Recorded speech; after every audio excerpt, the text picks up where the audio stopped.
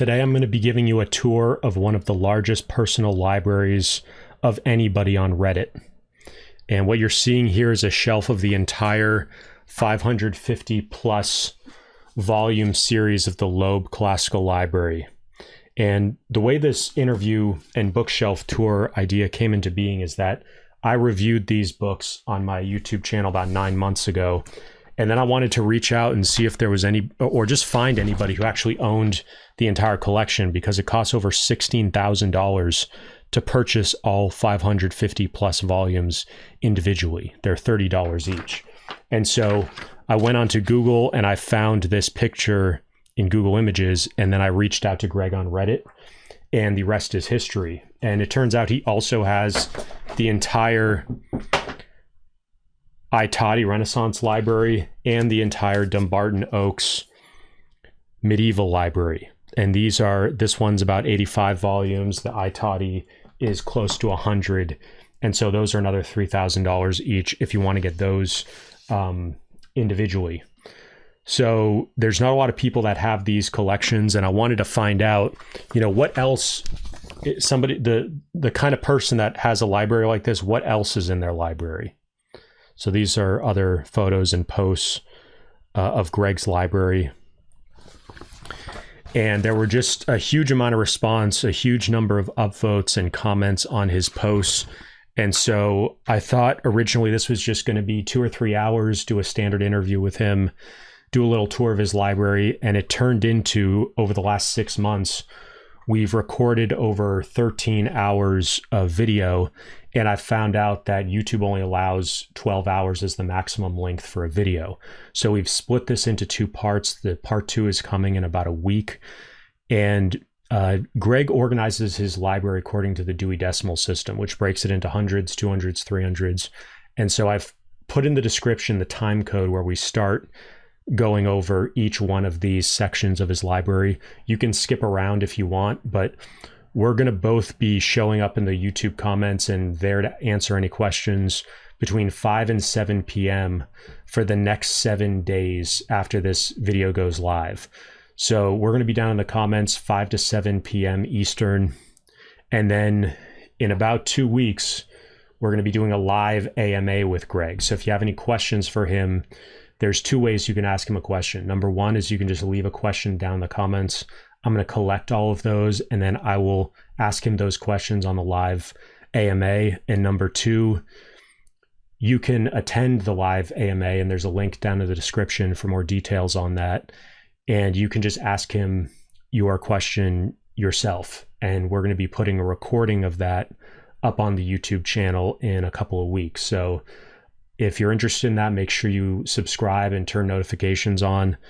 And there's also will be a link down to my email newsletter down below. I'll also send out a reminder email when the next 2 videos go up, so you can get a notification that way as well. A couple other things. We've put a link to about a 1.5 to 2 gigabyte file with all the high-res photos Greg took of his library. So if you want to go shelf by shelf, book by book, read the spine of each book, zoom way in, these are super high-res photos that he took. He's actually a commercial photographer. And so that's in the link down in the description. And we're also doing a book giveaway. So Greg has graciously agreed to give away a bunch of books from his library. And so that will be in the link down in the description as well. And you can also get a free spreadsheet of all of my favorite resources on the classics, as well as other reference works. Some that we're going to be looking at a bunch of them in this bookshelf tour today. The Harvard Classics, Great Books of the Western World, as well as the Oxford English Dictionary, which is sort of the biggest and best dictionary in the world. Costs about $1,000 for the complete set. We're also going to, and there's also a bunch of resources on different encyclopedias. So these are these multi-volume sets that are big landmarks in a personal library. And I've just collected a bunch of resources. And I also have a bunch of videos on my YouTube channel on all of these different things. So definitely check those out as well.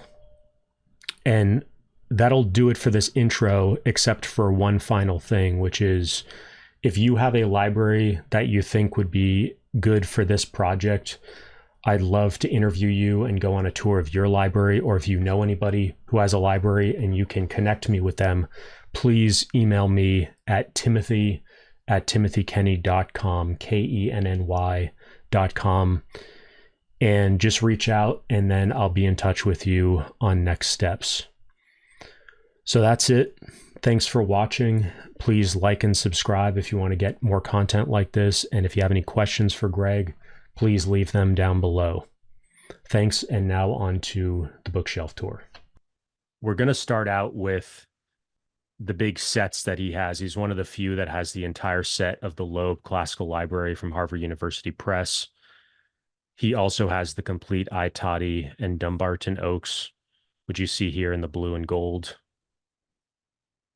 He also has the Great Books of the Western World, second edition.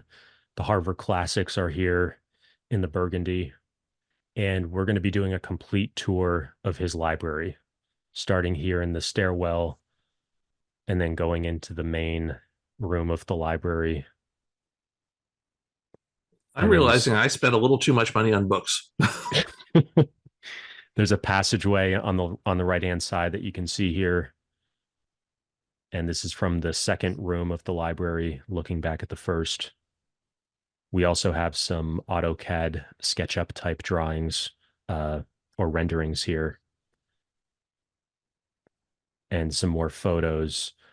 Not all of these were taken in the same time period, and we'll be talking about that throughout the tour. So you'll see things moving around a little bit. And we'll be going through these photos again in more detail.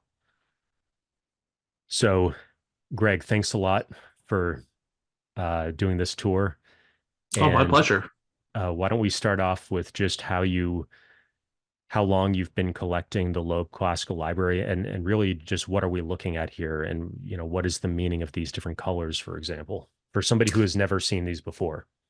So for somebody who's never seen these before, these are basically an academic research set of books for people who want to read a piece in its original language and then see an English translation side by side. Because on the left-hand page of each of these books, they have the original language that it was written in, and then on the right is the English translation. And the red refers to Latin, the green refers to Greek. So the green will have things like Sophocles and Plato. The red will have things like Caesar and Marcus Aurelius and things like that.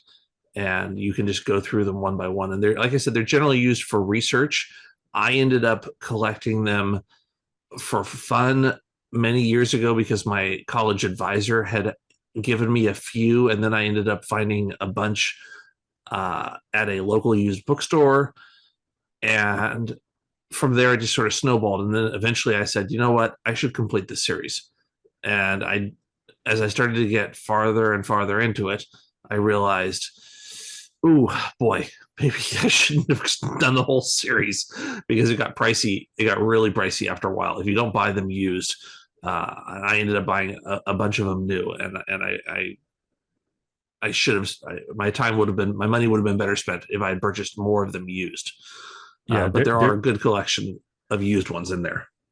A couple things I wanted to point out is you'll see some of these are there's a bunch of them in a row, and some of those are series within this larger series where you have multiple works by the same author all kind of bunched together.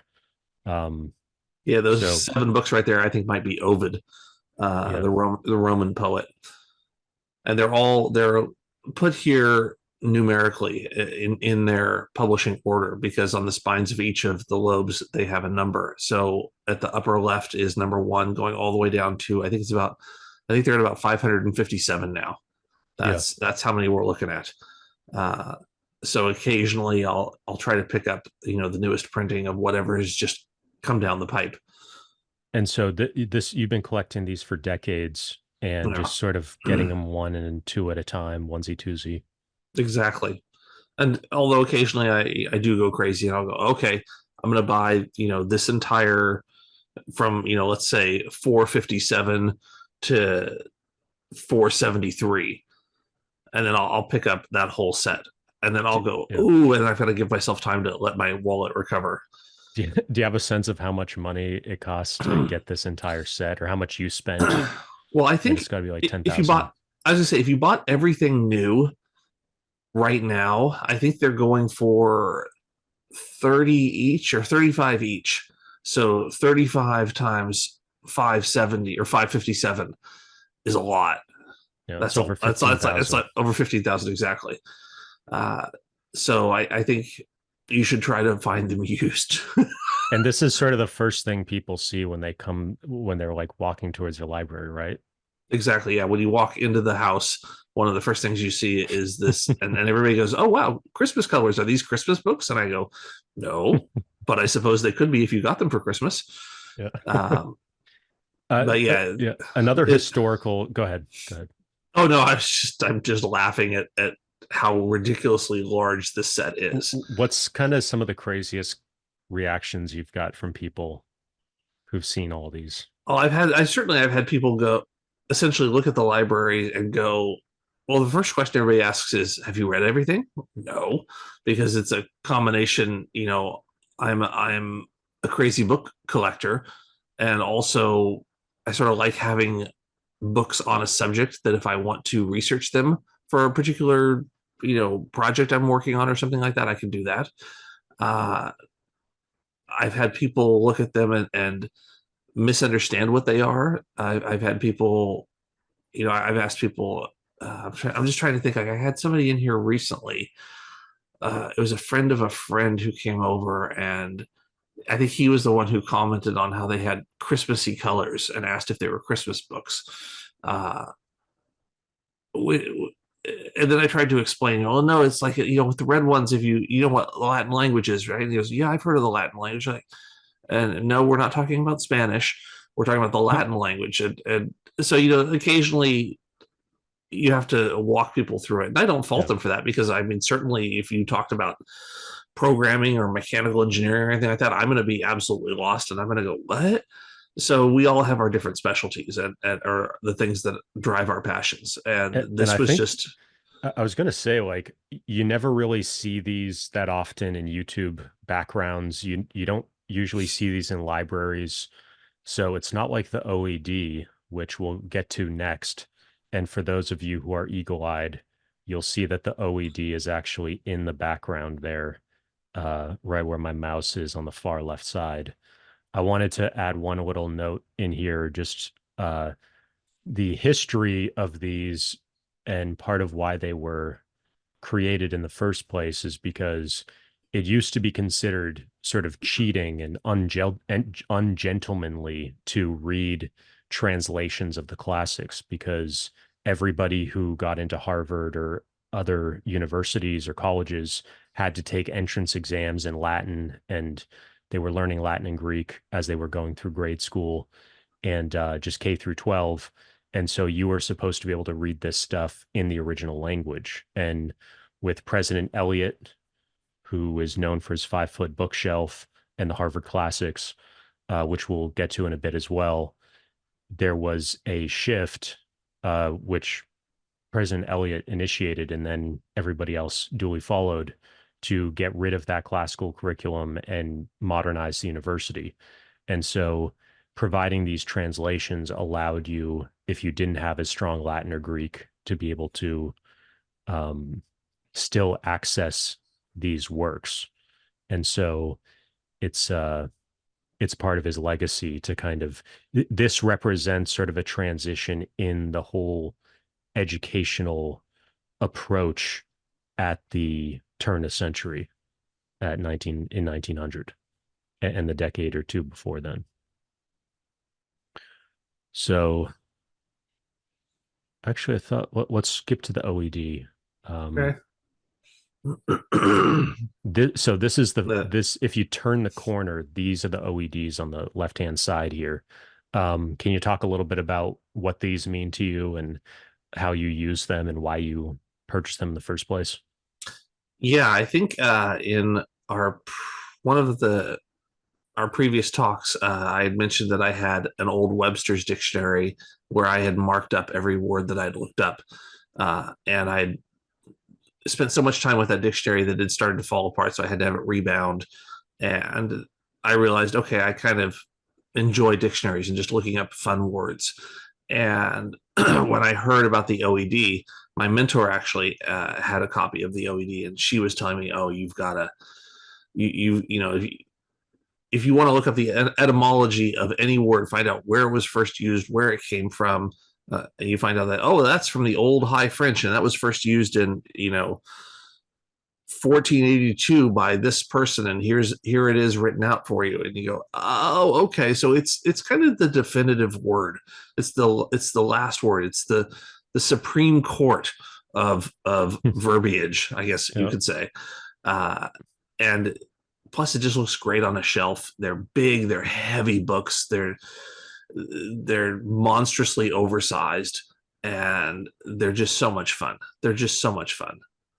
Some of you may have seen the Oxford Latin Dictionary down here. This is your library section, and we're actually going to be going through the full library according to your Dewey Decimal system.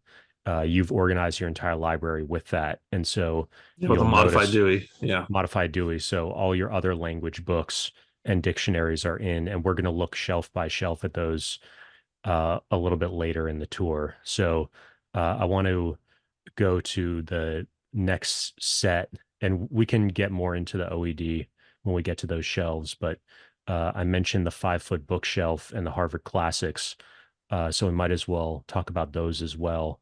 Those are right here in the burgundy. Can you talk about these a little bit?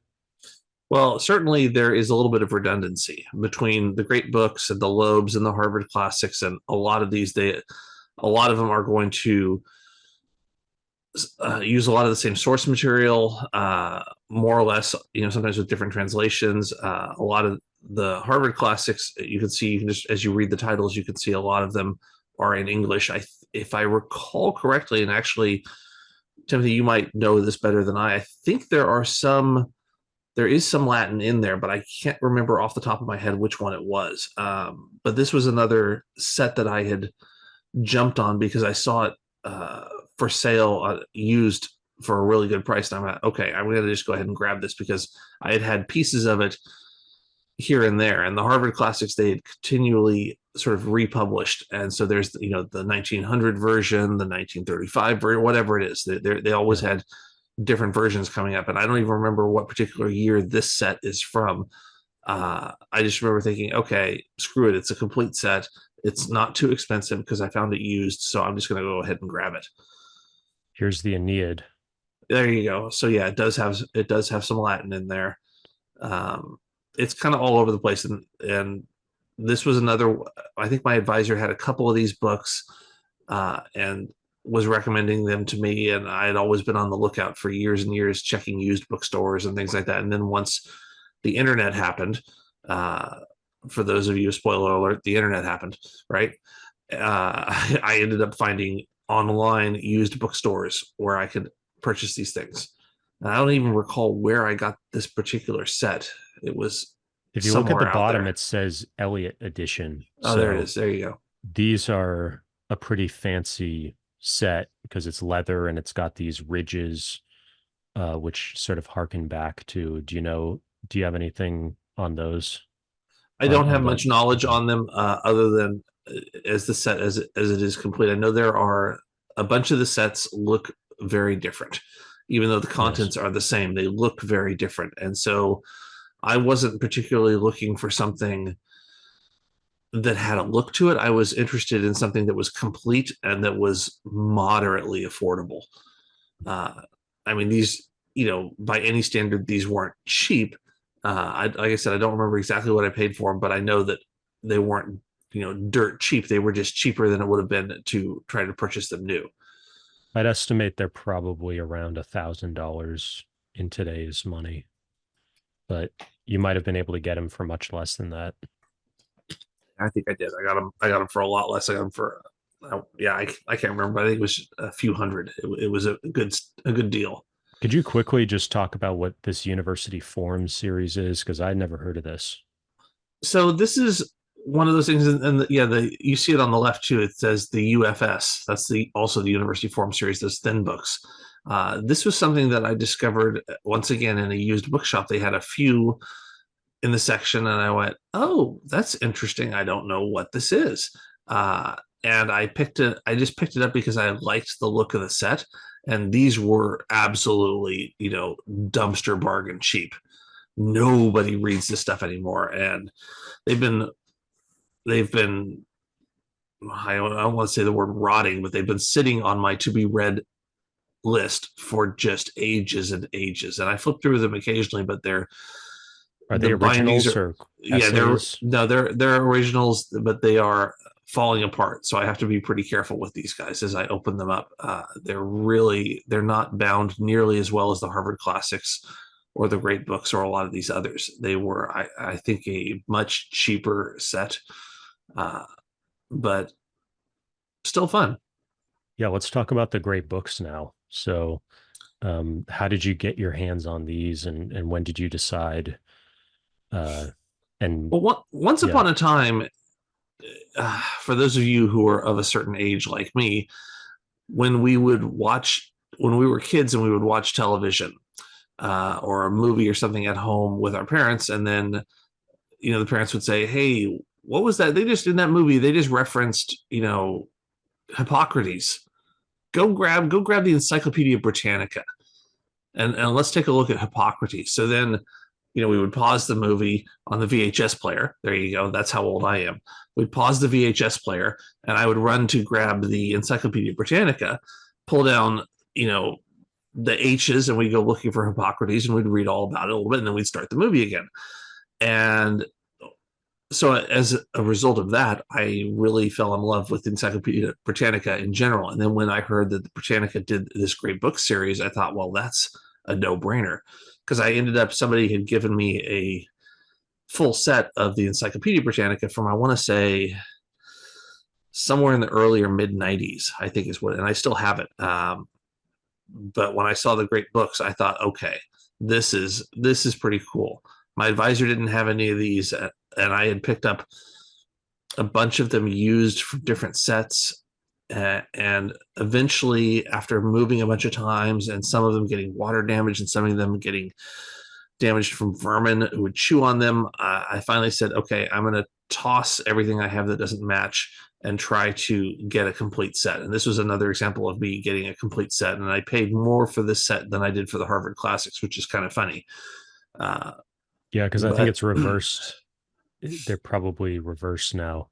yeah. Are there any of these that are particularly favorites of yours? Oh gosh. I mean, that's the thing, is that we could sit there and talk about every single book, and we You probably this have a lot of these as individual books as well in your library, so that might be a better exactly. way to. Do you have any thoughts on the Syntopicon? I do not know. I'd love to hear your thoughts on it, because I have, Yeah, we obviously in the Loeb we have Plato, Aristotle, Virgil, Hippocrates, like we were talking about. As I mentioned earlier, there's a bunch of redundancy in the yes. library in terms of these classics. And at some point, if I ever get into a project where I'm going to need to compare translations or something like that, it might be fun to lay them all out on the table next to each other. Yeah, the some people criticize the translations because they didn't always pick necessarily the best translation, but the one that was the cheapest, or there were certain ones that were out of copyright. So, whenever you're reading the classics, which translation you choose, as you well know, is sort of a huge deal. And, and so you wouldn't necessarily go to the great books because they always have the absolute best translation. But we can get more into that later on in the tour.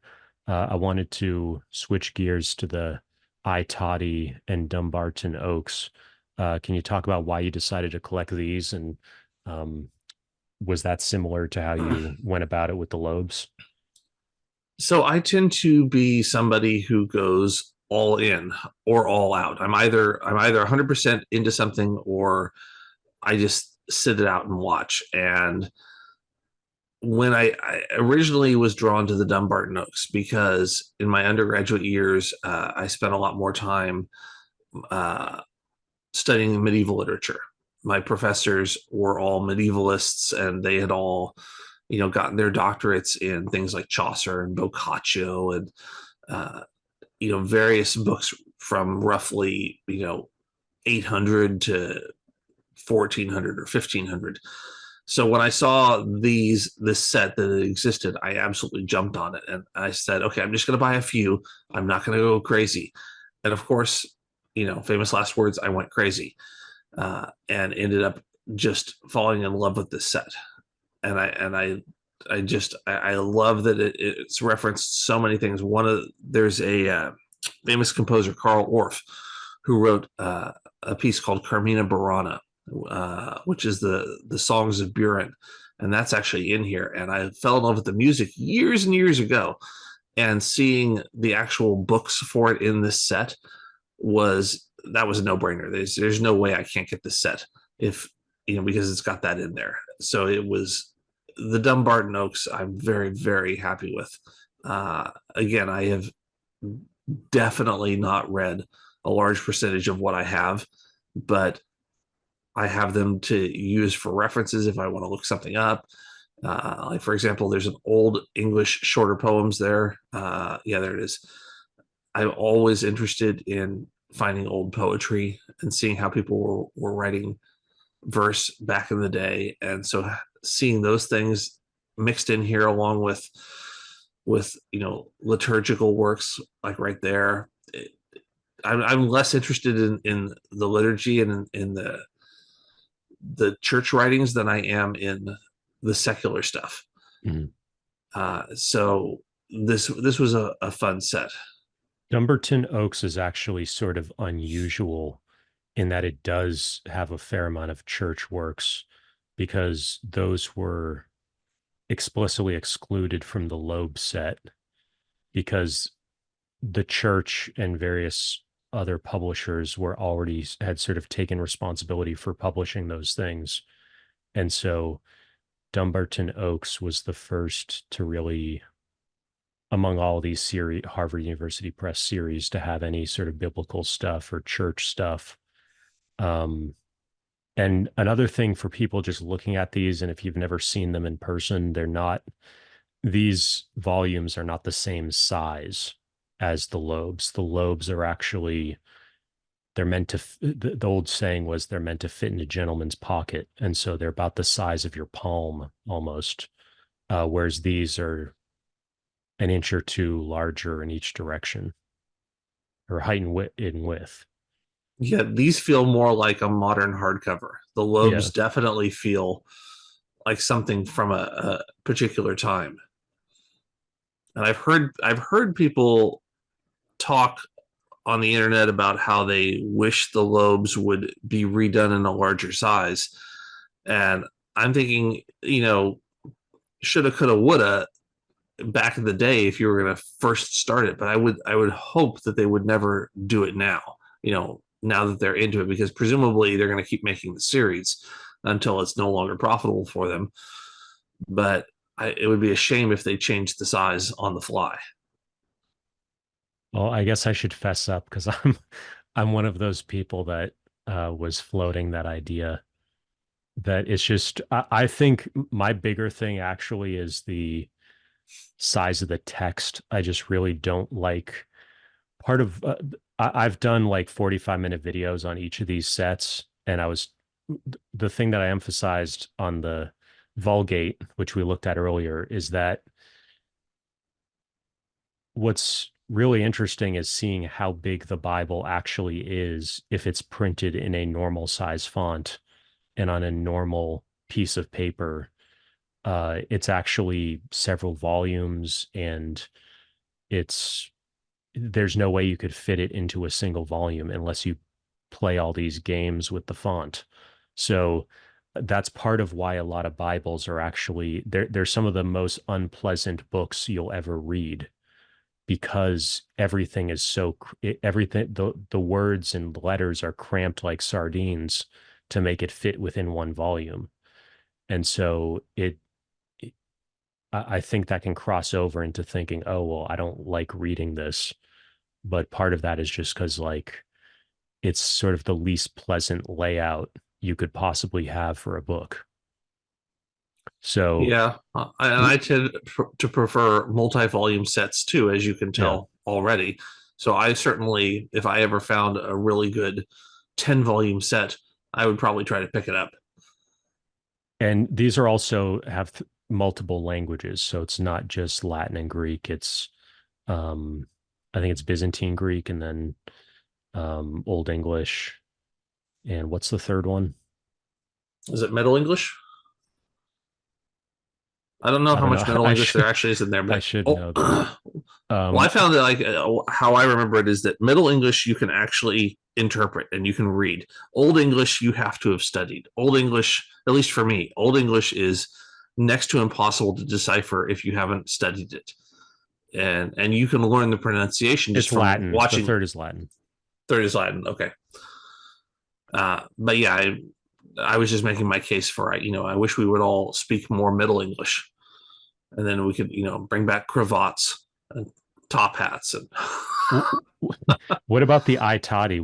How did you move over into the I Tatti? this is one of those ones that I have to make fun of myself for because I don't have much Italian historical knowledge nor interest in researching that period. Uh, I'm fascinated by the Renaissance in general, but this was one of those things where it's like, well, it's a whole nother set that Harvard University Press is putting out, and I've already got the Harvard classics and the Loeb and the Dumbarton, and like maybe I should just consider picking up the I Tatti. And I noticed that their first book there on the left was Boccaccio's Famous Women, and I saw Boccaccio, and since I had done my undergraduate thesis on Boccaccio, I thought, okay, shoot, these are signs. I might have to pick this up. And so then, one, two, three suddenly became 13, 14 volumes. It's like, oh God, here I go again. But yeah, I mean, I'm happy to have it, and hopefully it will be something that I'll be able to reference more and to really enjoy reading more. But it was definitely a less thought out purchase and more of a let's just complete the set kind of a purchase. It definitely fits into your interest in the Middle Ages and um, that kind of stuff. Yeah, so like, there's some Latin poetry there by what is it, Sanzario on the top shelf there. What was it? Sannazaro, Latin poetry. Uh, so again, anything poetry, anything Boccaccio. Uh, there's another Boccaccio right there. Any Genealogy of the pagan gods. yeah, anything about paganism, I'm 100% into because I'm always fascinated about how paganism gave rise to Christianity as we know it, or to monotheism in general. There's over on the right, there's Ficino's on Dionysius. Sorry, to the right a little bit more, and there it is. Yeah. Uh, so I see things like How do you Dionysius say? and the How do you Greek. pronounce that on Dionysus? The arrow Oh, I would Pagito, Pagiot, I would pronounce it Aeropagite, but I don't know that Areopagite. I That don't know sounds that right. that's accurate. It's one of those things where somebody in the comments is going to say you all are Yeah, idiots. This is how you do it. And it's like, fine, cool, dude, make your own video. yeah, definitely. Everybody. I always appreciate people correcting me in the comments. So, um, we're definitely open for business on that front. That is one of the great things about the internet, isn't it? Is that you can suddenly have access to people who have way more knowledge on something than Yeah. you do. I really enjoy that. Well, they have better things to do than make videos on YouTube. So it's Yeah, but come on, books, books. We're talking about books. It's fun, books. so there's everything. We'll move on to the next set. Um, I think we covered all the major ones. So Yeah, we covered the what we're gonna encyclopedic sets. what we're gonna do now is go shelf by shelf, and what you can see here on the left is a card, and you can tell us a little bit more about that in a sec, which is the Dewey Decimal, system. You can see uh, the stairs in the background. So actually, we should do a little bit of a slightly longer tour of the wide shots first, but then we're going to come here and we're going to go through the Dewey Decimal system that Greg is using to organize all his books. And basically, that'll take us through the entire library. And he has these special cards that give you an orientation of where we are in the Dewey Decimal system. But first, let's just do a little bit more of a leisurely tour starting here. So walking in from the front door is to the right of these Loebs. So Actually, sorry, no. right? The front door is to the left. Oh, Yeah.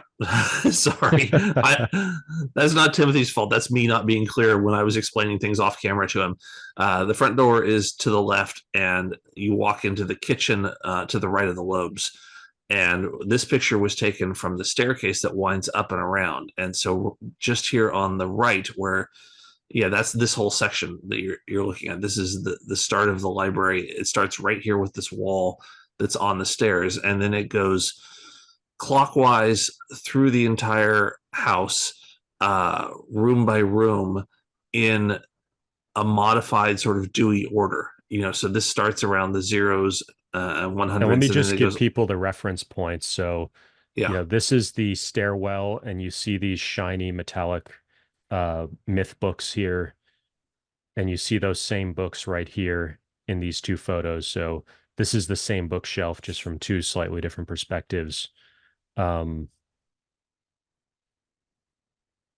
and then turning back, this is the main room of the library. And then there's a secondary, there's a little passageway here on the right, and that goes into the second sort of side wing of the library, or secondary room.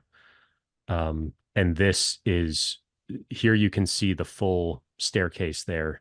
This is, if you're sitting in this chair right there, this is what you would see.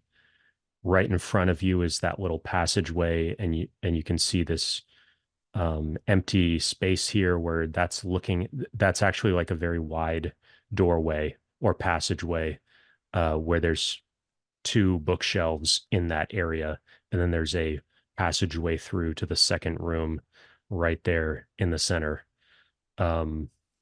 And you have those built-in bookshelves within this little hallway as well.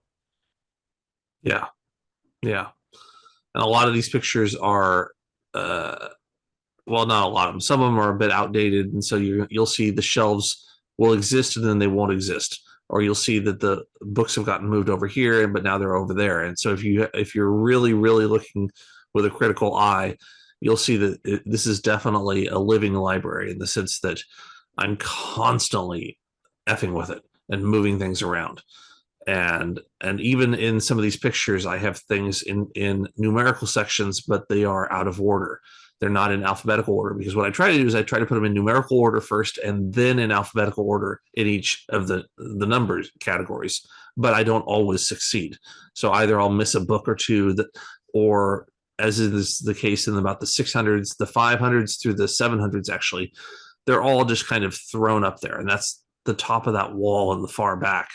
Everything is just the top three shelves in that far back wall are really just me throwing things up there. And so I do need to at some point go back in there and alphabetize by author, but I Yeah, haven't and done it yet. we have high-res photos we're going to look at of all that. So this is looking from the second library room into the main library room. That's a little, what do you call that? Those steps? That's kind of an interesting little piece of Yeah, furniture. my mentor had one of those, and I thought that was the coolest thing. And it's a little, just a movable step shelf. But the nice thing about it is you can lift it with one hand. And so you can just grab it, and it's light enough that you can almost hold it out, straight out with your Wow. arm. And then you can just set it down, but it's strong enough that it'll even hold me. And you put one hand on that sort of rail there, and then you can use your other hand to grab your books.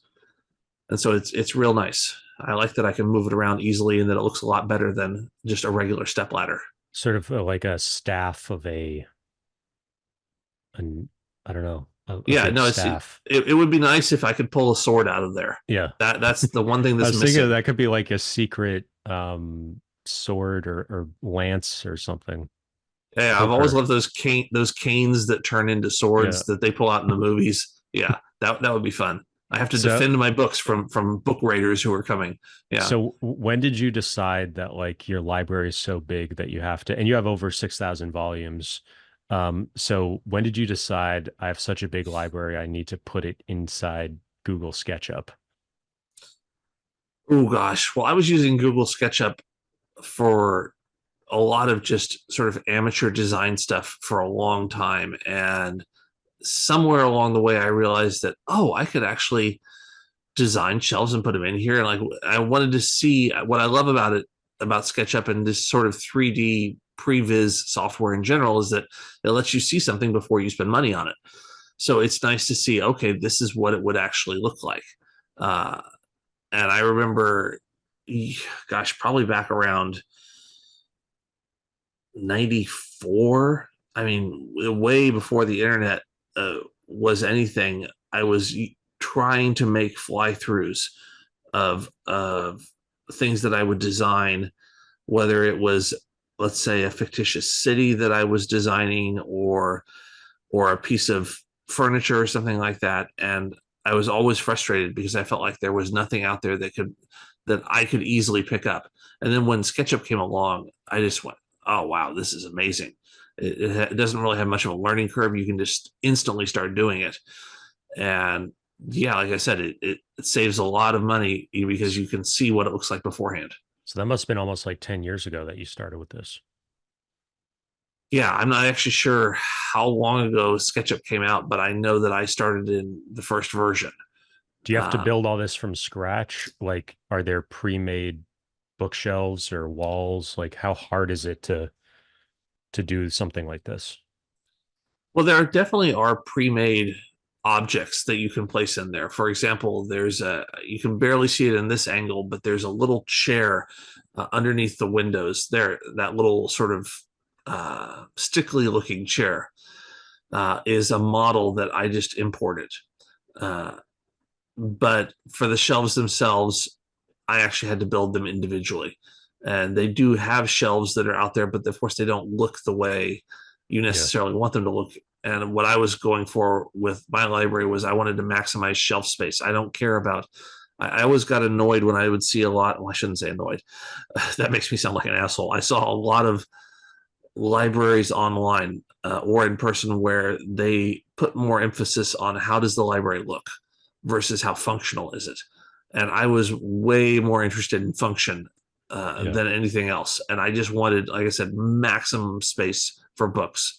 And even this, I look at that little space behind the chair and above that bench, and I think there aren't shelves there. There need to be shelves there. Yeah. I was gonna, It, some people are gonna be wondering why there's a TV there, because that's almost sacrilegious to have like a big oh, I TV. know. I have a television in my house. I'm such a yeah. What a creep. Yeah, that's I put the television in there as a reference point because that's actually our living room. So we try to keep books to a certain extent out of the living room because they're kind of. They're encroaching.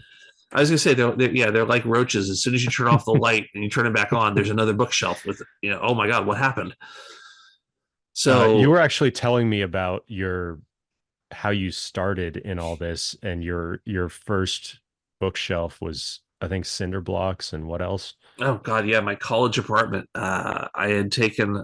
I didn't know anything about building shelves or designing or anything like that. Not that I know much more now, but back then I also didn't have a lot of money, so I went and I got some cinder blocks and I got some just really bad pine wood that you pick up at the hardware store. That the where the wood is twisted. If you look down it, the whole piece kind of does that over Is 8 feet. warping. Yeah. Yeah, it's warped, and then it had sap coming out of it, Uh-oh.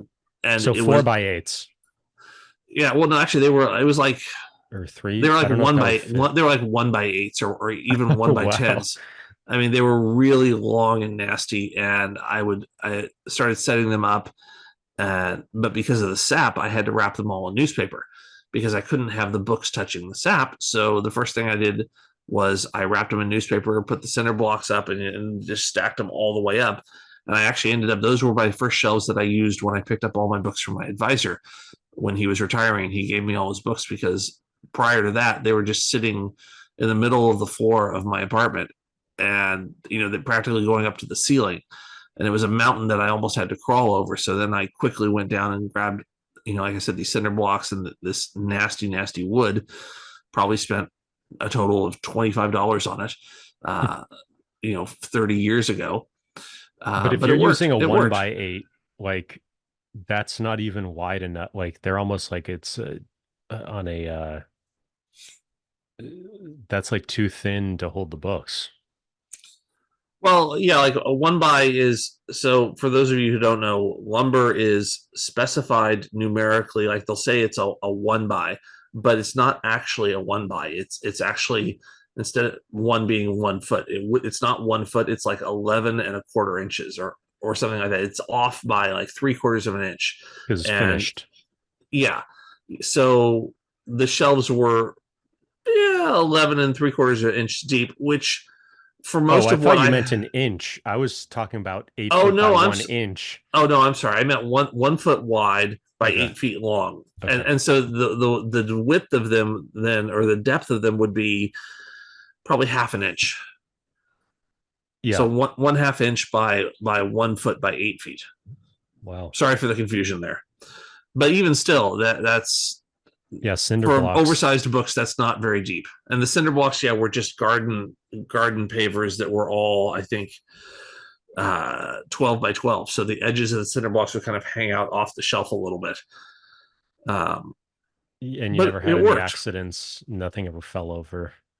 Fortunately, yeah, I was fortunate. But looking back on it, I never stuck anything to the walls. And actually, for that matter, these things, the shelves themselves will never come down. The books would fall in a nice earthquake. Everything's going to come tumbling down. But the shelves themselves are attached to the studs, so the shelves aren't going anywhere. And I've thought about putting, heavy duty rubber bands across each shelf so that I could just pull the rubber band out, put the book back, and then the rubber band would just stay there, and just put a couple hooks on each one. I've never gotten around to that. I think that would really take away from the look of everything. As much as I'm into function over form, I think that would mess with form just too much to have a rubber band across every single shelf. Yeah. This is a view from the second room of the library into the main room. Yeah.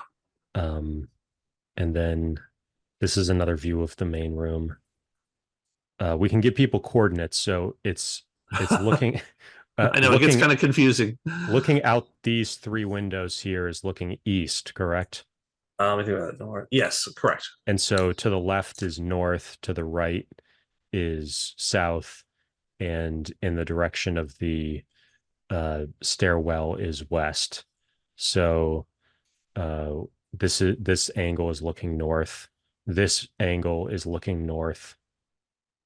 This is looking north into the main library room.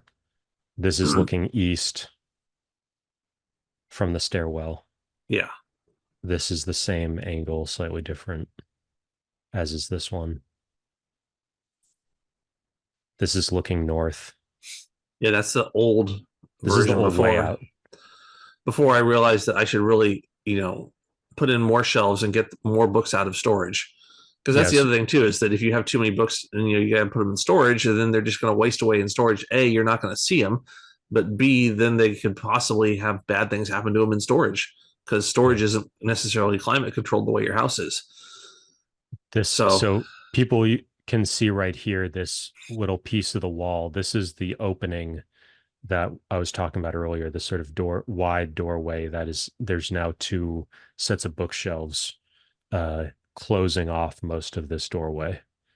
And this is another angle looking north into the main before library.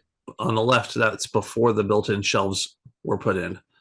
So that's just my own shelving there before I actually had a pro come in and build me some built-ins. And originally I wanted to do built-ins all the way around the whole thing, like you saw in that SketchUp file, but it's just prohibitively expensive, which sounds ridiculous for somebody who spent this much money on books, but it really is prohibitively expensive. I wish it weren't so, Yeah. but So what is the rough cost per one of these like sections, like 4 foot wide so yeah, those are all the roughly way up? the internals. Oh, sorry. Do you mean of the shelf itself, like the standalone shelf there, the No, red the stained oak, build, if you're going to or do build in, if people are just curious roughly how much it is per like is there a standard like 3 foot wide or 4 foot wide shelf? yeah, these shelves are all about 3 feet wide, except for that one in the middle, which is a double shelf, which is twice the width. But so much of it depends on the type of lumber you use and where in the country you are, or even what country you're in. Uh, for me, sourcing lumber that is of a type that I want and that is designed and built the way I want, uh, But I you thought you know, were a utilitarian guy. yeah, I'm not quite that good, because I mean you can see that I've done everything with unstained wood and just sort of L brackets that Mhm. I've put into the studs. But to have somebody come around and do what my carpenter did for the shelves in that hallway would have been, I mean, huge numbers. And I still am trying to figure out, is there some way that I can do it in pieces? Can I break it into small pieces? Yeah, see there you can see those are two built-ins in the hallway there. I think we have a shot of one of them empty, where you can see what it actually looks like without books on it, and they're just gorgeous. Uh, where is it? It's Let me see if I can find it here. It's right here. You got it? Oh yeah, there it is. There you go. Yeah, that's when it was being put Yeah. in. So how much were these? Like for these two, how much was it? These were,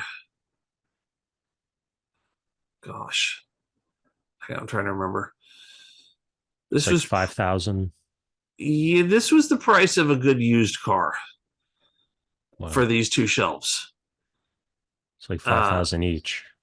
yeah, and then imagine going all the way around the room, and then So yeah, where is the expense here? I the see all the expenses little in. holes in there. I mean, Yeah, that's so something. everything had to be sanded, designed. You had to purchase the wood, of course. You've got to transport the wood. There's the labor of finishing it, of putting it. It's got to go to a finisher. First, it goes to a builder, then it goes to a finisher. Then it's got to get transported to location and built on location, or I should say, assembled, not built. Uh, there's a lot that goes into it, What kind and of wood is it? that is oak. That is, I believe, is it red oak, or is it just oh no, wait a minute, might not even. I think it's oak. Is that I'm starting to being second in guess myself California? now. Yeah, Yeah, being in California, is that like how did you choose oak? because the other shelves that I had were all oak, and I liked the look Oh, of them. yeah, it does Uh, look good. yeah, I wanted something sort of red stained. Originally, I was gonna stain it the same color as the floor, but then I thought it's gonna look like the floor is just creeping up the walls. Yeah. So I wanted to go with an off color that would make it stand out a little bit. Uh, and I just ended up really liking this look because I was so used to it for so long. How did you And decide how tall to make um each shelf? well, that was also based on the other shelves that I had, and most of my books fit in about a 12-inch opening, roughly, 12-inch vertical opening, and about 30 inches wide. Except for that, yeah, that top shelf up there is double the width. But most of these shelves are between about 28 and 36 inches across, 12 inches high, and about roughly 12 inches deep. And so that's why some of these are showing the bottom of the book because they're too tall to fit into the 12-inch space if they're Exactly. upright. And I could turn them over and put them spine facing out on their sides and then stack Yeah. them up that way, but then I would lose more space, because this is unfortunately the most efficient way to use the space, because I'm out of room at this point, unless I start building onto other walls. And believe me, I've considered building all the way around the stairwell, building all the way up the stairs so that Would you, they as you, would they allow you to do that? Isn't that kind of against code? is it? I don't know. Don't ask, don't tell. I Don't mean, ask, don't yeah, tell. I don't. No, I wouldn't do it because it wouldn't be practical. Yeah. But certainly, I would consider it. What are Uh, these really? Oh, those are the that's the OEDs. OED. Yeah, that's before. That was one of my original pictures before I started putting them upright. I had to move some things around to make them fit upright. So this is a bit of an older picture because I realized I just can't have something that I reference more than I reference other things be on its side. Those books on the Yeah. very top shelf, I seldom pull down. So those are Yeah. okay being like that. And they're mostly atlases. Those two on the left are the two that we talked about previously, the History of the Crusades. And I know, yes, I know I shouldn't stack books like that. Unfortunately, I don't have much choice. It's Because not good for the health of yeah, the book. there's a trade-off with efficiency, which is if you pack them as tightly as possible, that's the most efficient use. But then whenever you buy a new book, there's nowhere to put it, and you need to move everything on every shelf over by 1 inch to insert that new 1 inch wide new book. And that's the problem with keeping a system like a Dewey. If you are a public library, it's one thing because you have staff and it's their job to move things down and move things. And so it's constantly moving. But when you're doing it yourself, it becomes rough. And Some people are going to wonder why you don't use book stoppers and instead tilt them to the side like that. Do you have any? that's the tilt there is exaggerated. It's not as much of a tilt as it looks. It's a very minor tilt in there, and it's because I don't have enough room to fit another book right there. But it's really only maybe an inch at the bottom. I mean, now that I Uh, look at this, it is very tightly packed. Like you really, if you have to add more than one or two books, you're I'm gonna have to screwed. move a lot. Yeah. Yeah. So why would you subject yourself to that? Well, I like knowing that I'm really into organization. And Okay. so I like knowing that something is going to be where I think it's going to be. And so I can just close my eyes and go, okay, if I know that I'm looking for something that's in the 600s, I can get within, a foot and a half of it in the Mhm. 600s pretty quickly, and then find it from there. I also like the idea that somebody who is not super familiar with how I have designed things can come in and quickly find something. I think that personal libraries, at least for me, and I would imagine for a lot of people, we welcome other folks to come in and look at them, and we want to show them off, and we want to talk about them because they tell other people, whom we are. And so this is having a good system that somebody else can utilize is very important. I like this shot because it shows the great books, first edition and second edition next to each other. Yeah, and there's the Encyclopedia Britannica set too. Oh, sorry, I mixed that up. Oh So no, no, that's it's okay. No, no, actually not you're the right. great books. No, you're right though, because the gray books are the smaller section right there in the center. But you can see that there are older editions and newer editions mixed in with there. Yeah, so Oh, that, where your mouse is, those are the gray books. But I've since gotten rid of those because a lot of them, like I said, were damaged. A lot of them they didn't match. And when I was able to find a set, I just said, okay, I'm going to get a full set that actually matches. yeah. So these are the reason they're not matching is because they're different. There were different quality versions of these, Yeah, and you weren't mixing two different editions. You were just mixing two different kind of editions, or quality levels of the first edition. yeah, because some of them are cloth, some of them are leather, some of Yeah. them have been chewed on, some of them had some water damage that you can't see. That's one of the first things I do, though, is anything that has actual physical damage, it's gone. I try not to hold on to books unless there's a really good reason. if it's got damage, I try to get rid of it immediately. But Another there's good, also, yeah, go ahead. I was gonna say, there's no order to this. This photo, as good looking as it is, it has absolutely no order whatsoever. I mean, I've got my children's books up top right next to the OED, and then you go into, graphic novels and comics. There's the complete Calvin and Hobbes, the complete The Far Side, and then you jump down into fiction on the bottom, and You've got it's the just, Borston books here, which I'm going to ask you, we're going to yeah, look there at they are. There they in are more again. detail.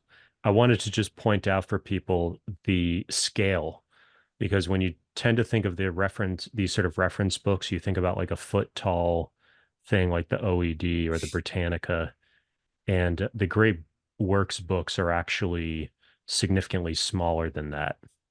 So they're more kind of handheld size. And then the Loebs are even smaller than these. Um, and when you look at the pictures online, they often try to make these smaller books look like they're bigger than they actually are. So um, I've got And the OED, videos on my channel of all this stuff if you want to see that. But go ahead. yeah, the OEDs are giant.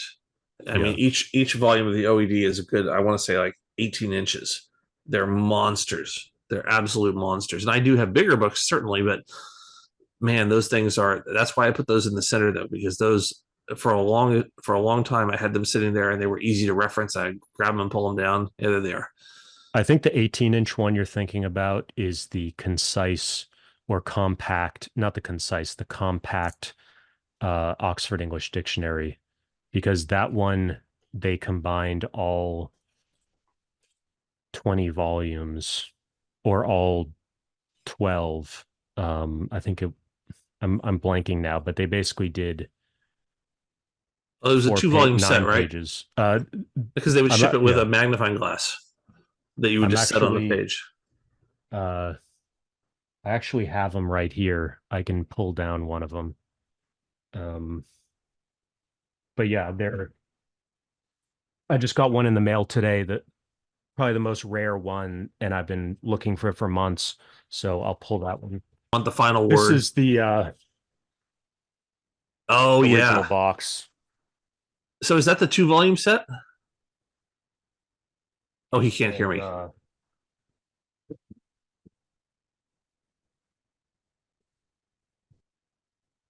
Ah, it's a this is single-volume the set. Okay. compact one single edition or single volume. Yeah. And it's hard to get the one with the actual magnifying glass because that's a different magnifying glass than the one you're probably talking about. I think you're talking about the one with the two volume and it's got the tray. Yeah, Um, that's what I was thinking of. Yeah. so I'm actually doing a video series. I'm putting together a video series on all the different versions, and I purchased a set of each of them. So I'm going to be doing very in-depth videos on all of those, including the one you're talking about. But Cool. what's special about this one that I just showed is that it's got 9 pages and they're like very tiny uh, on each of these like 18-inch pages. Okay. Whereas the one that you're talking about, I think it's 4 pages per page. So the text is still like 3 or 4 point font, but it's not quite as small. And I think that's actually the first edition, not the second edition. I could be wrong about that. This one is definitely the second edition, which they call it the new edition, but I think that's the difference. But I could be mistaken about that. Um, but yeah, I noticed you also have the additions here. So these are kind of you need to have. Do you want to talk a little bit about these? Yeah, I don't have much to add to those other than you're gonna have a lot more knowledge about them than I did. I picked them up because they were part of the set, and I wish that they had been all those had been mixed into the others, even if they had to add a 21st volume rather than having these three little things that don't match. That kind of annoys Yeah. me from a design or an aesthetic purpose. But if it's more words and it finishes out the series, then I'm all for it. Yeah. So in terms of size, they are kind of more along the lines of the great books of the Western world volumes in terms of size. And from what I've heard, they are not even going to print the third edition. So this may be the final set that's in print. And then you've got all these other uh, Oh, language dictionaries we'll books. get Yeah. to. Let me just pull out and see, is there anything else in terms of the wide angle tour? Let's see here. I want to make sure we show a photo of the second room of the library. This is another angle of the image we already looked at, where we were looking at the great books and the OED and the Encyclopedia Britannica right here. That's the Macropedia and the Micropedia there. Yeah, I don't know how it is for your viewers, but for me, sometimes I will make some purchases, read some books, keep them for a couple of years, and then realize that I wasn't as in love with them as I thought. And so then they might end up getting donated or sold uh, on Craigslist or something like that. So I do have a few of those that, are probably going to go bye-bye. And I'm actually excited about it because it's going to free up some shelf space. So I'm probably going to downsize my graphic novels set because I've got a bunch of Marvel stuff that I thought for a while, oh, I'm going to get into graphic novels, and no, I'm not really into superhero graphic novels. Some graphic novels I think are kind of cool, but like all of those ones up there for you with the discerning eye, you can see all those Marvel ones on the second shelf down right below the OED. Yeah. You see all the that's all Marvel. And Yeah. I don't know. I like the idea of graphic novels. I think more than I like most graphic novels. That's the problem that I have. What about And anime? yeah, well, boy, that's a whole Yeah. rabbit hole in and of itself, isn't it? We can come back to Uh, that later if you want. yeah, I mean, certainly there is some anime like the most popular stuff. I'm definitely into like Dragon or Demon Slayer. Mhm. I can't get enough Demon Slayer. What's the Uh, significance of this painting right here? oh, that's it's called The Bookworm by Carl Spitzweg, I think is his name, and it was a picture. It's a famous. That's just a copy, but it's a famous painting of a guy in a library who loves books. He's a bibliophile, and I thought, well, I've got to have that because I saw that picture. I think actually in a library many, many years ago, maybe 30 or 40 years ago. And I thought, oh, that's what I want to have someday. I want to just be surrounded by really smart dead people. Mhm. And so that it all kind of started with that. Do you keep And anything in these drawers? yeah, those drawers are filled with all sorts of miscellaneous stuff from cables to paperwork to toys for my son and some toys for myself too. Uh, just all kinds of crazy miscellaneous things that have nothing to do with a library. But it's just such a cool piece of furniture that I thought, let's keep it around and use it. So, Although now I'm thinking of custom making a centerpiece for the shelf, like this something that's more like a podium, mhm. but that has shelves underneath, like maybe 40 inches high, with a nice wide top that you can put books on, and then with shelves underneath it. Maybe it even rotates because that's Almost a like little an bit island low. in a kitchen. Yeah, exactly. Because Yeah. that's a little low right there. If you pull down a book and you want to look at it, you've got to get down on your hands and knees on that coffee table, Yeah. and that's a bit of a problem. Yeah. Um, all right. So I think we can start going shelf by shelf. We've already talked about these. Um,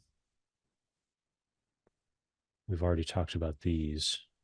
I did notice that they changed the logos on the I Tatti recently. It's kind of Yeah, interesting. interesting isn't the word I would use. Yeah, They they need to kind of stay simplified it. consistent. So many publishers do that. Like even right here on the top, you look at the Guinness Book of World Records. They've changed it around ever so slightly. At least they kept the same form, the physical form, but like they're off slightly, and I wish that they would keep them all identical. And I guess for, financial reasons, publishers make changes that all the time. But oh well, what are you going to do? So I mean, I'm sure people are wondering, is there anything, one of the things I even wonder is like, why is computer science first if Dewey Decimal was invented before computers existed? Good question. And this is a modern library's end cap piece, numerical end piece for the Dewey. And so this is the way most of them are done. And I think they put computer science there as part of information and general works. And so, but they specifically put computer science there so that people who were interested in computer science could know, okay, it's part of, general works. So that's where it's going to be. You've got several books here on beautiful libraries, picture books, I guess, of libraries. Yeah. And these are technically in strict numerical order according to Dewey. Okay. I'm not super crazy with how they have been put here. I almost feel like these larger picture books should be in the 700s, which is where you see more art books and photography books, because that's really kind of what they are. But for whatever reason, Dewey put them here, and I just said, oh, the heck with it. I'll put them there. And one of my favorites actually is if you go slightly to the right, a little bit more there, it's that At Home with Books, that yellow one. Mm-hmm. That's a fabulous book that really sort of helped me come to terms with the idea that, it's actually cool to decorate a home with books. The shots in that book, the photos in that book are absolutely lovely. They're easily the best of the books about libraries that I have, unless you're talking about a real full-blown public library like that brown spined one that's called the library, and the white one right next to it. Those two are more about public spaces, whereas At Home with Books, of course, is just private libraries. You've also got the DAM book, which that's sort of a people within photography and videography, digital asset management is sort of the uh, key phrase that's used for how you organize all your photos, all your videos. Yeah, and I used to teach that as well, and Oh, I cool. was an early responder to the damn book, at least by, I guess, today's standards. I picked it up right after it came out, and That's a I standard devoured. text. Yeah, and I devoured that book, and I incorporated it, 25 years ago Wow. into the way I organize all of my digital assets on my computers. The Susan Wise Bauer, The Well-Educated Mind, she's written a lot of books. Isn't she big in homeschooling? She might be. I know there are a few who are into alternative education, and I'm not sure if that's the one in particular that I'm thinking of. Um, I picked up a lot of these because I would read the jackets, or they were on sale, or you know, they were related to writers, or they were related to, things like that. I often pick things up if they are related to a subject that is interesting to me, and then once I eventually get around to reading them, if I don't like them, then I'll usually get rid of them in some capacity. That one is on my to be read list, but as I said earlier, my to be read list is miles long. And now you can see the sign right there. We switch from the into the 100s to the 200s. The angle of the photo. Philosophy slash psychology. Yeah.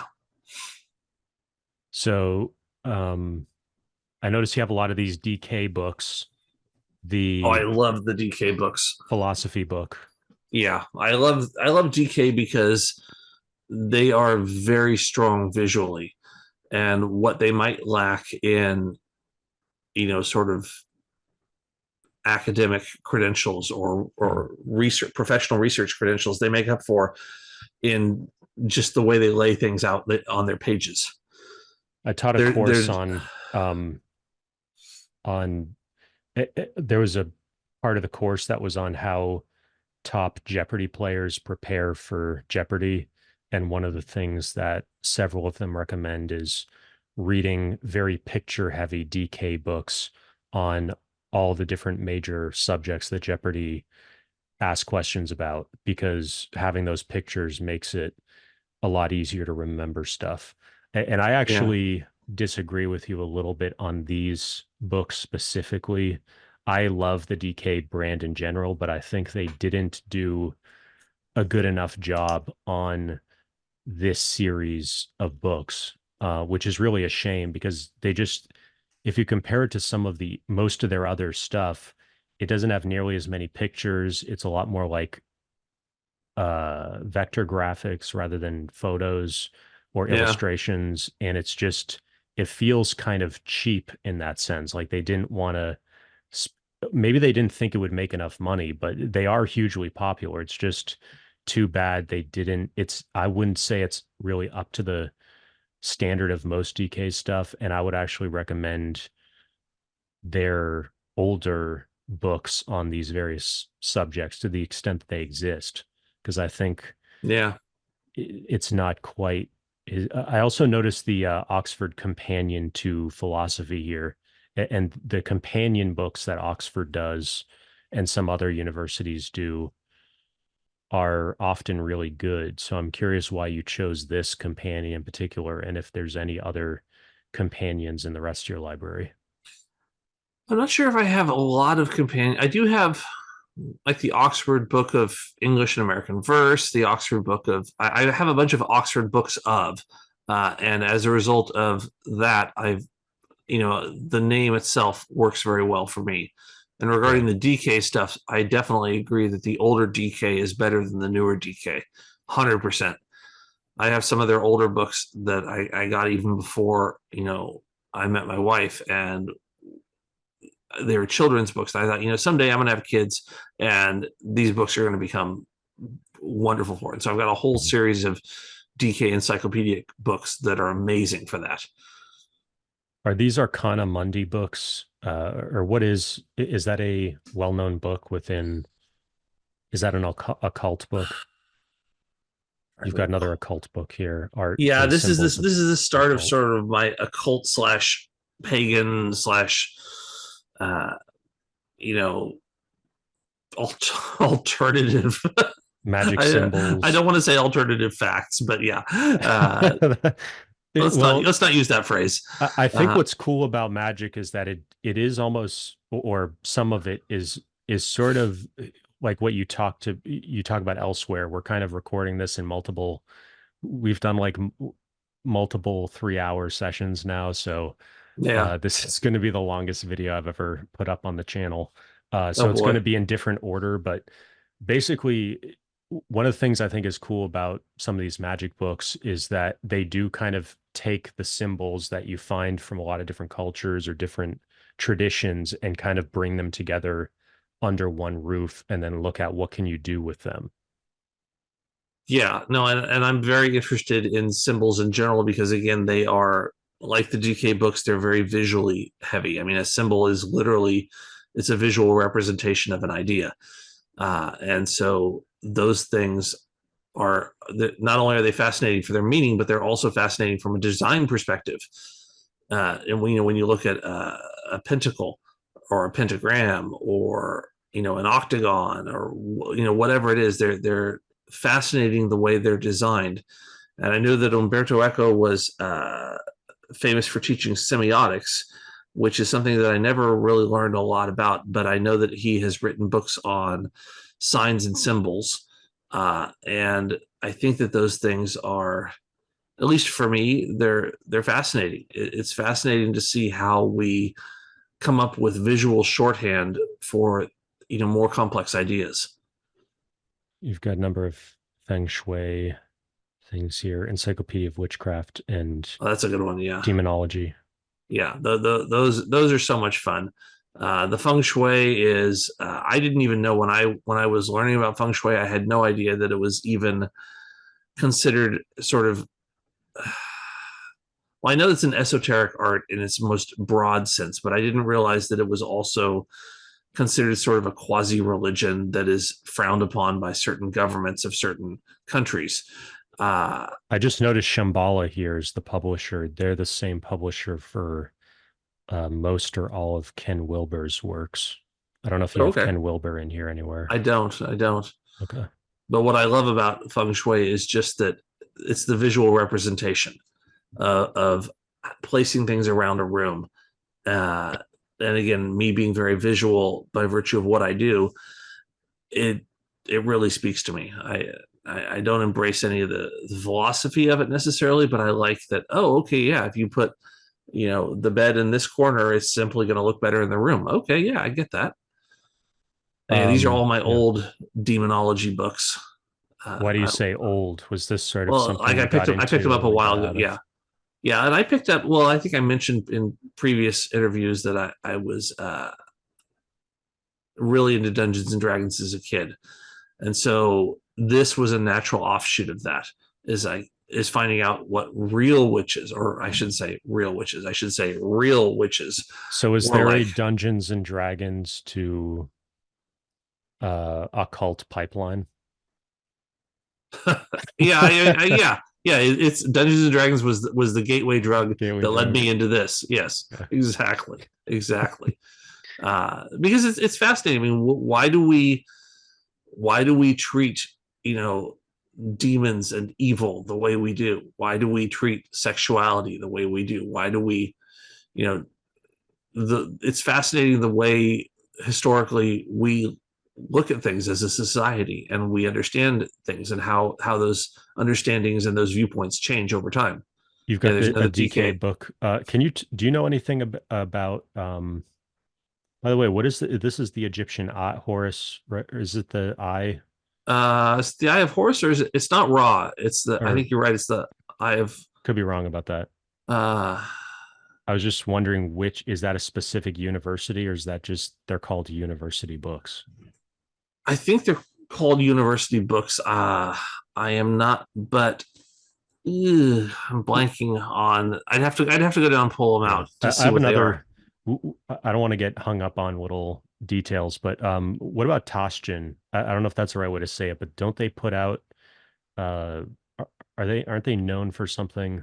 Yeah, I'm Toshin is blanking. known Toshin. for. That's how I pronounce it. And again, somebody who may It's work for German, them. right? Yeah, Probably. it sounds German. Yeah, sure. Taschen, sehr gut. Uh, they're known for really over the top photo books, is how I know them, or art books, I should say, not photo books. They do have some photo books, but like they'll make. I saw if you go into any mall that has a like let's say a really high end store, like a Restoration Hardware kind of a thing. Uh, I have been into Restoration Hardwares and I've seen a Toshin book that was you can't see with my hands, probably 36 inches tall by what is that 30 inches wide, and you open it like oh boom like Did they that. do the Sistine Chapel book? Maybe that's what I was thinking They of. didn't do the Sistine Chapel books that I have, and I don't have that one. That was a little problematic to bring up here for Zoom because it's so big that I would Yeah. have to I'd have to open it like I this. think there's an edition of the facsimile of the Luther Bible, maybe that they did. I think Okay. that's what I was thinking of. I thought I had seen that on one of your shelves. Um, so here you get into psychology. Here's your Dungeons and Dragons and philosophy. Yeah, Read and gain advantage. there's a whole series of and philosophy books that I think are fascinating because they break Yeah. down, like Star Trek and philosophy, The Matrix and philosophy. There's an Indiana Jones in philosophy, and it breaks down. I haven't read them all. I've read a few of them, and I like how they sort of show the what would you call it? It's an insight into the creative process on why these things exist the way they do, and There's and also what yeah, there's also a what is it? series that's called The Philosophy of X. So I think there's multiple that are in that vein, and I think this is different from those other ones, but Okay, I'd be wrong about that. but either way, the idea that you know what's the creative impetus behind these things and why do they appeal to people? Uh, that's endlessly fascinating to me. So I love stuff like that, and Yeah. I love books on creativity and What is Yeah, this one? the Dictionary of dictionary. Obscure. That's like one of the most niche dictionaries I've ever Oh, seen. I know, right? That's one of those. I've got a whole bunch of books like, well, here I've got this book right here too, which is the Word Lovers Dictionary about Oh unusual, yeah. obscure, preposterous words. We're going to get That's more into detail on that in a different separate section. So yeah, that'll be a little foreshadowing. but certainly, Oh, you've got Mark Manson's book here also. The which subtle one? art. The subtle art. Oh yeah, yeah, there it Does is. Yeah, that really belong? I guess it does. It's psychology. yeah, It's always kind of technically funny where how they like Tim Ferriss's 4 Hour Work Week is in, I think, microeconomics. And I always that was like one of the first books where I looked up what is the Dewey Decimal. And I was like, huh, I never really thought of it like entrepreneurship as microeconomics, but that's how they classify it. interesting. Yeah, like I said, I don't always agree with the way Dewey places things. I don't like that there isn't a poetry section, that Mm. poetry is mixed in with long fiction, long form fiction, and it's all just in the 800s, just as one example. So I am constantly, facing up against stuff like that. So we're almost done with the 100s. You've got the Yeah, I need to spend more Boethius. time here. Yeah, like I've read, I've got the Meditations of Aurelius, and I've read some of the Plato and some of the Enlightenment. What A is this lot of Parables of Kierkegaard? That's a book I picked up. I think that one was given to me by somebody, I want to say decades ago. Mm. And maybe it's not, maybe that's a more recent version and I'm thinking of something else. But I have a whole bunch in this section that I'd like to spend more time with. And there's just, like I said, it's on my endless reading list. Do you know if this Plato Complete Works is part of a set? Because it As has far that sort of look to it. as far as I know, that's it. Okay. I don't think there's more to it. Oh, you see there's more of the philosophy books. House, the show House and Philosophy, Yeah. uh, Harry Harry Potter and Potter and philosophy. philosophy, another Dungeons and Dragons and philosophy. Uh, and I think there's something hidden behind the sign, but because I couldn't quite get that angle right, we're gonna miss Yeah. it. That's okay though. You've got the DK book sort of. That's almost like in and of itself a category separator. Yeah, that's Um, why I tried to put them there. So the DK books in this series usually are touching the dividers there. got the Bible book. Um, and so you've got your Bibles here. How do you um well, I guess we already talked about that. Any other Yeah. thoughts on the different Bibles here, the annotated versus non-annotated, and Well, I like NRSV? for me, I like the context that I like it when there's context shown. When you go, okay, so this flood might not have happened exactly like this, but there was a historical basis for it, because geologists have found this or whatever. So I like seeing those things that explain the Bible. I was always looking for, I wanted a really nice hardcover version of it. And I can't find a really good large sized version of the Bible that sort of scratches all of my itches. Like a Uh, folio size. yeah, exactly. So I've got there's that leather one in the middle, but it's a soft cover. It actually bends around, Mm. which drives me crazy. I can't stand soft leather covers. I like hard covers. And paperbacks, of course, are usually acid wash paper and they fall apart. And that one on the left I picked up because, as I was telling you the other day, that's the Gustave Doré version. Uh, Great but illustrations. yeah, and then like the New Oxford Annotated Bible, again, I got that one because it's annotated, because it's going to have footnotes. And the Holy Bible there, the best goddamn version. That's, even though it sounds off-putting in the title, it gives more historical context, and it's very, The books of Moses. yeah. I was gonna say what's the term? It's not quite as polite in its language Sort as of other books irreverent. are. Thank Yeah. you. Yes, but it still offers context. This is interesting. Answer to Job. So Job is a book in the Old Testament. Do you know what's in there? The young.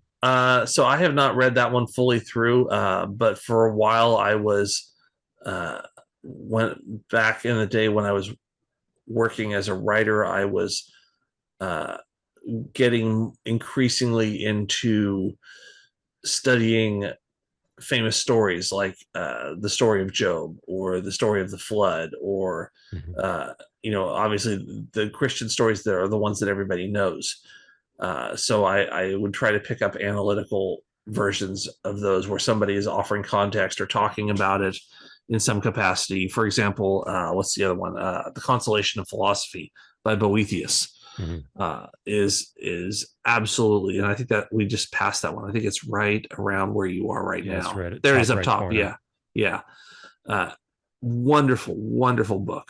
Uh, and I think in his case, he was about to be executed, and so he wrote that in prison before he was executed, as he was trying to find a way to come to terms with the fact that he was going to be executed. And when I read it, I wouldn't say that I was getting ready to be executed. It wasn't quite that dark for me, but it was, at a time we all go through those moments in our lives, and that book was really eye opening to sort of take a more rational approach to despair and to not let it overcome you.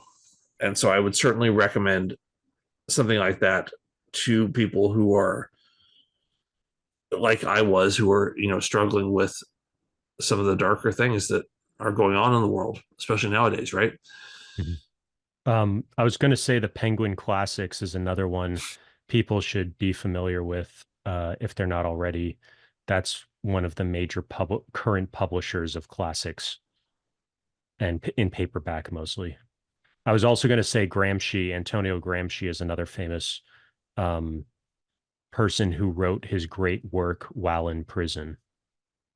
So he Okay. was in prison under Mussolini, um, and he wrote the prison notebooks, and those were translated by Pete Buttigieg's father at Oh, um, really? at Oh, Notre wow. Dame. So he's a Gramsci scholar, and Oh, that's Gramsci cool. studied Gramsci, among other things, was very interested in the Catholic Church and how it influenced Italian culture. So there's a lot of interesting stuff there in terms of like history of ideas. See, how Um, is this not endlessly fascinating to everybody? yeah, Tell your friends. Come on, people. Let's get I some books think, going. This is awesome. yeah, I think looking through all of these books, it makes you. I think the Dewey Decimal System or some of the other ones you can use are so powerful because they really give you a structure to hang everything on, and by seeing like things next to each other, you start to connect ideas that you wouldn't otherwise connect. So, um, Yeah, and I'm also noticing that all of these need to be subcategorized by author because they're not. They're just thrown in there in the sections. the Rule of Eh, Saint Benedict, we saw that. That's a very famous. I'm going to be talking more about that. A lot of personal development, productivity stuff actually goes back to this, and I'm going to be doing sort of a history tracing through the genealogy of ideas back in part to this rule. Um, you know, you can sort of trace a line from Jordan Peterson's 12 Rules of Life back to Saint oh God. Benedict's, the Rule of Saint Benedict. So, and all this other kind of obsession with rules to live by. Um, Manual of Canon Law, Dictionary of the Saints. So some people are going to be wondering, because you're such an ardent atheist, why do you have all this stuff that's only a Christian would read? Well, I think you're doing yourself a disservice if you're saying only a Christian can read it. I mean, I think that if it's important to people and you are a person, then it should be important to you. I think that knowledge is shared information, and the emphasis being on the shared part. And we are sharing this planet with our other individuals from our species, and it's important to know what we all know, collectively. It's important to be able to, as much as I yeah, and I would even say, I would even go so far as to say that I'm more of an agnostic than an atheist. If you get me Sure. riled up, I'll claim I'm an atheist, but in a more diplomatic sense, I'll say I'm an agnostic. Uh, Why in is that, that? well, just in the sense that, the way I look at atheism is there. Atheism is definitively saying there is no God. Agnosticism is saying who the fuck knows. And so my opinion is really more who the fuck knows. So Uh, Pascal's wager. yeah, yeah. I mean, I think that it's too easy to say there is there is something definitive one way or the other, and Mhm. I think we all tend to do that as human Yeah. beings. We say that oh, you've got to see this, it's the best movie ever. Well, is it really the best movie ever? No, it's your opinion of the best movie that you can remember seeing in the last week. So this is a really interesting set right here, and it looks like it's organized in alphabetical order, which Yeah, this one sort I put in of alphabetical order. Yeah. so it wasn't originally in alphabetical. I was wondering about that. Yeah, no, I this set is a little, as good as it looks, it's a little cheaply made, unfortunately. But I love that it's got a whole bunch of different. It's not just Greco-Roman or Norse. Right. They've got some other things in there too. They've got some Aztec. They've got some uh, African. There's some Celtic and Egyptian in there. So it's fun to be able to, What is the beast and creatures? That's kind of like a miscellaneous yeah, miscellaneous things. So you'll see, gods and monsters also. exactly, like the Scylla and Charybdis versus the Pegasus or the Minotaur. Uh, but yeah, Japanese myths. I'm always interested in finding more books on Asian mythology because I found that's really difficult to dig up. Uh, but again, comparing how all of these things are basically saying the same thing but Mhm. in different cultures is fascinating to me. Hero with a Thousand Faces. Do you have that? I didn't see that. And again, going back to just how we are all, the whole point of all of this is to be able to understand the people around us, Mhm. not necessarily even to understand ourselves as individuals, but to understand the people around us so that we can get along together. Yeah. This and mythology, excuse me, is such a great way to do that because you understand the stories that were important to people and to cultures.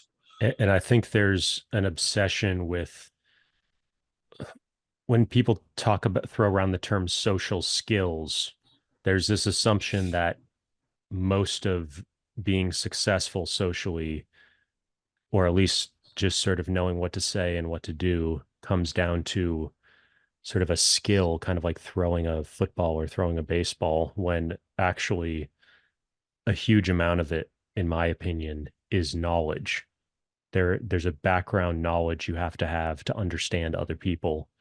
And there is sort of a element of just piling up knowledge to it, where you either understand somebody's culture or you don't, and it's not really a skill. It's sort of like how med school and the USMLE is separated out into knowledge, and then there's a clinical skills section. They really can be separated a fair amount, and I think that people don't take this kind of stuff seriously enough in terms of what it takes to understand other people. Is you have to understand their culture and what's at the foundation of it. Oh, exactly. And I'm just thinking of a really silly example, but I hear this all the time, which is if you're ever talking to one of your single friends and they're talking about a date that they've been on, and they'll say, well, the other person just didn't ask me any questions.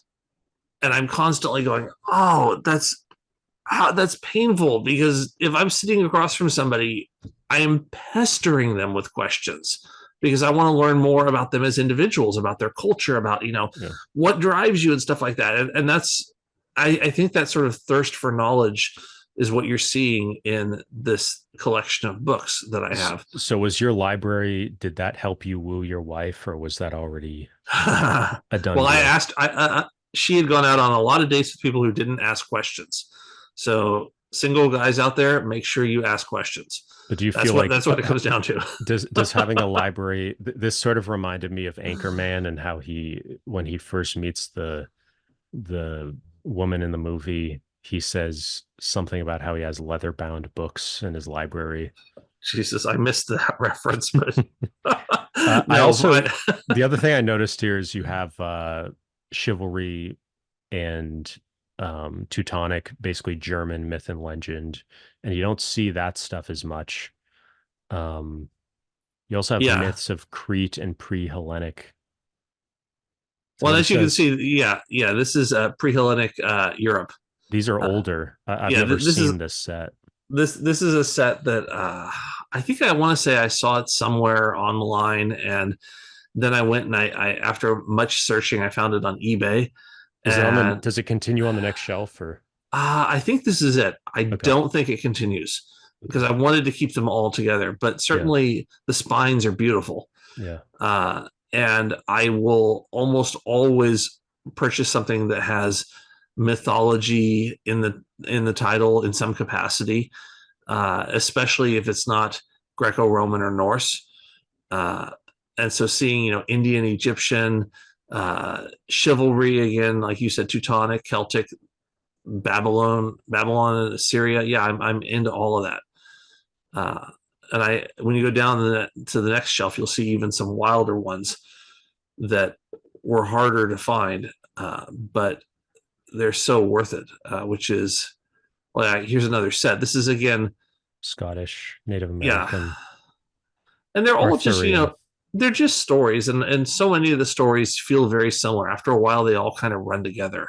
So it's Yeah. hard to say, does any one story stand out from any other one? Not really. You have They all Russian kind of, tales here, yeah, ghostly. but Well, they're that's all why I kind of brought saying up the same Young things. earlier. Yeah, that's true. Yeah, archetypically, they're all dancing around, or I should say, dancing on the tip of the same pin, Mhm. to use a Christian phrase there. Well, Uh, I would guess you're not a huge fan of Jordan Peterson, but I think that's part of why he's so. he's my Uh, man. Yeah, I think part of why he's so popular is he's been able to, as we've been going through these sections, you kind of have the pillars here of what Peterson, I think, became part of his aura or his mystique, is that he's brought together. When he was teaching at Harvard, he was sort of going against the grain of academic psychology by being a Jungian, and he kind of combines an interest in Jung and Jung's perspective on all these different cultures, and then trying to bring that into Christianity. And he finds himself sort of torn between those two worlds because a lot of his fans are Christian or otherwise religious, and they're not necessarily huge supporters of flattening all myths and religions and stories into, mixing them up in a blender. yeah, and I think that I tend to be somebody, and I mentioned this before, who paints with broad strokes, but I also understand that painting with broad strokes can be a little, you're missing out on obviously the details in the very definition of doing that. But to sit there and say that, I guess what I'm trying to say is, if you focus too much on the archetypes, you miss the important details, because there are important details. And I noticed that when we were talking about, you and I, the other day, the writer's journey, Chris Mhm. Vogler. And for a long time after reading the writer's journey, I was absolutely convinced that, you need to hit all of the archetypal talking points in a screenplay in order to tell a good story. And it's like, well, you do to a certain extent, but you also don't. And I think that if we hold on too much to the pattern, it's you're, what's the saying, you lose sight of the Forest for the trees through the trees. forest. Yeah. Yeah, like you focus on the forest and then you miss the individual trees, kind of a thing. Do you usually take off barcodes? Because this is the first time I've seen one. I try to. In the case of that one, it is on there in a really it's a Sticky. really awful adhesive, and I've got some Yeah. stuff to get rid of it. And I didn't even notice that one, I don't think, until the photo. And I went, oh, okay, I should probably do that.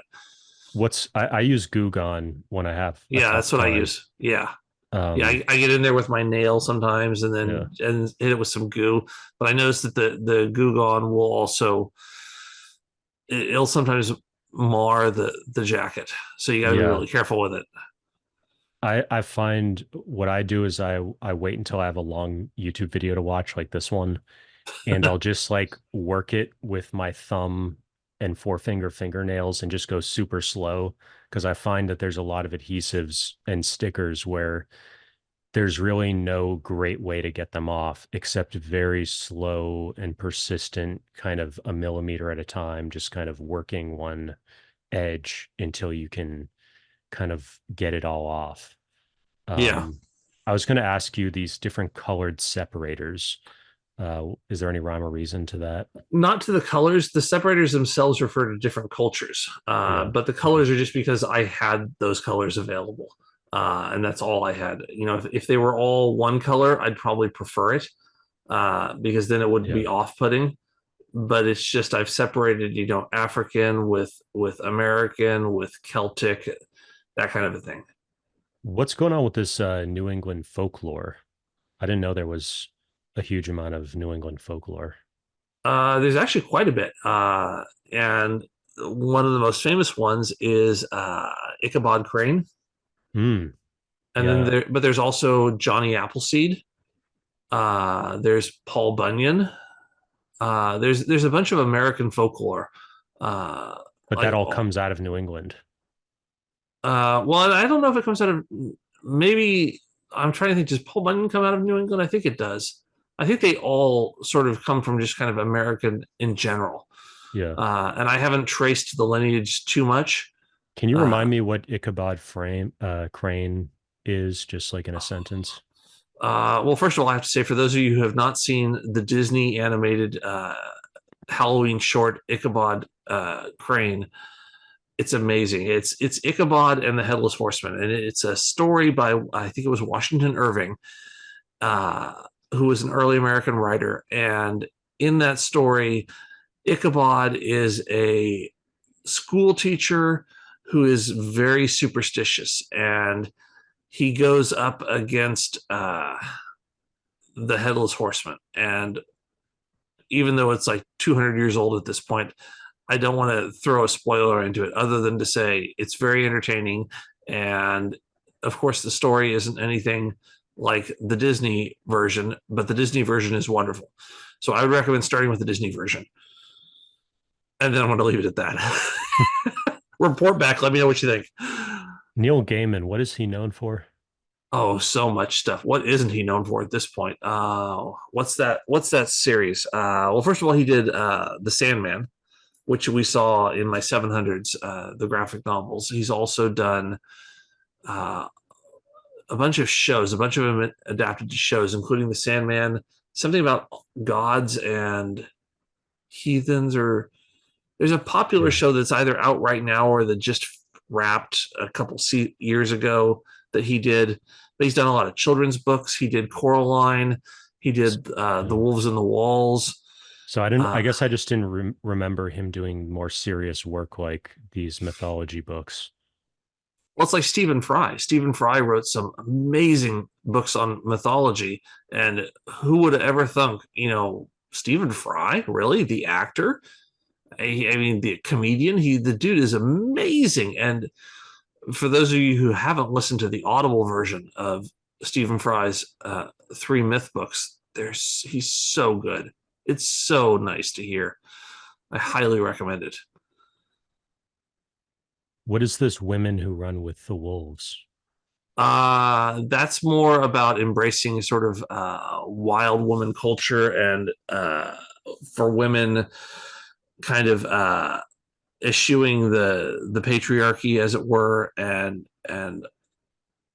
developing their own agency. Uh, this is this. Is that part of I'm like 60s, 70s, like the men's mythopoetic movement was that of the same era?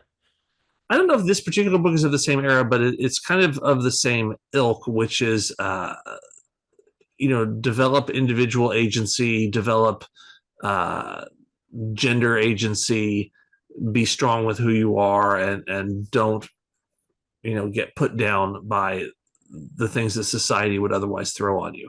So is the image of the wolf real just part of the title? It's not a larger part of the Oh gosh, I'm trying to think. like How I long ago think of has it like been that Wolf I've of read Wall that? Street, like Wolf of Wall Street. Yeah, it's more symbolic. It's more Okay. symbolic.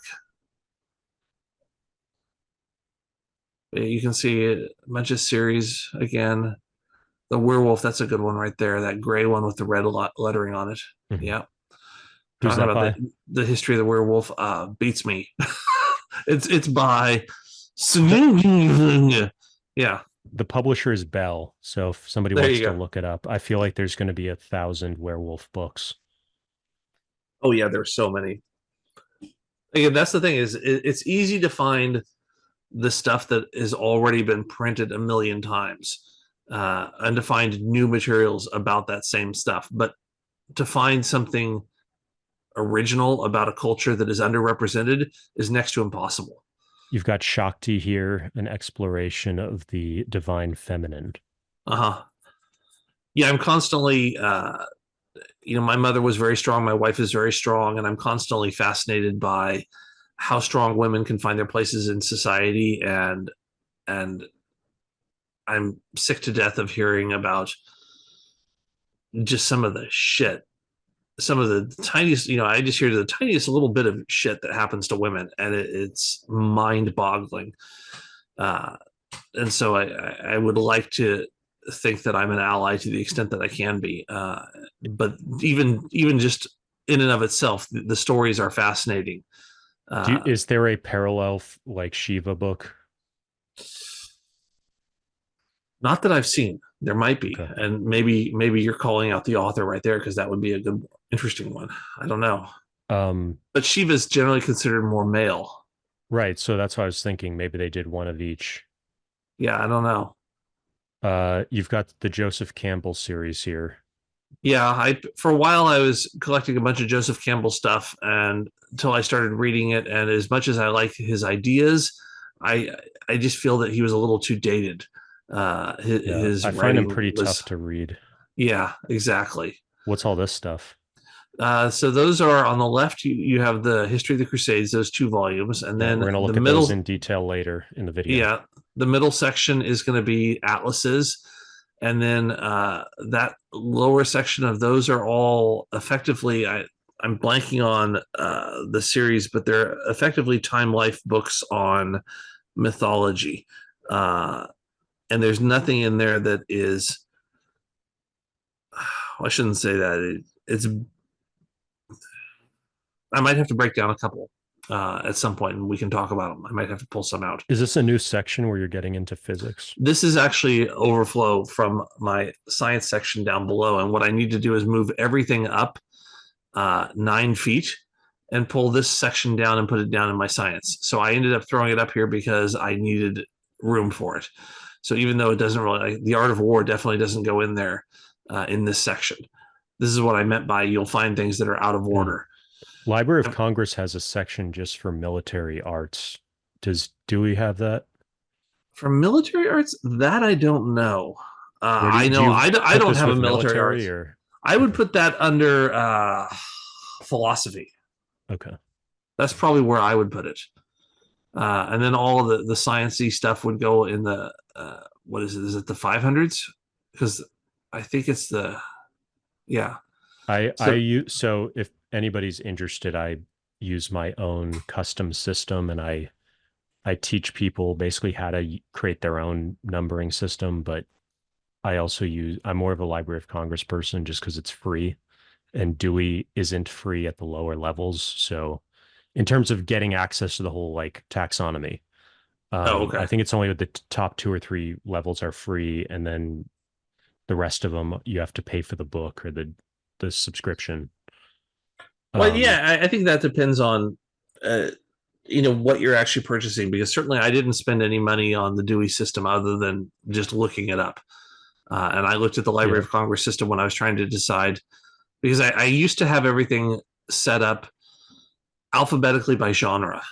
So I would start with art, and then I would move into, I don't know, bovines, and then cats, and then I don't know, dildos or whatever, to stay alphabetical. And I found that that didn't really work. So when I was researching other ones, I looked at the LCC, I looked at Dewey, and then I feel like there's a third one that I'm missing. I'm blanking on right now. But I ended up with the Dewey just because it seemed simple. And the Library of Congress, when I felt like after trying it a little bit, I felt like it fits better with personal libraries that have more than 10,000 volumes.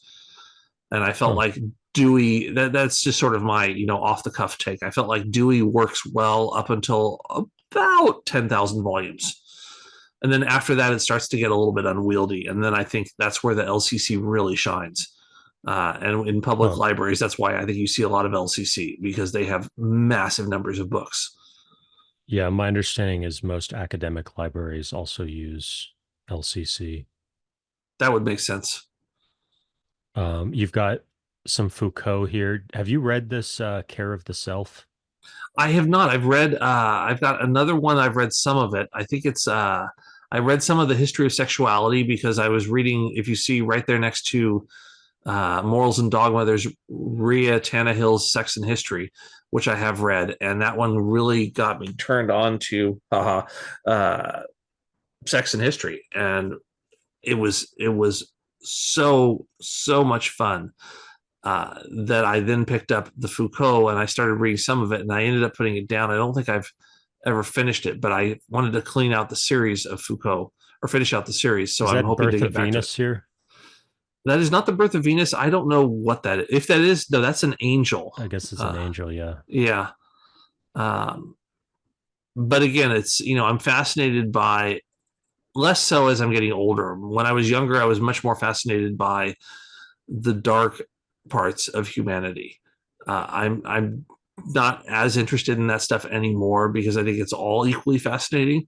Hmm. But once upon a time, the things that we would turn our nose up at are the things that were always interesting to me, because, like, why do we have this weird effed up take on sexuality, or on, Satan, Mhm. and so on and so forth. So that was just my own personal thing. And then I'm trying to think, do I have anything here that, oh yeah, there's Oxford Bullfinch. Companion. You've got another companion, Oxford Companion here for fairy tales and of Yeah. world mythology. Yeah, Um, I'm into that stuff. I'm into Oxford, like I said. Yeah, Shint Essence of Bullfinch. Shinto, Bullfinch, Stranger Magic. Yeah, I really started getting into Shinto because of, speaking, you asked about anime earlier, Yeah. My Neighbor Totoro and Miyazaki, and I know next to nothing of Japanese culture nor mythology, but the idea, at least, that it's presented with the sort of elementary level Shinto of multiple, a pantheon of all sorts of spirits of different aspects of life, Mhm. was wild. I love that. The facts on file, you don't hear that much anymore, but that was a pretty big thing at one point in time. Can you say anything about that or? That was another couple books that I picked up off a used store's bookshelf years and years ago, along with the Tales from the Arabian Nights right next to it by Burton. Uh, Once again, if I see myth in the title, I'm almost certainly going to purchase it if I don't already have it. So that was one of those impulse buys. I You've got saw it some more, somewhere and yeah. it was like $4. I'm like, oh, okay, $4, I'll do it. Let's do it. Got some more Shambhala there. Yep, yep, got a Um, good bit of this. And you were asking me earlier, I think off camera, how much of this is sort of started off as my library versus my wife's, and she was also a book nut, and we ended up, when we got married, our books got married, so a bunch of our combined things are in here. there's a romance novel there. Which one? No, I was just saying Oh, is it? No, she's never been into romance novels, but certainly the idea of romance. We I do mean, have stuff like as that. a plot, if you were going to write a romance novel, there's a famous romance novel actually from a few years ago. That's a bunch of men reading romance novels. I forget what it's called, but it was kind of an interesting plot. Sounds like a Um, podcast. yeah. Uh, so, well, the thing I was going to ask you about your wife is just what what percentage of these books are hers, and like what genres are more her territory versus yours or crossover. Well, she's much more mature than I am, and so she doesn't willy nilly purchase things like an asshole the way I do. So her percentage is much lower, but she brought in a lot of Eastern culture, Eastern religion books, Okay. a lot of books on spirituality in general, things that I might not have thought of. And, she got me interested in a bunch of that stuff. And so then we would purchase things together and I'd say, oh, do you have this one? And oh, let's check it out together and things like that. The other thing actually that I was going to ask you is how did you two meet? Like, did you meet in the library and you're both reaching for the same book? Or God, wouldn't that be a great you're the story? university bookstore together and you're We just reach for started the same. Yeah, I was gonna say we Uh, started cursing each other out in dead languages. She was yelling at me in Latin, and I was yelling at her in ancient Greek, and then we came together. No, we met much more mundanely on the internet. oh wow. Yeah, just internet dating, which honestly is, I think, one of the greatest inventions internet dating is since like the wheel. So did you Internet have your dating is pictures of all your library shelves on your profile? well, I had always at the time that I met her, we I didn't have the space nor the funding at the time. My career hadn't taken off yet, Mhm. where I could afford a full library. So I had, definitely some shelves, and she had some shelves, and then over time, it's grown together. But yeah, then So we you've got got the the social Islam book, sciences. you've got the Quran there, the holy. Which edition is that? It's kind of hard to Oh, read. I know. I was gonna say, it beats the heck out of me. It was. I was just looking for a hardcover version of it. Actually, I mean, I can tell you if I open up my software, I'll tell you exactly what it is. And if Um, people want to know your software, we're going to be getting more into that later. yeah, and when I say my software, it's not mine. I purchase it and use it, but it's not. I don't want you to think that I designed my own So book it cataloging looks like you software. looks like you don't have that much social sciences stuff. You have Exactly. like a foot. Yeah, exactly. You measure my library by Linear the feet. feet. Yeah, exactly. How Uh, many linear feet do you have? I mean, if you have 6,000 books and maybe there's 10 books per foot, then you would have maybe 600 linear feet. yeah, because this is what you're looking at right here is 30 inches each. So that's 30 times 2 right here, which is 60 inches. And then you can multiply that by 12. Gosh, I mean, I could do the math. It would take me a minute, but Yeah. it's a lot. It's a lot. Can you go back to that Quran book for a second? Yeah. Just see that one more time because I'm going to go into my software and just look up. Okay, so it's. Why are you having trouble finding it? It's having trouble finding it. Interesting. Maybe this will find it. There it is. Got it. Okay, so that is the what edition? What edition?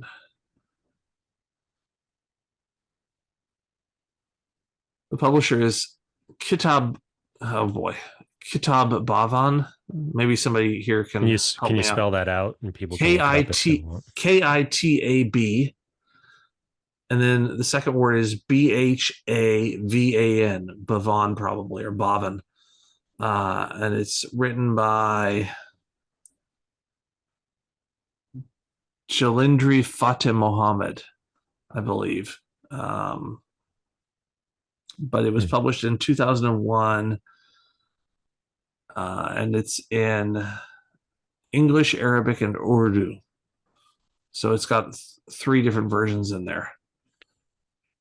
Anyway, So yeah, we're in the 400s now language, and this yeah, is one of your core areas. yeah. I say this is one of my favorite sections. So why is that? Because it doesn't seem like there's an obvious connection to, your interest in mythology or novel. I guess because you wanted to be a writer, maybe Well, that's was the launching point. yeah, and also because for me, again, language is about sharing knowledge. It's about communicating with other people, just like art is. And so, learning, different slang words or different languages in general, or even how we think about language, uh, they all kind of go together because they give you that sort of entree into another person's brain, and you can learn hopefully what they're thinking about. And then you realize that, oh, we're actually thinking about the same things. So So you've that's got like cool. a sign language book here. Yeah, Is once upon that a time, I thought I wanted to learn sign language, and so I've held on to that one because there are a bunch of things like we should. Like, I feel like it's stupid to say it, but I feel like we should all learn to juggle. We should all learn to ride a unicycle. We should all learn to walk on stilts. We should all know sign language. We should know CPR. We should know Morse code. We should be able to blow bubbles. Uh, you know, we should be able to trill our R's, which, by the way, I can't do. So that's why I have trouble with Romance languages, because I can't roll my R's. Uh, as much as I've tried, and everybody says, "Oh, well, all you have to do is this," and like, no, it doesn't work for me. Believe me, I've tried. I've spent months trying to roll my can you R's. whistle? Can you whistle? I can whistle. Yeah, that's another one. Yeah, you should be able to whistle. Uh, and trying to teach somebody to whistle is tough. And I know there are YouTube videos on everything, but Yeah. yeah. I recently came across some interesting stuff on baby sign language and how you can communicate with your baby like 6 months earlier than you can verbally if you use a basic set of like 100 different sign language. And it doesn't even necessarily have to be ASL, or some Interesting. other sign language. Yeah, I'm doing a coaching group, launching that pretty soon. That's going to be about just some parents have expressed some interest based on some of my YouTube stuff. And so I'm going to put together a small group of maybe 4 or 6 parents and just share my ideas on, from an education point of view, what you can do at different stages. And so I'm really into sign language as well. And I've also started reading about the special education programs for like Helen Keller, where it was not just sign language, but there's a different sign language that you can do in the palm where somebody is blind and deaf. Uh, Mm-hmm. there's special systems for them. Most of them aren't actually 100% deaf and 100% blind, but there's kind of, that's what their little section of education is called. Um, so I'm really into that kind of stuff. Yeah, it I'm sounds really into cool. linguistics as well. So I was really, it was really cool to see all the stuff you have. Yeah, I wish that I had studied linguistics more than I had in college. And at this point, I just want to go back and get like 30 degrees, Yeah. uh, just because I tend to learn really, really well in a classroom environment. And What do you think of Roget's thesaurus? eh, it's a Yeah. thesaurus. Plus, nowadays, I mean, a lot of this stuff exists on the internet, Yeah. and because I'm old school, that's why I have the books. And you know, definitely there are people who make really good arguments that you could fit every single thing in here on a Kindle, and then you could stick it in your Hmm. backpack and go skateboarding. And I was like, well, yeah, you're right, and I could save tens of thousands of dollars. And yeah, yeah, okay, you're right, and I don't really have a good counter argument to it because yeah, you're right. Well, I I think the don't whole know. idea, I think what we're doing with this video is kind of an example of why it's valuable to have the physical version, because digital versions excel at this sort of pointillistic knowledge of look up that specific thing, but they generally aren't good for browsing around and serendipity. And so part of like you can't give somebody, or it's very difficult to give people this experience. Harvard Library actually has a pretty cool system where they actually show you what's on the bookshelf next to the stuff you're looking at. And I think maybe the Okay, that's Library of cool. Congress has that also, but most systems aren't really designed for that serendipity. And so that's what I part of what I think is so cool about having a library like yours is being other people being able to kind of browse around and discover new things. Yeah, and I would certainly hope, and I think I shared this in our first interview when I was a kid, and I would go into my grandparents' basement and snoop around in all their boxes and see all their cool things. And my hope is that one day my grandkids are gonna look at this and go, "Oh my gosh, an actual physical library? I didn't think those existed anymore." And then they're just gonna have fun getting into all this stuff and sort of indirectly learning about me. You want to talk about lingua latina a little bit? Oh yeah. So in picking up all the Loebs and trying to appreciate the original languages more, I decided I wanted to study some Latin. So I heard that the book to study is this Lingua Latina, and I found an online course that was teaching Lingua Latina, and Can you it's mention what the course is or who the teacher yeah, is? it was through Oxford University. Hold on a second. It's called, I have them somewhere here. But if you look up Latin courses, Oxford University online, they're going to pop up. They're the first ones, and they do things like they teach summer intensive workshops in, we're going to go to Rome or whatever it is for 6 weeks, and you're going to study there. And most of their students are based in Europe. Mhm. Uh, I was one of the very few that was in the Americas, at least in the one little subsection that I was in. But they have a whole bunch of teachers, and they're constantly doing different classes. Did And anybody call you a Yank? no, I think everybody was too polite.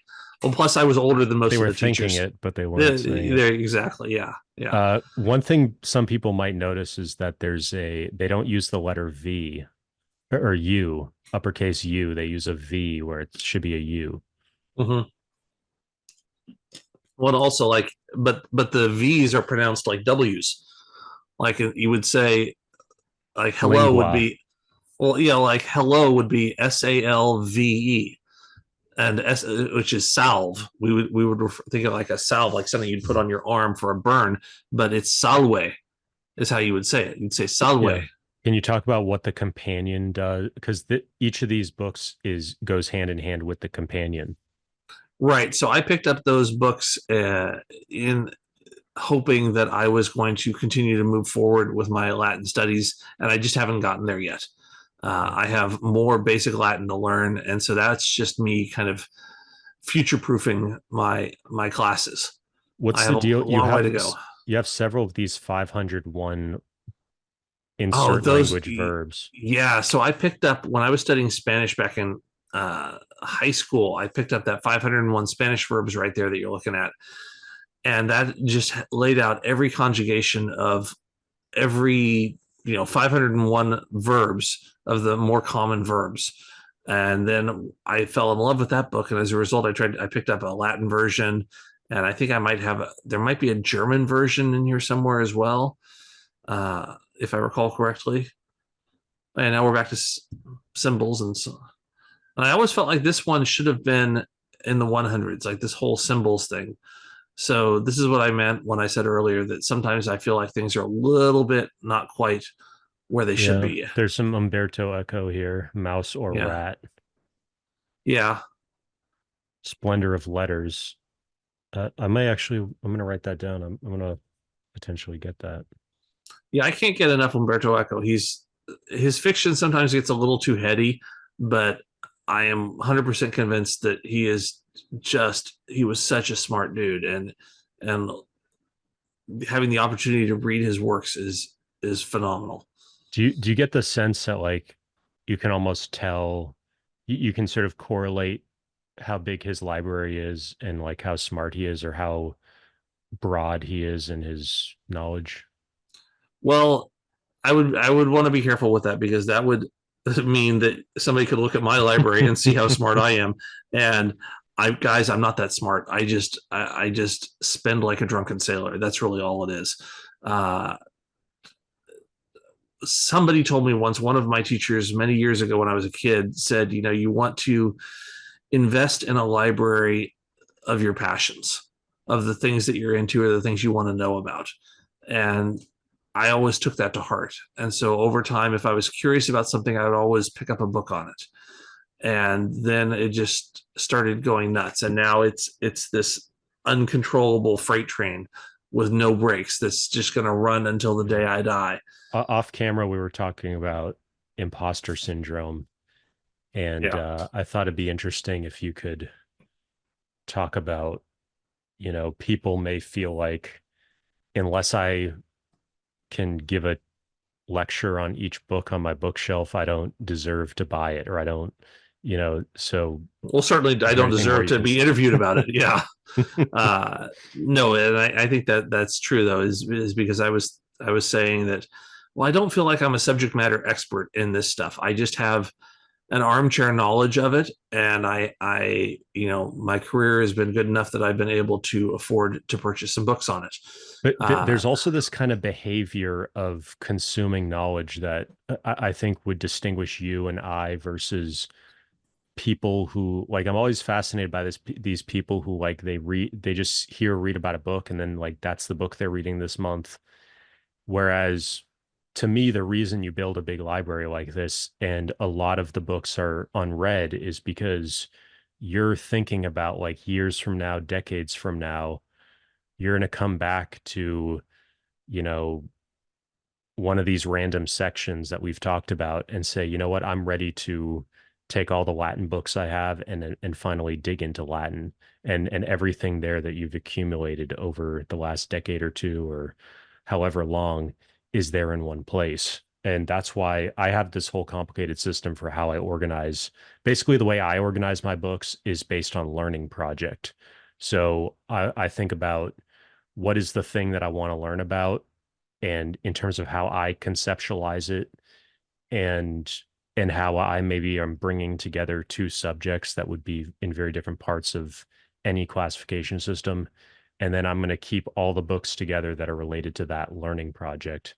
And it's sort of cooking on the back burner until there's enough books or until I regain interest in that subject. And then it's all there in one place and I can dive into all that stuff and have a stack of stuff that I'm reading. And so that kind of multi-year, multi-decade thinking, at least for me, that's why I think having so many kind of books that you just find and you don't know if you're ever going to read it, but uh it's okay to have tons of stuff that you don't even really know what's inside. It just looks interesting and you trust your gut at a certain point. yeah, I would agree with that. I think that if you have enough income and enough space for books, I think that it's one of the best things that one can collect because not only does it help you learn about what's in those particular books, but it also, I think it passively gives you permission to develop a passion for knowledge. By being, the more books that I'm surrounded by, the more I feel like it's okay to be really into knowledge and really into books. And it doesn't have to be that, oh, well, I picked this book up, like you said, because it was on Oprah's book club. But you can actually, there's nothing wrong with studying the Iliad. And even though, yeah, sure, it was written in a language that nobody speaks anymore, and it's about people who never existed in the first place. And yeah, but it's all common to what we're going through nowadays. I mean, all stories are that way. And you don't And have to be an expert. You don't have to be pretending or an imposter expert. I think we're so obsessed with the current higher ed with everything is super specialized. If you go back 500 or 1,000 years, the very well educated person was oftentimes very broad, and they had read several books on many different subjects and would even rotate. Professors would rotate between subjects and be teaching vastly different things. So this whole idea Yeah. that you have to have like one, you have to be an expert or you're not allowed to read it. I was also going to say I really love these writers digest book. It's not Reader's Digest, which is the more popular one. It's Writer's Digest. And these are really cool books, even if you're not a writer. So you generally don't see those on people's bookshelves unless they're a writer. And I think that series in particular is one of the like hidden gems that only writers tend to know about. Yeah, I agree with that. I've got a bunch of books on the craft of writing that are really helpful just as references if you need to name a character or come up with a realistic description of a location or whatever it is. What's the deal Uh, with these workman books, these big fat notebook, oh, complete middle that's school? that was sort of stuff for me to motivate my son a little bit in school. Like, oh, okay, so let's get into this. Plus, it also I was never a math person, and so for me to be able to teach him when his math teacher wasn't able to teach him, I would need to learn the subject and then Wow. show it to him. So I learned a bunch of math so that I could teach it to him. Uh, and I wouldn't say that I learned it well, but I picked up enough that I got him through school. So that was helpful, at least to a point. Now he's studying stuff that I'm like, nope, okay, I can't help you anymore. Now you're on your own, buddy. Yeah. But he's Uh, about ready to tap out of that stuff anyway, so that's fine. But yeah, over there on the right, the physics of Star Trek. I love stuff like that. Mapping time, the calendar, and its history. I love these things. Though they're more stickers. Yeah, do you have Euclid's Elements? I do not. Because I Uh, just got a copy of that, and I was thinking like it's actually in some homeschooling or more conservative communities that's used to teach math. And there's a really cool newer edition of it where basically they just colorize the original black and white in like primary colors. And it's just hmm. a really cool book, even if you're not super into math. By the way, where are we in the overall? These are these the upper shelves of the north side of the main library? Yeah. So if you go back one slide, this should be. Yeah. So this is the bottom. Yeah. Go wherever you Are were. we You down could. here? Uh, sorry, hold on. You're skipping around so fast I can't keep up. Once you get to a place, I will. Okay, so yeah, this is the lower right in the hallway Right. as we're walking east into the library. And then as soon as you walk east, you turn left and look up, and that should be the next slide, Yeah, which so I is, just want to reorient people. We're looking at the bookshelf on the far right. We're just finishing the bottom of this bookshelf, yeah, and now we're moving to the top right of this photo. yeah, or yeah, the right side of the photo, but the left side of the shelf. There it is. So we were just Yes, down there, yeah, where your mouse is, in and the now bottom we're left, moving up to the top left of the exactly. room. There we Yeah. go. Perfect.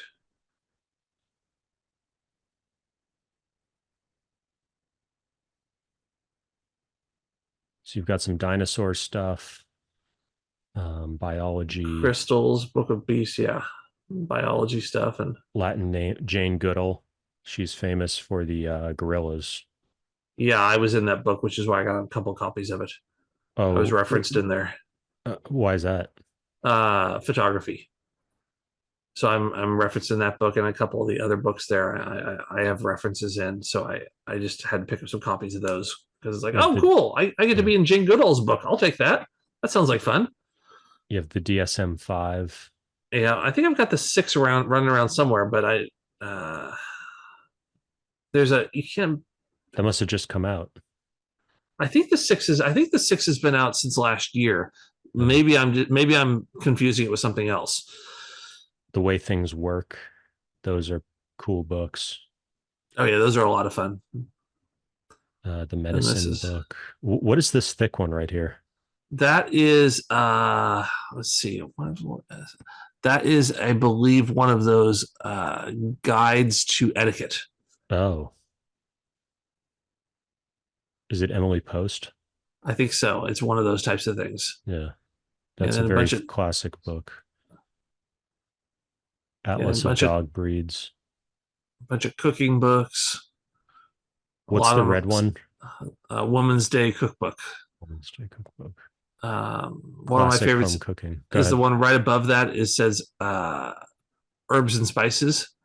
I love that book. And then the classic home cooking right below it. Those two. Who Uh, publishes those, or who's the those author? are DK. Those Okay. are both DK.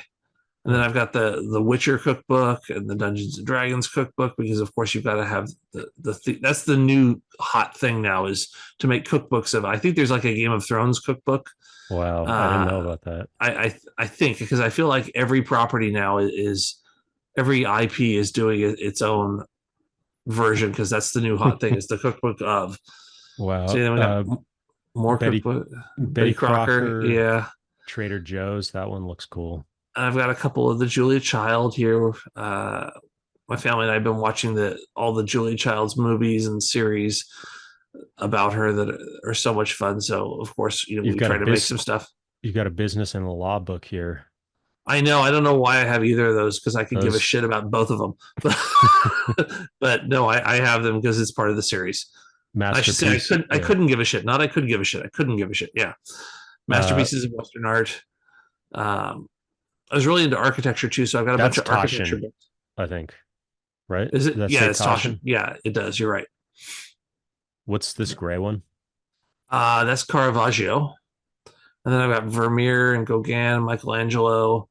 Like I said, then now we're That's a starting. series. Can you say, do you know what series that is? Oh, that's Barbara Novak. Hang on, I've got it right here. Let me just look it up. It is Nature and Culture, Landscape Paint, American Landscape Paintings, American Paintings of the 19th Century, Voyage of the Self, American Art and Literature. That's what that series is. Yeah, this is all. A lot of this is architecture, not all of it, but a lot of it's architecture. Bungalows. I'm fascinated with bungalows and arts and crafts movement. Uh, mission style stuff. So I've got a lot of those kinds of books in my This other looks like life. one of your biggest books, Yeah, Fade on the Atlas. Fade and Atlas. Yeah, What's your other life? as an architect, I always wanted to be able to design and build homes. Uh, but that's, yeah. If I had like 20 lives to lead, I would spend one of them doing each one of these things that's in There's here. 700 to 799. Yeah, so now we're getting into graphic novels What and does the art. sign actually say? I wish that. Let me see if I have a higher res version of it. Yeah, we're going to So share the high res. There's some limitations to how we did this within PowerPoint, where there's some shelves that aren't super high res, but down in the description we'll have a link where you can download the high res, where pretty much you can read all of them. yeah, 700 Yeah, is arts and recreation.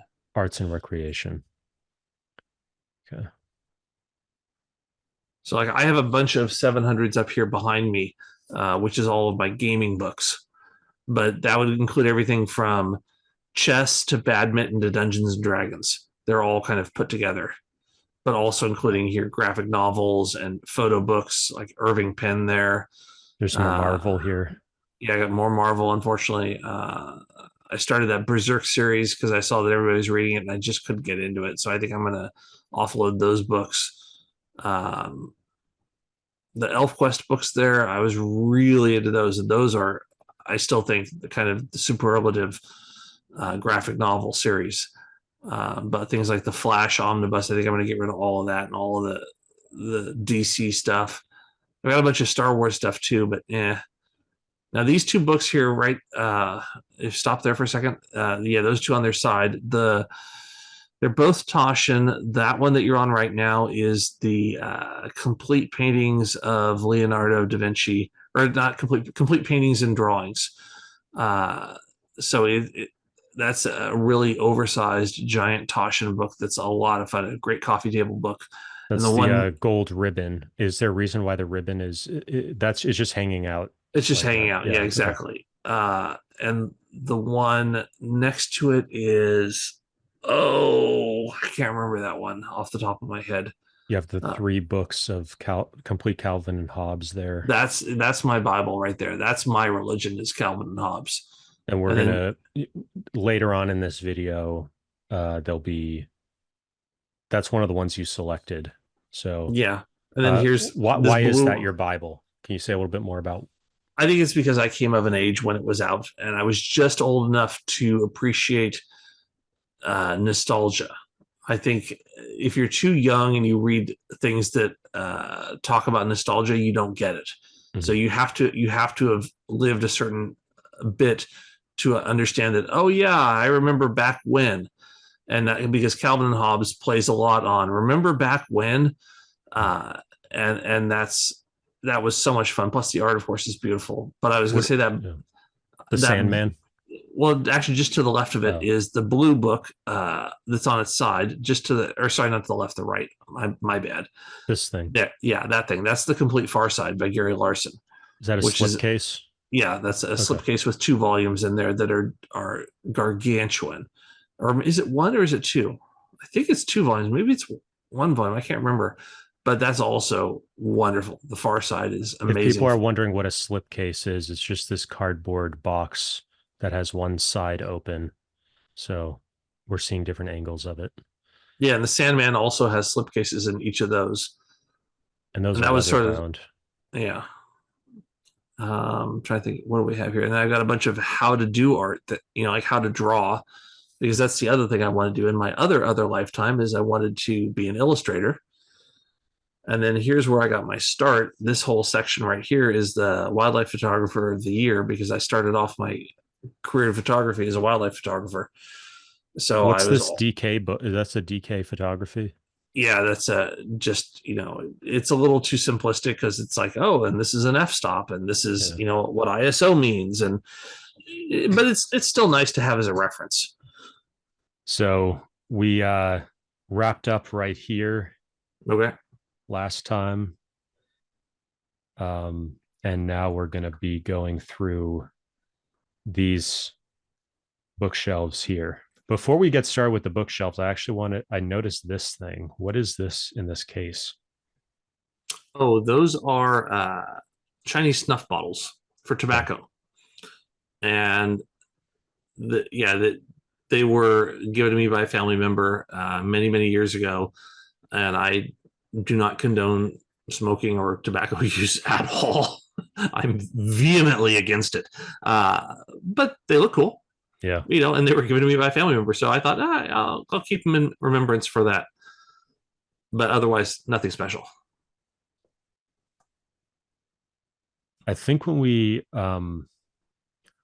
looked at this image before, I'm not sure that this book was facing out. Oh yeah, it's unfortunate, because when I put them facing out, not because I'm trying to show off the covers, but because that's literally the only place there's room for it. I couldn't set it on its side anywhere, because it would fall off the shelf. I had to stand it up like that. But essentially, this whole shelving section is part of the Dewey system, and so this is all in the 700s, which is art books and things like comic books, graphic novels, photography books. So that's why these are all here, even though they look like they don't really go together. They're technically all in the 700s. So I just sort of throw them up there, and I've Yeah. got my 700s section needs a lot of cleanup work and a lot of maintenance. And for a while, I'd been thinking, well, I might get some shelves, shelves like those other ones, those built-ins, put up here and get these removed, at which point then I'll reorganize them better. But that hasn't happened, because money, money, money. Mhm. But hey, at least that way I can spend more money on books. I don't have to spend it on shelving. So and the shelves, of course, go left to right rather than top down. Yeah. So So we're going to be going like this. exactly. Yeah, so these are all just different photo books, things that have inspired me over the years. There's a great one there in the middle, Mar Wincall. It's a green book. Yeah. Are you familiar with that, Timothy? No, I'm not.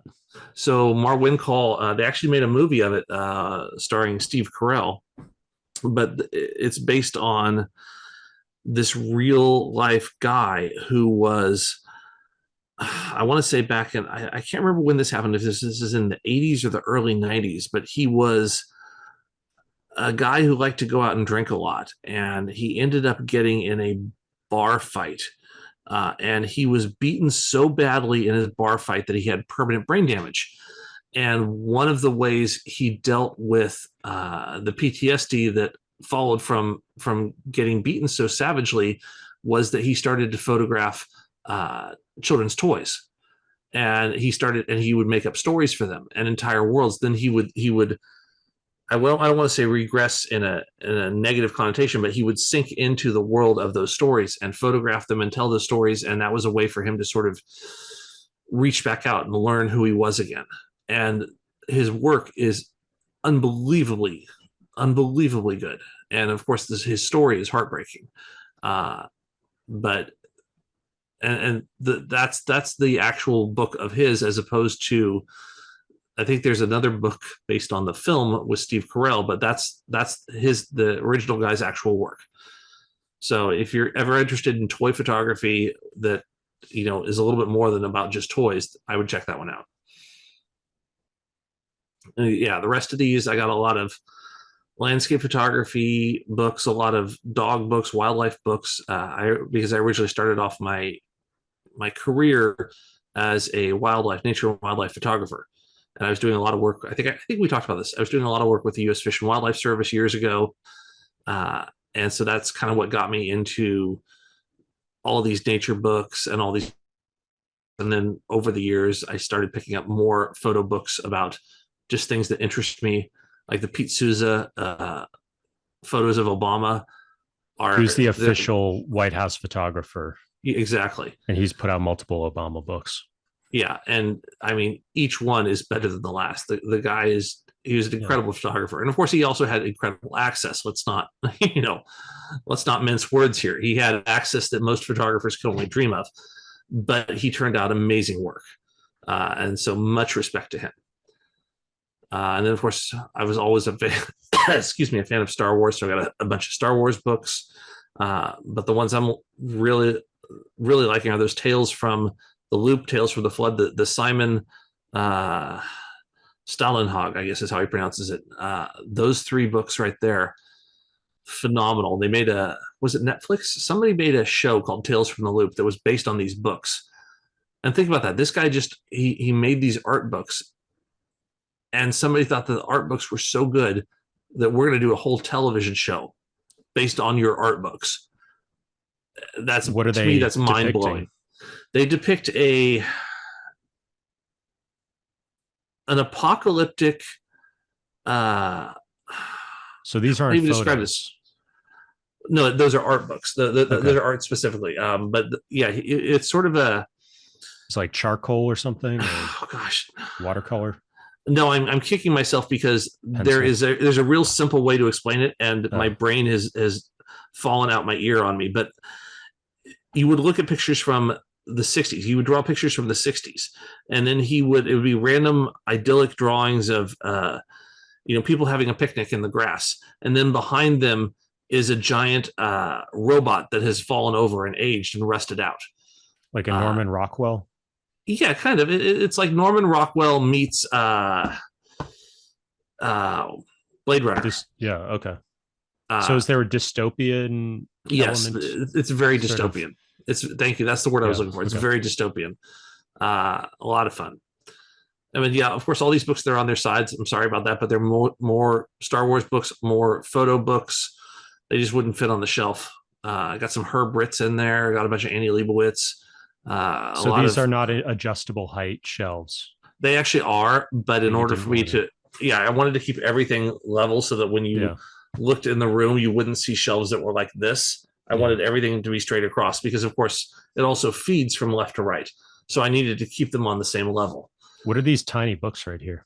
Those are actually postcard books. Those were taken by I believe it was, oh yeah, David Bunch there, and I want to say his son Mark, or is David the son? I can't. One of them is the father, one of them is the son, David and Mark, and they are based in Colorado. At least the last time I heard, and they, or maybe it was Wyoming, and they took a bunch of lovely, lovely landscape pictures that were turned into these little postcard books. So you could buy these postcard books and you could rip them out and send the postcards off. Just beautiful work. More of the same here. I'm trying to think. Yeah, Edward Weston. I don't know if have we seen the Karsh up here yet? Because everything's out of order. But yeah, I've got some Richard Avedon that's lovely. You saw the Herb Ritz and some Helmut Newton. A bunch of the old photographers, Yusuf Karsh being one of my favorites. I haven't seen him on this shelf yet, but he's in there someplace. I've got a couple books of Karsh he was always one of my favorite portrait photographers. He might be in here. Let's see. Henri Cartier-Bresson did the street photography over on the purple one. Yeah, just back to the left. Two books back to the left. Oh, sorry. It says The Man, the Images. It's a purple book, 3 from the right, or 4 from the right side. There it is. That's it. Yeah. Oh. This guy was an amazing street photographer. And if you look through his work, I feel like I'm putting so much hyperbole into this because every book I talk about is just, it's the greatest book. But I guess that's kind of how you feel when, you have a bunch of books. Like every book is just the greatest book. That's why I have it. Got some Susan Sontag over there, which is wonderful. She and Annie Leibovitz, I think they were together until her death. But I don't recall when that was. Oh, and Jeff Bridges there. I didn't even know this, but Jeff Bridges, excuse me, still is an actor, of course, but he famously photographed a lot of stuff on set using a special camera it was a wide angle camera, but the shutter on the camera would actually track like this. So you take a picture and the shutter would go wee like that. So you get these ultra wide panos on film sets and behind the scenes and stuff like that. So you could see him on all of his movies, acting with other people. And it's a really interesting format that he shot in. And he's a very good photographer. Yeah, more various, some National Geographic, landscape stuff. Yeah. That's a great Africa book by Michael Polizza on the bottom. A lot of aerial views. This is before drones and stuff like that. So this was, I think, him in a helicopter or a small fixed wing plane. You've got your Chinese snuff bottle books. Yeah, right? Exactly. Since I actually have the snuff bottles, I figure I should have a couple books on the snuff bottles. Tim Flatch or Flack there. I hope he pronounces it Flack. Sorry, Tim. I don't know how you pronounce it. His work is amazing. He did some work with dogs that are just amazing. And of course, Andrew Zuckerman, famous up on the top there. He did Creature and he did Bird. He does a lot of shots of animals in studio against Waite that are impeccable. Winged Migration there. That's the book that they made the movie starring Anna Paquin about, what was it? It was a bunch of Canadian geese. This is a real life event. A bunch of Canadian geese had, I think, gotten, I want to say maybe their nest was abandoned or the mother had been killed. So this young girl raised them all from hatchlings and then taught them to fly with a small, what do you call those little planes that weigh like 50 pounds that you can get in, and they're a little fixed wing thing. I can't think what they call, like little personal aircraft. But anyway, she taught them to fly with her personal aircraft and taught them to migrate. And then they made the movie. Was it called Winged Migration? What's the movie called? I'm blanking on it, but it's. If you don't know what I'm talking about, look up Anna Paquin when she was, I want to say 10 when she made this movie, but it's based on these real events. And it's very cool. So you've got more Sorry, Star I can riff on Wars. all of this stuff. Yeah, a Yeah. lot of Star Wars. Star Wars was, I'm a child of the '70s, so Star Wars was the thing to get into. And then we Seinfeld started, scripts. yeah, of course, and then a little bit of Lord of the Rings. Were you Uh, studying humor, or were you just like, why'd you get these? so one of my first post graduate degrees was in screenwriting at UCLA, and so we were studying all kinds of teleplays and screenplays and stuff like that. And I don't even know if I any longer have all the screenplays. It used to be back in the day, like 35 years ago, you could go to UCLA's screenwriting department and you could check out uh, all of their screenplays. You could make photocopies of them, and Oh. you could build your own library. And I think they've long since put a stop to that. But that got me fascinated in scripts in general. And then I picked up the Seinfeld scripts when I saw it. I thought, oh, that's kind of cool. Learn a little bit more about it. What do you think? Is this a good book, the Comic Genius one? Oh yeah, by Matt Hoyle. Oh, that's so good. Yeah. And Chronicle books, honestly, they turn out so many good books. You can see the little eyeglasses on the bottom that tells you it's Chronicle books. But Matt What Hoyle's a aspect of photographer. what aspect of humor is it about? It's mostly advertising celebrity Okay. images. So you'll see things like, Steve Martin in there, a bunch of names that are a little bit older nowadays, but that are still, that these guys are geniuses, no matter whether they're alive or dead, no matter how old they are. I mean, so many of these people that we talk about as celebrities all the time, when you dig into their lives, you realize these people are actually geniuses. Hmm. I mean, they really know what they're doing. So yeah, now we come down here to the end of the 700s. On the left is music. So some of this is sheet music. There's a really cool book there, third from the left. You can just see it says Tolkien, The Road Goes Ever On. And that is, I'm trying to think, that was, I want to say, the same composer who did the Hobbit and the Return of the King. Oh no! I was gonna say who did the animated show, but no, I'm wrong. Nevertheless, that's a phenomenal little piece of sheet music where he's got different songs about different aspects of the Lord of the Rings. It's lovely. Now we're Then of getting course, into the 800s and nine. Yeah, the yep, 800s literature. yeah. So this Um, it starts with, yeah, of course, books about writing, reference books on writing. As we go through it, and then eventually it'll turn into actual stories themselves.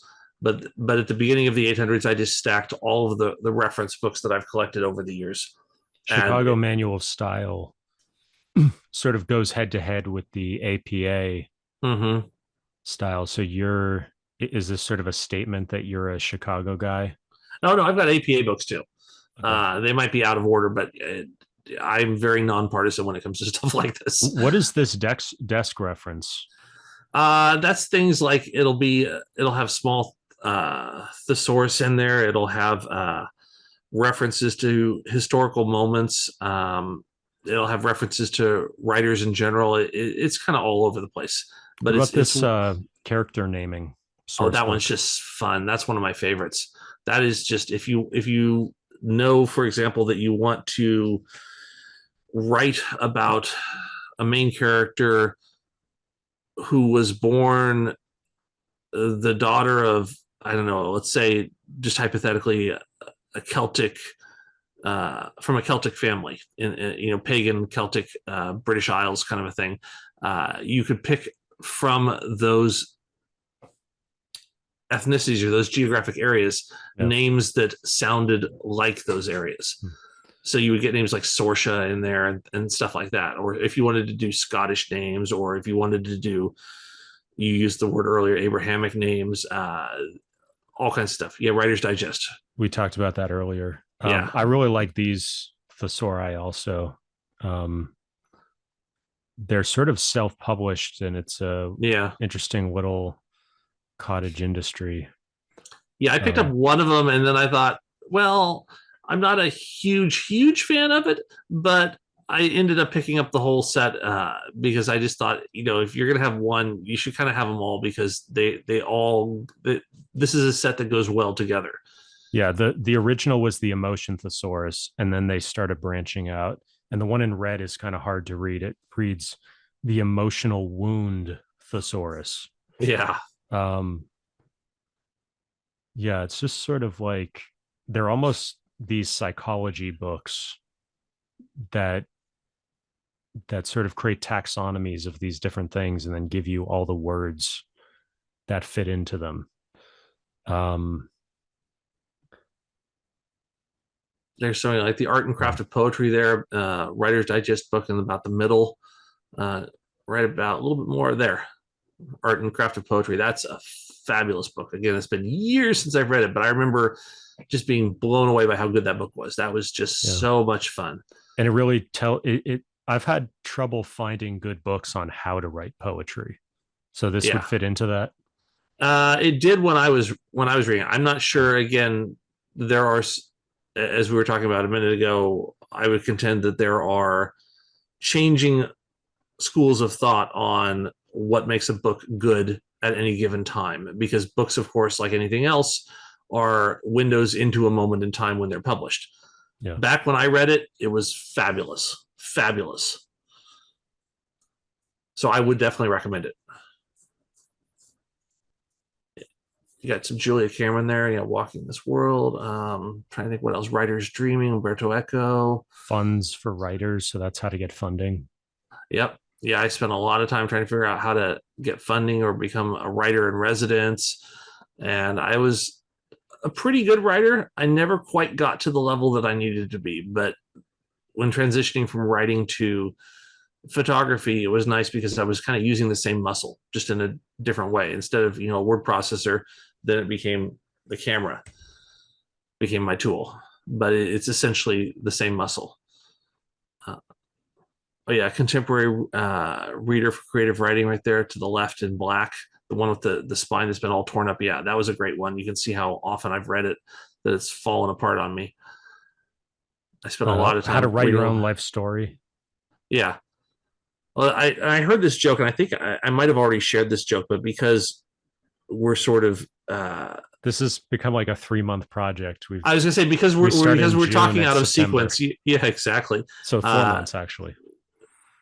Yeah, I was going to say, I heard a joke many years ago in film school that, well, first of all, you need to write what you know. But the problem is that if you write what you know, that means that every movie that every screenwriter ever wrote would be about nothing but Tetris and Mountain Dew.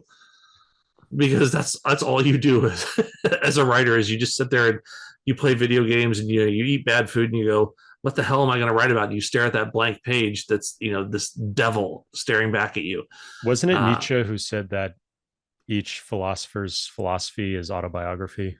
Might have been somebody else, but it sounds right. And it's very true, though, which is that, I've taught creative writing to young kids, not super formally, more like volunteer level. And the one thing that I've always said, or I should say parroted, which I fully believe in, is that the story that is going to mean the most to you when you're writing it is the story that is coming from within you, that's about you, or that somehow has a tie to your identity, to whom you are.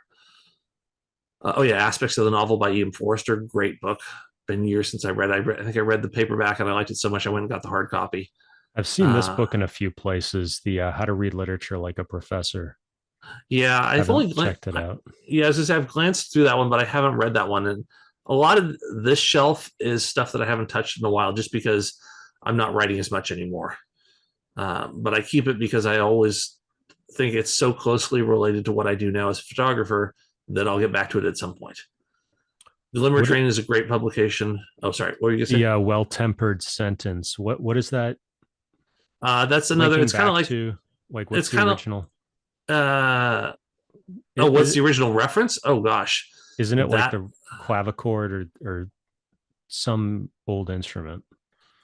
I think it was the name of. Wasn't it the name of some classical Mozart or something? Wow, you got me there. That's a good point. I don't know about that one. I'll Google it while we're talking about something else. Yeah. One of the greatest, though, is that Stephen King right there on writing. That's still to this day considered one of the greatest books for somebody who wants to learn to be a writer. Followed closely by Anne Lamott's Bird by Bird. As you can see, I've got 2 copies of it in red, just to the right of Stephen King. And then let's see, what else do we have here that I can remember off the top of my head is really, really good. There's the MLA handbook. So it's the Well-Tempered Clavier, Clavier, Okay, there by you go. Bach. Bach. Okay. The clavier referred to a variety of keyboard instruments, namely the harpsichord, the clavichord, and the organ. Okay. Okay. Oh, Writing MFA hand. So what is the MFA? Can you say a few words about what the yeah. MFA? Because outside of writing, you wouldn't know what that is, I don't think. Well, actually, you can get an MFA. Master of Fine Arts. Exactly. Yeah, you can get a Master of Fine Arts as an academic master's degree in a bunch of different artistic fields. You can get an MFA in any type of art, like sculpture, painting, photography, writing, filmmaking, all kinds of different things. My MFA was in writing, in both fiction, long fiction, and screenwriting. So once upon a time, I was spending a lot of time researching good MFA programs and what I wanted to do, where I wanted to go. So I still got some of those old books. The portable MFA in creative writing. Yeah. And a lot of these too, like that one is filled with stories that people wrote for MFA programs. What does tell it slant mean? What does slant mean in that context? If I recall correctly, it was don't be on the nose about what you're talking about. Sort of come to things a little bit circuitously. Yeah. Don't just come right out and with your message. You can say what you want to say, but you want to say it in sort of an offhanded fashion or an off-kilter fashion. Let's see, what do I have here? That's 45 master characters. That was a good one. But yeah, this is taking me back because I have not looked at my shelves in this much detail. Reading like a writer.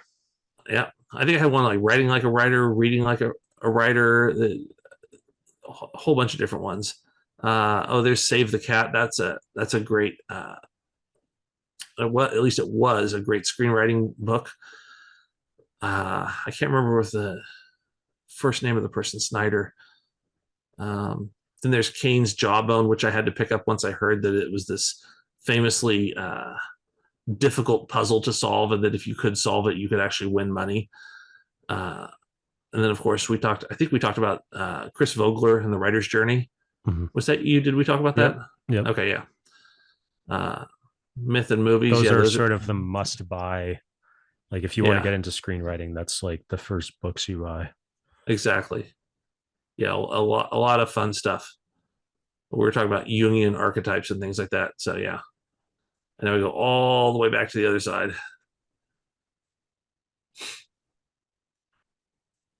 This is almost like looking at this process. What we're doing, it's like looking at old family photo albums. It's like, oh yeah, there's grandma. Yeah, I remember grandma. The Writing of Fiction by Edith Wharton, that was pretty good.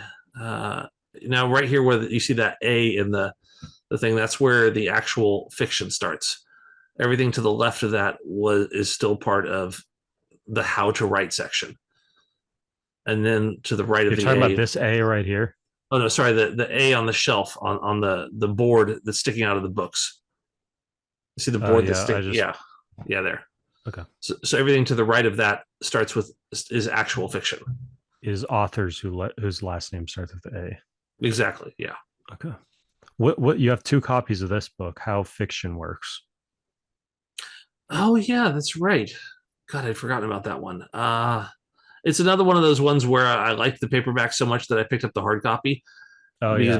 Many years ago, I swore to myself I'm not going to have a library filled with paperbacks.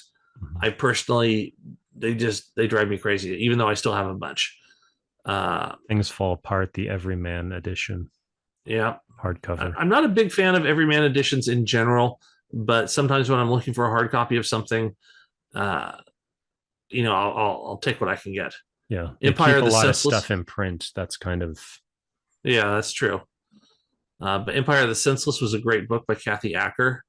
Really crazy. Of course, Lloyd Alexander over there on the right was some of my first fantasy literature from I want to say he wrote in the 60s or the 70s. and it's very dated now.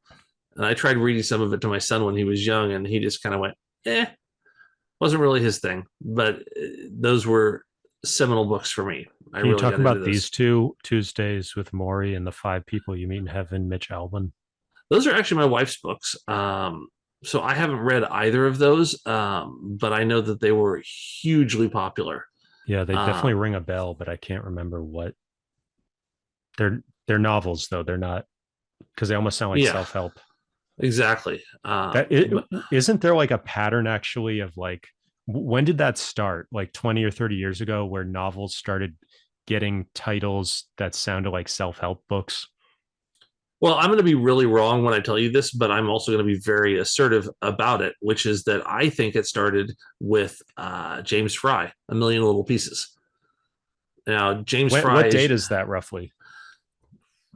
I want to say that was around 2006.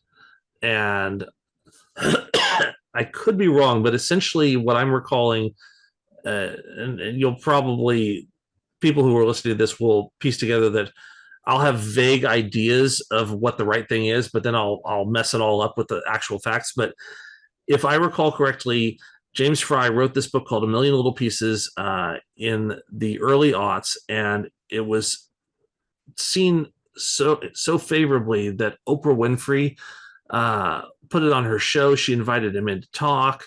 It became a huge bestseller, and then it came out, and it was supposedly a book about his life and all the crap that he had gone through, and so and it was torturous to read, and it was deep and philosophical, and this guy's life, and then you realize that he admits that it was all fiction.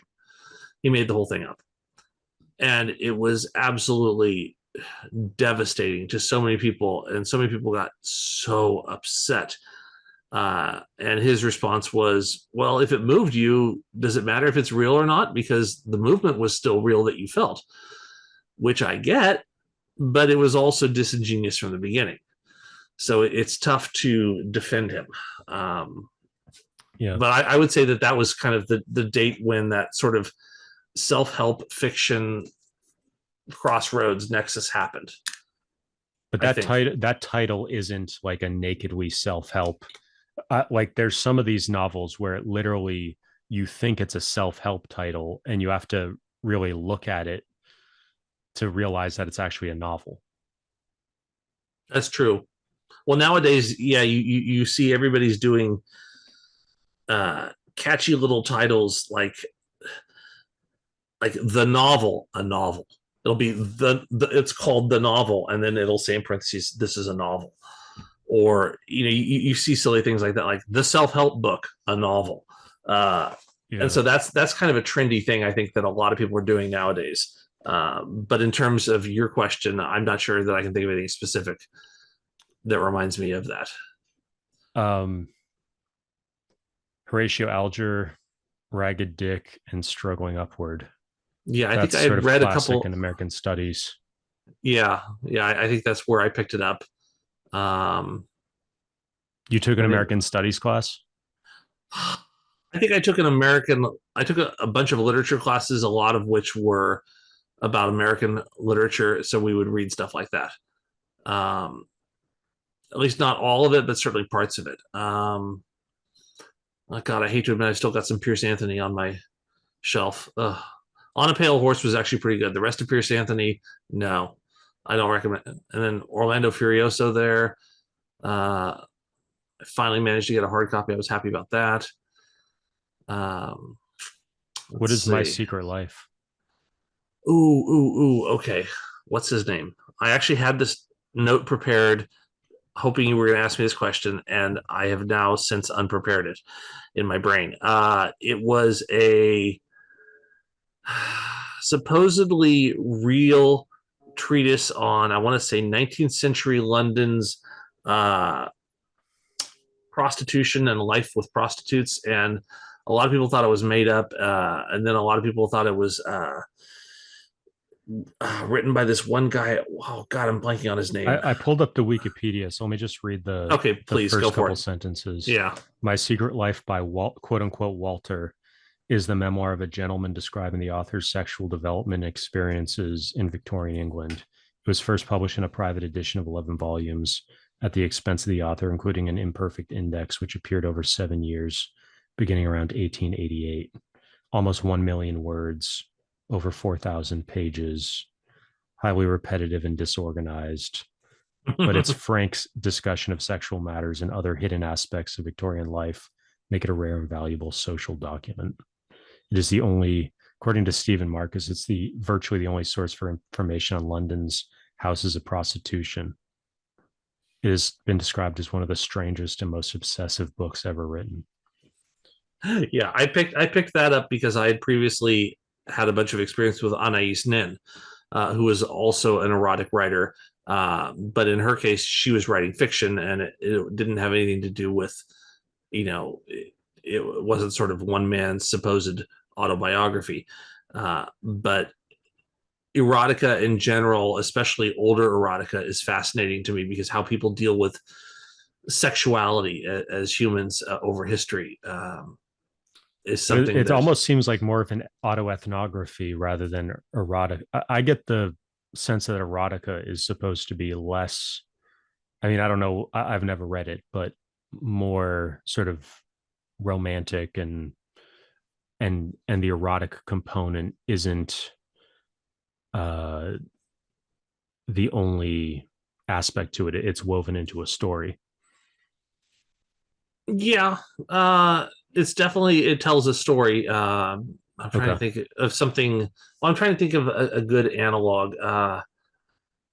Because it sounds like sort of reading somebody's diary, where the diary is just focused on a specific, almost like Darwin's journals. Yeah, but in this case, like with Anais Nin, at least it was, the journals, of course, would be fake. Although she did live a pretty hedonistic life with her on again, off again lover, the writer, not Peter Taylor. Oh, I'm blanking on his name too, but they wrote a lot of erotic love letters to each other that have been published. But I will say this, that anybody who's interested in classical literature, not in the Greco-Roman sense, but in just sort of, really important literature to who we are as a society, needs to check out Anais Nin. She was a French writer, and it is very erotic. We talked about this on a previous video. Okay, well then I'm obsessing, and I'll shut up. But she's good. Yeah. The abridged classics is interesting. What is that all about? Oh gosh, trying to recall. A lot of these, yeah, that John Atkinson. That one might be my wife's because I don't recall that one. I've got some Margaret disorder. That's almost sort of like a non-fiction. Oh, yeah.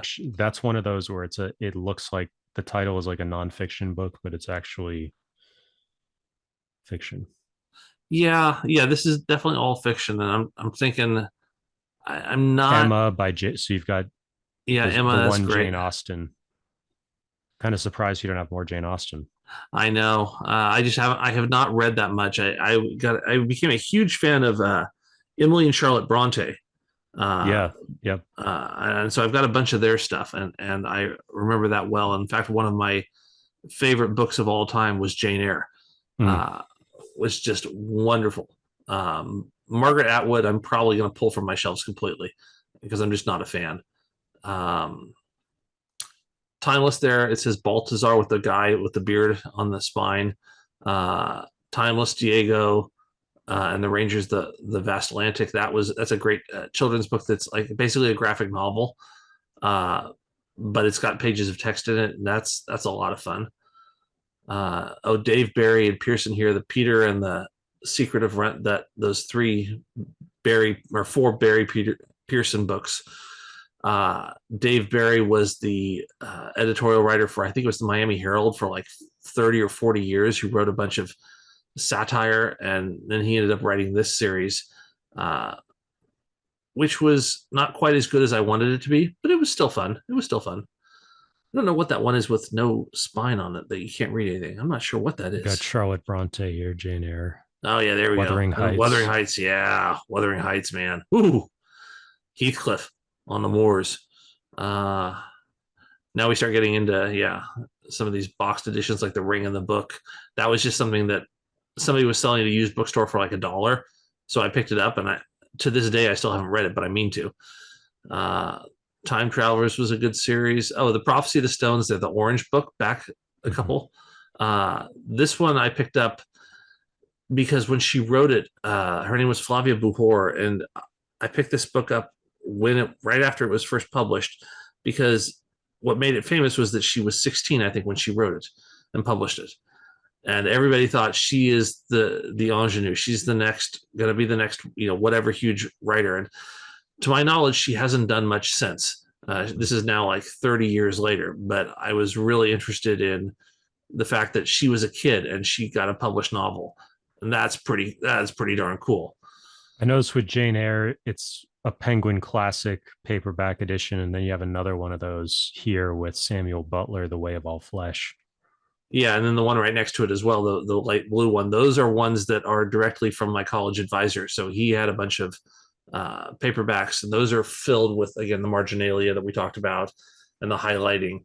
And so what does this say here? The what of the Nightingale's Eye in the Nightingale's Eye? The Gin in the Nightingale's Eye. A.S. Byatt.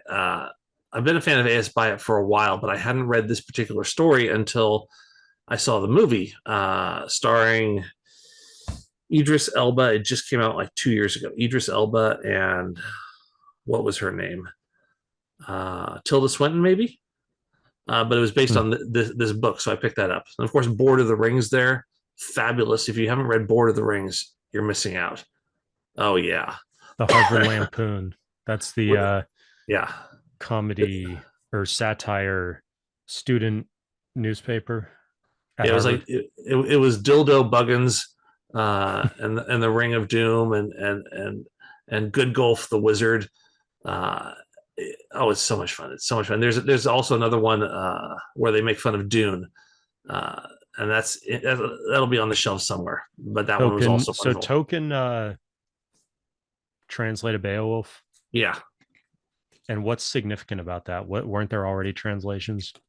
There were, but I thought sometimes I like to pick up multiple translations, and of course his name alone is like, okay, well, I'm gonna have to check it out because it's Tolkien. So there's some other Beowulf. There's the famous one I think is probably Chickering there, or I'm trying to remember. I think that's the one that I've read. I've read the story a few times, but yeah, I've got in this picture you see 3 copies of the Decameron. I actually have 4.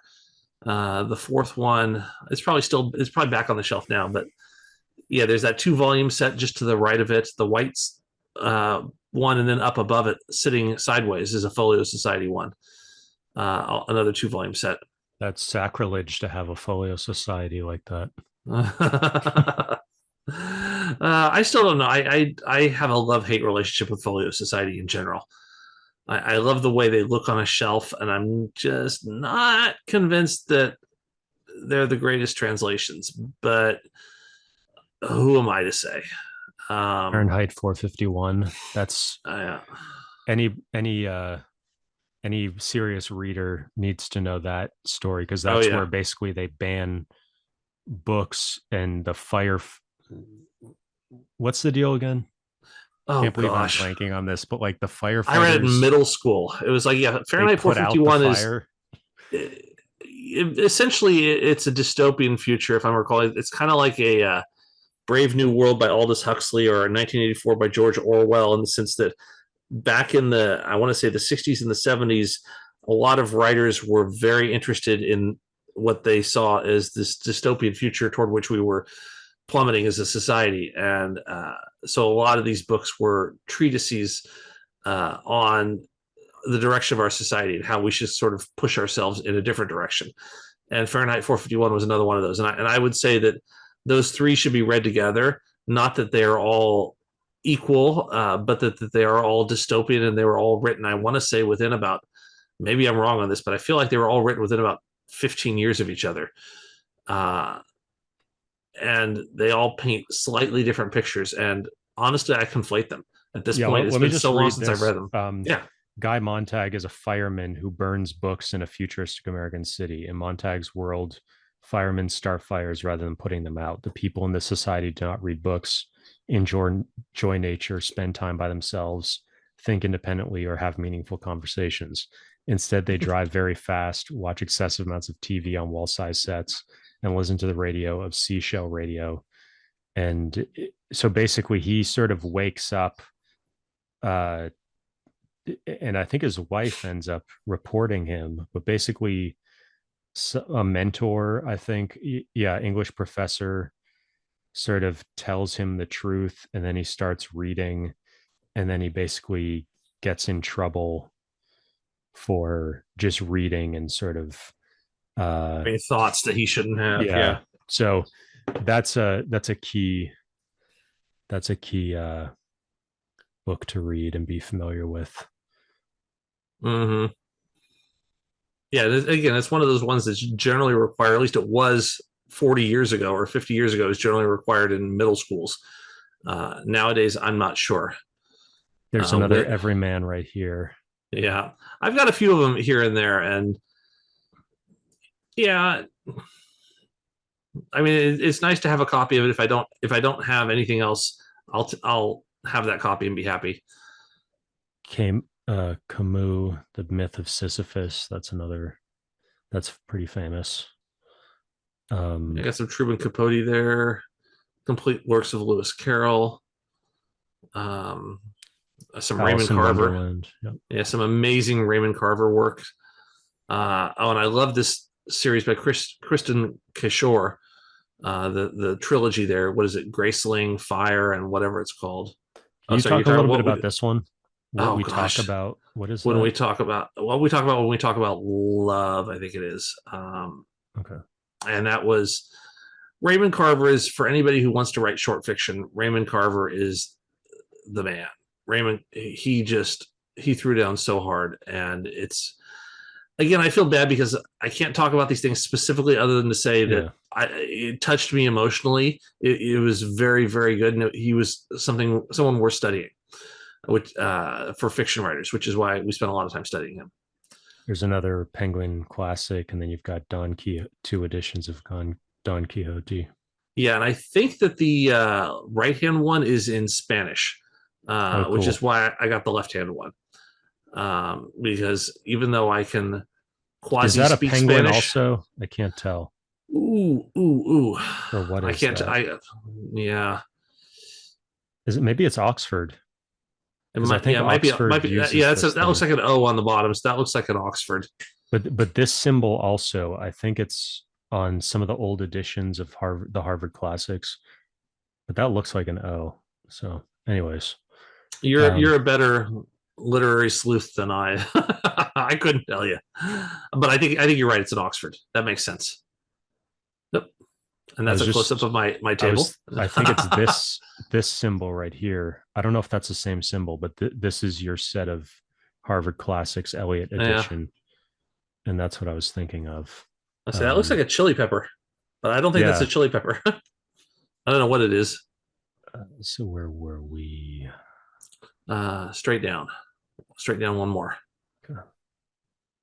There we are. Michael Cabon. I've gotten this huge reading list of Michael Cabon that I've got to get through it because I'm dying to read the guy, and I just have not yet found the time. Got some Chaucer here. Oh yeah, love me some Chaucer. Years and years ago, before I even studied Chaucer, my mother helped me memorize how to say it. Memorize the general prologue, that is. How did she know that? Because she studied Chaucer in college. And because she was more, she also studied Latin and things like that because it was more acceptable to study the classics, I guess, than it is nowadays. Like most public schools nowadays, they're not teaching that stuff. But yeah, I learned how to pronounce the general prologue, and then I went to college and I heard, and one of my professors was actually a Chaucerian, an academic Chaucerian, a scholar, and she says, "Well, no, you don't pronounce it like that. You pronounce it like this." and so that's always stuck with me. Oh, the collected stories of Colette are kind of like Anais Nin, also more erotica, but very good. Coleridge, can't go wrong with Coleridge. Oh, over there on the left, Finn by John Clinch. That's okay. Where are we?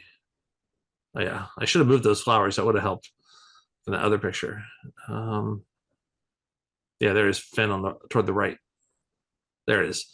Great book about it was obviously a fictional retelling of Huckleberry Finn's father. Oh wow. And it was devastatingly powerful. I cannot recommend that book enough. That was such a good book. Wow. I love that book. When Artemis was that Fowl. written? Oh, that was written I want to say in the last 20 years. So pretty recently. Yeah. Yeah, Artemis Fowl there. I started the series and is more of a children's series, and it got a little weird, but because I ended up reading the whole thing, I thought, well, I'll just hold on to it. But I'm not a huge fan of it, nor am I a huge fan of Suzanne Collins' The Hunger Games. Those were, to me, just Deus Le Volt. I had always hoped good things about that one, but that one didn't do much to me. What is this woman? Wilkie Collins. Wilkie Collins had famously done, I'm trying to remember, she'd famously done something else. Was it I Capture the Castle? No, that's Dodie Smith. I'd heard about her somewhere. And I thought, okay, I'm going to pick up one of her books and give it a read. And it's still on my to be read list. What about this? Deus Le Volt. Yeah, that's God Wills It. And it was a history book about the Crusades. Unfortunately, it was not a very good book. But I thought this was... Are we still in? I thought we were still in fiction. Yeah. So, well, a lot of the fiction, of course, is going to be historical fiction or reimagined fiction. But this was, I like to say there are two types of ways that people write books. They write them either like the Iliad or like the Odyssey. And the Can Iliad. You explain that?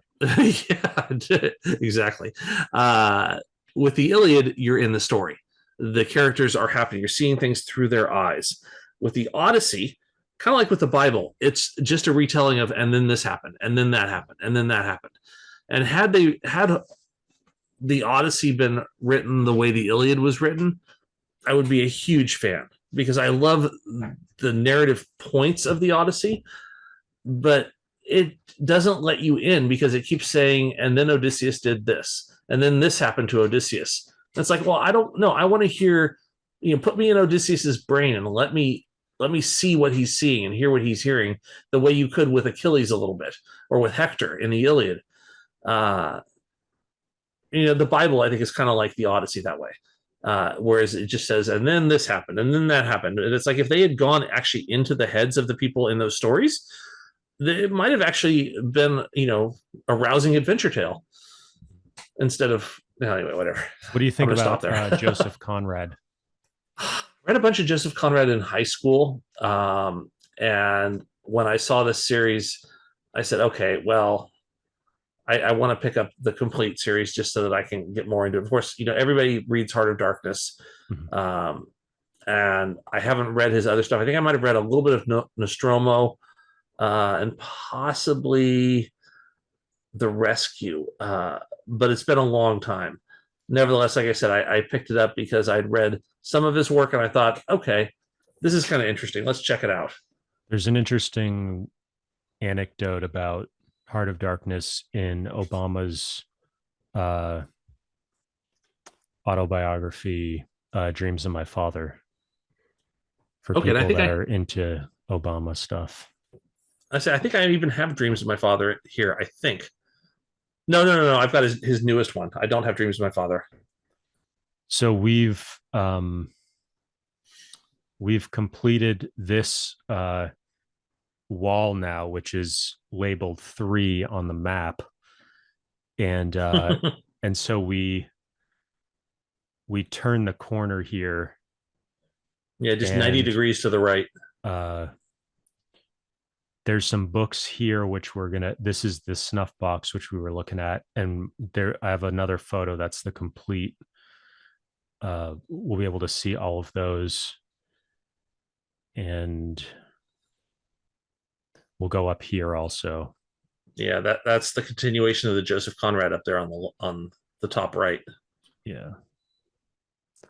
So here's more. Yeah, here it is.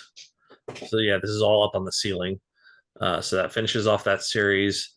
And then I moved through a bunch of these that I heard good things about, or like the Pat Conroy. I think that was my wife's. This is a good looking Victory. Everyman, actually. Yeah. Another Heart of Darkness Penguin classic, looks like. Yeah, those sort of sun faded paperback ones all came from my advisor, my college advisor. Roberta Cray, The Sword and the Lion, right there that your cursor's on. That was an incredible. That was the first fantasy tale that I'd read that took place in the Greco-Roman era, outside of the Homers. That was a lot of fun to read. It was long, but that was a beach read. What's Adventures of Robin Hood, Paul Creswick. Reader's Digest? Does that mean it's a abbreviated? Yeah, it's a Reader's Digest book. It was, as far as I know, it's not abridged or anything. It was a pretty darn good tale. I remember really enjoying it. And someday I'm going to get back to it. Little Big was another great one. John Crowley. That one I really liked. One of the confusing things for reading these medieval stories is that it's sometimes hard to identify which is the actual sort of an official telling, quote unquote, from the time period and people writing their own take on it. So I would assume this is the latter type, right? Yeah, exactly. But it was well done. And again, so much of what we read and enjoy, it's a product of the time in which we were reading it and what was going on in our lives. And I just remember reading that again over 30 years ago, going, okay, this was a lot of fun. Here's the D. So we're getting into D here. Yep. Heptameron. What about the Midwife's Apprentice? Ooh.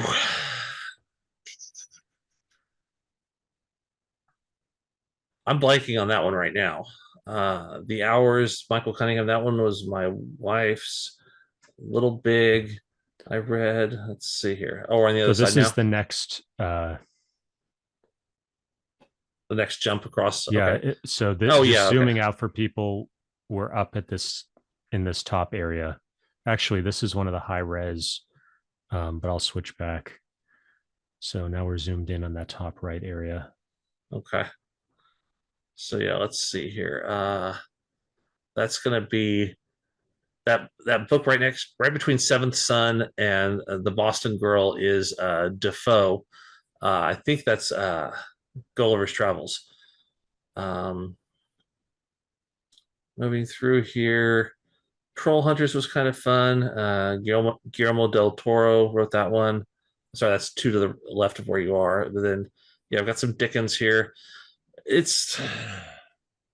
haven't read as much Dickens as I'd like.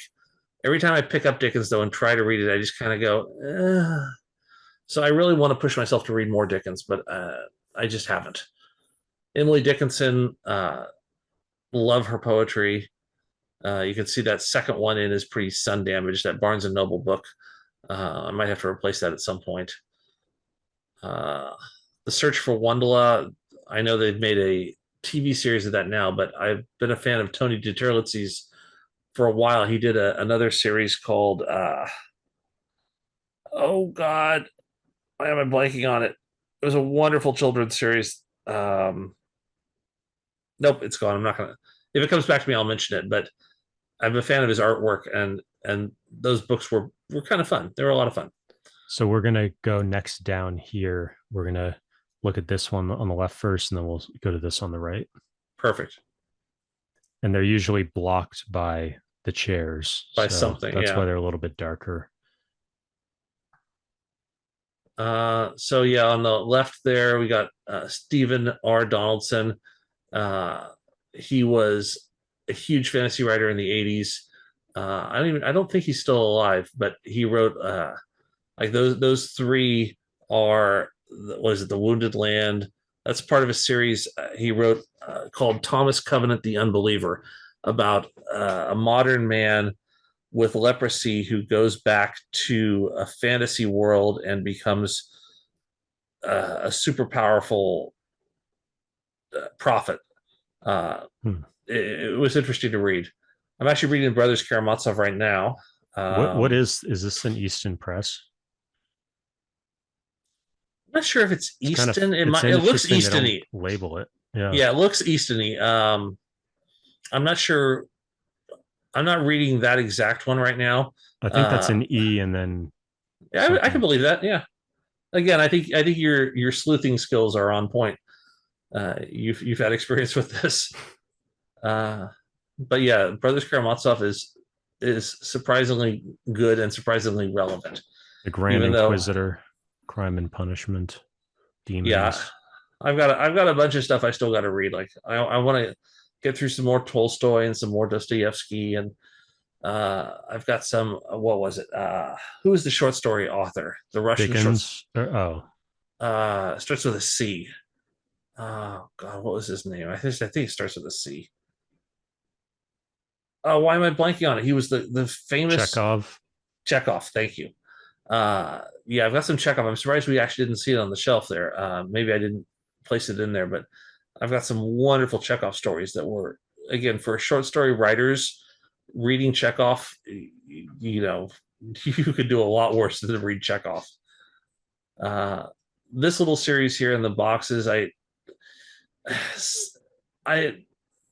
you know what it's like. Anybody who loves to buy books and read books, sometimes you find things that look really good on a shelf, and then you open it up and you just go, yeah, but I don't like the typeface, or I don't like the size of the book, or whatever it is. And this is one of those. This particular set is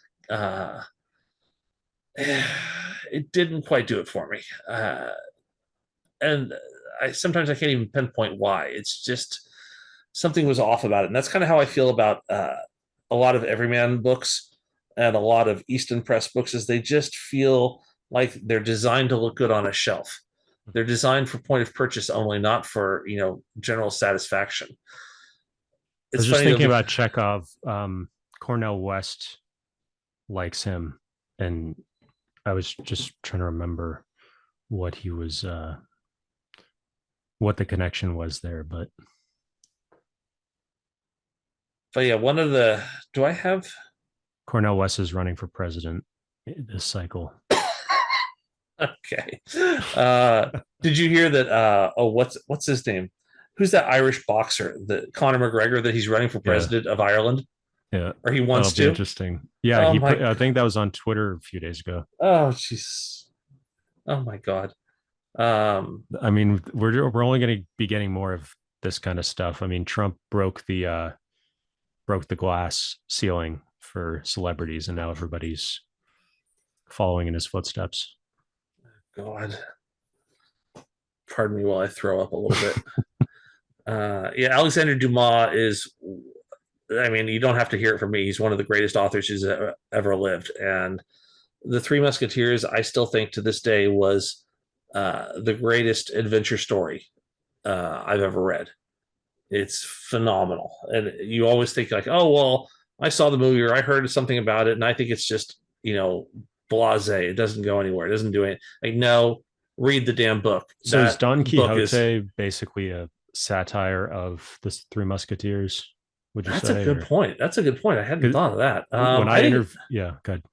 No. You might have when I interviewed Alexander Arguelles, we were talking about how the great books of the Western world has a gap where they don't really include a lot of medieval stuff, and the one book that they really have that represents the chivalric romances and other stuff like the Three Musketeers, is Don Quixote, and that's satirizing that whole genre. So they don't have anything in there that's of the genre. They only have the satire of the genre, and it sort of shows you the ideological bent of the editors and what they chose and what they left out. Well, there are I believe a lot of books on courtly love that exist, and you see them in romances like Tristan and Isolde, there's a bunch of stuff about Arthurian tales of courtly love, and I think that's what Cervantes was going after. What was those kinds of things? And I remember you're making pop into my head now the idea that I had written several sort of term papers on courtly love back in my medieval classes.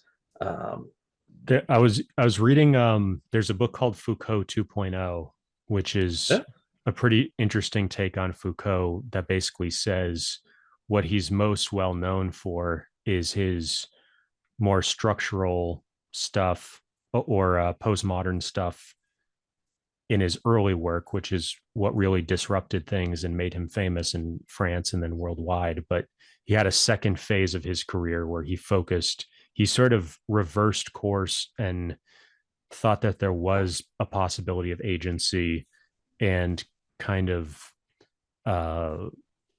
went in a different direction. And I was thinking about just the idea of an episteme and how the chivalric romances sort of represented aristocracy, and they represented an old style of an old world that I think maybe they wanted to leave out from the canon. Interesting. Because it's sort of if you look at the history of the novel, I was doing some research a couple of days ago on the history of the novel, and this argument that I forget what is the book that's considered the first novel. You probably know, but like, I was wondering why aren't the chivalric romances or King Arthur, like, why aren't those considered novels? Well, I think a lot of it, God, I am really getting more neurotic as we progress through these interviews, because I don't want to misstep and say something that's completely egregiously wrong as opposed to something that's just a little bit wrong. But I think that a lot of it goes back to, are you in the character's head or not? Is it an Iliad story or is it an Odyssey story? I mean, I think the Bible could have been a novel if they had spent more time in one character's head or multiple characters' heads and then tied it all together. Same thing with the Odyssey. Maybe it was Robinson Crusoe or Pamela Richardson. Those are often listed. There's actually, I Googled it, and there's a Wikipedia entry called List of Claimed First Novels in English. Mallory's Morte d'Arthur is the first one listed, but most people would not point to that. But that's kind of where I was thinking. There's also Bunyan, Pilgrim's Progress. Actually, I think that's the one that that came up in my research of like something about that. Robinson Crusoe also. Actually, I already said that. But that's kind of an interesting little debate about like what really distinguishes the novel. And what I was thinking about is, to what extent does the criterion of because a lot of novels aren't first person point of view, so they are outside the head of, I would say the majority of novels aren't, you never get first person. So it's not that it's first person, and so therefore the distinguishing features of what is considered a novel are actually these other things that are more to do with the perspective of modernism and individualism. And that's not really to draw a sharp line there is a little bit suspect. That's fair. Yeah, that's fair. I can see that. I'm just trying to think. I think one of the first, if not the first, Japanese novel, which is The Tale of Genji, which I suppose, despite whatever person you're in when you're reading, whether it's first person, second person, third person, an omniscient versus, any of the other different points of view, I think if you are following a character, and again, I'm looking at this more from a writer's construction point of view, when you're following a singular character or a singular narrative, The Tale of Genji isn't That's a simple arc. It's a more zoomed out.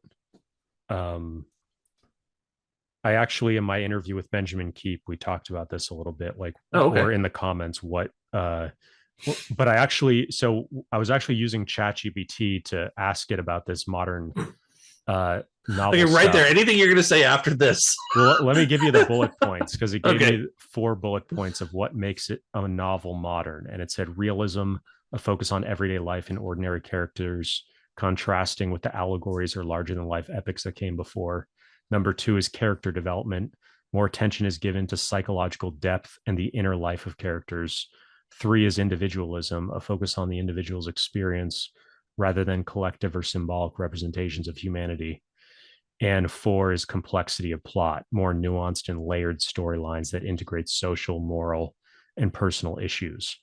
And what it said came before novels are epic poetry, medieval romance, allegorical works like Pilgrim's Progress, and picaresque novels like Lazarillo de Tomes, which early forms of episodic fiction focusing on the adventures of roguish characters. So maybe even Three Musketeers fits into that. I don't know. Man, there's a lot to take apart in that, though. I mean, we could spend an hour on each one of those points, because I think a lot of that actually is valid. But I also think that some of it doesn't necessarily invalidate some other aspects. Boy, I don't know. We'll have to have a whole other discussion just about that. Tom Jones, F. Scott Fitzgerald. Yeah. White Oleander, Janet Finch. The Curious Case of Benjamin Button. Yeah, that was interesting. I actually hadn't read that one until I'm trying to think. I heard that the movie came out, and then I went and picked up the graphic novel, the graphic novel that was made before the movie. And the graphic novel had one of the creepiest, most astounding endings I'd ever seen. Like visually, it was haunting. It was incredible in the graphic novel. And I thought, okay, all right, I've got to pick up this book, because if the words are as good as that, I'm going to be blown away. And I haven't gotten to the books yet, but I will say the graphic novel was, wow, it was mind blowing. I don't see The Great Gatsby here. I hate The Great Gatsby. You're not going to see it here. I hate that book so much. Why do you hate it? Oh God, I think it's because, again, like I was saying a minute ago, played out. It's well, no, it's like what you feel about a book has a lot to do with where you were when you were reading it. Yeah, and I think it was one of those things that was forced on us in high school, and I think that it wasn't taught well, and I just I wasn't smart enough to wrap my brain around the nuance of it, and so I came away from it just going, this is nothing. I'm wasting my time here. It's sort of a sibling in American studies with Horatio Alger, in the sense of sort of critiquing a certain aspect of American, a little bit different actually, but it's sort of a representation of a certain aspect of American culture. Well, and certainly we're still, I was gonna say, we're still going through it, in terms of the wealth inequality being one of the single largest issues facing our entire globe, but certainly our American society. But it's also the American dream. So the idea with Horatio Alger and Gatsby is that, like, you can become anything, and there's social mobility, class mobility. Yeah, the Ayn Rand, climb your way up and start your own railroad, and yeah. A Room with a View. Yep, Room with a View, Howard's End. Alas, Babylon, right there by Pat Frank, right next to Jonathan Franzen. That was about nuclear war, and that was another one of those haunting ones, because I read it in the early 80s, I think, and back then we were closer to the Cold War. Actually, I think still in it at that point, even though I was a kid when I read it. Yeah, sorry, there's low quality photos here. Considering I took such high quality photos elsewhere, it's a shame that I took such low quality ones here. There's something about red and black where they really kind of smudge together. They don't play well together. Yeah. I suppose if you'd paid me tens of thousands of dollars, I could have made better photos for you, but F you. No, I'm just kidding. How to sleep with a movie star. That's interesting. Yeah. Let's see. What do I have here? This Catch-22. That's another kind of self-helpy. Yeah, totally. I can see that. Ernest Hemingway's short stories. A Thousand Ships. Is that a reference to I want to say Helen? Oh gosh, yeah, Helen yeah, of yeah, Troy. yeah. Launched a thousand. Launched a Yeah, thousand ships. exactly.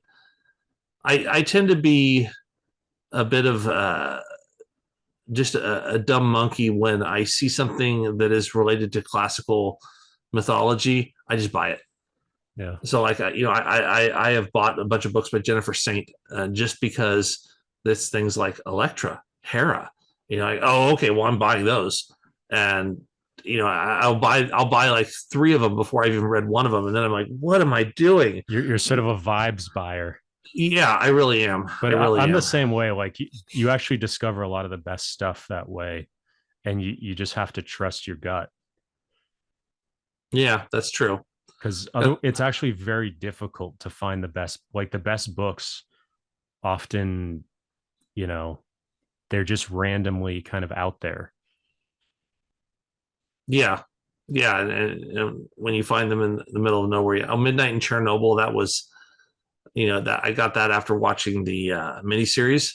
Mm-hmm. That was still to this day, I think, one of the best miniseries I've ever seen. I cannot believe how good it was, and I can't wait to share it with my kid. I watch all these people die horribly, dude. Right there on the right, I read him the Iliad and the Odyssey when he was younger. Those are children's versions of the Iliad and the Odyssey, so they really break it down into simple terms. But it's fun because it's bedside reading. It was great. Candlewick Press. Candlewick Press. Yeah, there you go. And it was as you can see, it's a boxed set of 2. Is this one of your wife's books? What to expect when your wife is expanding?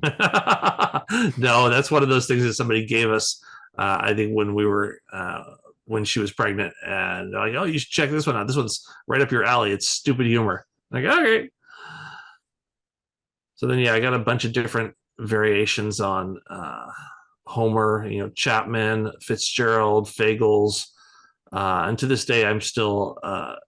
Those 2 right there are, I think, Everyman, and they are the Fitzgerald translations, which I prefer to the Fagles, but I've also got some Fagles in here somewhere. So we're skipping now to the second bookshelf right here. Yeah. And so all of this is, I think, going to go. This is all David Eddings, and I'm going to get rid of all of this based on what I've heard about the guy subsequently. I used to love his books and read them as kids, and he was the it guy in the 80s for fantasy.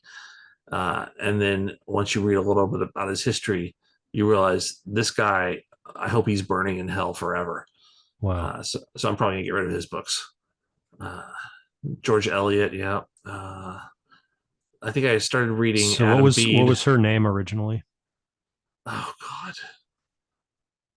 Couldn't tell you. I don't know either. So I'm just going to. I was going to say, if I end up looking it up, I don't know. Georgia, let me just see. Pen name of Mary Ann Evans, 1819 to 1880. Prominent English novelist in the Victorian era. Yeah. God, she died at 61. That's awful. Too many people dying too young, man. We got to do something about that. Eliot's novels are known for their realism, psychological insight, and social critique. Of course, The Never-Ending Story there, that's the book version of the movie that I grew up with. T.S. Eliot, has a lot of his stuff, including his poems like from that they took when they made the Broadway show Cats. Princess, Priest, and Poet, wonderful.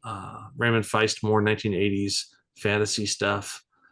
Now we're getting into some F. Yeah, we're getting into some. So we got Tina Fey right next to oh God, what is it? The Shanama. I haven't read that yet, but I wanted to read that. Persian Book of Kings. Book of Kings, yeah, that's another one. I'm trying to get myself more open to reading different cultures, and that's one that I'm really, really excited to read at some point. Haven't Tina gotten there Fey, yet. Bossy Pants. So that's a novel. Uh I think it's just a book of humor. I mean, Right. it's not like jokes like, set up punchline, but I think it's, oh yeah, there's right there on the left, you can see The Million Little Pieces by James Fry. That's it. That was the book that, yeah, started the whole revolution, as it were. So a bunch of Robert Frost here. I was like, I don't think any library is complete without some Robert Frost. Yeah. Neil Neil Gaiman, Gaiman. I've never really gotten super into, like American Gods. I just didn't enjoy Fragile Things. I thought the Graveyard Book was okay. Uh, Neverwhere, I think, was okay, but he doesn't particularly do it for me. So What's the if deal I with the spy books? these were again younger adult late kid books that I was reading to my son, and they were just kind of fun little bedside reading is what I call it. Bedside reading. What about Eat, Pray, Love? That was my wife's. I haven't read that one, Okay. although I've heard good things about it. Then I got a bunch of Gilgamesh there. One Woman's Search for Everything Across Italy, India, and Indonesia. Gilgamesh. Some different editions of Gilgamesh. I wish, yeah, I really like Gilgamesh. I'd like to know more about it, but I haven't really studied it a lot. Let's see, what else do we have? A Princess lot of, Bride. oh God, I was surprised that I didn't like that book at all. Huh. I was really shocked. I hate to be Mr. Downer. Oh, Brighton Rock, Graham Greene. Now that was good. Oh God, it's been so long. I'm telling you, yeah, this is a walk down memory lane for me. Wow. Everyman, yeah. Matt Haig. Yeah, he did. Didn't he do? Yeah, the curious case of or the curious incident of the dog in the whatever it is. It's right there.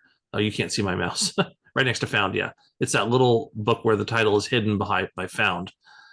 That was a wonderful one. I think with these Everymans, this is what it looks like underneath the dust jacket for a lot of them. Yeah, yeah.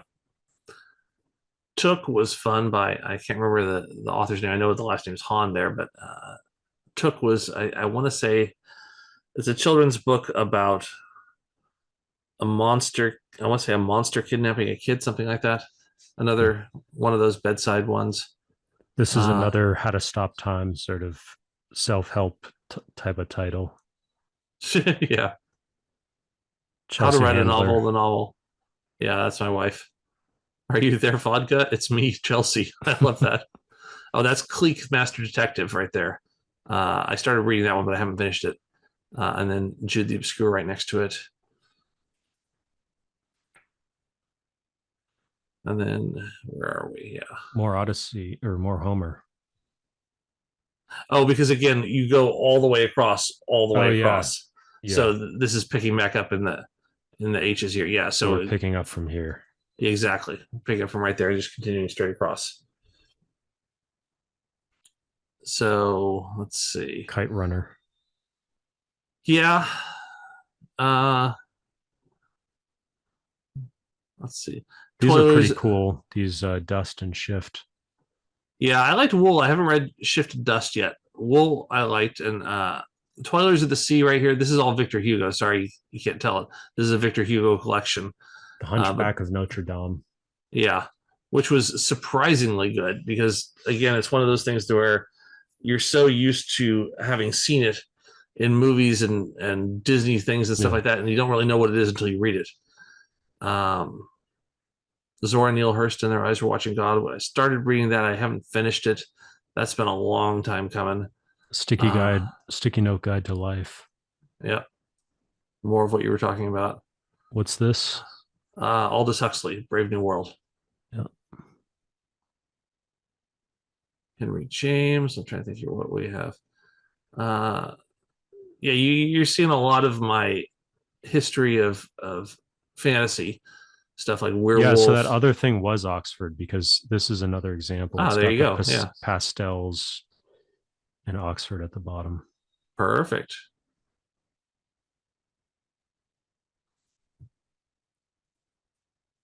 I think what else do we have? Is that it for that shelf, or does it? Oh, it is. Okay, yeah, and then it goes up to the other wall. So Yeah. let's see. So now So it's, yeah, there it is, upper we're left. now going up here, and I actually have a better photo, I think. But just getting the perspective, this is shelf 3, and that's the stairwell over there, and then we'll be curling around over here.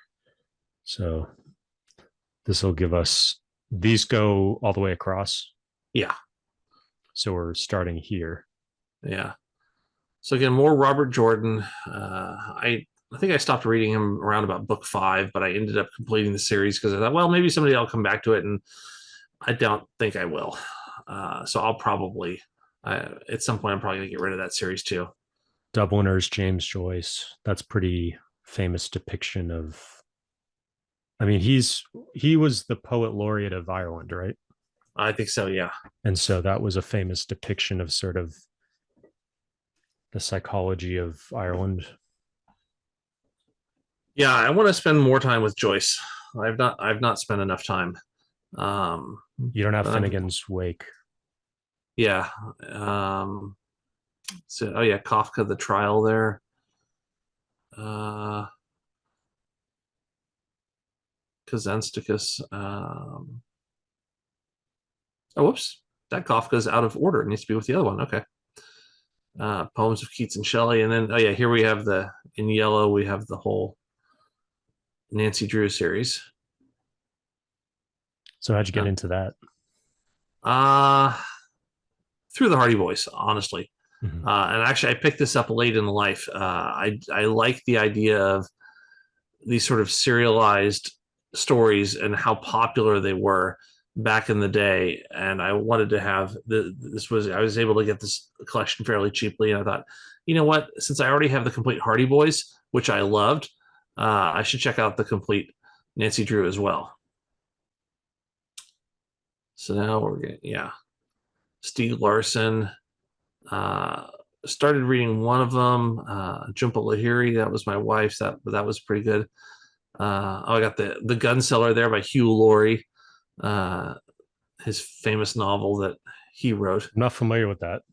Well, it's only famous because he's famous Oh, okay. as an actor. I mean, I've got a lot of books actually written by celebrities who are known for their acting, and as a result, they get massive book deals, and it pisses me off to no end. But no, it doesn't. I wish them all the best. I wish all of them all the best. It's awesome. To Kill a Mockingbird.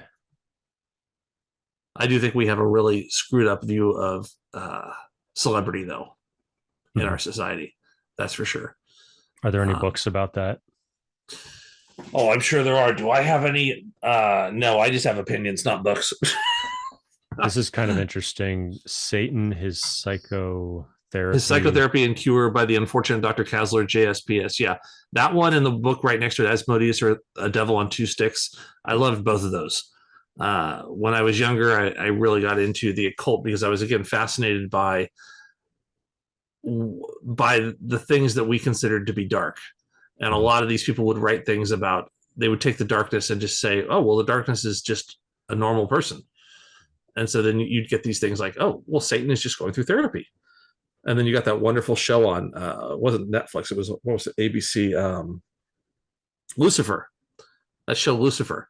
Such a good show. At least the first few seasons were a lot of fun. Part of what's also, yeah, go ahead. Oh, I was just saying where they humanized him. And so I think humanizing these darker aspects of who we are is a lot of fun. I enjoy those things. Yeah, I'm going to be teaching a course on psychological theories, and the most popular one is the Big Five, but there's also the Hexaco model, And part of what's interesting just in the history of psychology is that they sort of wanted to remove the question of good or bad from personality. There was this idea that morality shouldn't be part of personality, and personality is sort of morally neutral. There's no such thing as a better personality or worse personality. And later developments like the hexaco model or the dark triad sort of call that into question. And so there's always been sort of in the history of intellectual history of psychology, there's always been this interesting kind of dichotomy between what is the nature of evil, which I think the technical name of that is theodicity, but I could be wrong. It might be something else. But just sort of theories of evil, and that goes back to theological writings as well. Yeah, I definitely speech. think. Yeah, no, I think that the our definitions of good, of evil, of beauty, of ugliness, they change with time, with society's viewpoints. And it can be something as simple as, a celebrity or a famous paper or a historical event can, or an advertising campaign can shift how we view things that we would otherwise just take for granted.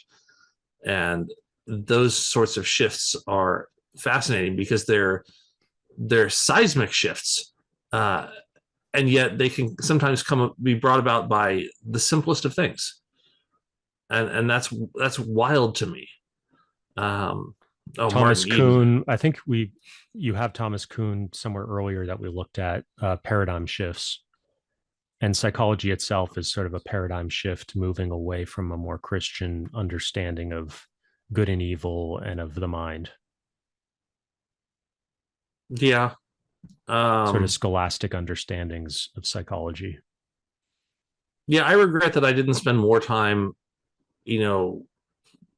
really studying literary criticism and how it evolves over time. I would have liked to have taken more classes in that sort of thing because my knowledge of it is just very limited. I will say Martin Eden by Jack London there. I've got three, or at least, 3 or 4 copies of Martin Eden within those 4 books there, because that book blew my mind.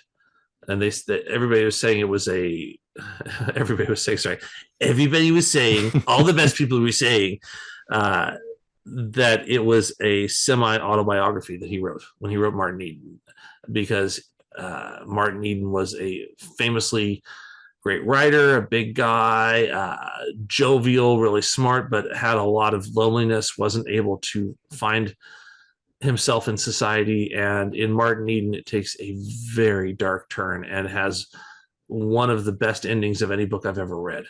Just amazing book. So I recommend Martin Eden, especially if you're a fan of Jack London. But even if you're not, I think Martin Eden just stands alone. It's just, wow, what a book. You've got Henry Wadsworth Longfellow here, the complete poems. Yeah. I was just watching CBS Sunday Morning, which is one of the best things on mainstream TV that still exists. They did a special with Justice Ketanji Brown Jackson because her memoir just came out. Oh yeah, that's right. The Lovely One. And the first scene in the CBS special is she's with Nora O'Donnell is interviewing her. And she said her favorite poem from her childhood was The Ladder of St. Augustine by Henry Wadsworth Longfellow. And the toiling at night, that was sort of her, that's what pushed her to achieve when she was growing up.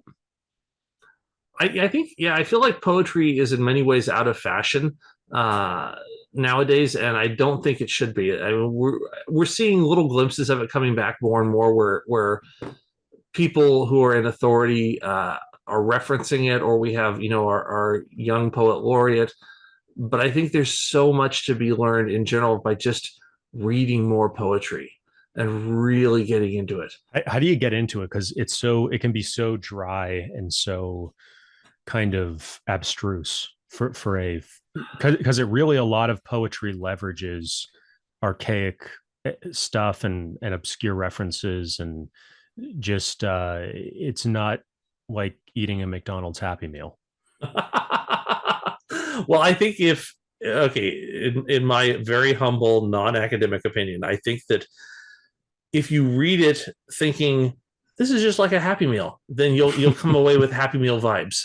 I mean, in all seriousness, I think that if we go into it expecting it to be archaic and dry, then it's going to be. But if you go into it saying, you know what, I don't care if this person lived 400 years ago, they're still talking about something that is very human to me. And even though this person, built their own cottage with their hands and lived on, swamp fish every day, and I've never done any of that, you can still find a human connection in it. And that's kind of what I like to look for when I'm reading it is I'll look at something and I'll go, okay, how does this relate to me?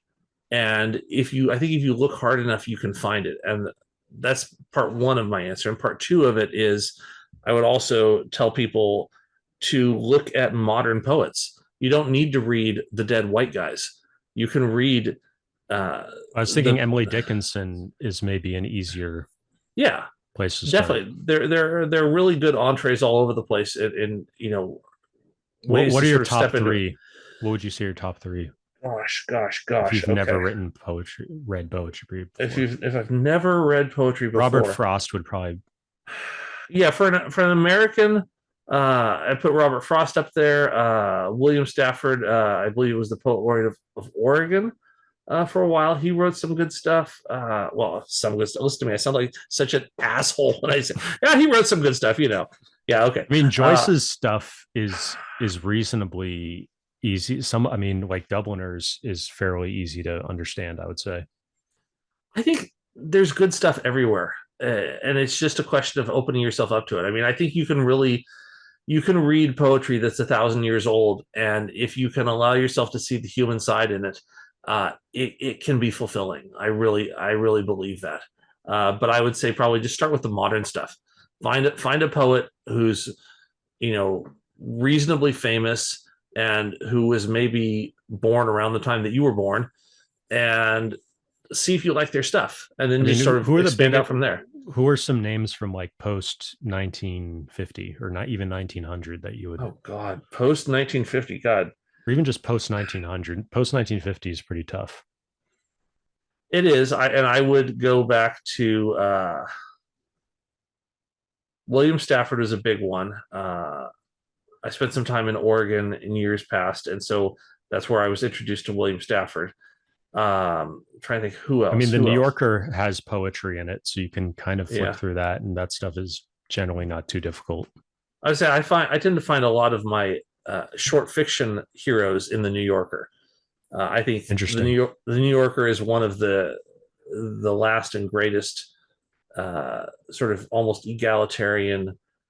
They've kept alive a lot of they've kept alive a lot of traditions that have totally died out.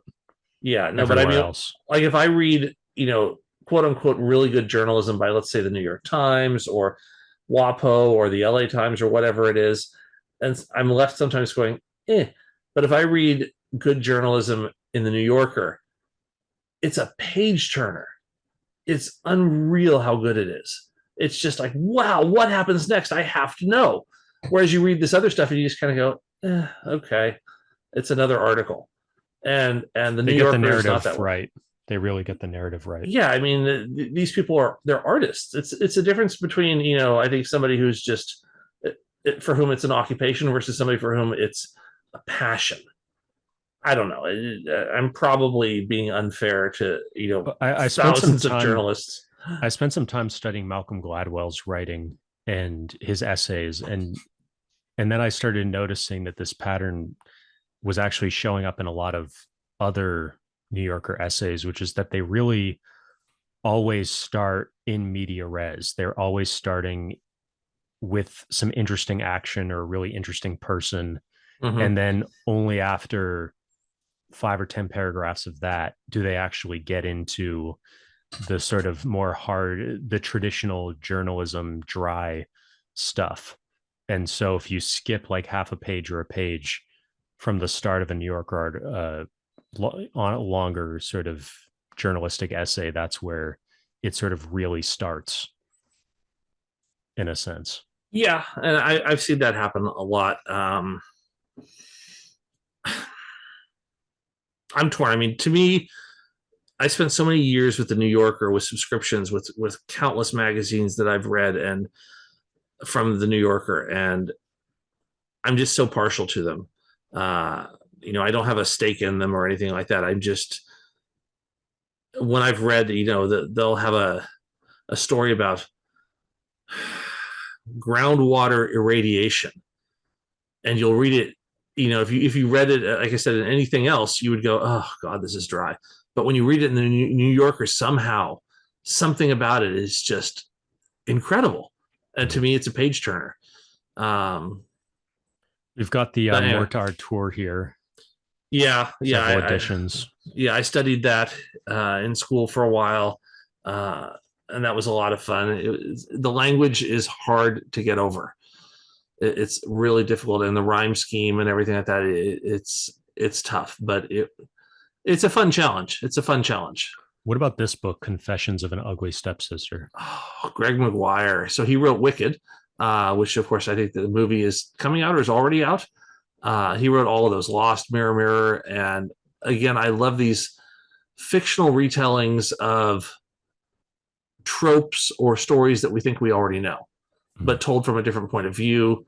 My favorite one being Madeline Miller, that we're going to get to in a minute because it's coming up. There she is right there. Circe and the Song of Achilles. Look at that Song of Achilles with all of those bookmarks in it. The blue one on the left, or excuse me, on the right. And we're going to have a separate section at your desk where you're talking about this, right? Are we? Or we already filmed that like 2 months ago. Right. I say I'll talk about it again. My wife laughs at me because every time we go somewhere, like if we go into a bookstore, if we go to, meet anybody who is in any way involved in reading or writing or something like that, I'll say, "Have you read the Song of Achilles? Dude, you need to read the Song of Achilles. We have to talk about it. I'll be back. You just met me, but I'm going to be back in like 3 hours and we're going to discuss it." Oh my God. I got some Christopher Marlowe there. Let's see. Hilary Mantel, I heard good things about it, but I haven't read that one yet. Who published this? Do you know? I don't, but I think it's another one of Probably those. Folio or it's one of those types of things. Life of Pi, Jan Martel. I got so into the Life of Pi that I picked up some of his other works. I thought the Life of Pi was incredible. I never saw the movie because I don't want to see the movie. I don't want it to be ruined by what was so amazing in the book. 100 Years of Solitude was also pretty popular. Oh yeah. What do you think of that? Well, so I studied a lot of magical realism in college and and when I write, I tend to write in magical realism anyway because I like the idea of it just being a different way to look at the world. Magical realism in general, gosh, how can I sum it up in a sentence in a way that means something to me? The idea that it doesn't explain why a thing is. It just gets into its new reality is this thing. And you kind of mentioned it with Salman Rushdie's Satanic Verses. That'll come later in this video also. Yeah, that'll come in a couple shelves. But yeah, it sort of focuses less on realism in the sort of superficial sense and more on almost kind of the Jungian stuff you're interested in and kind of projecting outward. I mean, part of the intellectual history of Freud is sort of him taking the outward manifestation of the emotions, which are sort of the mythological gods and goddesses of antiquity, and sort of internalizing them and putting them inside the mind. And so magical realism kind of takes them back outside to an extent and allows you to dramatize them. Yeah, the way I look at it is, if you think about, let's say, Superman, the comic book hero, in anything that you've ever seen Superman in, at least in modern times, it's Superman. He learns that he's got these superpowers, and then he goes out and he punches bad guys into submission. And what magical realism is to me is Superman without the foil of those bad guys. It's Superman waking up, realizing that he has powers, and now struggling to re-identify himself under this sort of new reality. Like, who is he? What does it mean to be the strongest person when you can't solve your problems through punching or through flying around, but you still have to be a part of humanity? And that's kind of touching on what, to me, magical realism is, which is this idea that things just are the way they are. Now, how are you going to deal with it? And things are subtly different. Okay, so witches exist, magic exists. So okay, is Harry Potter sort of a... No, I wouldn't consider Harry Potter to be that way. I would consider it to be something where almost everything is straight modern as we know it, except for one twist. And generally it's a personal twist. It's one person born with telepathy, with wings, let's say. Okay. And so you're a person born with wings. How do you deal with the fact that you have wings? What does that mean to you that you have wings? And the wings are, maybe they're a metaphor for something, maybe they're an allegory, maybe they're vestigial, maybe you can actually use them, that the character can. But there's something just slightly off in the world, and that's represented, at least to me, by what magical realism stands for.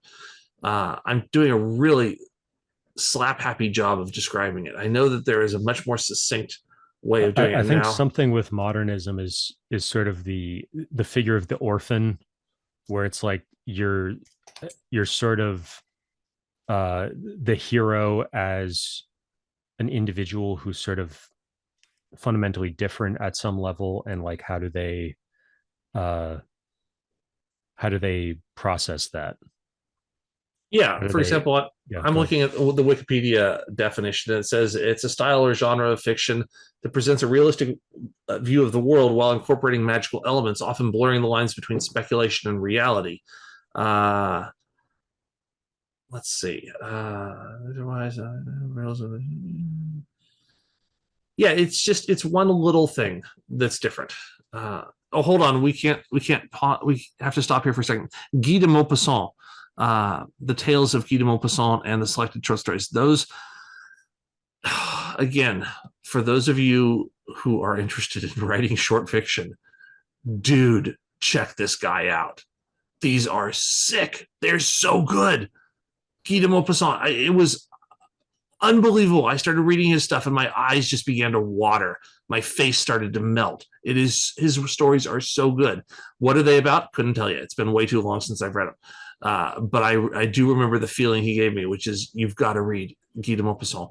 And I'm sure I'm totally screwing up how to pronounce his name. Sorry about that. Blood Meridian. That's going to be my wife's. I have not read that one. Let's see. I'm not familiar with this library of Indiana classics. Yeah, I wanted a hard copy of Brewster's Millions because I had seen the movie with Richard Pryor. So I wanted to find the actual book it was based on. And anytime I watch a movie and it says from the novel by, I instantly go out and research the novel. And if I end up liking the book, then I'll pick up, or if I end up liking the movie, then I'll pick up the book. Hmm. So that's what that one was. And I need to read it, but I haven't gotten there yet. A lot of these are kind of all over the place. Oh gosh. Okay. Here's another favorite one coming up. Leonard Michaels, The Men's Club, Going Places. I would love them if I could. Would have loved them if I could. He was a 60s Berkeley's grad who wrote a bunch of postmodern short fiction that is so soul touching. It's just deep. It fills you with his warmth and love of humanity. And he passed away, I want to say 15, 20 years ago, maybe. I'm not sure. But his work is so, so beautiful. I really recommend Leonard Michaels. And of course, moving on to Madeline Miller. Oh, Henry Miller. Henry Miller is the one who was having the affair with Anais Nin. So you see Tropic of Capricorn there. But hold on. Let's Well, talk about Madeline Miller. We did a whole deep dive on this, so I don't want to. All right. I'll stop with Madeline Miller. I'm her biggest fanboy. Yeah, there's going to be a whole probably 5 or 10 minute section on that coming up later in the video. So we'll have timestamps, and you'll be able to skip right to that.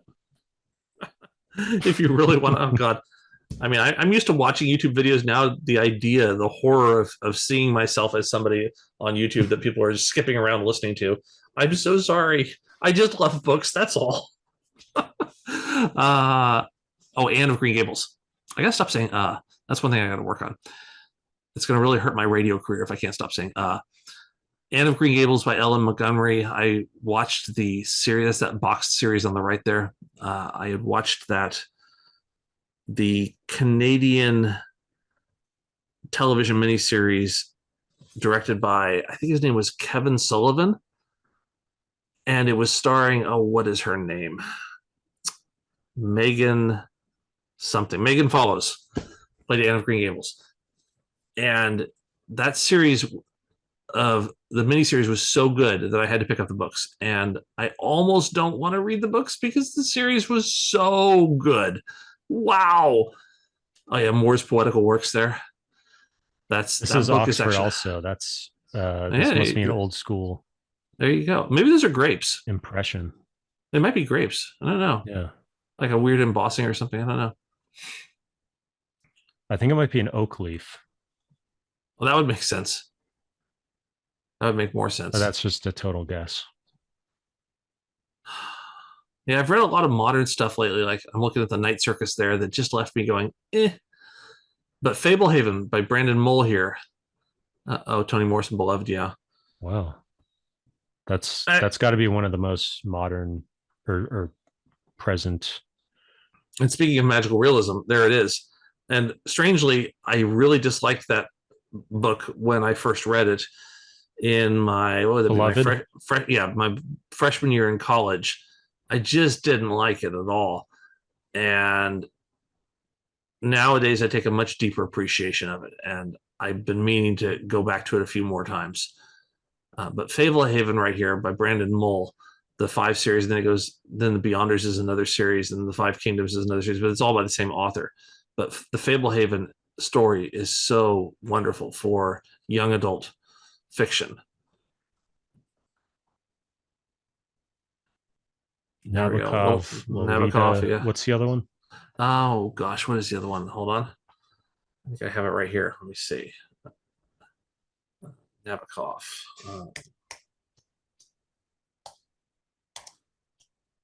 I'm spelling Nabokov wrong. Let's try that. Let's see if I can spell it properly. The other one is. What are you telling me? Panine, I think it is. Panine was an introduction by David Lodge. Got the Song of Roland here. That's another classic. Yeah, that's another classic, exactly. And then I'm trying to remember what some of these are. Audrey Niffenegger. That was fabulous. I did, again, I don't like With the Life of Pi. I don't want to see the movie, but the book was lovely. And that was also, I would almost call that magical realism too, because there was only one thing that was different about the modern world. Oh, there's Anais. There she is. I think I have, don't I have more than that? No, yes. The Unexpurgated Diary. Yeah. So that's a good little, that basically means uncensored. Yeah. And for a lot of classic works, there are various sexual themes usually that used to get censored and removed or left untranslated. And it's only in the last several decades where it's become normal to not censor those kind of things. Well, in the big book that she was known for is right there, Delta of Venus, which for those of you who may not understand that reference, it refers to the pubic region, the delta of Venus on a woman. The triangle, the letter delta in Greek looks like a triangle. Basically, it is a triangle. There you go. In the lowercase. Yeah. So without giving too much away, I just gave it all away. but fabulous book. And you do have to take a certain amount of, you have to be able to put aside the fact that I'm reading erotica. What's wrong with me? And just sink into the fact that this is just amazing writing. I don't care, if she's talking about changing a tire or self-pleasure. Dude, it's just good writing. It's incredible. Sorry, you can't see that Mary Norton stuff. Now here we start on the Joyce Carol Oates. We actually met Joyce Carol Oates at a signing and a talk once many years ago, and my wife and I had collectively had a few of her books, and then over the years we just kept collecting, and you can't keep up with her. Like, I can't buy books as fast as she can write them. It's weird. This woman. What's the Female of the Species about? I haven't read that one. I've read I think we have something like 20 of her books, and I've probably read 3 of them. Oh, okay. But she is a wonder, and especially her earlier works they're very human, and they talk a lot about human foibles and how very real human problems can deeply, but sometimes surface level problems can deeply affect someone or a family or something larger. It's got Animal Farm there, Orwell. Yep, got some Orwell in there too. Now, actually, that should not be there, because then it goes. I've got Oates, and then I go back to Oates. Yeah. So that was me putting something in the wrong section. So I'm glad we pointed this out, because sometimes I look for a book, and if I can't find it in the section, I go, where do I even have it? So Joyce Carol just goes on and on and on. And I've got a similar fascination with Iris Murdoch. Oh, did we pass? Oh, yeah, we must have blown through Iris Murdoch already. You've got multiple editions of some of these. Yeah. Some of them we picked up. Some of them were damaged, either in a move or, whatever, sun damage, something like that. So we ended up having to get another one, and we haven't thrown out the first one yet. In a way, this is kind of good, because it's telling me, okay, I could actually clear up some shelves and get some more room to buy some more books. So that's cool. James Patterson. I know. I'm sorry. I'm sorry that I have some James Patterson, but I do.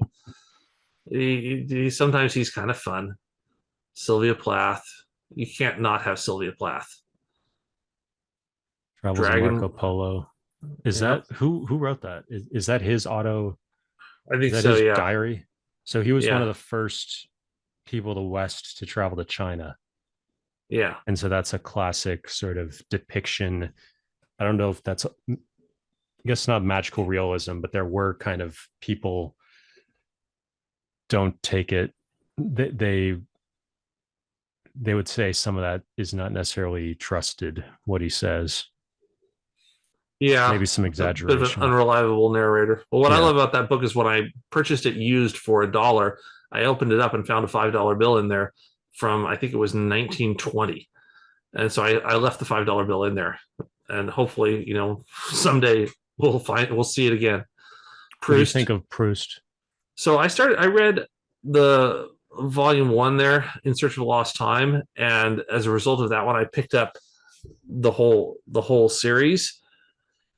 I thought it was really difficult to get into, but once you got rolling, it was beautiful. I felt the same way about Anna Karenina. Anna Karenina was really tough to get into, but once you sort of go, okay, I'm in Russia now. Everything's cold and bitter and awful. Then Anna Karenina started to work. Atlas Shrugged. Yeah. I kept that one around just because I read it so many years ago, and I remember reading when I was probably 17, going, wow, this is incredible. She knows how to look at the world. And then I think I slept on it the next day, and I went, what the fuck is she talking about? But I kept the book because it's a moment in time. Yeah. All Quiet on the Western Front. Yeah, I haven't read that one yet. Wide Sargasso Sea there, though, by Jean Reese. Amazing. Wide Sargasso Sea. Such a good story. And so you can blow through that one in an evening. So good. More children's books. Now, here's all the Riordan stuff. So I got a ton of Rick Riordan stuff. I tried to get my kid into it. He says, no, he's not into Rick Riordan. So, okay. Come all the way back down here. There we go. Okay. Now we get into Rumi, speaking of poetry. And then we get into some Rushdie. I remember when the Satanic Verses came out and everybody was talking about how it was dangerous to read the book and bad things could happen. And I remember I laugh at myself for this. I covered the book in a paper bag so you couldn't read what the title was. And I carried that around and I was reading that book because I was so convinced that everybody in my middle school or wherever the heck I was when I was reading it was gonna, like, you're reading Salman Rushdie? Blam! I was just so convinced that bad things were gonna happen just by reading that book. And it's, of course, very well written. But there's something about Rushdie's cadence that just doesn't work for me. And Midnight's Children there was actually recommended to me by Robin Williams. He was telling me, you got to read that book. I met him by chance at a bookstore once, and he says, you've got to read Midnight's Children. And I was just talking to him briefly about it. And so I picked it up as a result and started reading it. And of course, it was just as wonderful as the Satanic Verses. But Salman Rushdie's a tough read. You've got to really be committed to get into Salman Rushdie. Catcher in the Rye, of course. 9 Stories by J.D. Salinger. And With Love and Squalor. Those are incredible. Those are incredible. And those are the things I think more so than The Catcher in the Rye that really made me love Salinger. There was a great segment on CBS Sunday Morning just a couple months ago on J.D. Salinger and his girlfriend or whatever. They did an interview with her, and how he basically, after he became famous with Catcher in the Rye, he basically moved into this cabin and wouldn't do interviews with anybody and was like a recluse the rest of his life. Yeah, and we'll get into that once we get into the 900s, because I have a biography about him. Well, I'll tell the story when we get there. Yeah. Let's see. Yeah, The Witcher. I wanted to get into The Witcher because I love the IP. I love the intellectual property of it. I love the video game of it. But man, those books are hard to get into. I read The Last Wish years ago and I thought, this is okay. And then I tried it again recently and I just said no. So I keep the books around, but I'm not sure. I think if I cleaned out everything that I didn't like, I think I would have a lot more room on my shelves. Which one? Sapphire. Lear. How do you say that? Liar? Is it liar? Yeah. Yeah. Archaic lyric and women poets of ancient Greece. Yeah. Yeah. A lyre is an instrument, kind of like yeah, exactly. No, those were some fun poems in there. You get some Lord of the Rings down there. Yeah. So this is no longer these photos are no longer representative of what my shelves look like, because I put in the edition of the Waverley novels, which is 48 volumes. So I've shifted everything down and across, but at least they're still in that order. Yeah, more. That's all Tolkien back there. That's all Tolkien. That's my Tolkien. What is this logo? That is his signature. Yeah, his little signature that he invented. His little signature. Oh my God, I sound like such an asshole. Okay. There's Tolstoy, Confederacy of Dunces. Yep. I remember reading about. Oh, sorry. Yeah, there's your Anna Karenina. Yeah, Anna. But see, like, that particular edition is difficult to read. And that's how I feel about Everyman in general. Is that the text is just a little too small, and the book doesn't really feel right in your hands. So even though it's cool to have these editions, I'd rather have something that's that fits better when you're sitting in a chair in your lap. Mary Poppins. Yeah. Oh, William Trevor. There's some good stuff. He was an Irish writer. Yeah. So now we're down there in the bottom right now. Let's see. No. So actually here we oh yeah, I moved the chair for want this to see one. the rest of your token. Yeah. Sorry for the quality, everybody. This was, I think these were phone shots versus, and I was taking these at night versus using an actual camera and doing it the way I should have. So now we're down here. Yeah, Jules Verne, some Virgil, some Updike. I didn't realize that Updike Which Updike wrote, is that? John Updike. Oh, that no, that particular one. Title. Trust Me. Trust Me.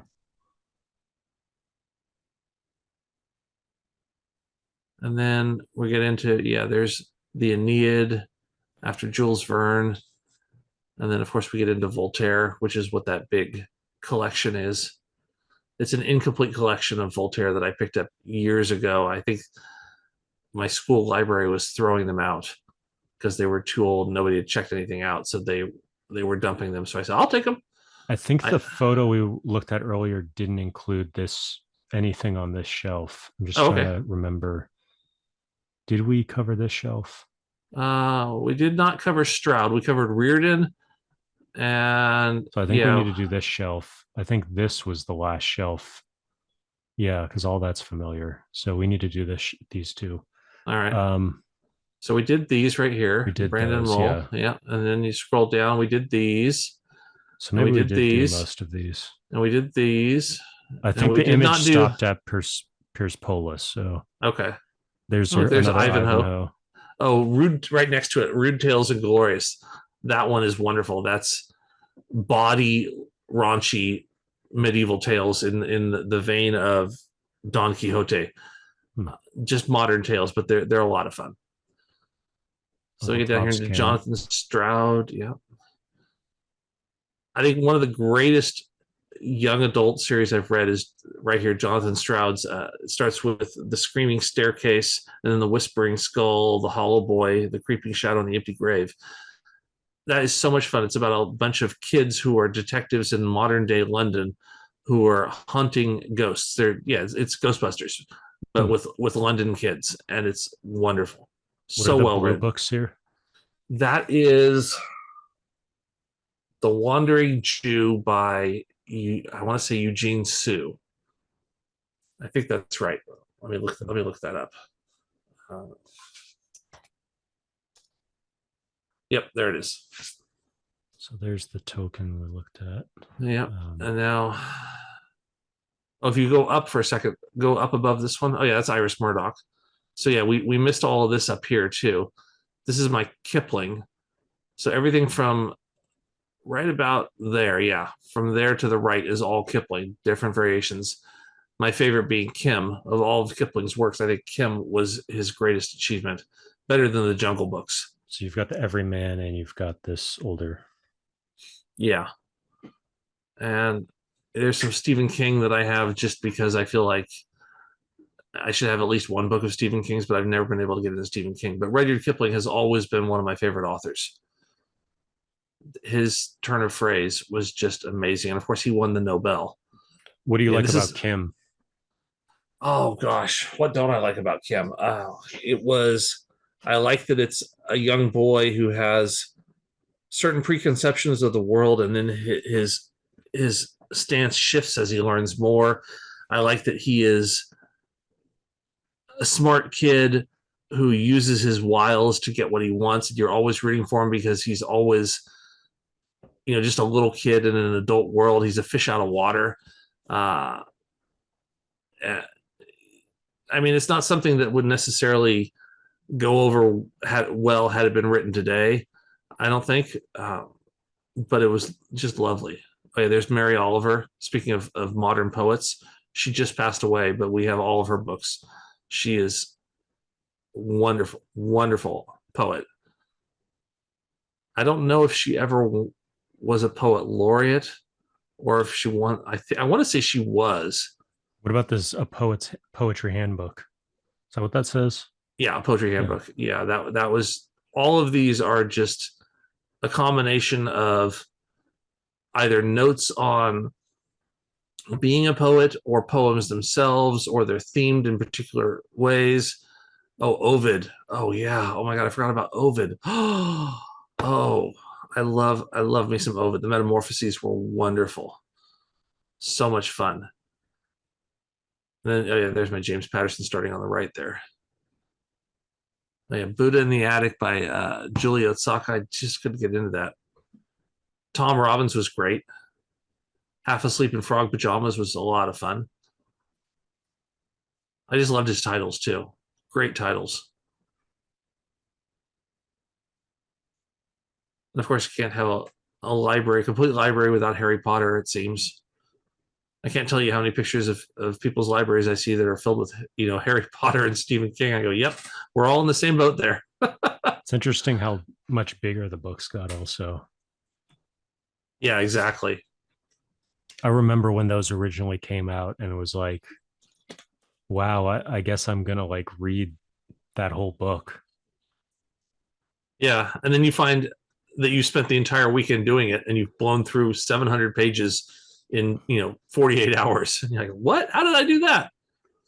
Riverside Shakespeare. We have something later on in the video. We did something at the desk going through the Riverside Chaucer. Yeah. I'm not sure if we talked about the Riverside Shakespeare, but Riverside is we did a little bit. Yeah, the go-to. Yeah, these were my academic textbooks in college, and they were lovely, filled with footnotes and explanations for all kinds of things. Got a couple different editions of the Tales of Genji. And I got a good way into it, and I've put it down. I haven't picked it up again, and I might still, but it got a little dry. There's a book there, Dodie Smith, I Capture the Castle, on the right, a dark blue book in a box.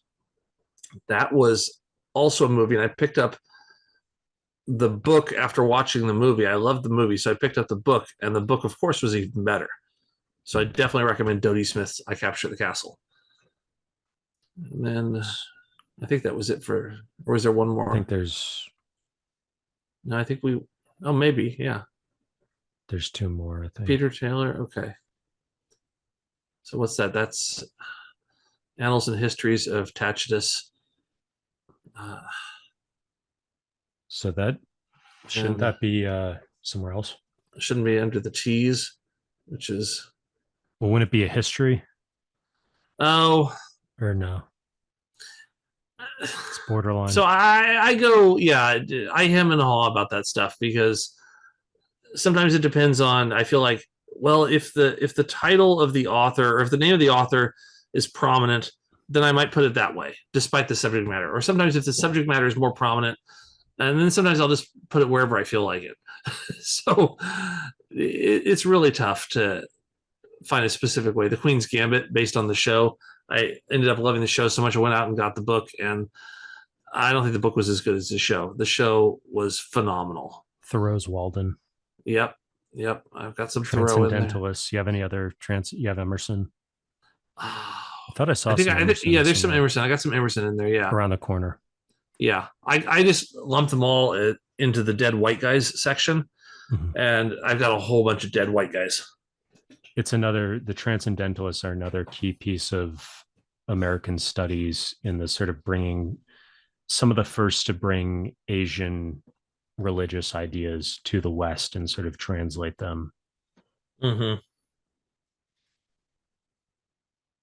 And sort of give English names to a lot, both Indian and Chinese spiritualities and religious ideas. Not to make you self-conscious, but it's hysterical watching you looking at my titles doing this, and it almost makes me want to do this to match you. I feel like I should have one of those, like I should rotate a widescreen like 90 degrees and have one of those tall. Well, who was it? People are going to be watching this on their phone, and they can just like tilt their phone. There you go. I was going to say, what was that? Was it Karl Lagerfeld, who had the library. He had his personal library of something like 100,000 books, and then it might not be in Karl Lagerfeld, but then the library became a bookstore. Everything was donated to this bookstore that happened in the same place. But what they did was they turned all of the books on their sides so that you can see them, all their titles, without having to do this. And I thought, that's interesting. I don't actually like that idea, because if you want to pull out something that's like 14 titles down, that's a pain in the butt. But I get where they're coming from with the idea. I thought that was fascinating. Yeah. So this is just to establish everything. We've just finished these books down here, and we were just going through these last two shelves. Trying to figure out where there's the Harry Potter right there. Yeah. So now there's a passageway right here, which we're going through, and then we're hooking a hard left turn outside of this passageway, and this photo is on the other side of the passageway. This is the most clear photo looking back. So we're going to focus on this. This bookshelf basically continues with this right here on this top level. So this is our highest resolution, and these two bookshelves are basically back to back with the two bookshelves we just looked at. Yeah. So again, we start up here with more of the continuation of the Voltaire series. Oh, good. You can see lots of detail here. This is nice. Yeah, this picture was taken with the big camera. So we've got lots of resolution to play with. This is 14,000 by 10,000.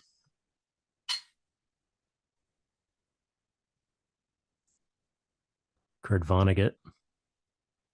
Yeah, I don't have a lot of Vonnegut. I'm surprised. I always thought I would get more into science fiction, but when I was a kid, I was more into fantasy, and then somewhere along the way, I became more into modern fiction, in more of the Jonathan Franzen kinds of stuff. David Foster Wallace. Yeah. Salvage the Bones, Jesmond Ward, that was a good one. Ben-Hur I picked up just because I've seen the movie so many times. Oh, there's Dune right there. There's National Lampoon's Dune, right next to Codename Verity. That was so stupid and so much fun. If you're into Frank Herbert and you also have a weird, stupid sense of humor like me, I think you should check out that Dune. It might be hard to find, but it's a lot of fun. What do you think of Jennifer Weiner's work? She was a friend of a friend of a friend, I think. And so those were my wife's books. I haven't read them myself. The Guy Not Taken is a reference to Robert Frost's The Road Not Taken. Okay. Yeah, I think that you don't agree with that. No, I have no knowledge of it. I have no knowledge of it. That's the thing, is that I don't know what else it would be a reference to.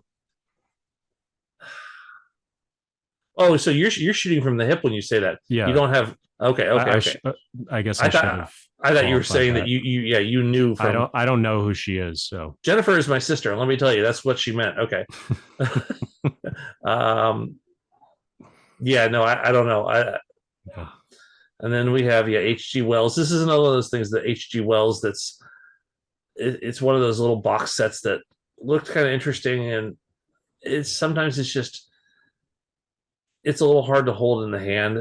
So I have difficulty with it. Eudora Welty, great, but older it's kind of writer. funny you should say that, because we talked elsewhere in the video about the Loebs, and you don't like the idea of the Loebs being made larger.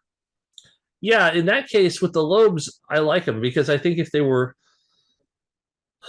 larger, because like there's so many of them. Size, because these are Dumbarton Oak size, I think. No, these are smaller. The Dumbarton Oak size is more like the Eudora Welty, I think. Well, no, Eudora Welty's too big. Probably maybe the codename Verity. Yeah, could be. The War of the Worlds, back and forth. The War of the Worlds was on the radio and was like sort of a sensation when it came out. So that's the famous one. Oh, it blew people's minds. Yeah, everybody thought it was real. Yeah. And you can't overstate the power of radio back in the day. Nowadays, we don't look at that, but we don't see the power of it. But radio was all consuming. And especially when you couldn't see a picture, you just had to hear it.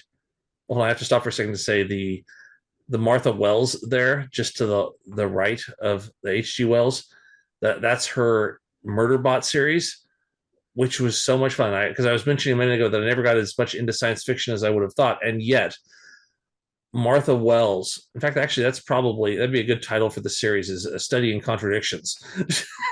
This weird guy who likes books and says one thing and does another. Uh, but Martha Wells did this great series about this AI robot, and it's so filled with dark humor and just fun. And it's titillating. It's not deep, and it's not going to change your life, but if you're into something fun to do on a weekend, pick up any one of those books. You can even read them out of order. They're so much fun. Oh, T.H. Waite, The Once and Future King. And that's one of the first books I ever read in my life. That was lovely, lovely. And The Sword and the Stone was in there. That's sort of a reference to the Arthurian exactly idea of the what is that called? The sword that's stuck. Isn't there Excalibur? Excalibur. Yeah. Isn't there another name for like what is that? I don't know. It'll come to me. Picture of Dorian Gray, Oscar Wilde. That's yep. He's got a lot of good stuff. John Williams Stoner. I heard so many good things about it, and it was so difficult to read because it was just so depressing. And was it well written? I suppose, but it was too depressing for me to really appreciate it. And I'm learning more and more that you shouldn't take somebody's word for it. So I guess everything where I've given you my word that you've got to read this book, don't listen to me. What the hell do I know? Tad Williams, I love the Dragon Bone Chair, that series, but his later stuff didn't really resonate with me. But now we're going to start getting into more poetry and anthologies because we're getting toward the end of the alphabet here. So we're gonna switch from single narratives into anthologies. Orlando, biography by Virginia Woolf. That was lovely.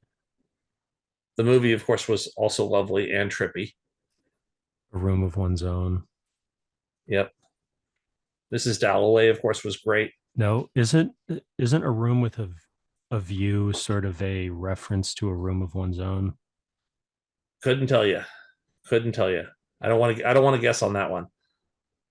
Wordsworth, yep. Let's see what else. Musashi. What else do we have here? Yeah, now we're getting. You can't see it, but I think no. Sorry, I was wrong. Okay, I was going to say something, but then I just realized I'm going to eat my words. The literature book, DK. Yeah, so now we start getting into the anthologies, and here's what I was referencing earlier: yeah. The Norton Anthology of Theory and Criticism. When we were talking about critical, actually, that's probably going to come later in the video where we talk about the critical edition of the medieval lyric. Yeah, but these Norton anthologies were required reading in college, and I ended up having like 4 or 5 of them over the years that we had to purchase, and I ended up falling in love with them because they had so much side knowledge or backstory that they could give you. It wasn't just the text, it was the text, but then they would tell you things about it. Yeah, there's still required reading. Like if you're going to get an English lit degree, you're pretty much almost guaranteed to be going through a Norton anthology. And there's actually a lot of them. School. Oh, this is I got to go back to school now. I got to go get my doctorate. This is crazy.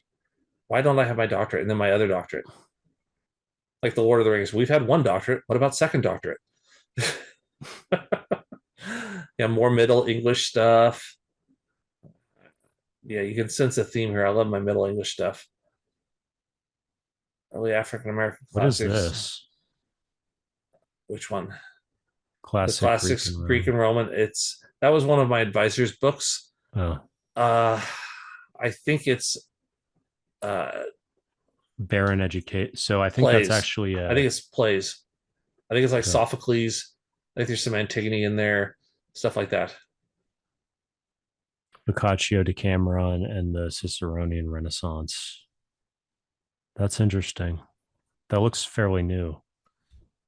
Yeah, that's a new copy of a book I picked up. I've got a couple others by her, I think. But anytime somebody writes about the Decameron, I'm fascinated. Oh, by the way, the Netflix show, The Decameron, have you seen it? No, it's good. You might want to check it out. It has absolutely nothing to do with the book, and yet it's so much fun. It's so much fun. But major points to the wardrobe and set design. They absolutely killed it. It's so beautiful just to look at, and the cinematography. It's just the colors pop out at you. I heard Wow. something similar about the young Pope. Oh, I haven't seen that. I'll have to check that out. Yeah, I think they like because I know you have that big book on the Michelangelo, I think the Vatican, or what was it? It's Sistine Chapel. Oh yeah, I think exactly. they really did a lot to kind of bring some of that artwork to life. Totally. I haven't seen it yet, but I've heard good things.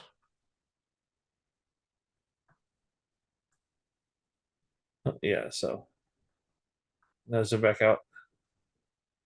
And then yeah, that's the other shelf. So we're right here on the right. Oh There it yeah, my is. bad.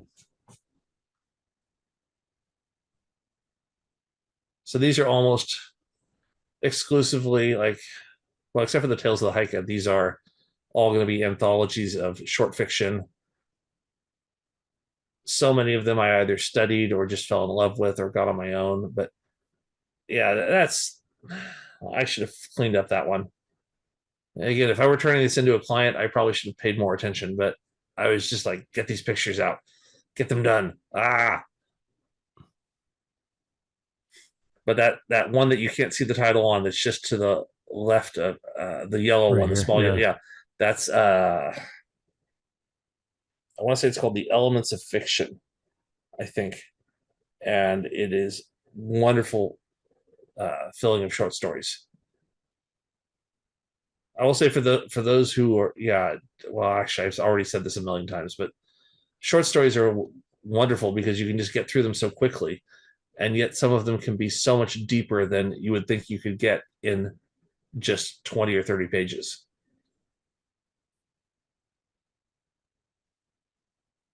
Yeah, and over the years, I've just been always collecting short stories.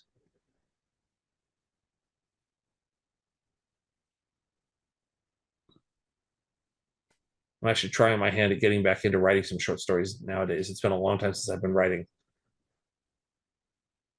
Scribner's Best, unfortunately, they never finished that series, but those were some of the best from 1997. Those were, I wish they had kept that series going because that book right there, the 1997 one, that blue one, those are so good. They're so good, those stories. It's a cool idea to like publish the best of a workshop. Yeah. Have you That's a ever book. done the thing where you write a novel in November? No, NaNoWriMo. I heard actually NaNoWriMo was just in the news because I think they were saying that it's okay to use AI. And I think everybody was agog that they said that. How could you? And maybe, but that's what the headline was that I saw. I didn't bother reading the article because I thought, okay, you guys are full of crap. But I think they I have to have do it done. because they don't want to like it's gotten to the point where uh you really can't tell and having to adjudicate controversies about, well, is that AI or not, is just a losing battle. Yeah, I saw a lot of erotica and then magical realism there. Mhm. But yeah, doing a NaNoWriMo thing, writing a book in a month is liberating. It's tough, but it's liberating when you realize that okay, I need 3 hours a day. Well, actually more than that. Probably 6 hours a day for a month. First of all, you better be, hope that your job isn't going to miss you for that month while you're doing that. Otherwise, you're just skipping out on sleep and writing in the middle of the night. Critical But tradition. What's this thing about? classic texts and contemporary trends. That was another. That was another textbook that we had to read. I'm trying to remember that one. It's probably an anthology of like more critical theory, literary theory. On classic texts. Yeah, exactly. And Umberto Eco keeps showing up in my library because he's written all over the place. So all of these are Umberto Eco. It's crazy. And I haven't read a fraction of his stuff that I need to read. I started reading Travels in Hyperreality. Not this particular edition, but that's why I ended up getting this one that's shrink wrapped. But I haven't finished it yet.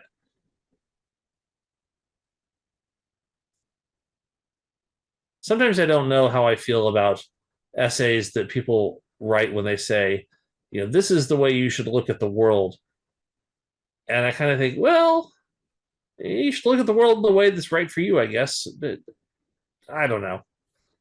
It's kind of like that joke about, what is it? I always kill my jokes. Of course, now I'm doing it recorded for the whole world to see. It was something about how to make money selling a book on how to make money by selling a book. Like, that's your book. You sell that book on, let me tell you how to make money on making it. That's how you make money on books. And it's so stupid, but what do you think about Harold Bloom? Is he sort of like Umberto Eco in some ways? Haven't read enough. Couldn't tell you. I have huge gaps in my knowledge base about a lot of these things. All of these books here came off my advisor's shelf, all these paperbacks. So again, I keep those because they're all filled with his handwriting, and it's fun to see.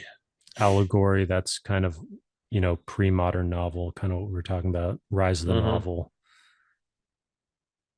Theory of the novel. So that's why the stuff we were just for the audience, all that stuff we were talking earlier about sort of theories of what the novel is, it actually is a,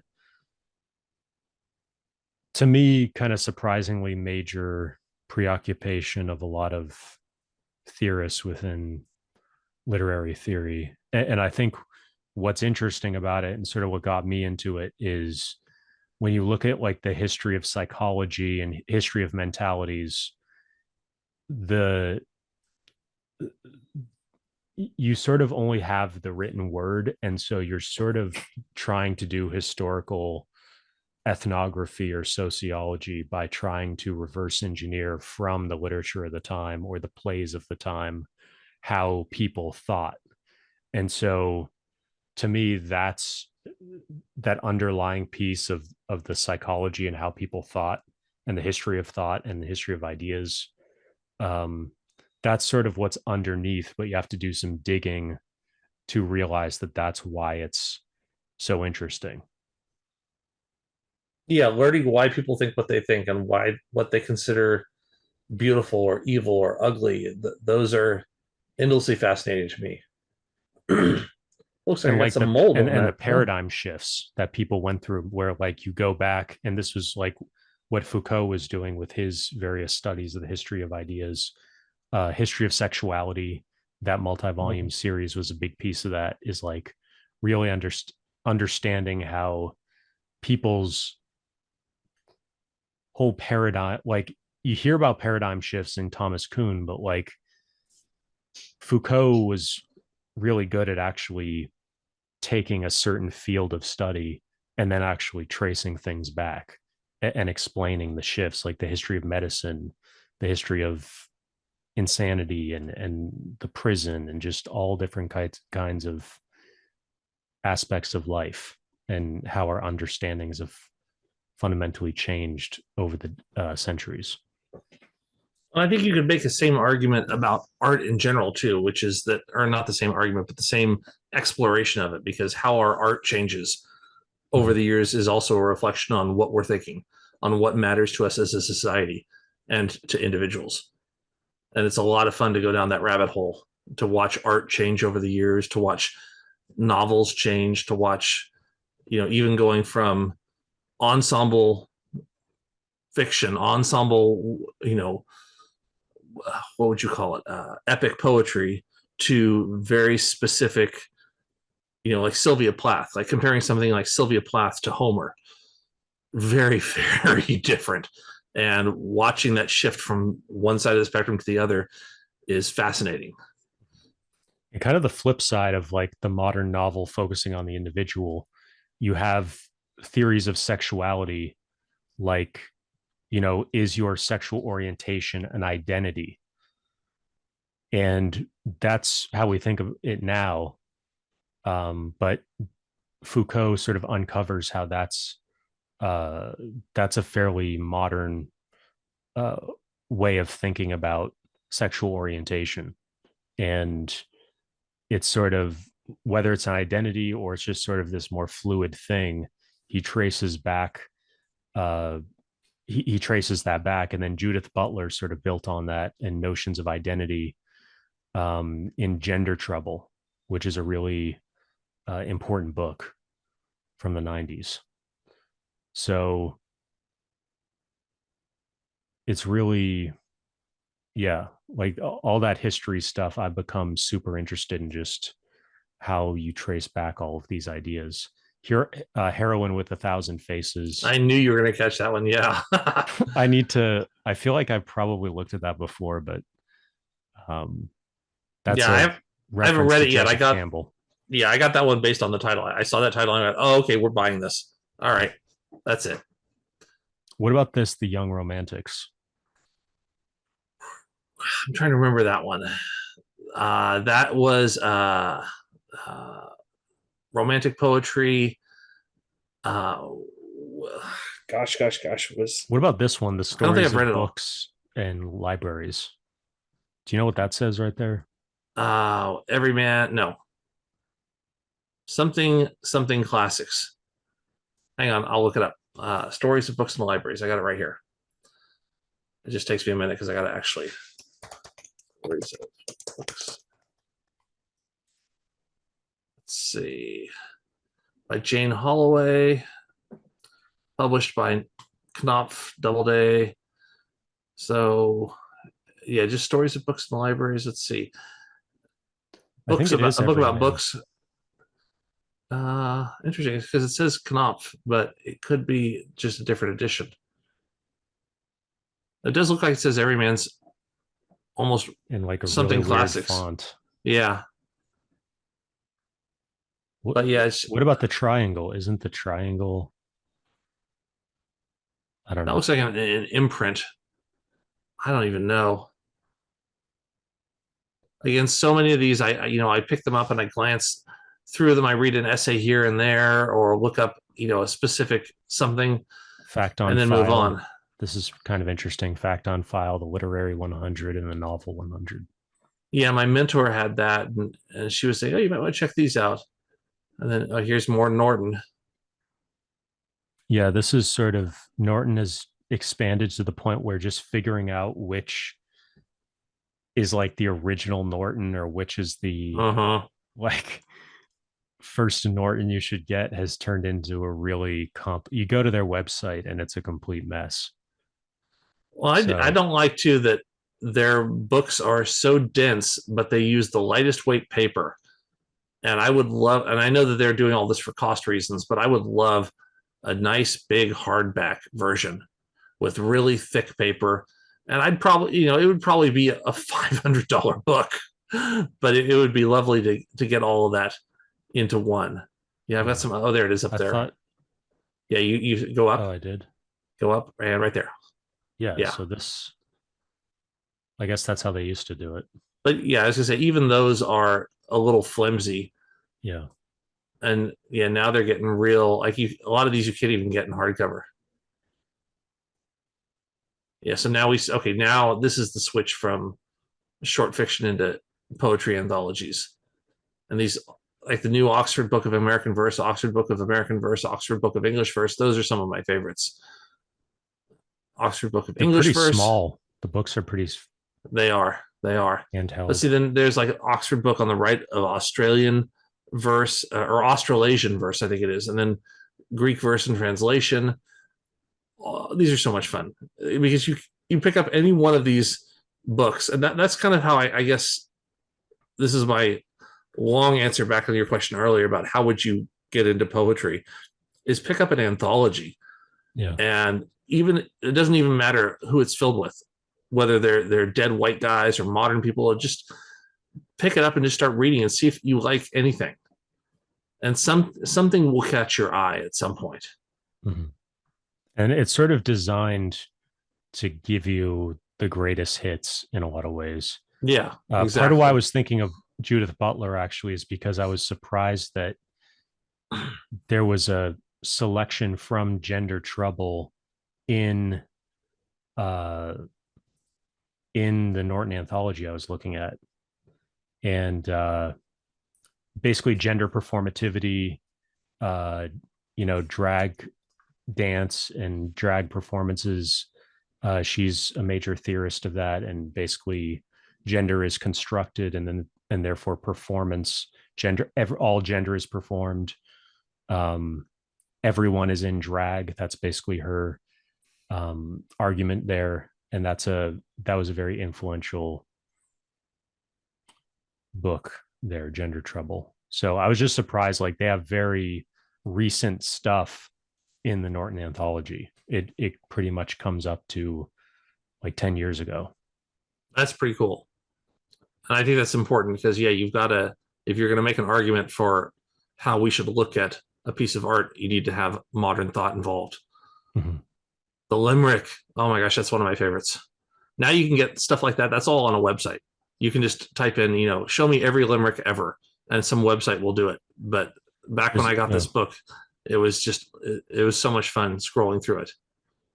The Wadsworth poem was on the Poetry Foundation website, and that's a pretty standard one that you'll see popping up a lot if you look up a lot of poetry.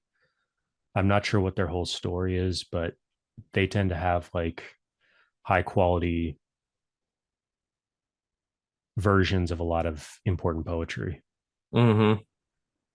So this is the rest of this area. There's a TV right here. Yeah, so now you got to turn to the right. Turn to the right. Yeah. And we've now turned 90 degrees clockwise. And we've already discussed these in another area, but this is a new higher quality or just more zoomed out photo. The photo we used for these classical works was parallel translations, was from a more straight on angle. So this is just shows you the whole room, or this whole side of the room. Mm-hmm. And just for that point of that there aren't a lot of works in the great books that are on medieval. You see there's nothing. You go from classical with Plutarch and Tacitus, and then you go to Augustine, Aquinas. You have Chaucer, but then you're going straight to like Calvin and Machiavelli, and like there's no medieval. They just skip over it. So, and Harvard Classics, kind of the same. Well, I'm not sure if you have these in order. Yeah, the Harvard Classics, I don't have in order. They're kind of just all over the place because they didn't number them on the outsides. And I wish for this edition, for this edition, right? I think they do. Yeah. I'm gonna have a video coming on my website fairly soon on the Harvard Classics, as well as the Harvard Classics Shelf of Fiction, which is a separate 20-volume, much more rare, or just not as popular. Should we end here where everyone thinks I'm a weirdo because I'm into tarot? Yeah. So just so you know, no, I'm as I was telling you earlier, Timothy, I'm into this tarot stuff. I tend to be very visual, and I love the art that comes with all this stuff, and I love the stories that they suggest, but I'm very much not into them for the reason that tarot exists, which is, fortune telling. Mm-hmm. And nonsense like that. I think it's fun, and it's like a fun party game. Oh wow, you are going to meet the person of your dreams or whatever. But the different themes of all of these things is fascinating to me. I love themed art in general. Yeah, I would actually say that there is potentially a more legitimate meaning to them, which is, I mean, you're a fan of Jung and archetypes, and my thought process on these is that these sort of, my understanding is that Jung actually studied tarot and other occult things and sort of used that to develop his archetypes, and Hero with a Thousand Faces sort of fits in there, Heroine with a Thousand Faces. And so I think to the extent that tarot card readers are sort of connecting you to an archetype, and maybe personalities and archetypes do link to predictive. They're predictive in the sense that if you fit into a personality type, you're going to behave fairly consistently with that personality type, and that personality is fairly unchanging over the course of your life, then maybe there is a predictive element to it. So that's an oversimplification of how tarot reading actually works. Yeah, I think there's room for a much larger discussion on that. There's multiple I like pretty uses pictures. of them. I like pretty pictures. Yeah. That's why I have them. Tarot cards aren't just used for tarot card reading. That's sort of one, but this set right here is the classic set. So there's, if you try to buy tarot cards, there's like an infinite variety of them, and they're all called tarot cards. But this set right here is sort of the classic set. And so if you want to just figure out what it's all about, this is the deck you want to get. And it comes with a little booklet, the pictorial key to the tarot. Yeah, I think most of them come with some explanation on what they are. But as we were talking about, yeah, they're themed for all kinds of different things depending on what you're into. Okay, so we're picking up here on our 6th call now. Is it 6th? Our 36th call? Something like that. We've had multiple calls where we talked for 2 or 3 hours and we didn't even film anything. So, and we're over 10 hours now just in terms of stuff we've filmed. So we probably I think your viewers can tell right away that we're both loquacious. Yeah, we tend to have the gift of gab, for good or ill. So we just wrapped up this wall, and we're now moving to this section right here on your left, and about to get into the 900s. We're looking at the passageway here from the perspective of the second library room, looking into the first one, and you see the little ladder there, step ladder. So what you call the second library room, I refer to as just the overflow room. Okay. Or the living room where you can actually not be buried in books. It's more of just where we as a family can hang out, and then I happen to put some extra shelves. The way you say it, it sounds like it's well designed and thought out, and it's not. It's just stick a bookshelf here, throw some books on it. Yep. You can actually see right over there on the right-hand corner, on the lower right-hand corner, you can see another shelf in front of those shelves. That one is an extra shelf that I've been moving around. This tiny little, snippet of shelf that you're seeing there in that lower right-hand corner. And I've been moving that one all over the room. Sorry, do you see what I'm talking about? Yeah, I'm trying to zoom in on it so people can also see just the little corner there. Yeah, it's but it's only, instead of being 72 high, it's only what is it? It's not 48 high. It's like 60 high. It's 60 high. So it's a little bit smaller, but which is nice because I can move it around, and it's really, now it's sitting empty, waiting for me to fill it back up, which I am reluctant to do just because I'm already so close to being completely out of space in this house. Some people are going to be wondering if you have a TBR cart. I do not. I have TBRs on every shelf, every single shelf. A lot of people, don't like to add to their library unless they've already read it, or they like to have a library that's as close to 100% read as possible. And mine, as I think we were discussing, is very much not fully read. There is a lot that I have not read. I mean, I've read a good chunk of it. I've probably read 40% of the library, but I've by no means read 75% or more. So it's got a long, long way to go. If I never bought another book, I could easily stay here forever. But of course, I know I'm going to buy another book. I'm probably going to buy another 50 books. And if people are wondering, let's go. If people are wondering what a TBR book is, it's basically a 3-level metal cart. And you probably remember seeing one of these in your elementary school or middle school library. I mean, they're in every library, but that's just the association I have. And so it's like about, 3 or 4 feet high and maybe 30 inches wide. And it'll have at least 3 shelves on it. Sometimes it'll have a shelf on both sides, so you can get double the number of books, and it'll be like both sided.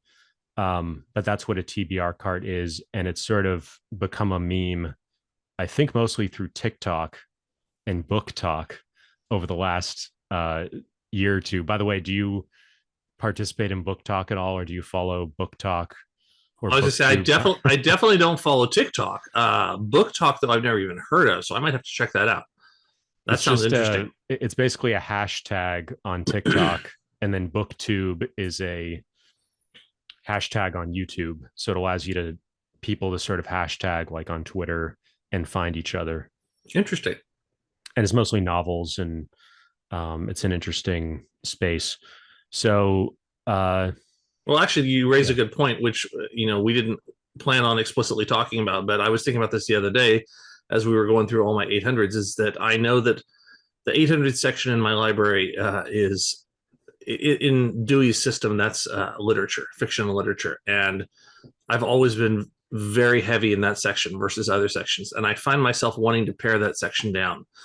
I feel like my tastes are changing as I get older. And it's not so much that I'm interested in, let's say the 900s. I'm not particularly interested in 900s. I'm not disinterested, but I just feel like I'm a little heavy in the 800s. And I would rather beef up, the 100s and the 200s, the philosophies, the psychologies, the mythologies and folklore and stuff like that. Maybe the 400s and the languages. But I'm probably also, to give myself some room on my shelves, I'm probably going to bring down those 800s. And what is, just for people who are not clear on the 800s, what does the 800s include? Fiction and literature. Okay. I didn't think about it, but I actually have a poster hanging on the wall over by those little stairs. If you can find a picture that looks to the hallway from the window perspective, you might be able to see the poster.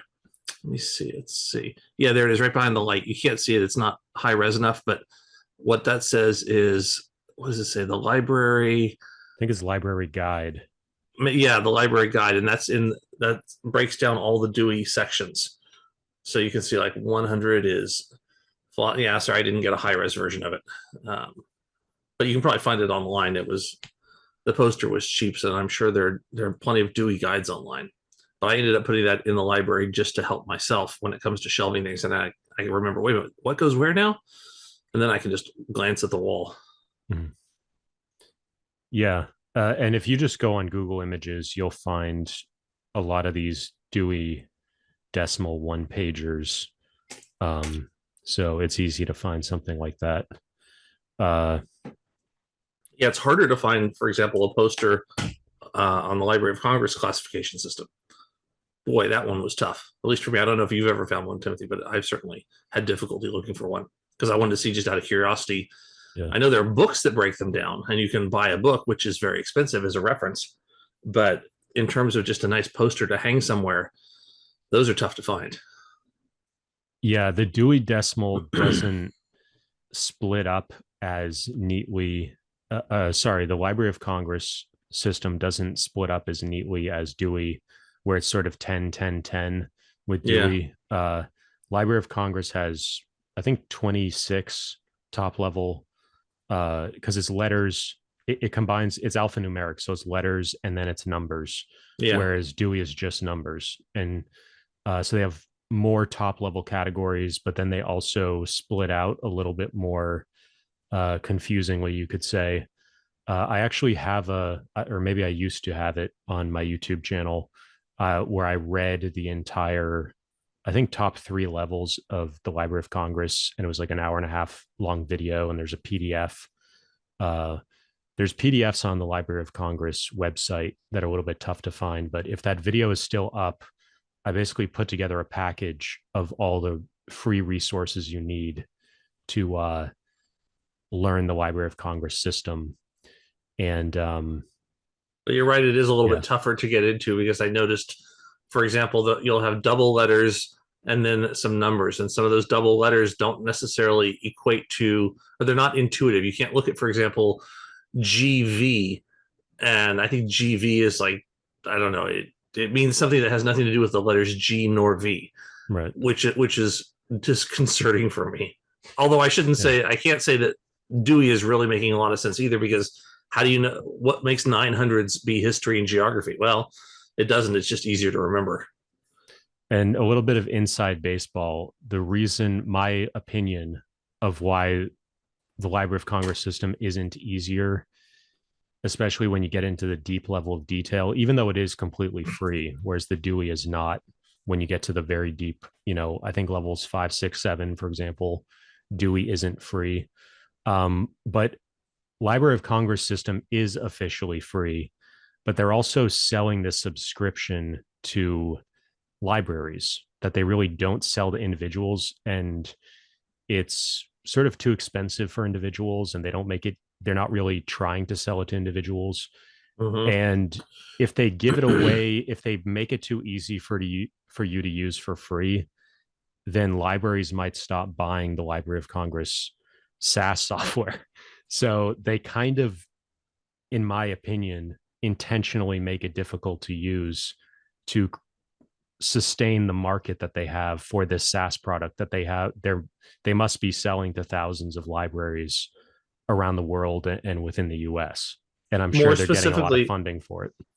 I would say, probably as a mild correction to the language that you're using, they license it rather than selling it. Right. And the reason I say that is because for anybody like me who just has a personal library, any of these are free to use. You start using them. But I think what you're talking about is like, if you want to use the software officially and have, online accountability for people to see what's available at a public institution or something like that. But for any private library, you just have to go out, and in my case, I had to buy the poster, and I had to buy those little shelf caps that you see there with the numbers on them, which are outrageously expensive, by the way. I think I ended up spending like $60 on these dumb little things, and they're just little plastic thing. They just go on the shelves like that. I mean, I think this is part of what separates you from almost every personal library I've ever seen, and part of why I reached out to you is because I saw these placards and I was like, wow, you only see that in like a real, like, institutional library. So the fact that you have that means that you must have like a pretty serious interest in books and like a pretty serious library. So, or I'm just really uptight. Yeah. One of those two. Yeah. Yeah. So, but yeah. I have German blood in me somewhere, and the need to organize is strong. Yep. So let's turn to our left here, 90 degrees. Okay. And this is the full bookshelf that we were just looking at. And notice that these rows up top actually continue across this divide here, which, remember, this is the sort of opening or doorway that separates the two rooms of the library. So that's what this is right here. This is the library where the 900s start, and the rows continue across this barrier. Yeah, they up go top, left to right? right. Yeah, exactly. Because I So was like, do trying to these establish. rows continue also, or is it They just the do. top? Oh, they do. So all They of do. this stuff continues over.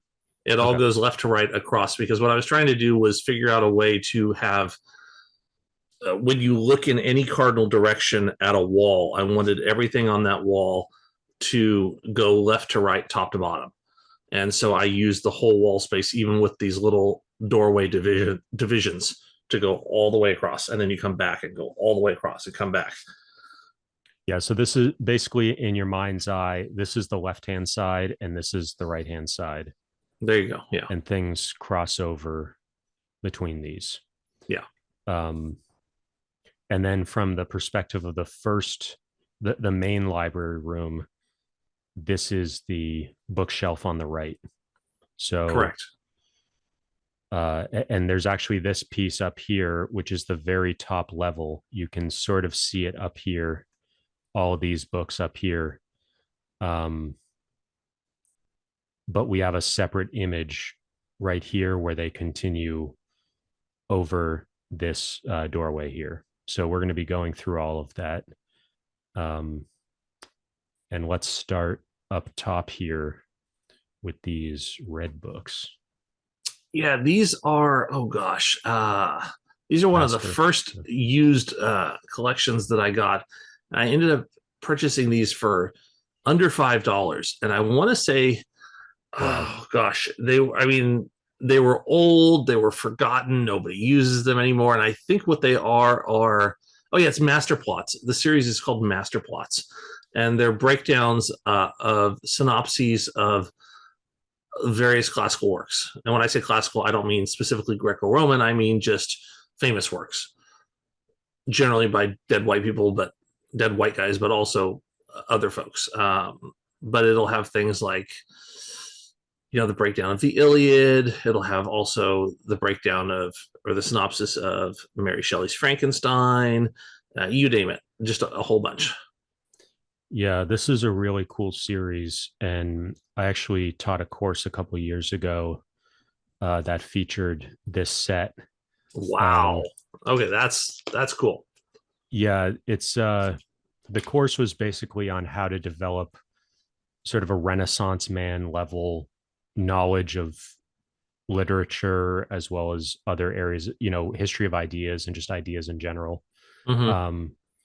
And this is one of the sets that I recommend for people if you want to be able to just get a quick overview of a certain book.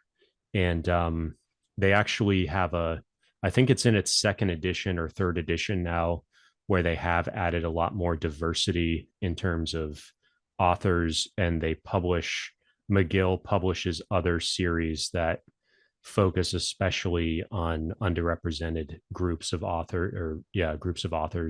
Oh, that's cool. I might have to revisit it though. I didn't know that. Yeah, so they publish some extremely interesting reference works, and I'm the kind of person that likes to read reference work, so it's there's a lot of cool stuff there.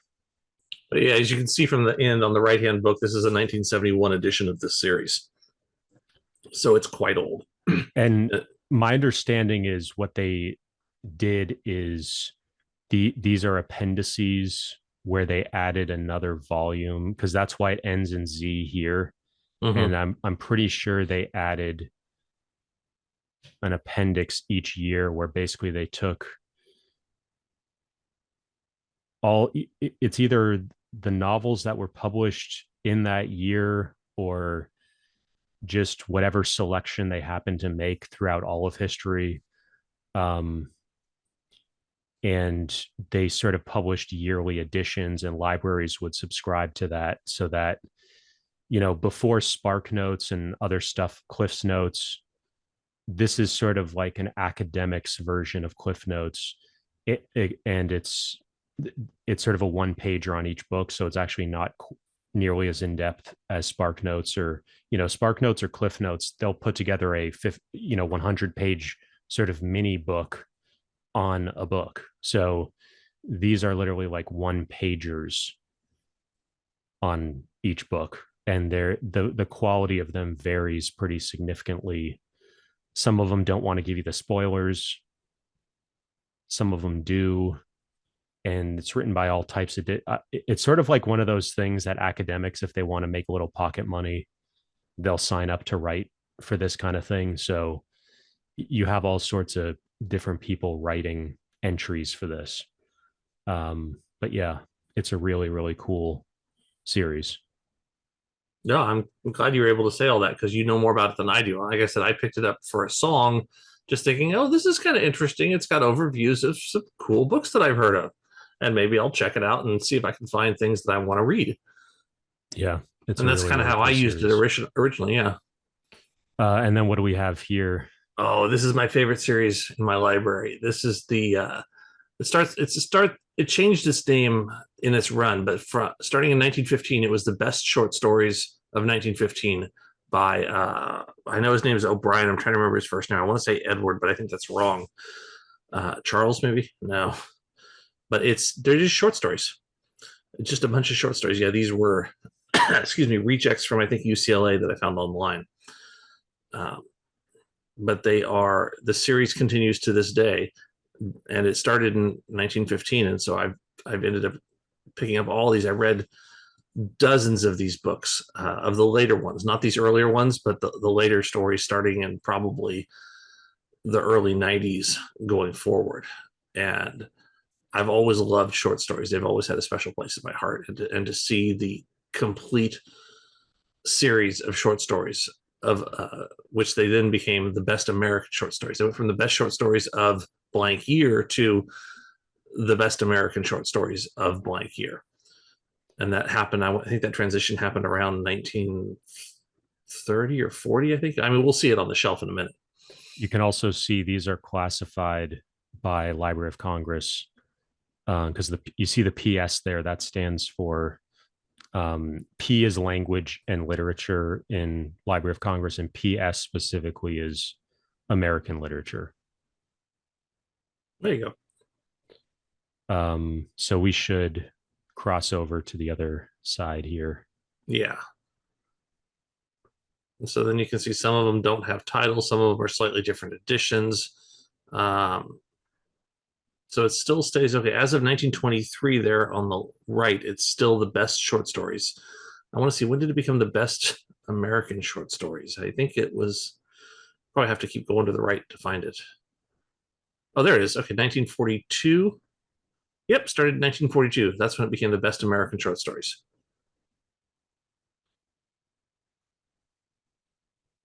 Yeah, somebody hand wrote that on there.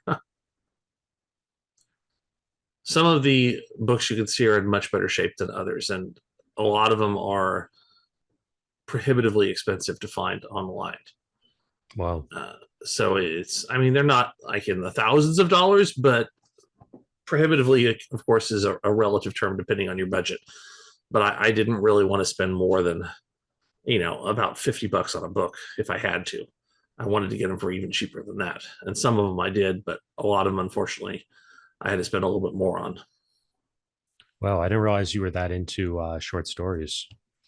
Yeah, I actually have a lot of short stories in the library. And I love short stories because everything's encapsulated so quickly. You can read it in an hour or an afternoon, depending on how long it is.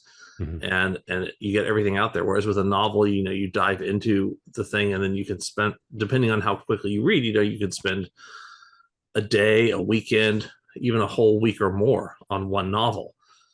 But on these short stories, you just blow through them, and you get these great ideas that come out. And I did start reading the 1915 one because I wanted to see how the stories differed.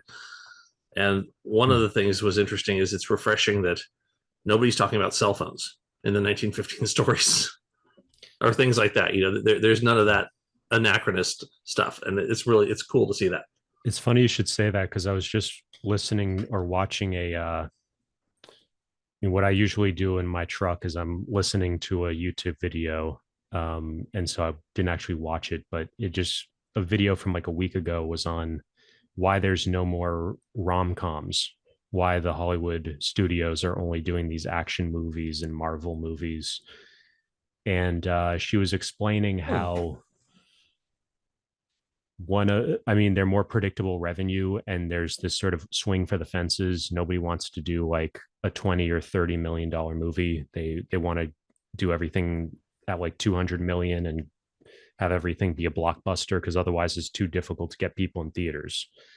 But she also said that if you watch these famous rom-coms like When Harry Met Sally, you realize that a lot of the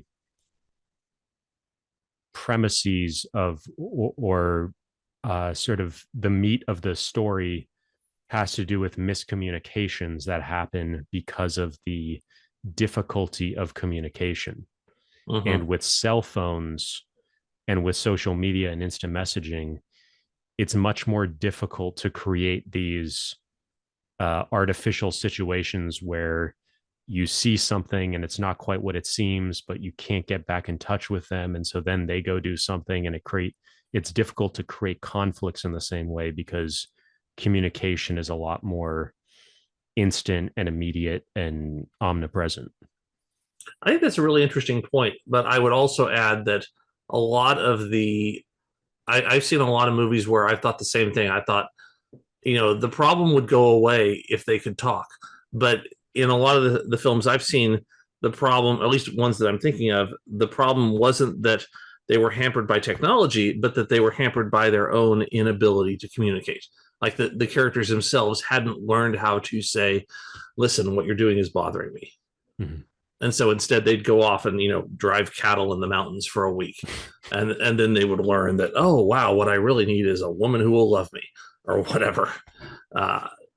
So it's interesting. I think it can be both. I think the technology is a really good point, but I think it's also that, you build characters who are incapable of communicating the way they need to. And then by the end, with luck, they've learned how to do it. So what are your favorite rom-coms? Oh, don't call me out on that. Shit. Okay. Oh gosh, let's see. One of my favorites is Notting Hill. Okay. I love Notting Hill. Hugh Grant and Julia Roberts.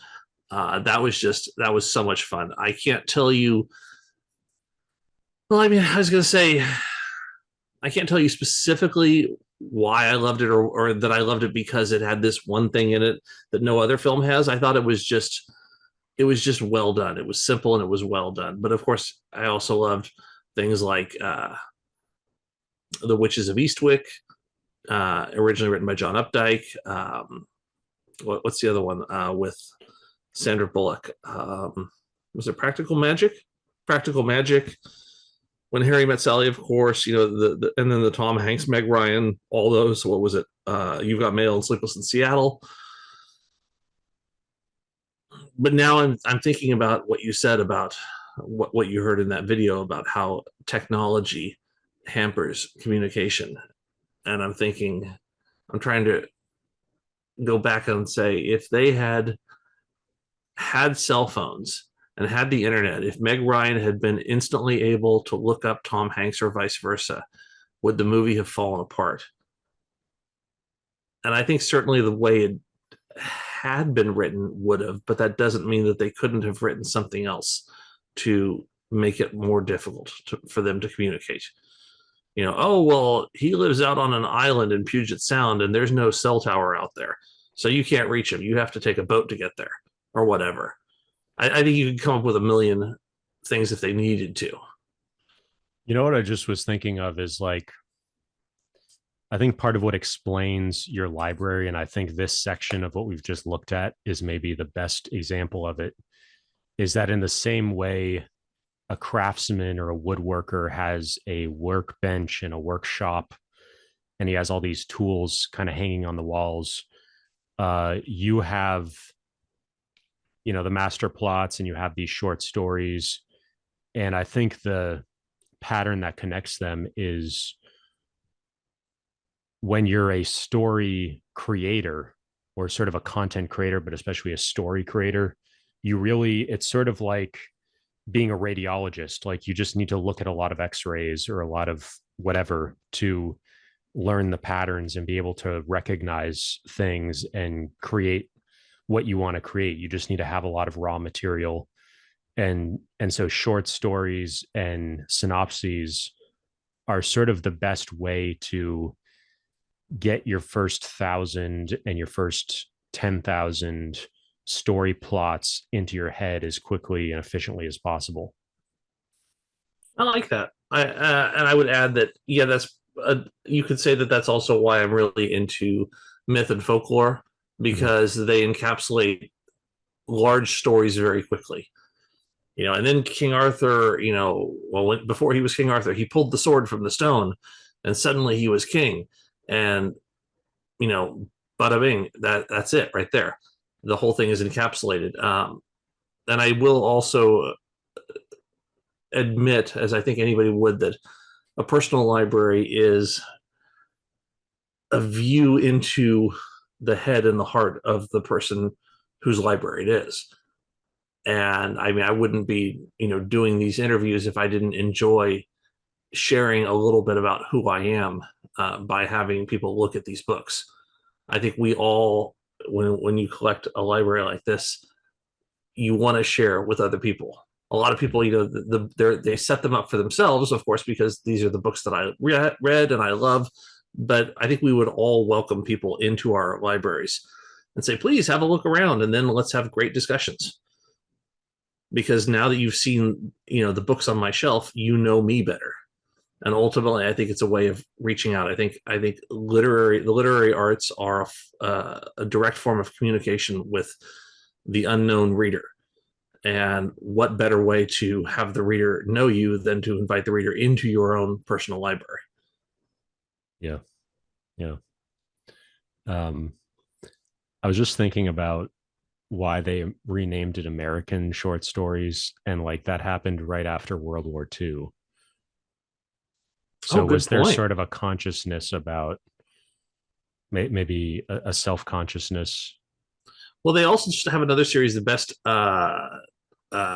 British short stories, or the best English. No, the best British short stories. And I'm not sure when that one started, and it could be because of that. But I like your thought that, I did, because I hadn't noticed that. You're right. It did start right around World War II. And then the other change is 1949. It's Martha Foley instead of just Foley. Yeah. And so they had editors who would run. It started off with Edward J. O'Brien, and then it became Martha Foley. And then you could see there around, what is that one, 1962, over toward the right, it's Foley and Burnett. And then it goes on.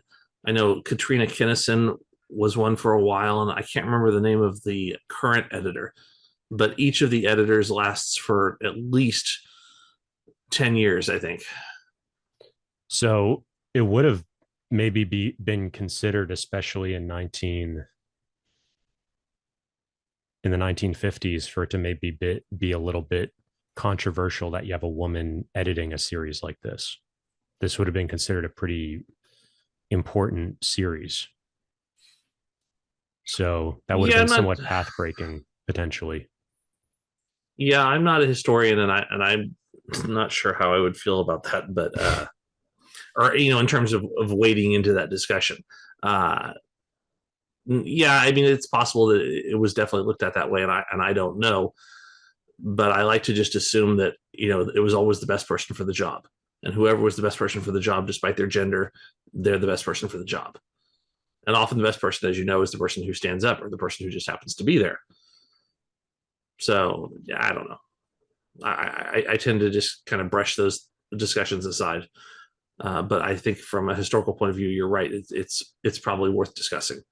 I'm about to do the second edition of the Dictionary of the History of Ideas, and there's a big difference between the first and second edition. And I think it was a man who edited the first edition. It was sort of a more conservative, and then it went in a much more modern direction in the second edition of the Dictionary of the History of Ideas, which is another sort of, if you like this kind of stuff, it's almost sort of the equivalent of this, but or Masterplots, but for intellectual history and just ideas. So I highly recommend that one as well.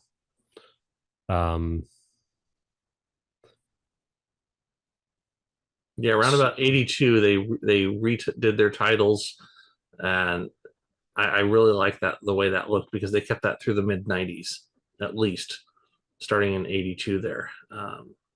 Or was it 82? No, I'm sorry, 87. Sorry, I thought that said 82. Starting at 87 and going forward, the titles look different, and it did definitely has a more modern feel.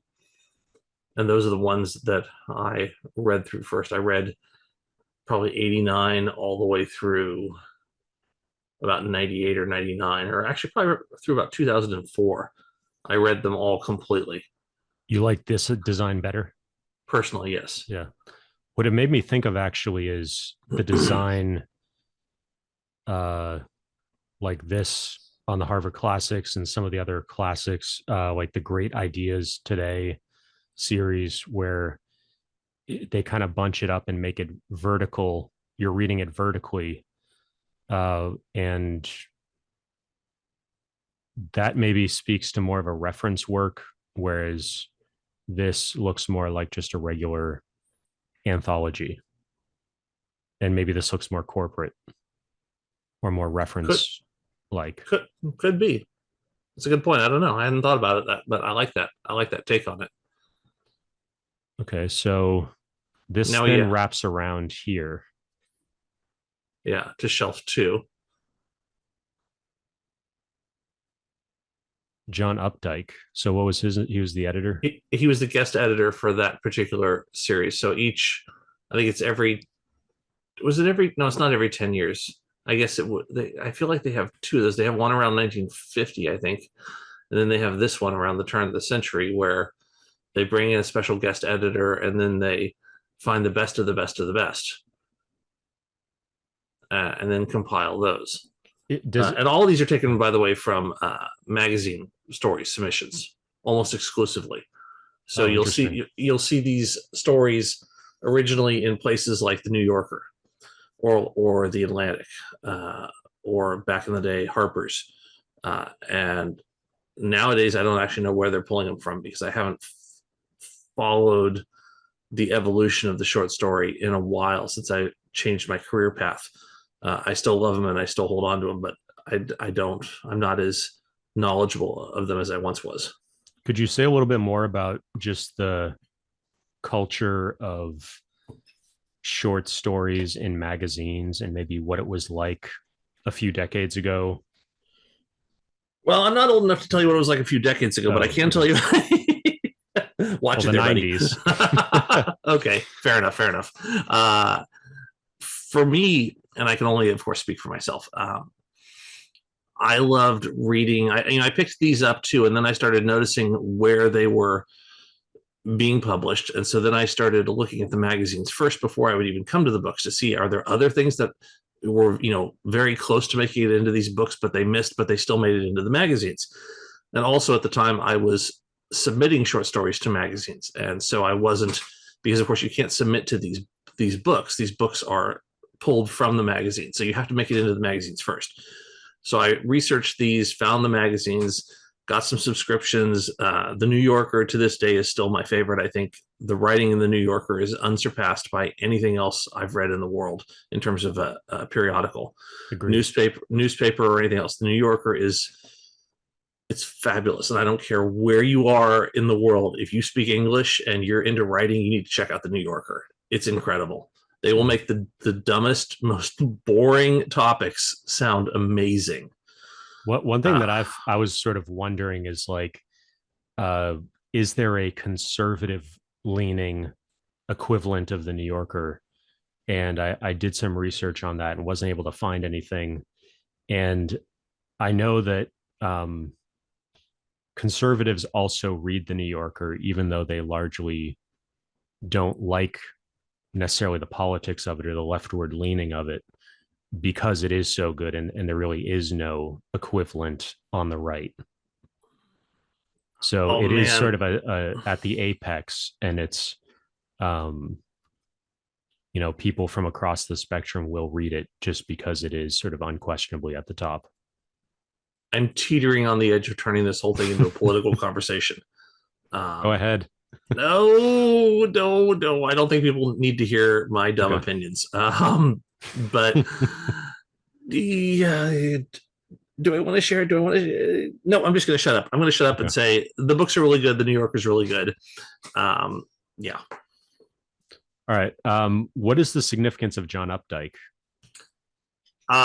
Famous author, considered very good. I shouldn't say never. I have difficulty getting into his work, in part, I think, because he was writing from another time. It's also like with any art, it's harder to get into it when it's outside the present for you when you're experiencing it, with the exception of a lot of classical works.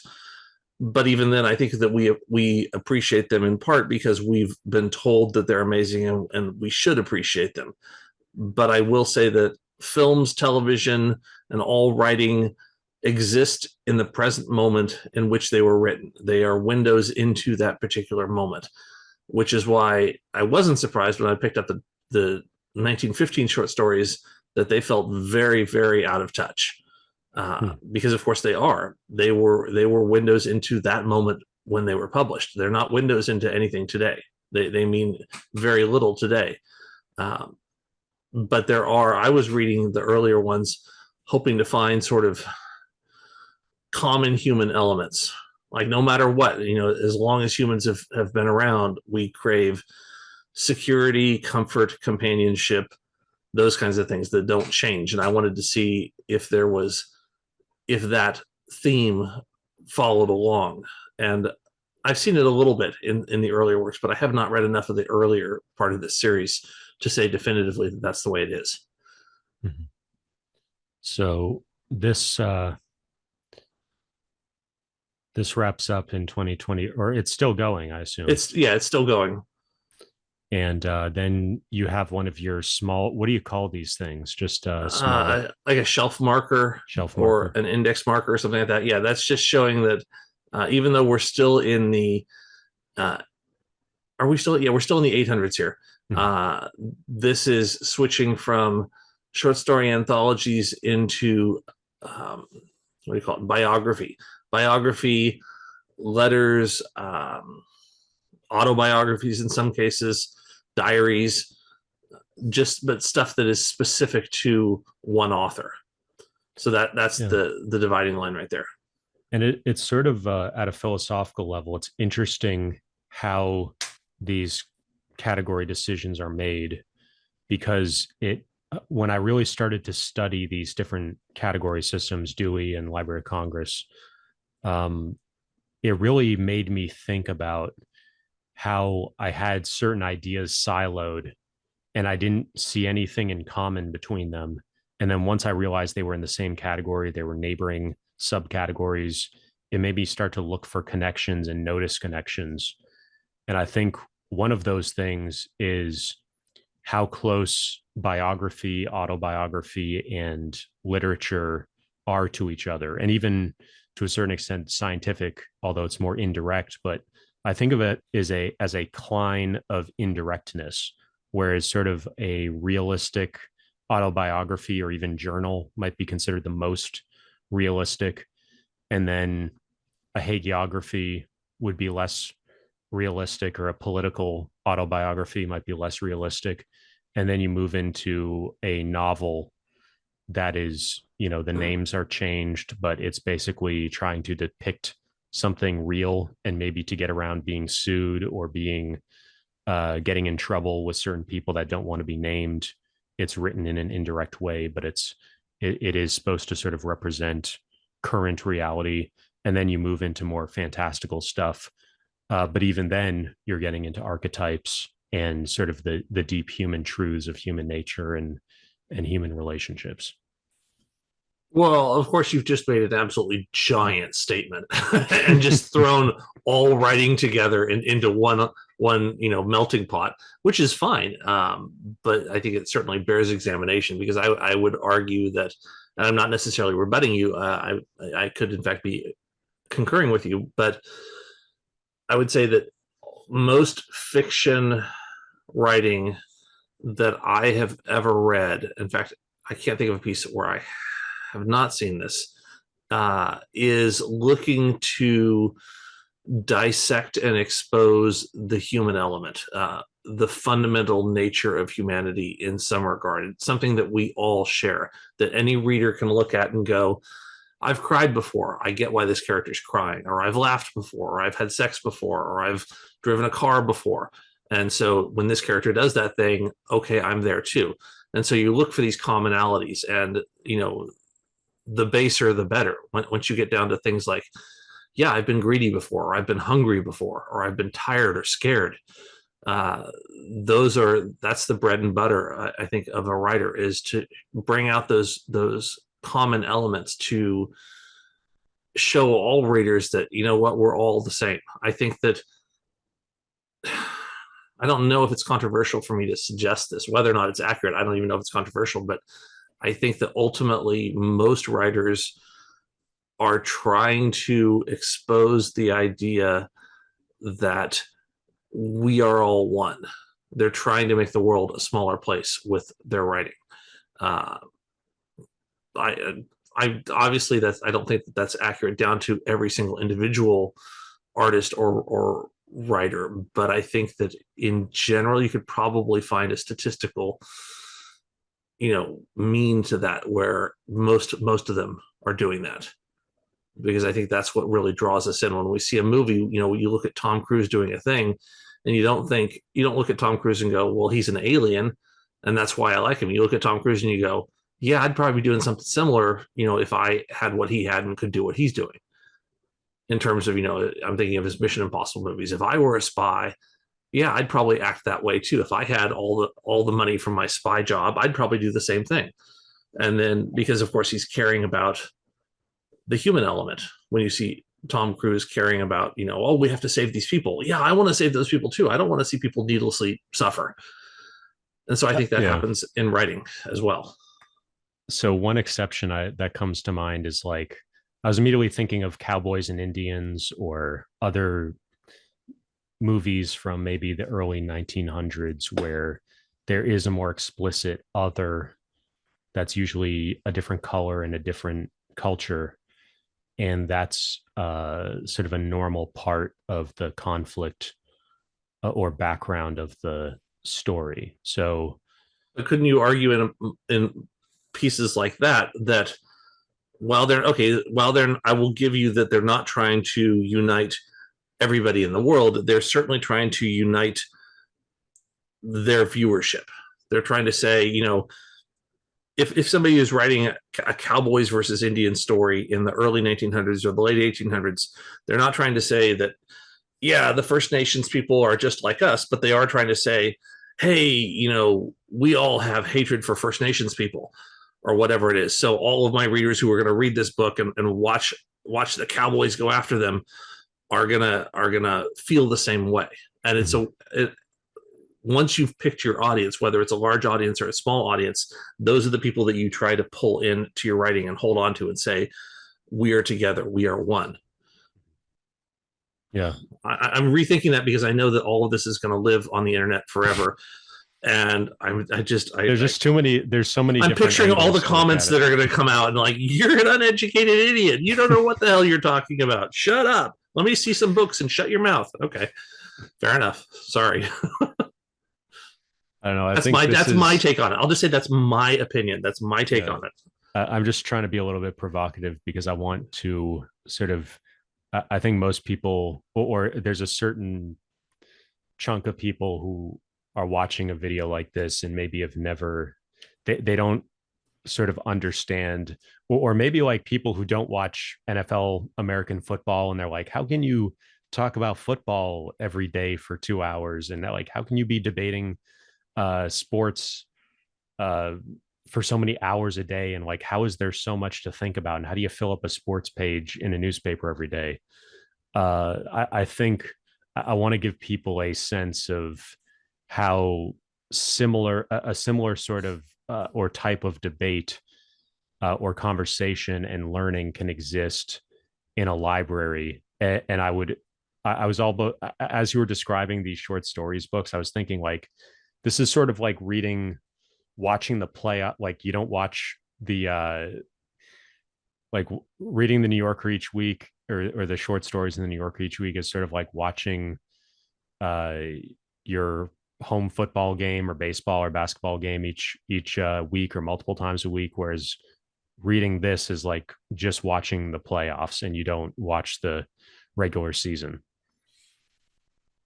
I'm not sure I would take it that far. I get where you're coming from. And what I've always heard, rightly or wrongly, but I agree with, is that short stories are filled with ideas. Novels are filled with characters.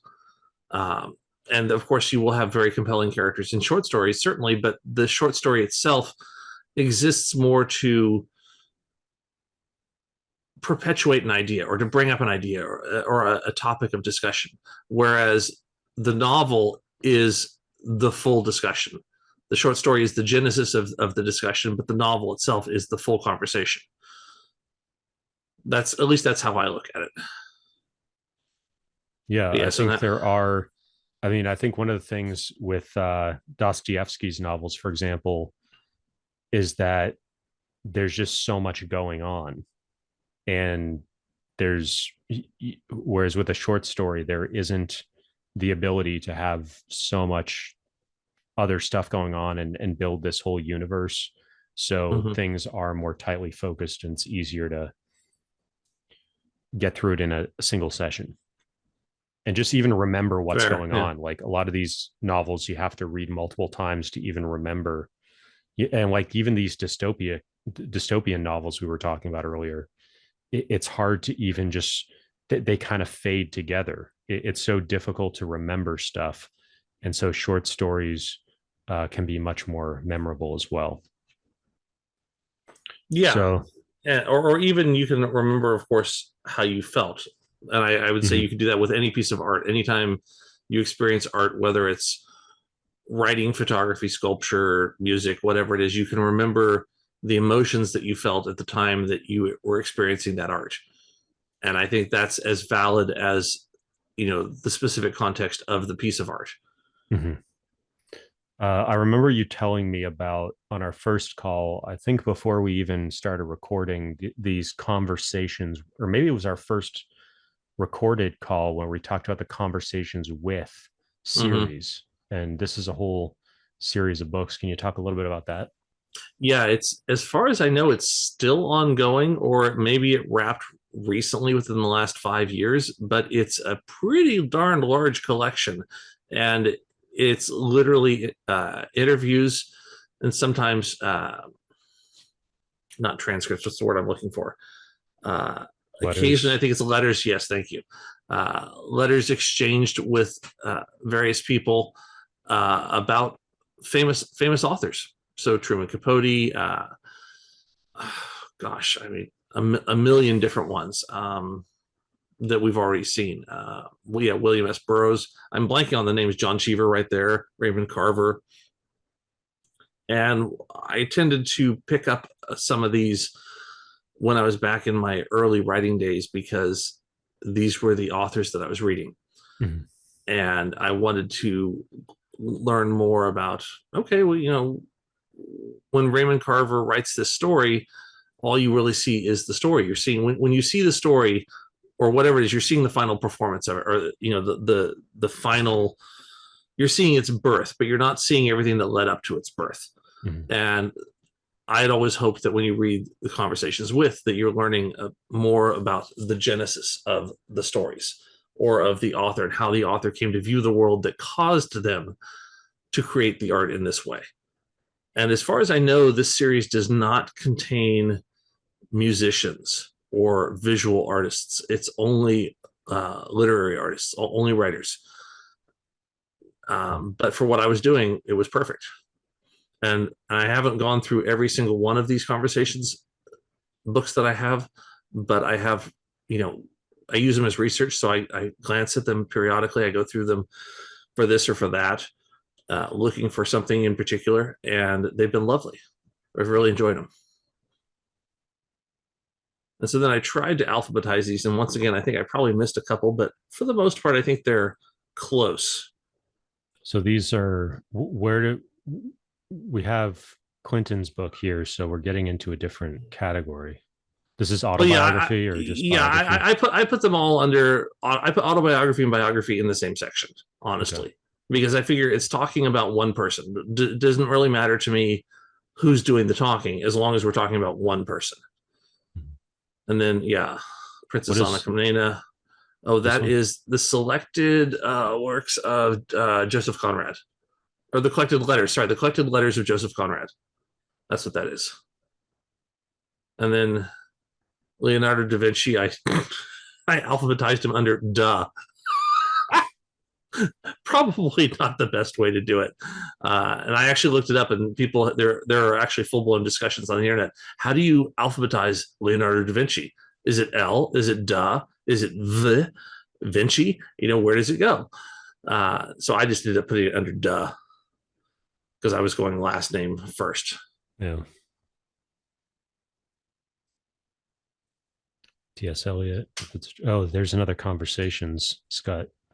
F. Scott Fitzgerald. Which I still laugh at myself forgetting because I just can't stand The Great Gatsby.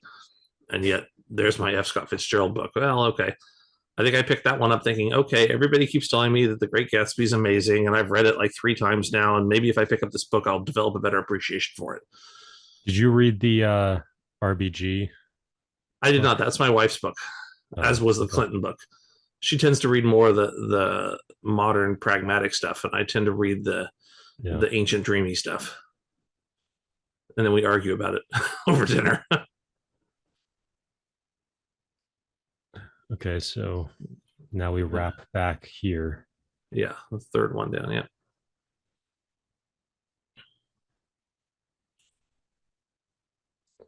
Of course, right there in the middle, you're seeing the letters of Rudyard Kipling. Rudyard Kipling being one of my favorite authors. I know we've talked about him already, but Kim, I think, is one of the great novels ever written.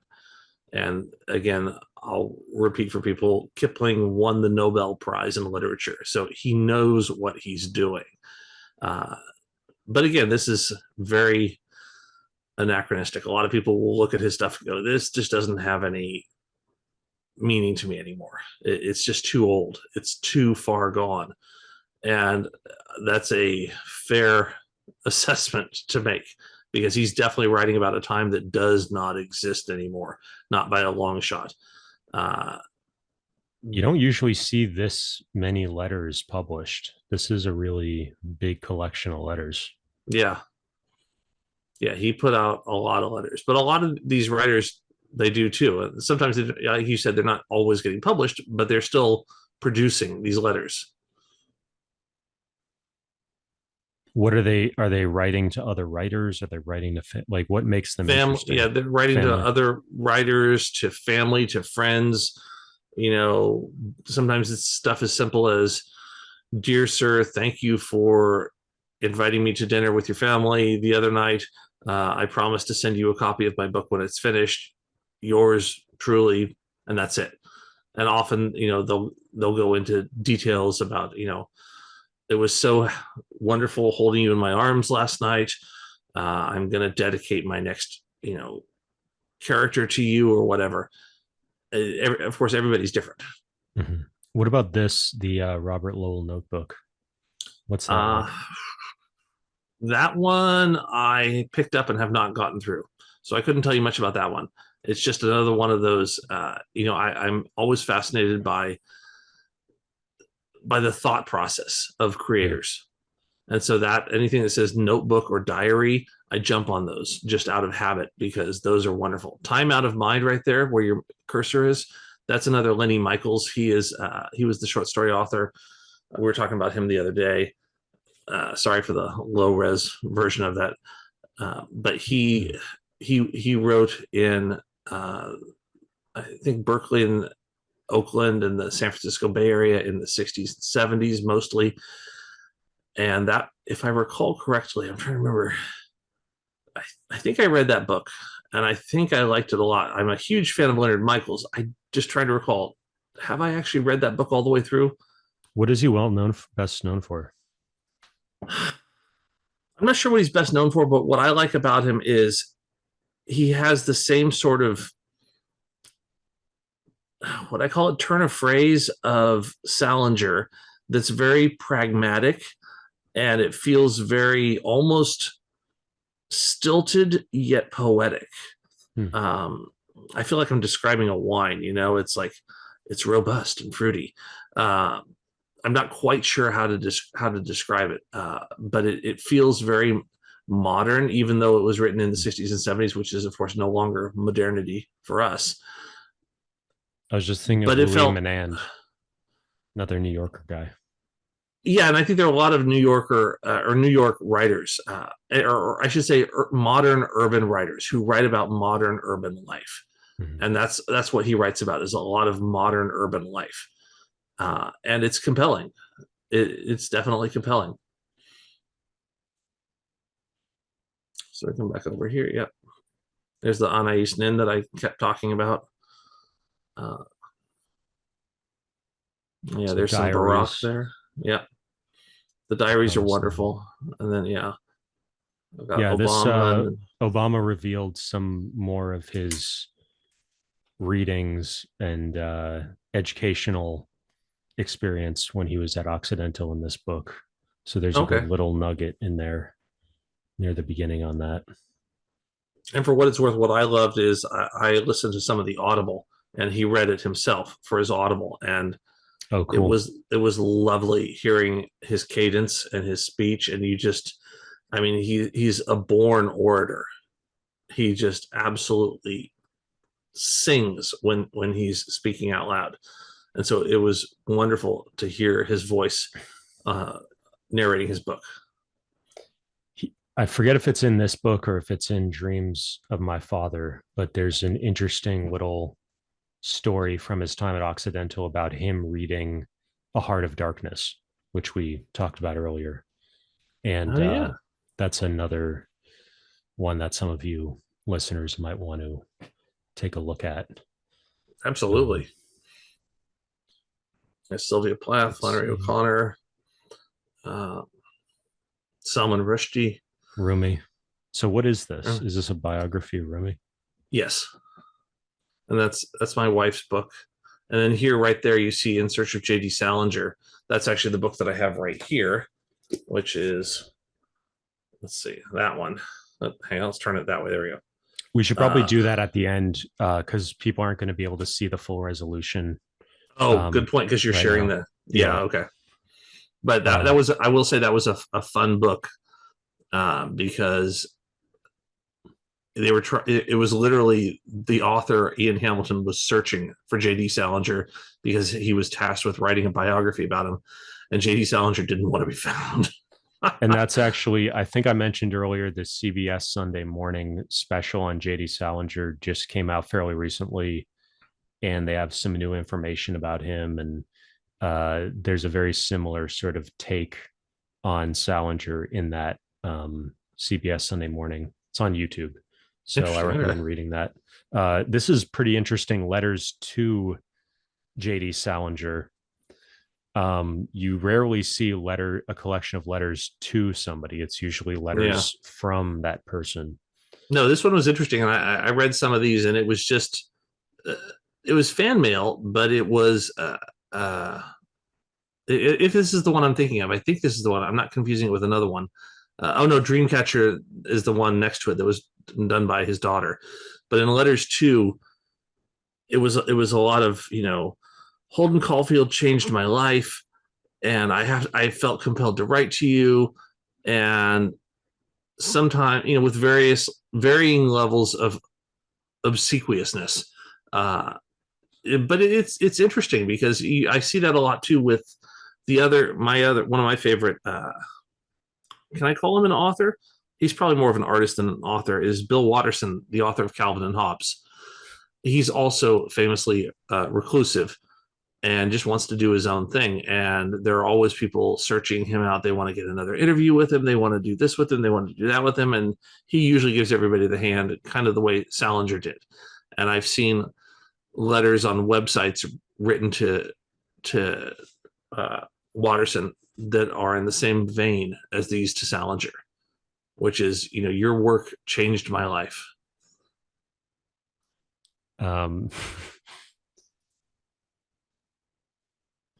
There's the only other book that I can think of that's like this is Trump, one of Trump's books that he put out sort of post Oh, please.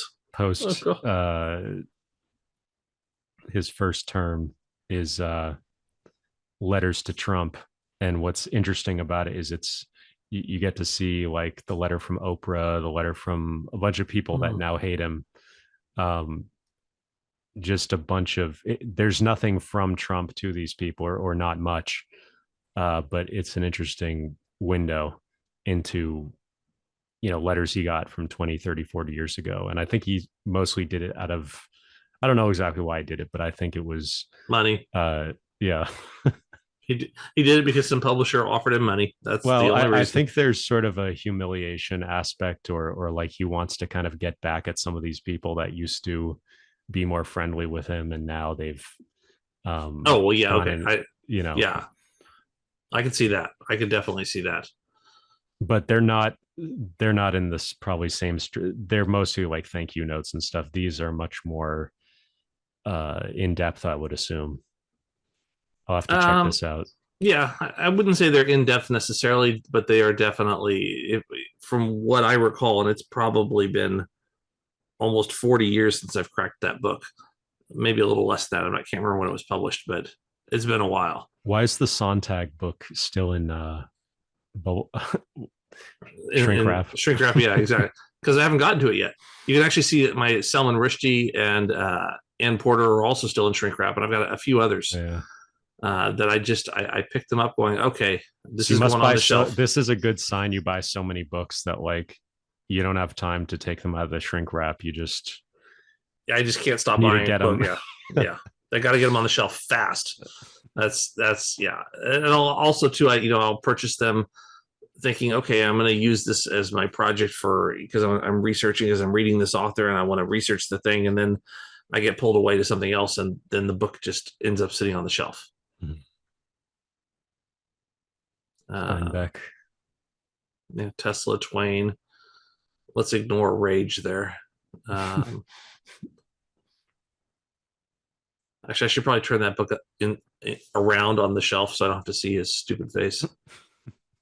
Bob Woodward, I believe. So he wrote a really interesting book. He's written a lot of stuff just on presidents and various political leaders, and he has a great book on the Supreme Court, which I think is called The Brethren. Well, I may be confusing that with somebody else, but I'm pretty sure that's Woodward. So it's called The Jackasses. Yeah. the Six Jackasses. Okay. I said I wasn't going to do it, and then I did it. Okay. Shit. Okay, I'm shutting up now. So you do have Updike, because I didn't think of I guess I don't know a ton about Updike, but when I think of short stories, I don't really think of him first. So I thought it was kind of an interesting choice. Yeah, I've got Vonnegut right next to him. And I don't think I actually have any Vonnegut in my library except for that book. And it's one of those things where everybody says, oh, you got to check out Vonnegut. And I think I tried at one point. I just went, yeah, okay. But I mean, I feel that way about Stephen King too. I just cannot get into Stephen King. What about David Foster Wallace? You have his one. I do have his, and that one I've been meaning to get into, and I haven't given it a try yet. I was a huge fan of Wordsworth years and years ago, and so I picked up these journals. But also, again, like anybody else, I look for keywords in a title. If it says something about writer or diary or journal or letter, I'm more inclined to purchase it. So Dorothy Wordsworth. Yeah. Who is she? A writer from back in the day. She read some short stories, and that's why I picked it up. So she's not connected to the other Wordsworth. William Wordsworth. She's not his wife, is she? Once again, I'm spinning off the rails here because I'm just knowing that I'm seeing the comments that people are going to write saying, "You idiot! Dorothy Wordsworth was the second cousin of the da-da-da-da-da," and they're going to break it all down. So I will say, Timothy, go read the comments. I don't know. And then we get into my 900 section, Saved by the Bell. And this is completely out of order. I just threw in anything historical, anything atlasy, anything, in a couple cases, city designy kinds of stuff. History of the Kings of Britain. That's sort of a and I've got another book. I've got another history book from that down below. But I've always been into maps and cartography, so I have a lot of things like that sometimes, like, well, with the writer's map, it breaks down various lands created by various worlds created by writers, which is kind of fun. And then the design of cities. I've always been fascinated by urban design and architecture, so I've got some books on that. Although the architecture, I think, is the 600s, I want to say, maybe the 700s, I'm not sure. And what I think is interesting about city design also is within I don't know if I already talked about this, but the sort of literature of utopias and dystopias. You have City of God or City on a Hill, you have Utopia, and you have these other stories that are trying to sell you on a government, Plato's Republic, Leviathan to a certain extent, Hobbes. You have certain writers who paint a picture of a society and then they link that to a certain philosophy in government. And even like Emile, where you have the description of somebody's education, they're kind of, the education system sort of installs the government ideology into the children so that they're going to reproduce that government. And so that's the Bildungsroman and other genres in that neighborhood that focus on education of the sort of ideal individual can also sort of, they're the fictional other side of the coin of city design and architecture, which has a lot of, think about walkable cities and getting rid of traffic and air quality and, what the meaning of different styles of architecture means. Yeah. No, and there's a lot that could go into city design, and I know very, very little about it, but it's fun to think about. It's fun to draw maps, and it takes me right back to, being a kid with Dungeons and Dragons, and this is the city of despair. Notice how all of the streets go in circles, and you can never get to another street, or whatever it is. You make stuff up and draw maps, and it's fun. And strangely, that got me into, how are cities actually designed? How do they actually, especially modern cities, because most of the cities, of course, in Europe, as an example, or the East Coast, they have a lot of history, and there are a lot of reasons that streets are laid out the way they are. But if you were to build a brand new city in, I don't know, Nebraska, how would you do it? How would you lay out the streets? Where would you put the buildings? Where would you put the resources, the mills? What's the industrial section look like? That's fun stuff. I like that. I was just watching a video series. I'm blanking on the guy's name, but he's a really big YouTuber, and he comes from a Mormon background.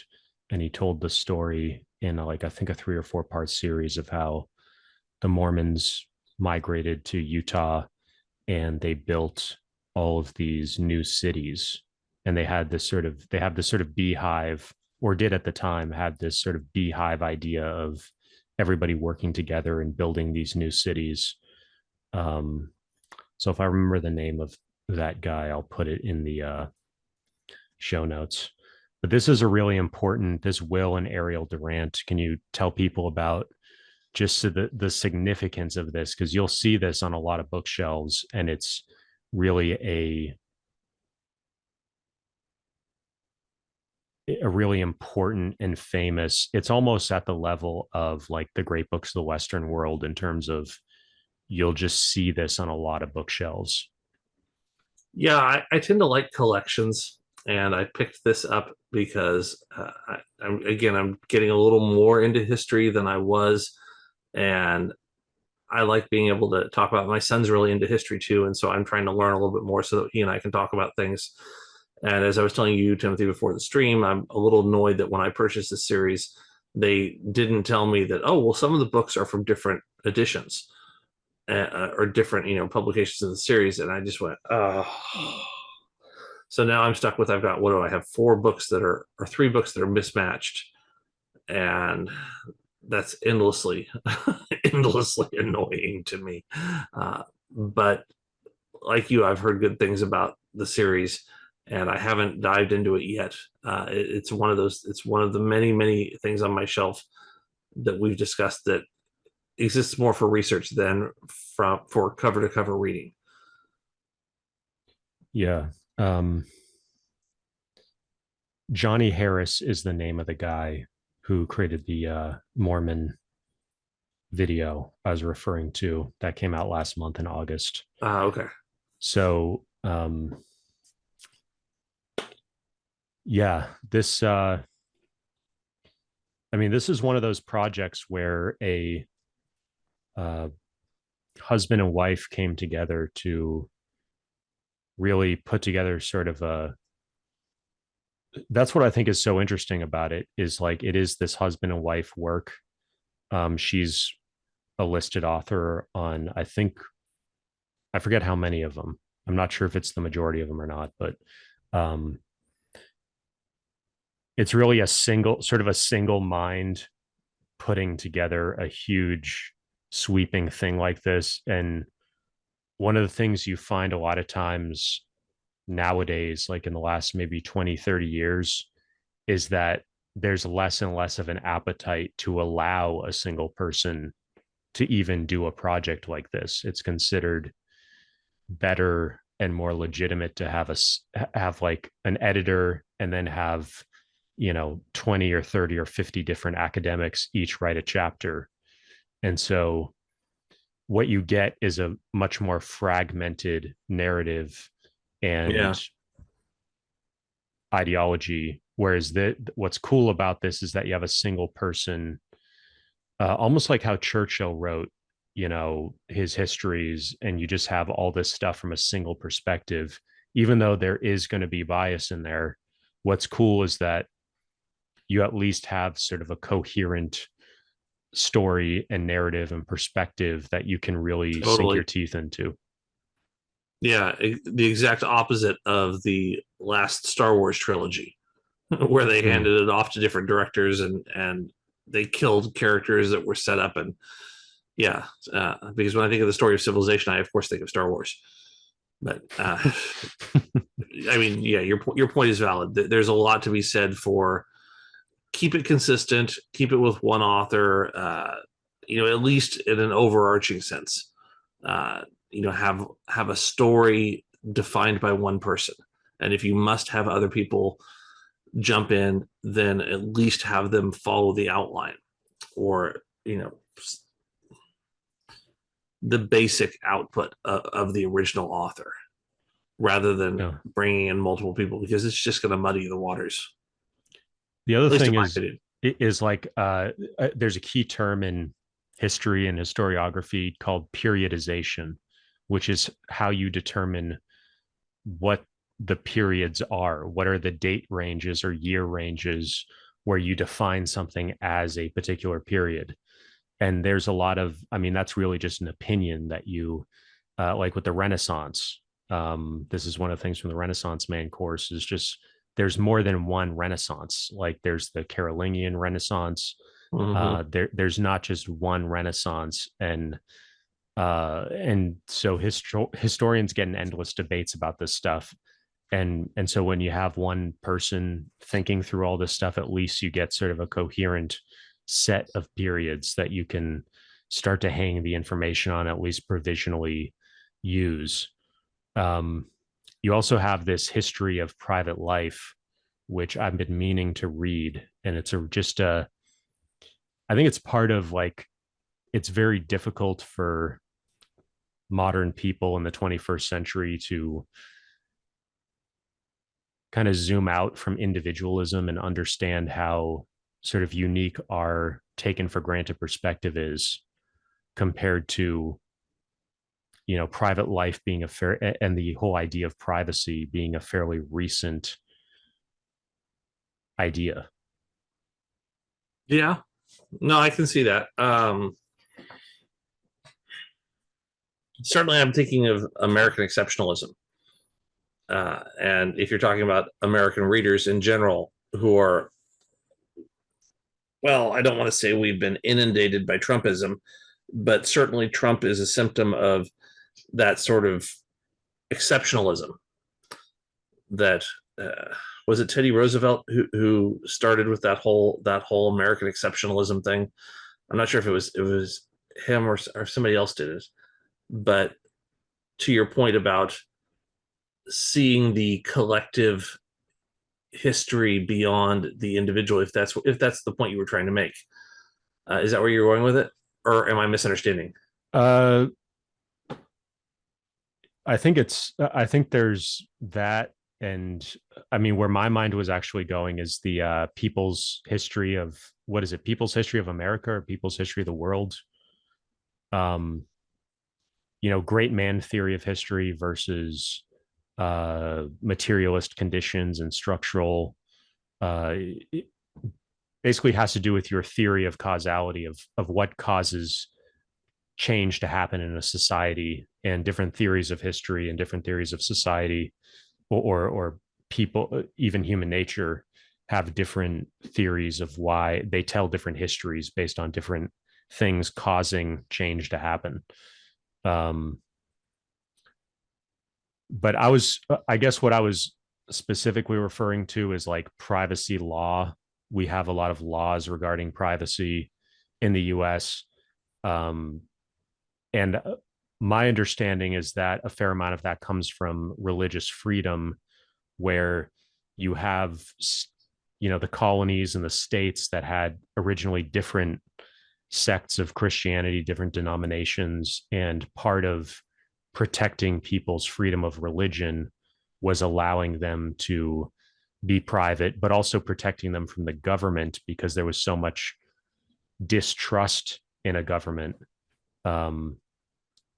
which was part of, and like some of the abuses that happened before the American Revolution. So those, Well, that's a good point. Yeah, avoiding a tyrant and sort of putting up protections against a tyrant. Yeah. No, that's a good point. That's you're obviously far more well versed on those studies than I am, but I definitely can appreciate the idea that to avoid government overstep, you need more privacy. You need more. You want freedom of your own religion, all of the things that, or at least many of the things that the country was founded on. Get away from the monarch who's always got his fingers in your pie, or in your back pocket or whatever it is. But I hadn't really thought of privacy in a historical context. And that's interesting. I have to spend some time thinking about that, because I like that. Like, what did much older civilizations, how did they view privacy? Did they just simply say, oh, it didn't exist? It doesn't exist. What's privacy? I don't know. I don't care about it. All I care about is, am I going to eat tonight? the right to remain silent, the right to, the Fourth Amendment of not having search and seizure. Just, I think all of these things were sort of, they're fairly unique. And even like the Inquisition, I think the Inquisition was sort of a good, was maybe in the minds of some of the founders when they were thinking about what protections do we need to have. It, even the Patriot Act and all this electronic surveillance, Snowden, other whistleblowers. Who's the other guy who just got out? Not the guy who's in the not Bradley. No, Bradley. There was Bradley Manning, but there was the guy who just got a deal a couple months ago. He was kept in the embassy for a while, and then they got rid of him. Oh, Julian Assange. Yeah. So they're sort of heroes to a lot of people that lean more on the side of more private. Even Telegram. I mean, the guy Telegram and his encryption thing, he just recently got arrested in France. So Europe has more of this idea of there shouldn't, you really don't have a right to privacy, and it's more important to protect against criminals who are obviously going to use this stuff. That it's more important to invade the privacy of criminals than to protect the privacy of law-abiding people who have differing political or religious views. Interesting point. Again, I have not studied this that enough to form a coherent opinion on it, but I do like that the topic is bringing up about it. I could spin off on this for a couple hours going, do some Googling and read some books. And I like that. I'll have to think about this. Do you remember what originally made you buy the series? It was a combination of, I got it fairly cheap. They were in good condition. It was a complete series. I mean, honestly, I hate to say it, but a lot of my book buying decisions come down to those things. Is it cheap? Do they look good? Are they considered reasonably accurate? And they're not written by morons.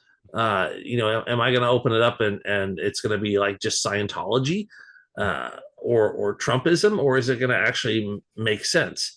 And so that's a lot of the reason why I get some of these. And then because if it covers a particular time period, that's another reason.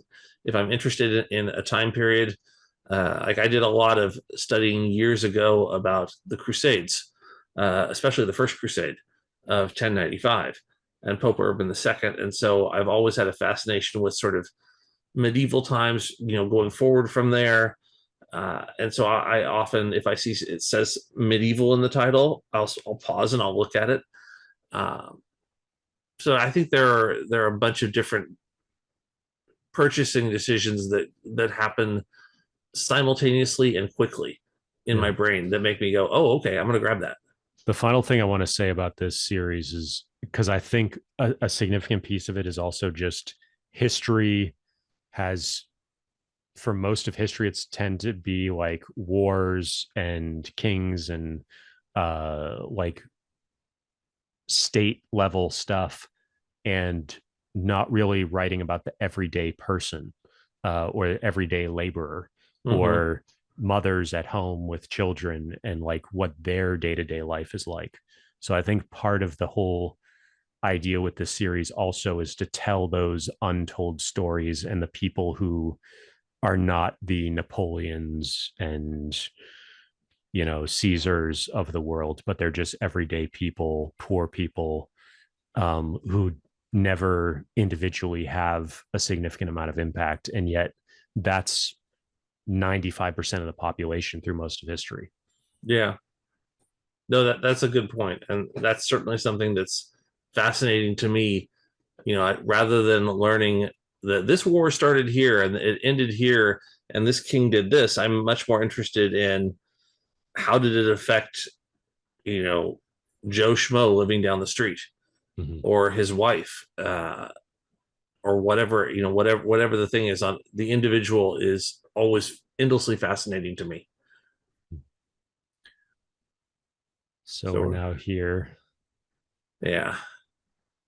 Children of Ash and Elm, A History of the Vikings. I read that recently and I wanted it to be better than it was. And it came very, very highly praised. And I just didn't do it for me. It was a little too cold. And it could be that I don't read it as a historian because I'm not a historian. But that one, I wanted it to strike me more strongly than it did, unfortunately. I see Richard Dawkins here. Do you have any thoughts on the Four Horsemen? The Dawkins, Hitchens, Dennett, and I think about the actual Four Horsemen. I'm like, oh yeah, let's talk about those guys. No, I don't. Sam Harris.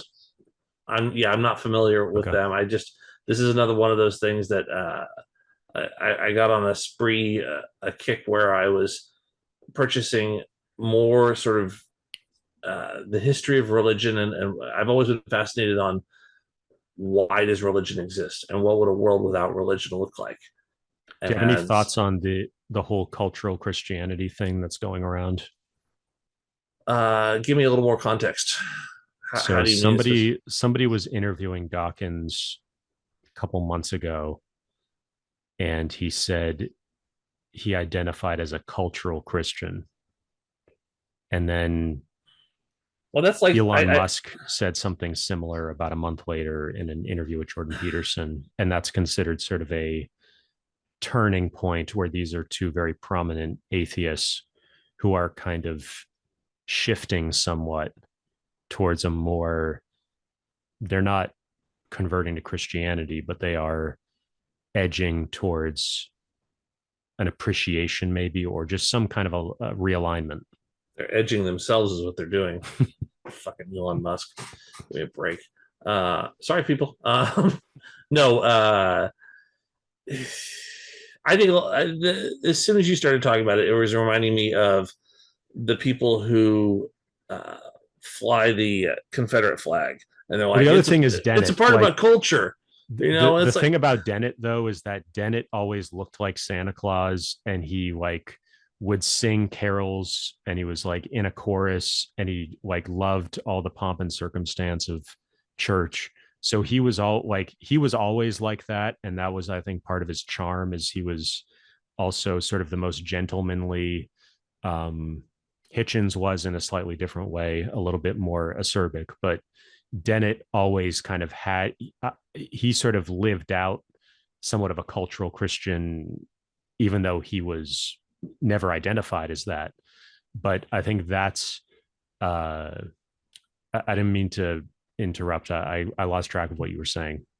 No, it's okay. I was just saying that I think that your initial discussion of this was reminding me of people who fly the Confederate flag. Yep. And claim that the reason they do it is because tradition matters.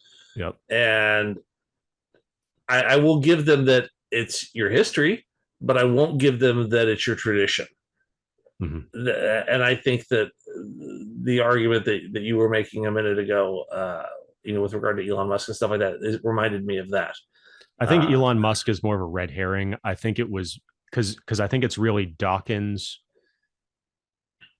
saying that is what made it part of a larger conversation where Jordan Peterson would even think to ask Elon that. So hold on. What does Andrew Tate think? What's he saying? Come on. That's what about Matt Gaetz? We gotta get the real word here. Come on. God damn. To finish off that point, though, I picked up that book because I am really genuinely fascinated by what biologically makes us strive for religion. Why does religion exist? Why do we as human beings, need it so badly? And what would the world look like without it?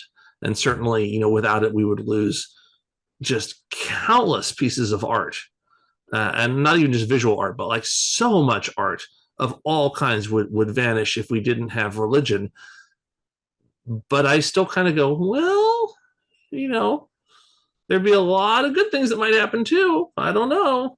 A lot fewer persecutions, maybe a lot fewer wars.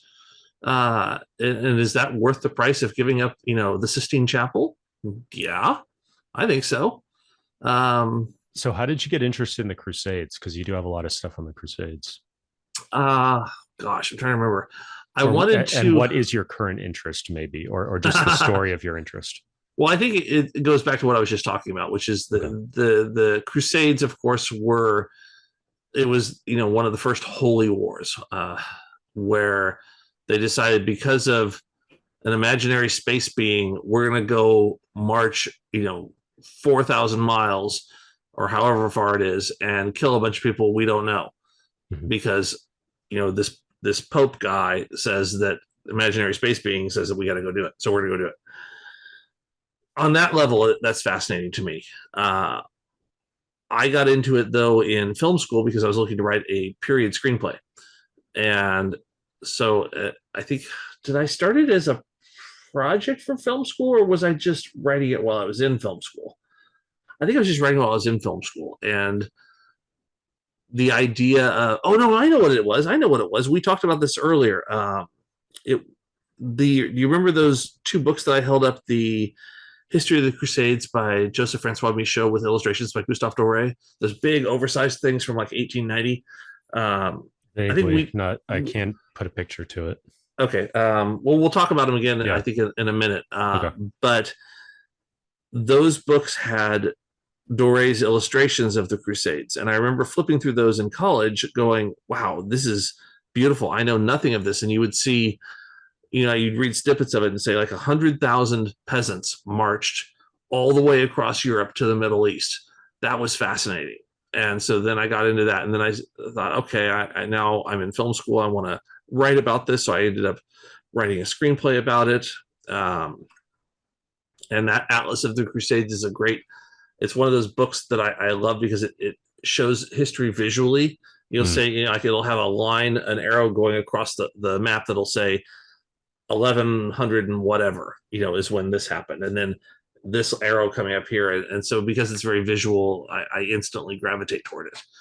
But yeah, the Crusades are endlessly fascinating to me because what can make that many people do something that, it sounds almost crazy to think about.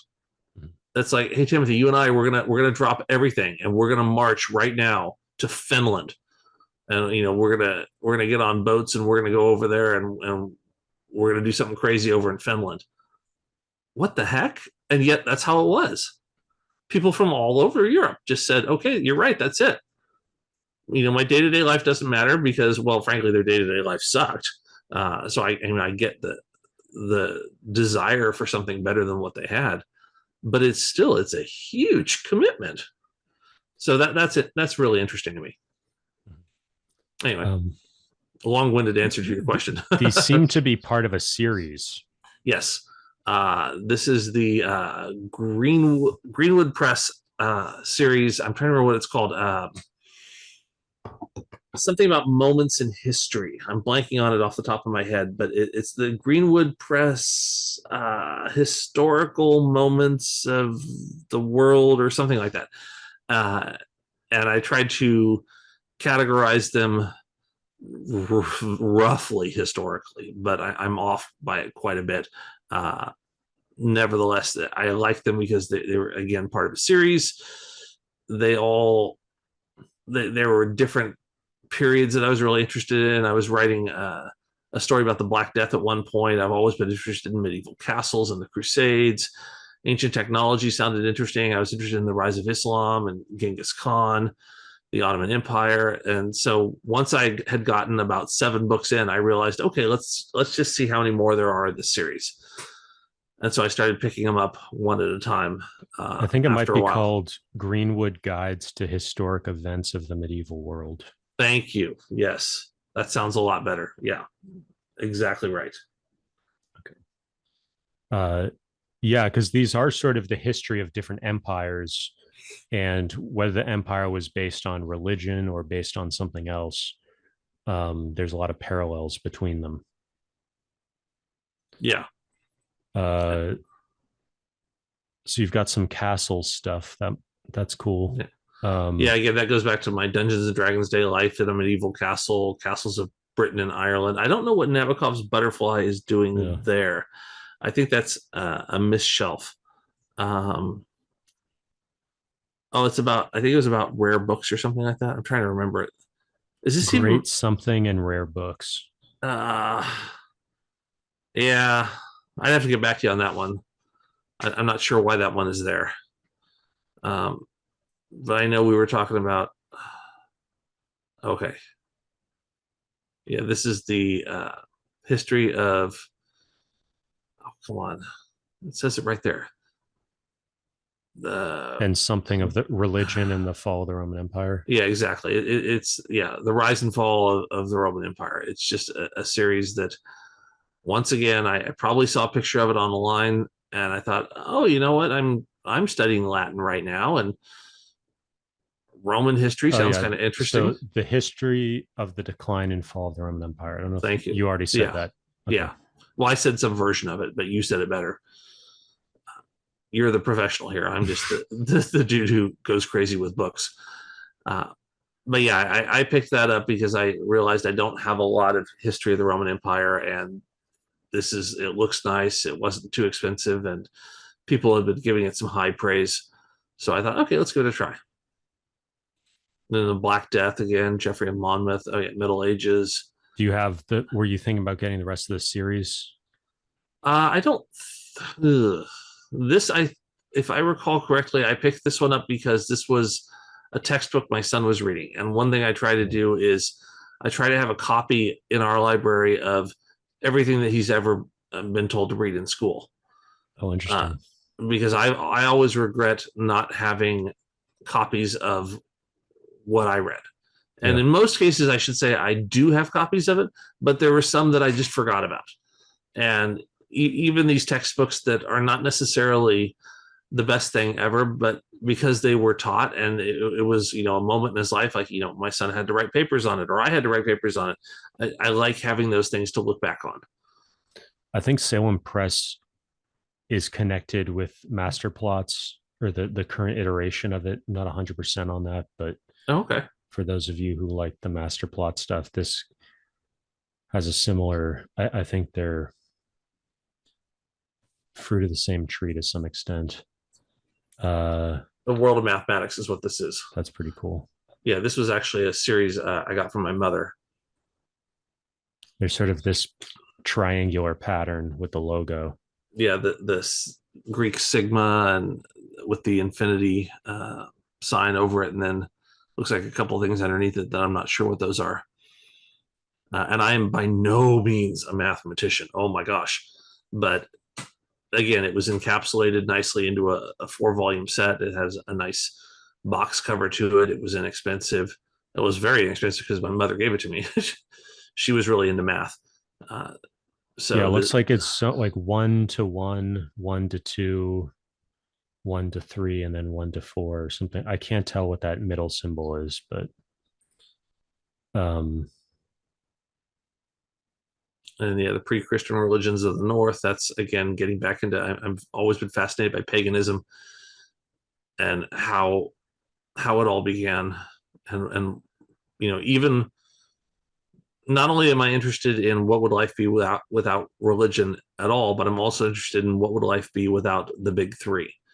If we all still had pagan practices that were defined by our geography or by our family unit, and like, oh, you believe in Kawonka Wonka? Well, I believe in Kawonka Honka, and so I'm going to argue with you now because it's Honka, not Wonka, or whatever. I mean, I make light of it, but that stuff it's fun stuff to think about. Oh, Bog Bodies there. That's one of my next ones to read. The second from the right. That's about the. Is it in the Netherlands where they were, or France, or Belgium, where they were uncovering bodies from thousands of years ago that had been trapped in these peat bogs, and when they're pulling them out, they're finding them unbelievably well preserved. And so if you type in bog bodies in Google and just look at some of them, I mean, you can see the expressions on their faces, you can see the folds in their skin, in some cases you can see the pores in their skin. Wow. It's crazy. And so that's an an anthropological look at the process of discovering the bog bodies. So that's what that one is. That's next on my reading list. Now we're down here to History of England. This was again another series, another folio society. As you've heard me bitch and moan about this a little bit, I have a love-hate relationship with the Folio Society. I think they look so good on a shelf, and I picked these up for fairly cheap. And I do think they look really good on the shelf. I haven't gotten into them though yet. I would like to hope that they're going to give some good context if and when I need to research a little bit more about England. Yeah, I can't tell if they're in the proper order because this one seems like it would not be at the very end. You're 'Cause right. you have 19. Yep, you're right. I think maybe the rest of them are in order and that one just isn't. Yeah. No, more than likely, it's yeah. Any errors that you see on this shelf are mine and mine alone. And there's another folio society about the Crusades. Again, I picked it up because it sure looks pretty. Yeah, I was And thinking it like says what Crusades style on. is that? Is that like Greek architecture or something? Ooh, I think you'd have to see And the the color covers of combo. the, yeah. You'd have to. I'm not sure either. I know that blue and gold always look good together though, Mhm. and that sort of baby blue instead of a navy. It looks real nice on there. What do you think? Have you read this? I have not read that one yet. No, That looks that's. interesting. I'm trying to. When did I remember when did I pick that one up? I'm not sure. I think that one's a fairly new book. I think I saw that name Popkin before on your shelf. Not sure. Oh, if you, I don't think so. But I could be wrong. I could be wrong. If it's in a part of a series, then maybe. But if it's a standalone, then I Yeah. don't think so. Oh yeah, this is probably the largest set of books that I have. These things are, gosh, 2.5 feet tall by, actually maybe even taller than that. No, they're not 3 feet tall. What am I saying? They've got to be 2.5 feet tall by maybe 18 inches deep. But it's on very heavy paper, and what they are is really high quality photographic reproductions of all of the, what do you call them? I'm blanking on the word. The frescoes. Frescoes. Yeah, of the Sistine Chapel, and I mean extremely high quality. And this 2 volume set, yeah, I paid a fair amount for this. I don't remember exactly how much, but I paid It's like quite a bit for this. $500. I Yeah, looked it up. yeah. This was not cheap, but I'd been to the Sistine Chapel, and I was annoyed by the fact that they wouldn't let you take pictures because they wanted you to go to their gift shop, and they would claim, oh well, the flash will damage that. Whatever. Uh, so I ended up buying this book. Yeah, I say no more. Never heard that one before. Yeah. Well, yeah, I mean, and to a certain extent, I think a lot of people say, well, flash will damage things, but often they're saying it because they want you to go to their gift shop. Yeah. So I don't know. That's what is that one? The Good Wife's the Guide. Good Wife's Guide. Yeah, that's one of those interesting / misogynistic historical books where it's like, oh, it's the wife's place to do this, this, and this for her husband. And then why would that be historical? Well, because okay, that's fair. Seems like more I guess like a self-help or a. I guess what I'm thinking is like the 19th century books where they would be treatises sold to women saying how to be a good wife for your husband, and it was generally stuff like take good care of him and make sure that you keep the home well and all that stuff. It's stuff that to modern definitions, we would scorn it. But back in the day, it was what it was. Mm-hmm. So, I again, I don't think as a historian, so I tend to look down my nose at this stuff, but that's not sort necessarily of a courtesy book in some ways. Yeah, exactly. Journey to the Land of Jesus there, the Middle Ages, got some other good stuff there. Then you have to get going, I think, pretty soon. Yeah, I've got a few more minutes. I think we can easily finish off this shelf. Yeah. Okay. But as we said earlier, viewers, we like to talk, or at least apparently I like to talk. Oh my gosh. These are, again, I can't badmouth the Folio Society too much when I have so much Folio Society sitting on my shelves. It's ridiculous because I'll see a title. I'll go, I think the Folio Society, I think I'm done with it. And then I'll see a new title and I'll go, oh shit, I got to get that. So Eusebius. Yeah. You don't see that name all the time. I don't know that I've seen that name before this book. I think we were talking about the pre-Nicene, post-Nicene fathers book series, and I think Eusebius might even be in there. I wonder if he's in the church Loeb historian. It would be the Loeb. Maybe I wonder if he's in The Dumbarton. the Loebs tended to exclude Christian authors because they already were being published by Christian or church publishers. And so that's they were right. kind of, yeah. We talked about that. That's right. Yeah. So these are just more cool folio sets that looks interesting. More fun stuff to read or to research.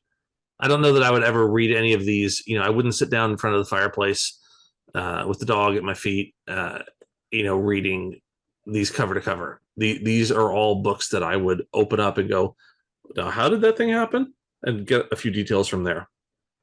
The problem is, yeah. I was going to say, the problem is it's so easy to get those few little factoids from your cell phone nowadays. And so I have to make a conscious effort to go, I'm not going to look it up on my phone. I'm going to look it up in the book. And that's a rough one. I was just pulled up his Wikipedia. It says, as father of church history, he produced the ecclesiastical history on the life of Pamphilus, the Chronicle, and on the martyrs. He also produced a biographical work on Constantine the Great, the first Christian Roman emperor, who was Augustus between AD 306 and AD 337.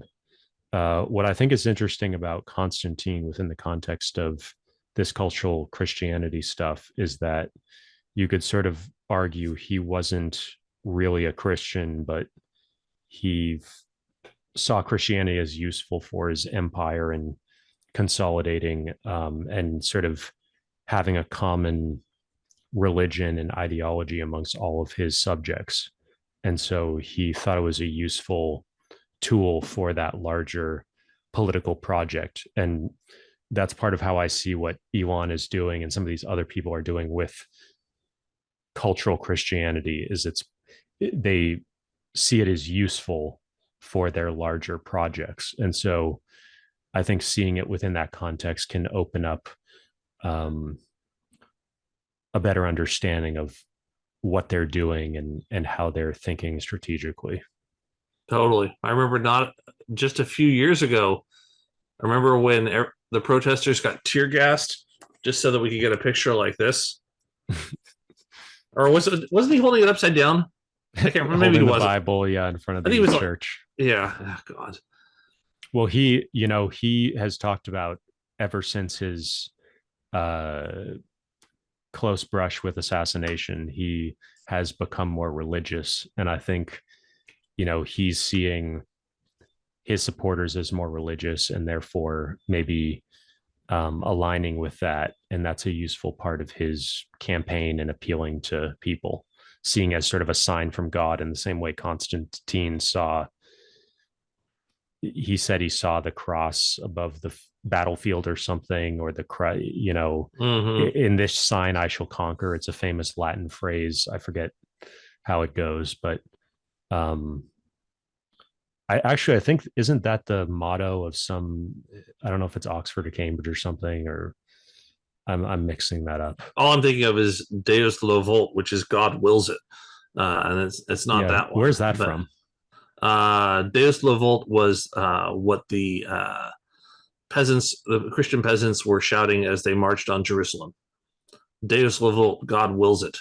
God wills for us to behead you and rape your women and kill your children and be complete scumbags. God wills it because we're living in poverty and God wills it. Again, an ugly moment in humanity. Vox Dei. Vox Populi, the voice of the people, the voice of God. Yeah, exactly. Yeah. Elon has used that for his crusade with Twitter to sort of open up free speech. That's one of the slogans he's used. So this kind of stuff. Sorry, I'm throwing up a little in my mouth as we're talking. Yeah. Oh God. Okay, so back to the shelf. So let's look at. I have the Calvin and Hobbes. So this should be over in the 700s, but I ran out of shelf space over there, so I stuck it here. This is why things are starting to get But real you have chaotic. the box. This isn't the box set. All right, I have the complete You have box the box set also. I also have the individual ones, and sometimes the individual ones are fun too because they're easier to hold in your lap. They're just all oh, I mean, there's so much. I cannot say enough good stuff about Calvin and Hobbes, and so much of it is that I was at the right age when I was reading it. It came out. It's very much a window into time of the sort of Generation X views on the world, and then the Boomer parents' views on the world. But so good, so good. What is this one? How to Be Right? Oh, James O'Brien. He is a British what do you call him? Broadcast Announcer.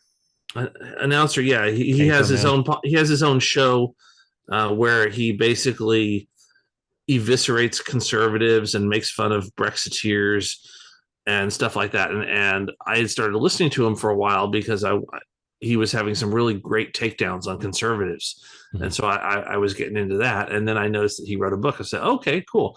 So it's called How to Be Right. And I thought, I'm going to check out the book. But if you type in James O'Brien destroys or something like that, or James O'Brien annihilates or eviscerates or disembowels, it'll show you can see some of his arguments where he'll have just some of the dumbest people come on and say, well, I think that Brexit worked because this, that, and the other. And he talks about Trump too. And well, I think that Trump was doing great things for our sister country, America. And then he'll explain what's actually going on. And of course, the people will always leave in a huff. And he takes a lot of calls from people who will say, James, I've been listening to you for years. And I got to say, I think you're an asshole and you don't understand it. And then he proceeds to dissect these things so beautifully. I love it. So this 60s All-American Ads book looks pretty interesting. Yeah. As a function of being working in advertising as a photographer and with commercial clients and stuff like that, I was interested in seeing how ads trace back over the years. And of course, most of those are illustrations. They're not photographic. That's what I was going to say. But it's interesting to at least get a sense of the aesthetic. And then I've got some gift books here, some of my wife's books, some of my own books from places we've visited, towns around Northern California that we've visited, some journals, stuff like that. Yeah, just fun stuff. Then into the home stretch here. Yeah. So this is how we're doing on time. Okay, we're good on time. This was my first encyclopedia that I had as a kid, and it got damaged. I think I was telling you the other day that some of my books that had been in storage had gotten damaged, and I've had to replace them. I had to replace this series, which I just loved as a kid. I loved being able to just pull these open and flip through them and see all the pretty pictures. And even though it's, the knowledge in here is very outdated, it's a lovely piece of nostalgia. Do you know, is this like the Children's Encyclopedia Britannica or the World essentially Book? Yeah, it's okay. It's what is it, Dell something. I think can we zoom in on that? Dell, no, I'm blanking on it right now. I've got it on my software. I could look it up, but be that as it may, it's a nostalgia purchase is what it is.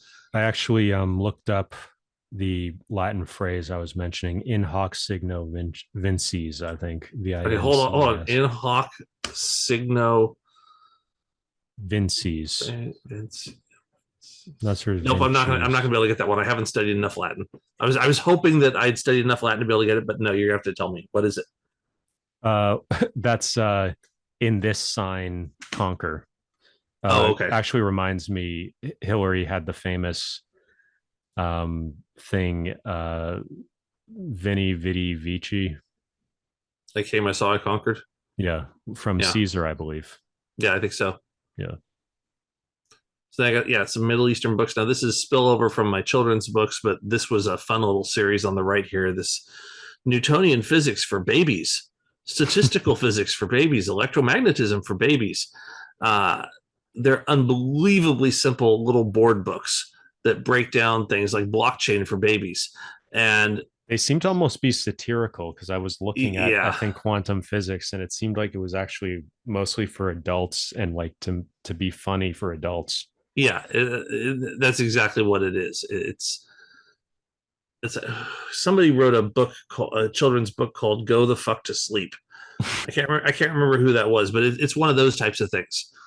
It's you see it in what's that show that I've never seen? The Simpsons. You see it in South Park, where ostensibly visually it looks like it's a children's show, but really it's for adults. And these are sort of babyish explanations of these topics, which don't always make as much sense as they should. Like I've read the blockchain one a bunch of times, and I am no closer to understanding blockchain than I was, before I started reading it.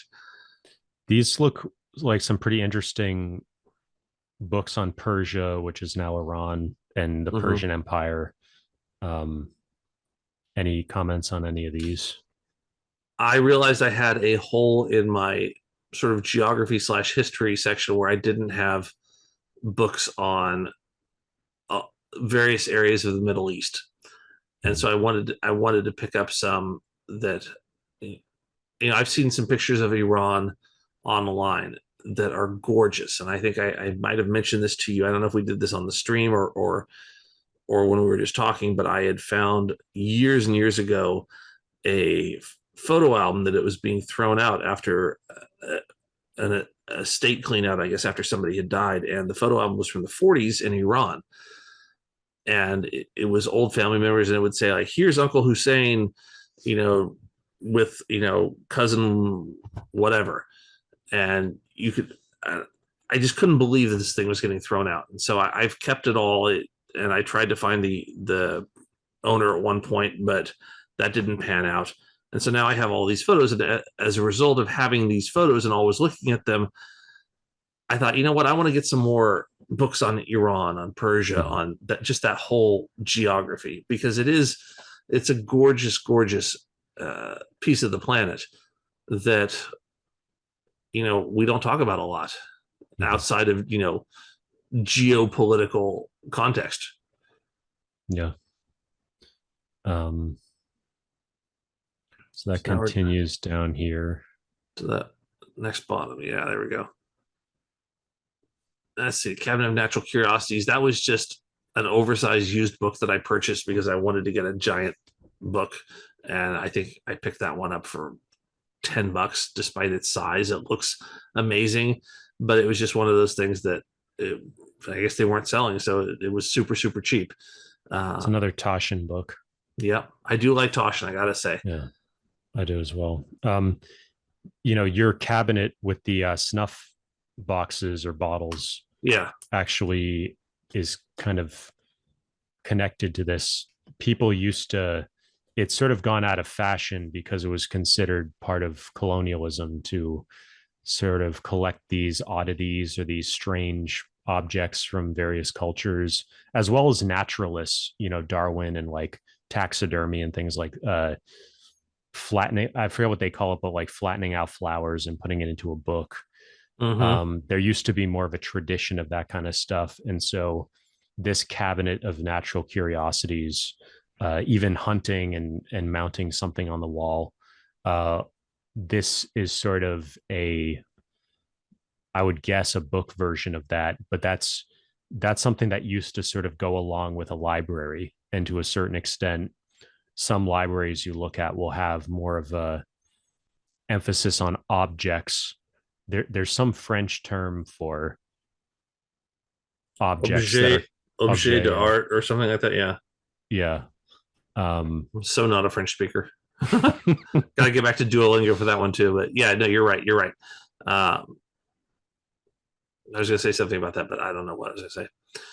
Yeah, all the baby name books were back from my writing days, and then also from when my wife and I had our son. Oh, okay, let's look up baby names. And I'm not a person who will just go out and buy one baby name book. I have to buy every baby name book I can find, because that's how crazy I am that way.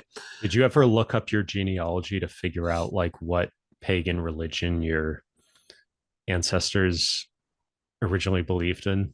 Oh gosh, I haven't done that. That sounds like fun. I'm gonna have to look into that. I mean, being Germanic and Teutonic, I'm sure that it was, the typical we painted ourselves blue and howled at the moon kind of a thing. Uh, but yeah, I should look into that. That looks like fun. Did you ever implement baby sign language? Oh, I wanted to. We tried for a while, and then unfortunately we gave up on it. I thought it would have been a great thing to learn, but our son was actually fairly verbal quite soon, so we didn't really have to worry about it too much. But I pulled a lot of character names from my stories out of these books, which is lovely as well. This is an interesting one. Lies my teacher told me. That's sort of in the same vein as people's history of. Keep on blanking on the. I'll look that up. But do you have any thoughts on that book? Lies my teacher told me. I had an earth sciences teacher in 8th grade who, oh God, I'm blanking on the context right now, but he had said something to me that was almost unequivocally wrong. And I had asked him something like, does the world work this way? And he said, well, actually, it works this way. And actually, he was so wrong.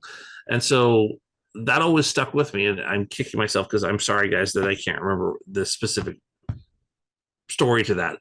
But this book reminded me of that. Mm-hmm. Lies my teacher told me.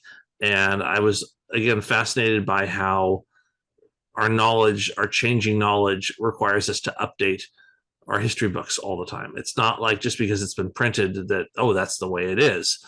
Things change all the time when new eyes look at it and they bring a new understanding to things. So that I had to pick that one up just based on that title. Yeah, the book I was referencing earlier is A People's History of the United States by Howard Zinn, published in 1980.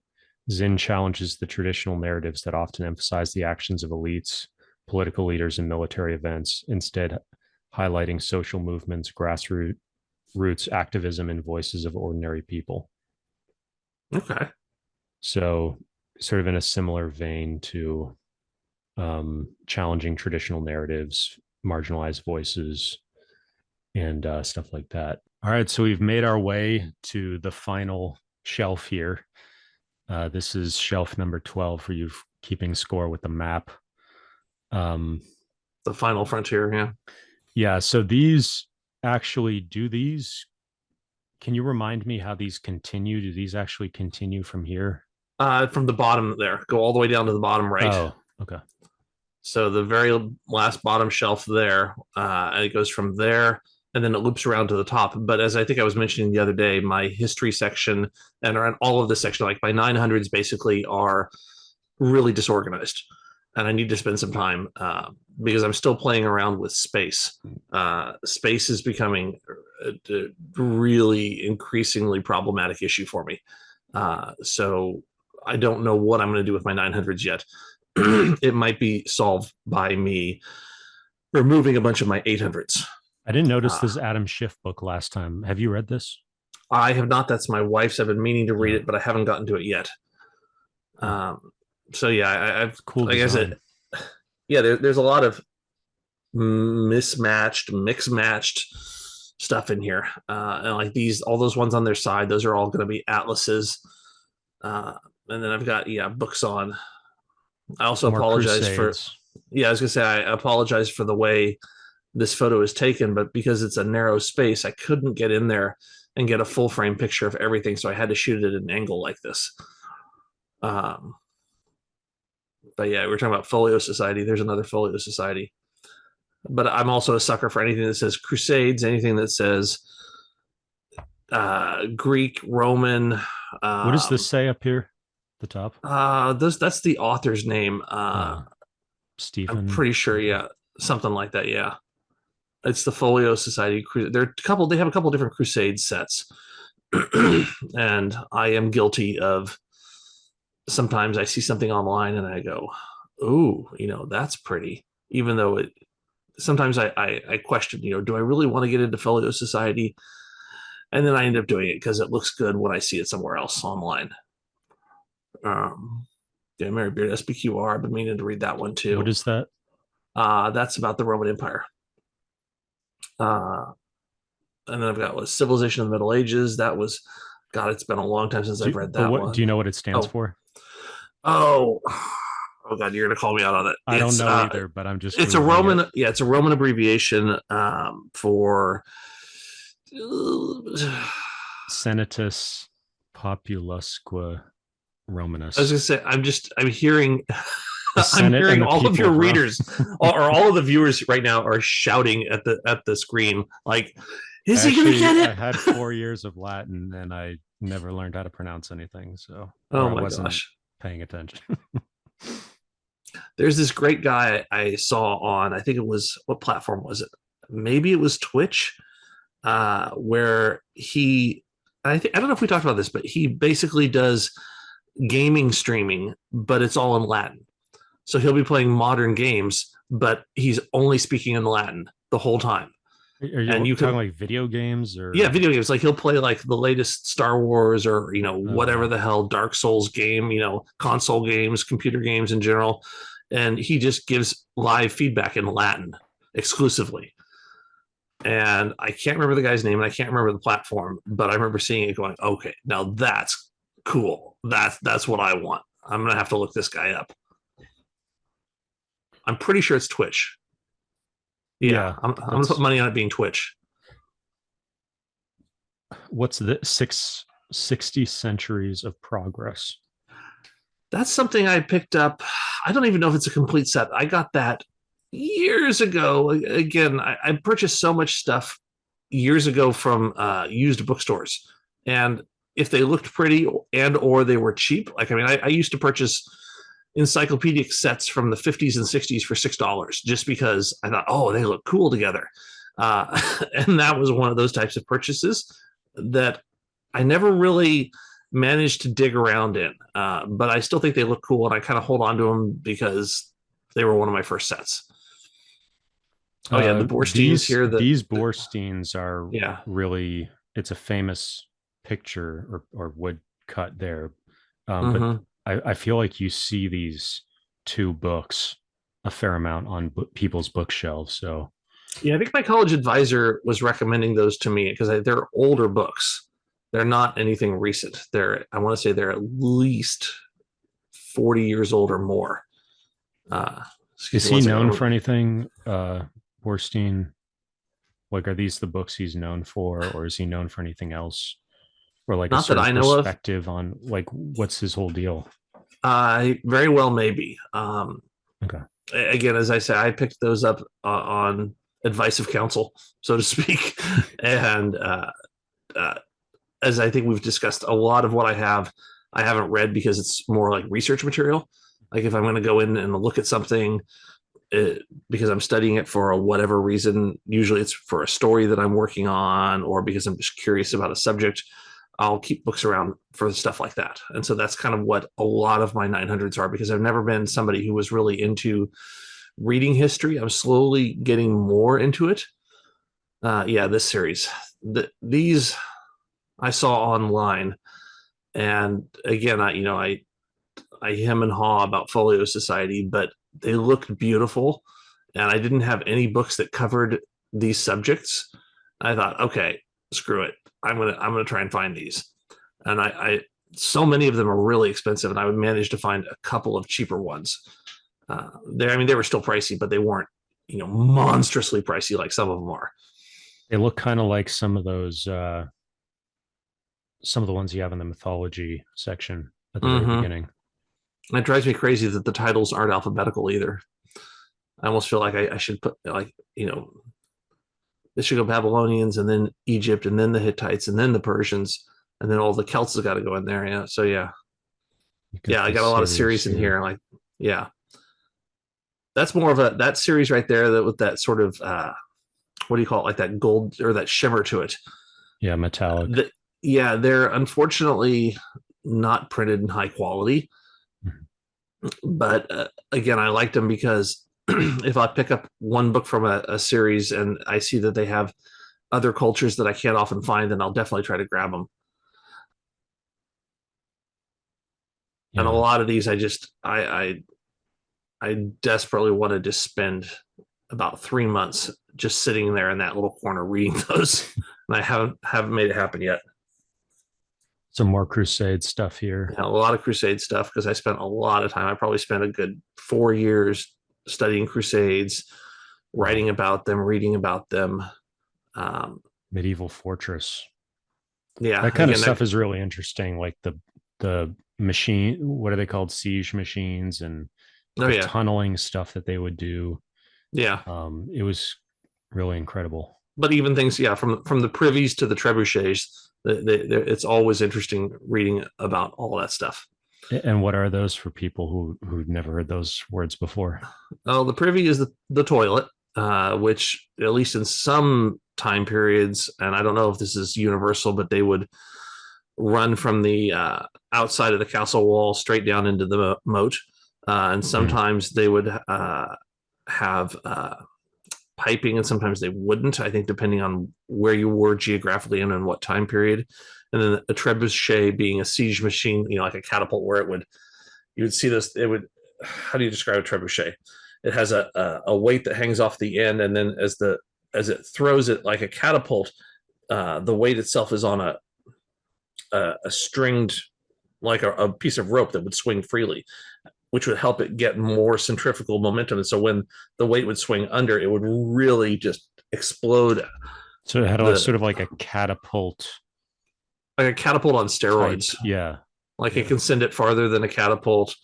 And it was sort of combining the pulling back of catapult with the rotation of a whatever the other kind of thing is called.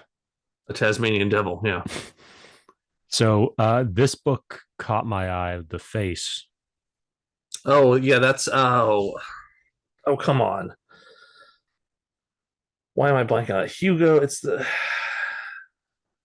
by the guy who did it's effectively, if I'm thinking that's the one, that because these are all, that's from that yellow shelf marker to the right. That's where the children's books start.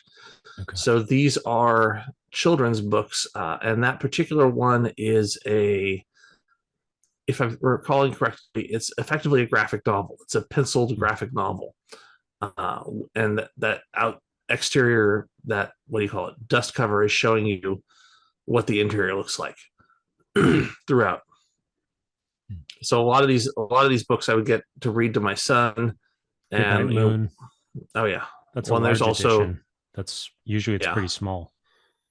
Yeah, I got a whole bunch of the Goodnight Moon series, and of course everybody has parodied it, so I've got a bunch of the parodies too.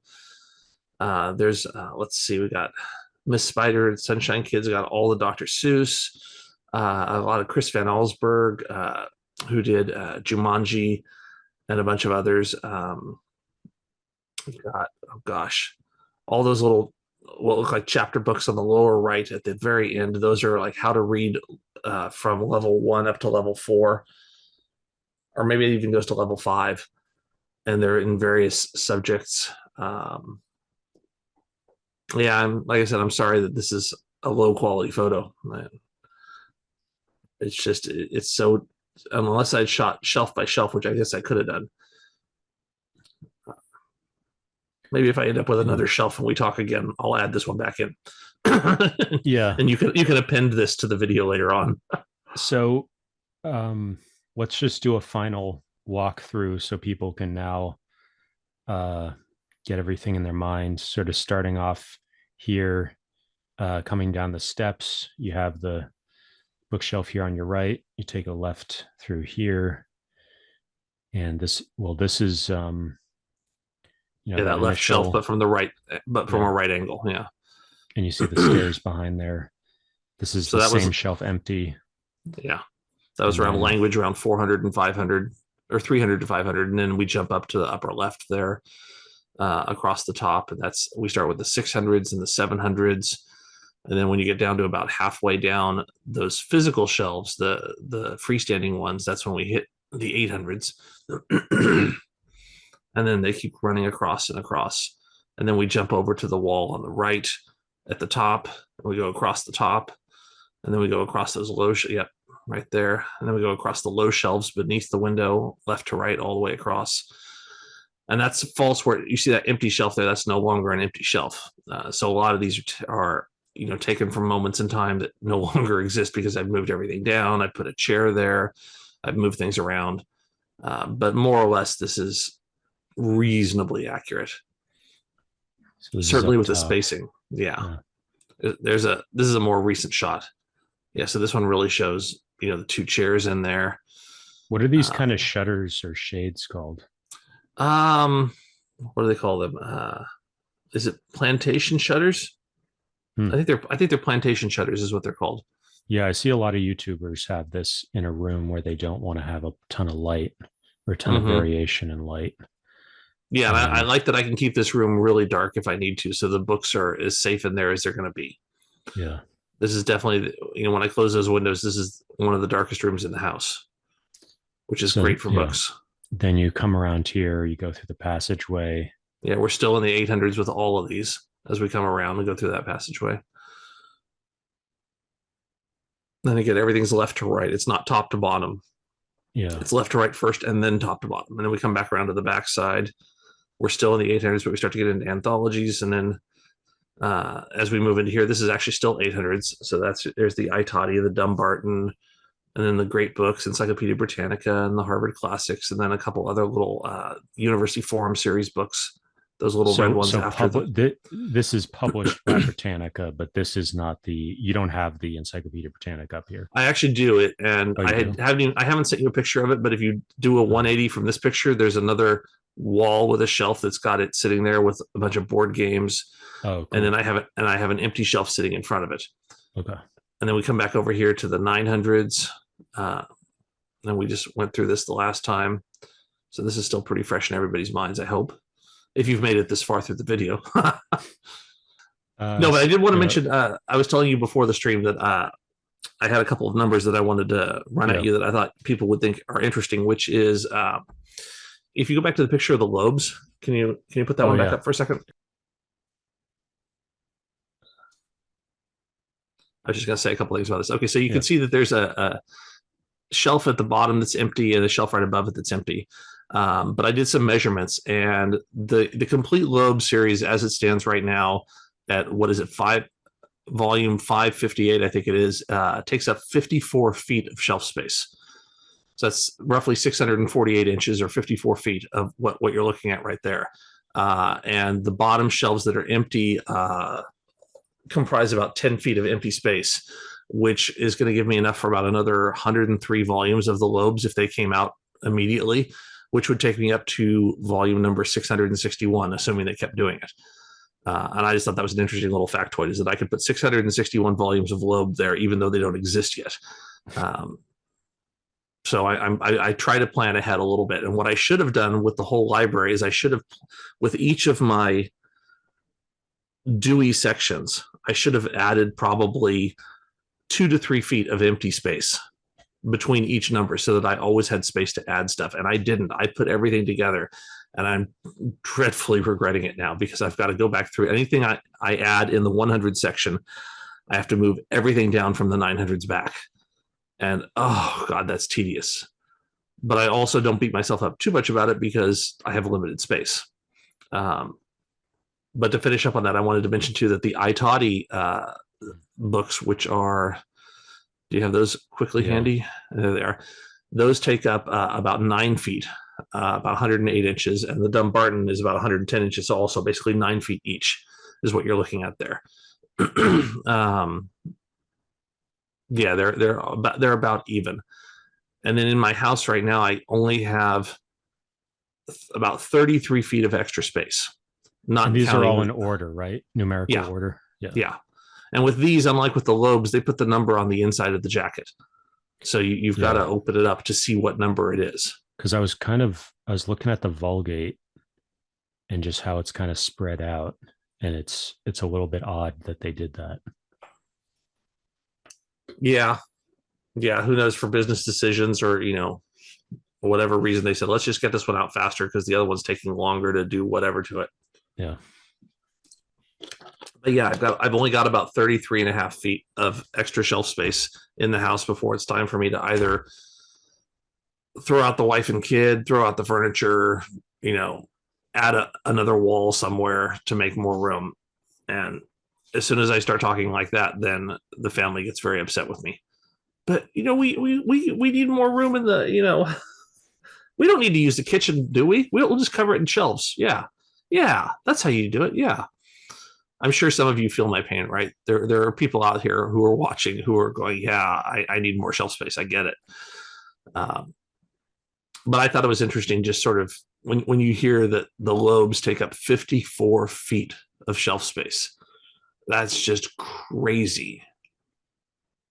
That's, oh my gosh. And at one point I tried to alphabetize them by author, and I went through them all, and oh god, that became a pain. So I just said I'm going to stick with their numerical order. I like the numerical order because I know that if I'm looking for something, all I really have to do is a quick search for it on my software, and I can pull it up, and then I go, oh yeah, okay, that's number whatever, and then I can instantly find it. Yeah, it's always, every time I look at it, I'm like, wow. Yeah, it's pretty cool. It's a pretty cool little series. And they are kind of fun because the books are like, they're just that big. They're just little guys, these cute little guys. And then you realize that it's kind of like, what were those things? The Minions? What was that movie, Despicable Me? They're like the Minions. Like, one or two of them is kind of cute. And oh no, all of a sudden here are 558 of them. And it's fun. But also they have, there's so much knowledge in these. In all of these things. And I mean, I think that's probably why you're interested in books, and probably why your viewers are interested, and why I'm interested in them, is that, when you have a library like this, you're inviting a whole bunch of smart people, some of the smartest in the history of the world, into your home. And that's pretty cool. And I love the idea of just having, 1,000 smart people sitting around me, all of them smarter than I, more dedicated than I, harder workers than I am.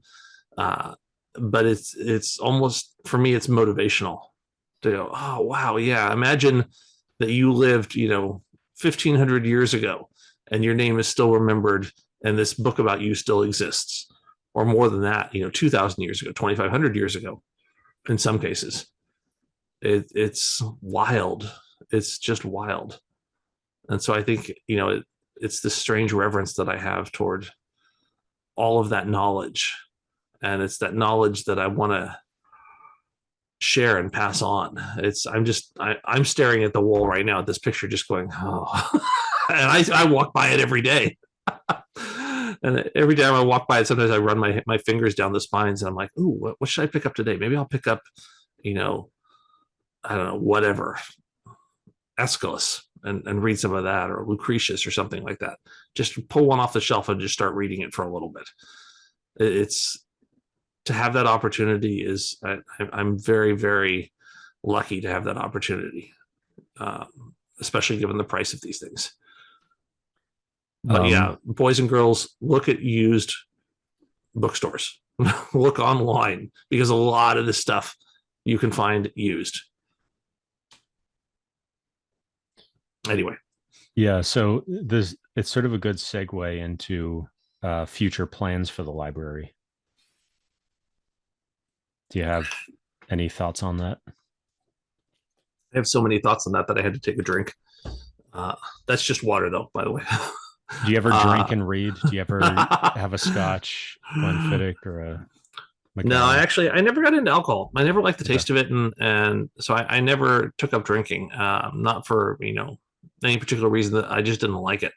But I will definitely sit down in a comfy chair, with a glass of fruit juice or something, maybe. Maybe some charcuterie. And then I'll make sure my hands are clean when I'm turning the pages, but otherwise, yeah. But in terms of future plans, it's, in a perfect world, I would continue building out the library like I did in those interior hallway, where it has, those newer shelves. I would do that all the way around and put a bench seat underneath that window. But think of buying the adjoining lot. Yeah, right. I live in California, so there's no doing that. That doesn't work here in California. If we lived in Nebraska, yeah, I might be like, okay, I'm going to do that. Or South Dakota, absolutely. But yeah, this would be like tough. A cool Airbnb thing. Like I bet I actually saw there's an Airbnb on Nantucket that is like has a huge library, and they make that a big piece of their kind of sales pitch is that like you're just gonna like bask in this huge library.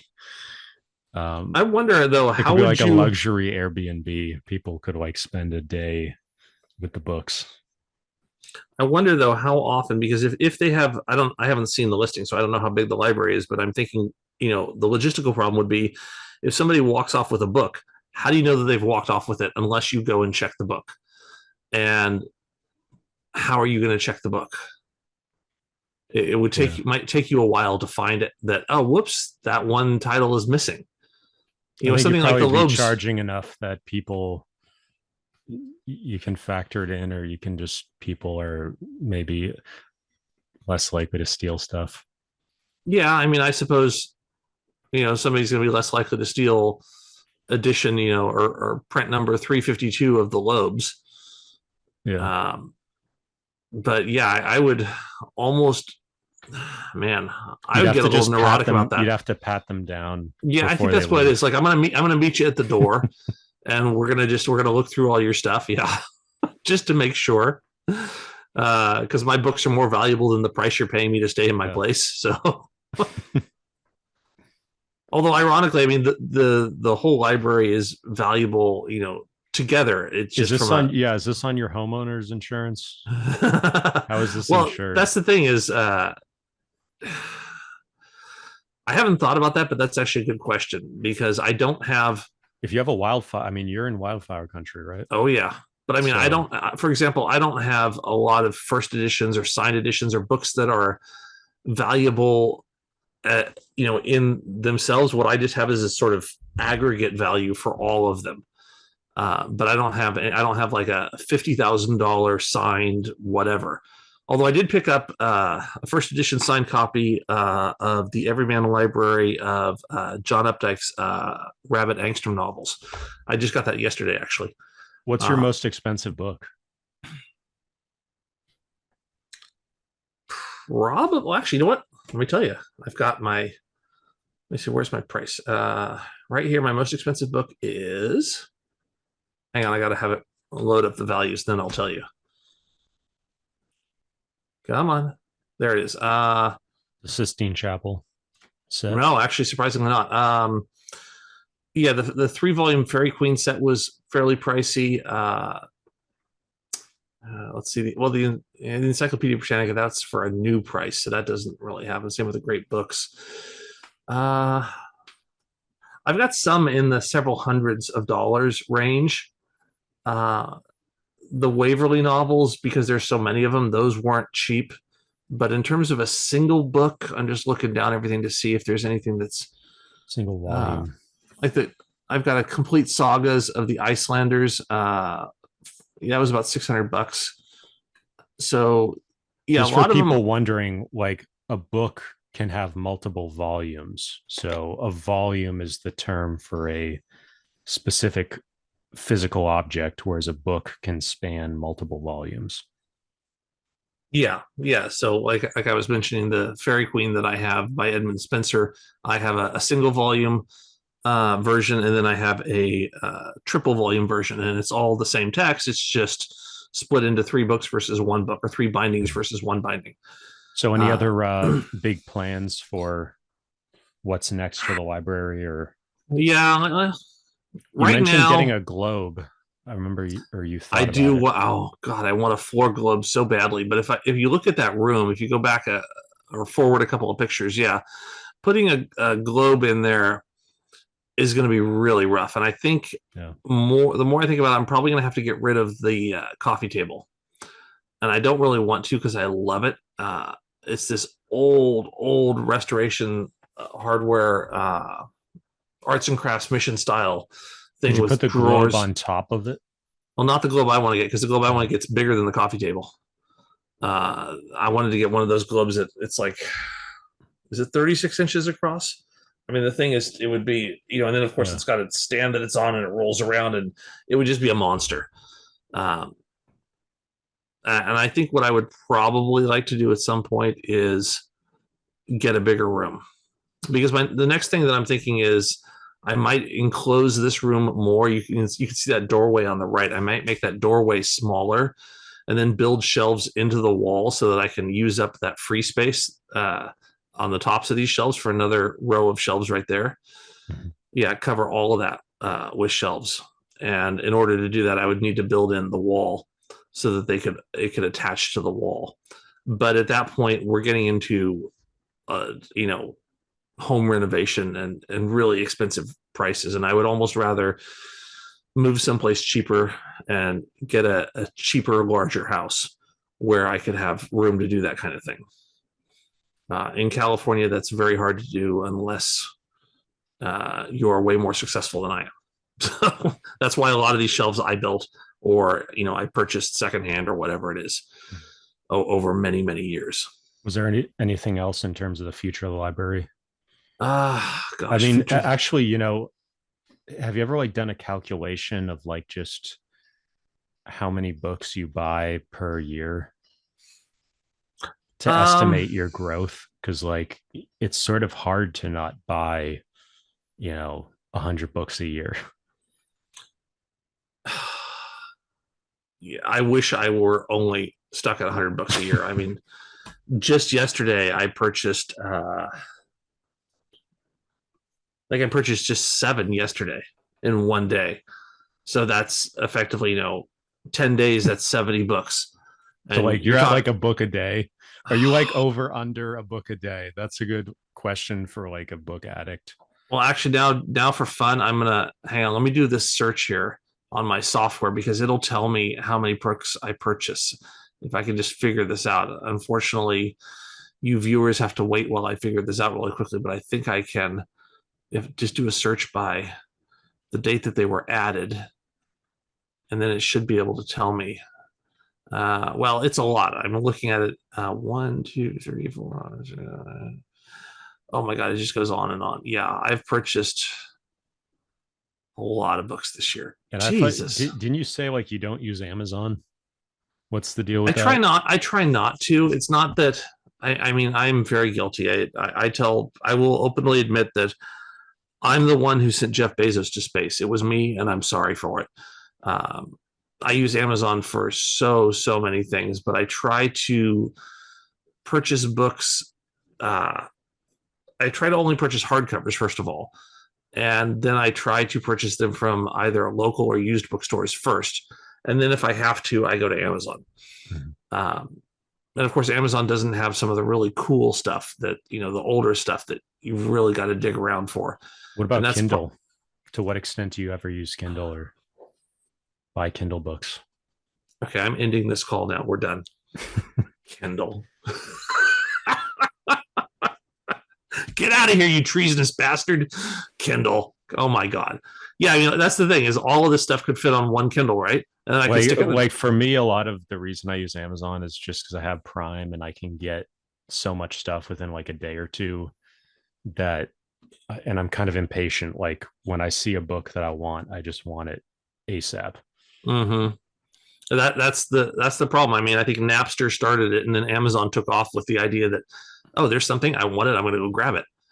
And that was sort of the renaissance of what the internet did to our culture. It used to be, I remember back in the day where a lot of books would be $4 or $3.99 on Amazon, and it's going to take 2 weeks, and it's media mail, and I'd get the book and I'd forgot half the time why I even bought it and what it was connected to.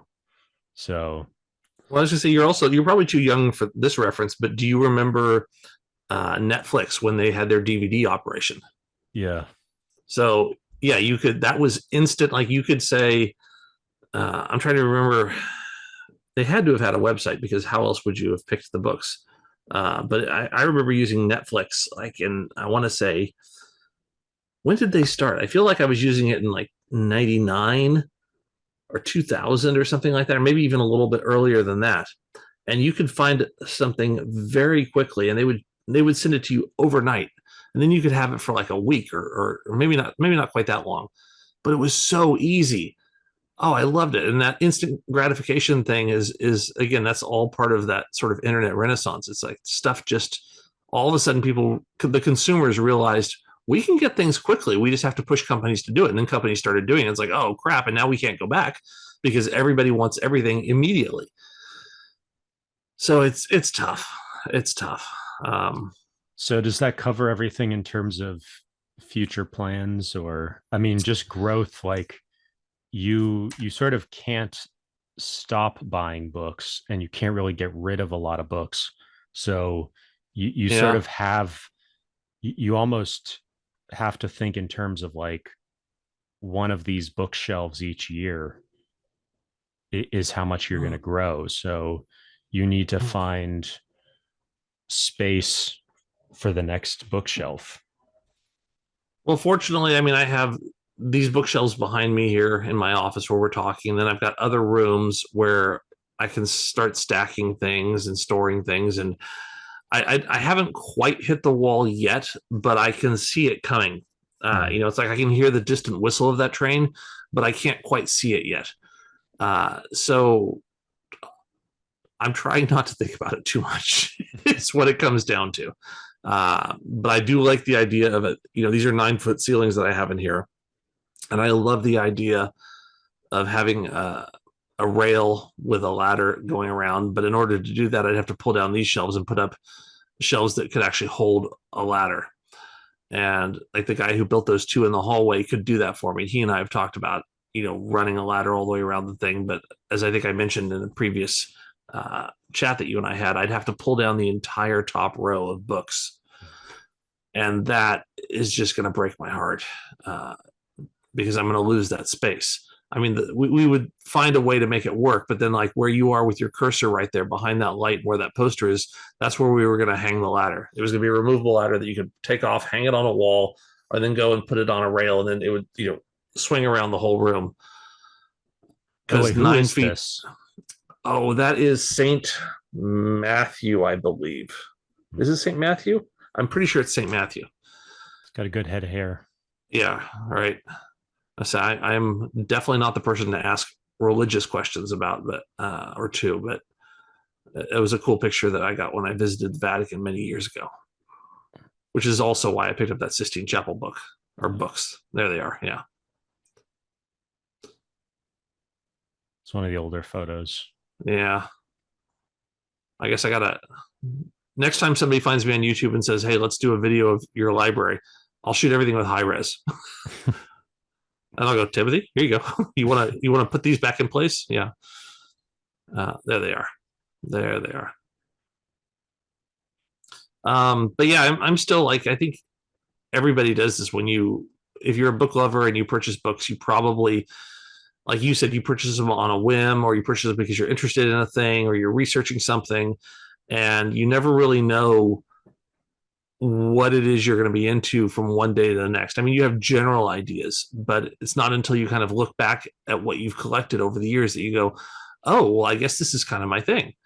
To what extent do you like intentionally go into your library with a specific goal versus do you ever just sort of like walk along each edge and do sort of like a tour of your own library to just kind of like, oh yeah, totally. I do that all the time, partially because I'm looking for books that I can remove to free up shelf space, and partially because sometimes if I'm going on a trip or I just want to read a new book in general, I'll just go down the shelves and go, what haven't I read that's been in the back of my mind for a while?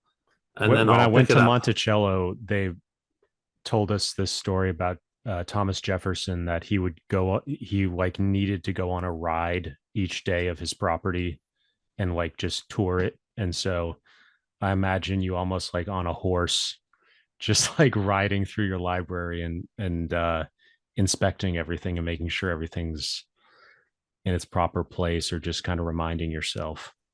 Oh, definitely. And I think that's why I really don't like the idea of keeping books in boxes or in storage or anything like that. And I know that's actually not a dig at you. Timothy and I were talking earlier about how he's got some books in boxes beside him. And when you don't have a lot of space, you got to do what you got to do. But in a perfect world, I would like every book to be visible, because I feel like even the books that are behind that chair, it kind of bothers me because they're behind the chair and it's hard to get at those books. And I would like every book to be almost instantly visible. So I would like to, almost split this room into the other room and wrap and cover the entire wall of the other room like I did this one, so that you can just walk through and see everything.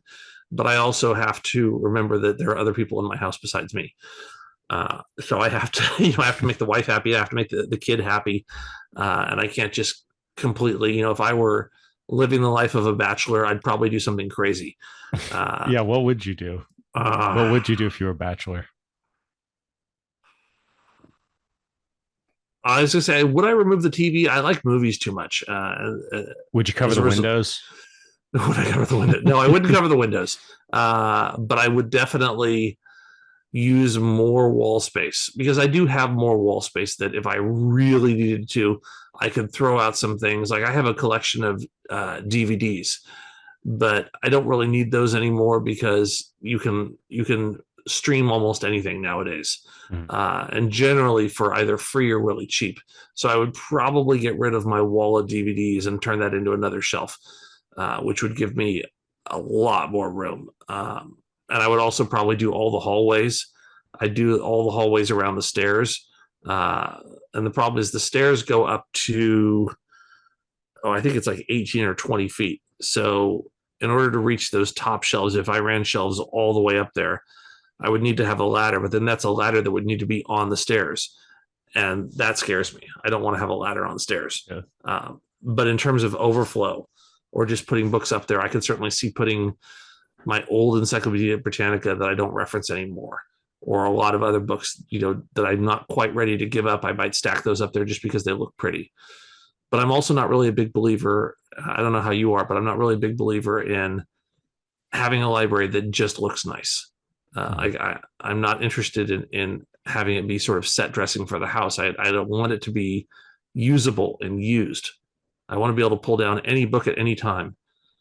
And I almost disowned my son the other day because we were talking about, what's the German word for whatever it is? And he reaches for his phone and I go, stop that, put that phone away. And we went over to the shelf and pulled out our German dictionary and looked up the word. And he said, yeah, but I already have the answer. And I had it, 45 seconds ago, Dad. I'm like, yeah, but I've got it in my hand. Look at this. Oh, smell the book. And he rolls his eyes. And I'm like, are you my kid? Are you sure you're my kid? So I don't know. So another thing people I think are gonna like, can you sort of paint a picture? Like I sort of imagine you like walking down the stairs in the morning in your bathrobe and just sort of like looking through the fly. Like what is the daily routine of somebody who has a, like, give us sort of like maybe a simplified daily routine and how the library fits into that. Yeah, I mean, in a certain way, it is kind of, it's not inappropriate to refer to it as book porn, because it's definitely something that you just ogle and look at and go, wow, and you start to drool a little bit. And I definitely have those moments coming from a career as a writer to now a career as a photographer. It's, storytelling is storytelling. It's simply using different muscles. And now, even though I'm very visual, I still try to, I still read stories to digest and appreciate the visuals that they're telling, because so many good writers, of course, tell a visual story.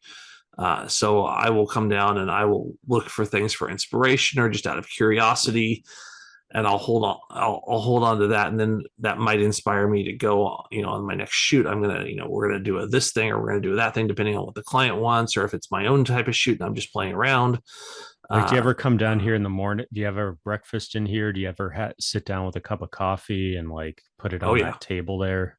Oh, absolutely, absolutely. Yeah, I sit there with a short story book or a new novel that I'm reading, or or even something, one of the 900s, one of the more researchy types of books that I have, where I just want to learn about a topic, and I might just kind of flip through some pages, read a little bit here and there.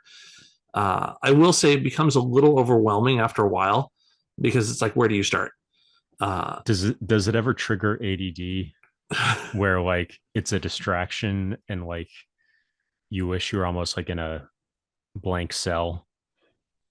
Not that far, but it does trigger me. Well, does it trigger me or does it trigger my family? Like I'm constantly pushing my son to invite his friends over. And anybody who comes in the house, whether it's, somebody who's delivering a thing and they need to be in the house, or if it's somebody who's helping, work on something or whatever it is, I always, if they leave and they haven't said anything about the library, I kind of go, I'm just get a little dog growl that they didn't. Is this like a husband and wife set chair with the sit chairs? It does. Yeah, you're right. It does, because the chair on the left was the one my wife purchased, and I just purchased the one on the right. And I will say I'm not as happy about the one on the right as I thought. I think it looks amazing, but it's not as comfortable as it should be. And that's a big problem. Is a lot of it comes down to what your budget can handle, of course, but I try to put myself in a situation where I only have the thing that I really want there. And so like a chair like this, I might end up, even though I just purchased it, I might end up donating it for its full value as a tax write-off and get another chair, or I maybe give it to a school or a library or something like that as a way to offset the cost of it, just so that I can get a better chair. Because within about 2 weeks of getting this chair, I'm thinking, I'd like a slightly better chair. But it's cost prohibitive. We're gonna have a link down in the description for the books we're giving away. So if you're interested in the chair for your school or your whatever, just put a request in our Google form we're gonna put together, and we'll see if we can help somebody out with that. It's gonna be tough though. It's gonna be, I think, local pickup only, because I'm not shipping this chair to you. Yeah. The thing weighs, I think, when the guys brought it in, I think it weighs, it's about 400 or 500 pounds. It's a recliner. I'm trying to visualize, like, I don't know if that even fits on a pallet. You'd have to have like a larger than normal pallet for that. Yeah, they didn't bring it in a pallet. They brought in, a tail lift truck. And these two guys who were really strong were struggling with it. Maybe a 3 foot by 4 foot pallet. Yeah. Barely fit it. Well, honestly, my only problem with it is that the armrests are too low. If you look at the one on the left, the armrests are much higher relative to where you're seated. So there's that increased distance means your arms aren't so low. You can have your arms up higher, which is nice for when you're holding a book. Because if your arms are way down here, it's not as nice as when you're up like this. So these are things that readers understand. You guys get it, right? Right? Yeah. So are you and your wife ever in here reading together? Rarely. At the same time, rarely. We all have our little corners that we go to. This one's kind of fun. Like, we all will hang out in here independently. Like, my son will sometimes do his homework in here, or he'll be here if we're all running to go out somewhere. He'll be sitting in there for 20 or 30 minutes, either looking at a book, or, I hate to say it, looking at his phone. But then again, I'm guilty of looking at the phone too. And unfortunately, sometimes I look at the phone more than I look at the books. And then I go, okay, I've got to put the book down, especially if I'm in this room, because that's doing a great disservice to the room to be looking at the phone too much. That's sacrilege. Do you ever eat lunch in here? Rarely, because I don't want to make a mess. Yeah. This room stays untouched. I know it used to be back in the day. I know my parents were guilty of it, and I know a lot of my friends' parents did the same thing, which is that they would have a room in the house that was only for show. And, the furniture would be covered in plastic, and don't go in that room. You got to keep everything pristine. And effectively, it became a room in the house that nobody ever lived in. And it would kill me if nobody came into this room. If I kept it so pristine that it was just a museum, I think that defeats the purpose. I think libraries are meant to be used. I want people to walk around, to look at every shelf, to pull things down, to pile them up on the table, to go, ooh, and then sit down and, you know, or lie down on the floor with a pillow and just start looking at things. That's what I want. So when do you usually, so you don't have, you never have dinner in here. You don't really eat in here for the most part. Yeah. I mean, I might have like a little sandwich or, you know, something small that, you know, I'm just noshing on while I'm reading, like maybe some carrots and hummus or something. How long is your average session in here, and what's like the longest, what's on the longer end? Like, are you ever doing marathon 4 or 5 hours in a stretch? I haven't done 4 or 5 hours in this room. At that point, I'll usually go find some place where I can lie down with a book. I might read for 2.5 hours at the most in this room. And then I'll kind of go wandering around and say, okay, well, I want to keep reading, but, you know, this chair is not quite doing it for me, or I just want to, you know, get a little more ambient light in maybe, or depending on the time of day. Do you ever think about getting a sofa? I actually used to have a sofa in here. Yeah. Well, I don't have we didn't have a daybed, but I do have a sofa. I don't know. Can you go back to the picture of toward the end of the library? Let me see if I have a wide shot. I don't have a wide shot. Oh yeah, no, there it is. There it is. Sorry. It is go 3 to the left. Yeah, right there. So you see that sofa right there. That sofa used to live in the library.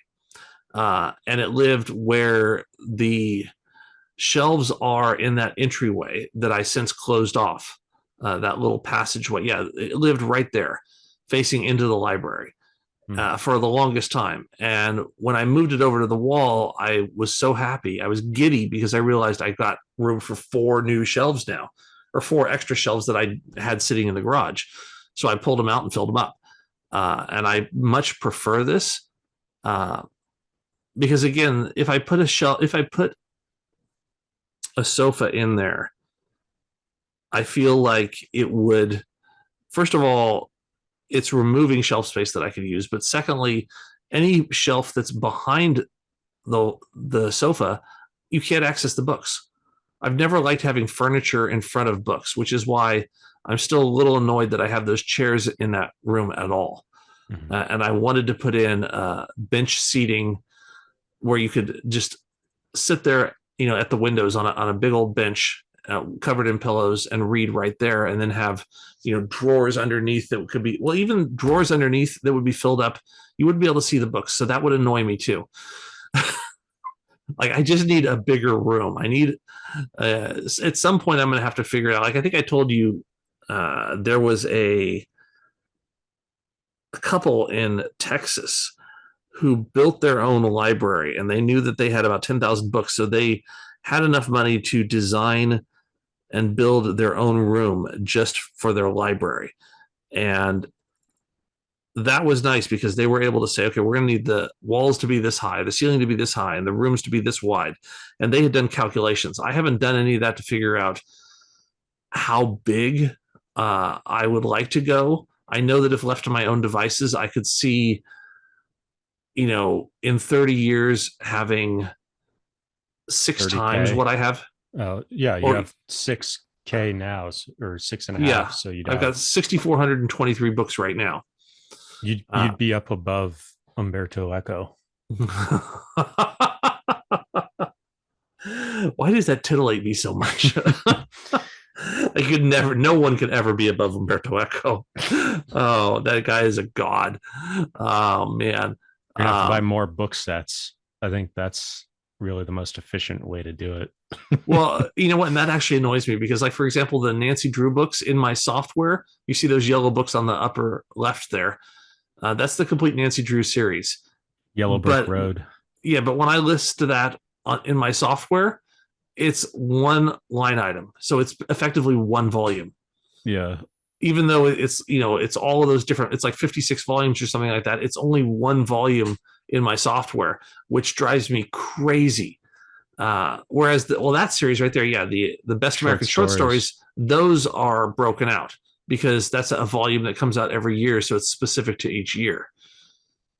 So like, yeah, 74, 75, 81, 82, 83. each one of those is separate. I didn't include those as one volume because that would be kind of weird. But I do wish that, I could break down every one of the great books into a different, a different line item on my software. Do you ever come into the library late at night, or do you ever wake up, or you're laying in bed and you're like, I have to go downstairs and look that up? Or oh yeah. And when I was a kid, my parents used to be that way. We'd be watching a movie and we would suddenly hit pause on the VHS and say, quick, go get the Encyclopedia Britannica and let's see if that's true. Or let's learn more about that place. And so then we would do stuff like that. And nowadays I'll have those thoughts, but it's also, I would be remiss if I didn't say that it's harder to motivate myself to get out of bed in the middle of the night to run down and grab a book when I have the answer on my phone right beside me. And I hate that the phone is so easy. Sometimes it's really difficult because this is, there's something about the tactical having these books in your hand is it's such a different feeling than having it on your phone or a Kindle or whatever.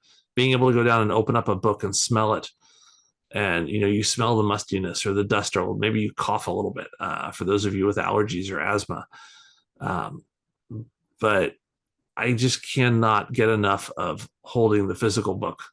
And I wish that I could motivate myself at 3 a.m. to get out and go down and do it. And I used to, maybe when I was younger, but as I'm getting older, I find, no, I'll look it up now, or I'll look it up in the morning. And of course, by the morning, then I've forgotten it. Like, oh man, oh well. So what's the usual situation where you'll just drop in to the library and just do a little tour of it? Usually what prompt that? Late morning when I'm working on ideas, like will be a creative space for me. So if I'm working on an idea for, let's say, a photo shoot for a client, or if I'm just feeling sort of generally creative, I will go to this place and I'll draw out something, or I'll say, oh, what did the pillars look like in Roman whatever. And so then I'll go and I'll grab the book and I'll go, oh, okay, there it is. That's what I was looking for. Or if I'm looking for a few quiet moments in the evening, I'll sit down and pull something off the shelf and read a little bit of it. I mean, currently I'm probably have somewhere between a dozen and 24 books that I'm reading at any one time, which makes it hard to finish a book because I'm always jumping around. That is one of the problems with a library of this size too, is that there's always something fun to pull down and play with. There's always like, oh, I haven't picked that book up in a while. I should go look at that one again. And I also, I will admit that since transitioning in my career, it's been a lot harder to read a piece of long fiction, just because I'm now, from a career perspective, I'm working on visual things, and photography is a very quick turnaround as opposed to writing.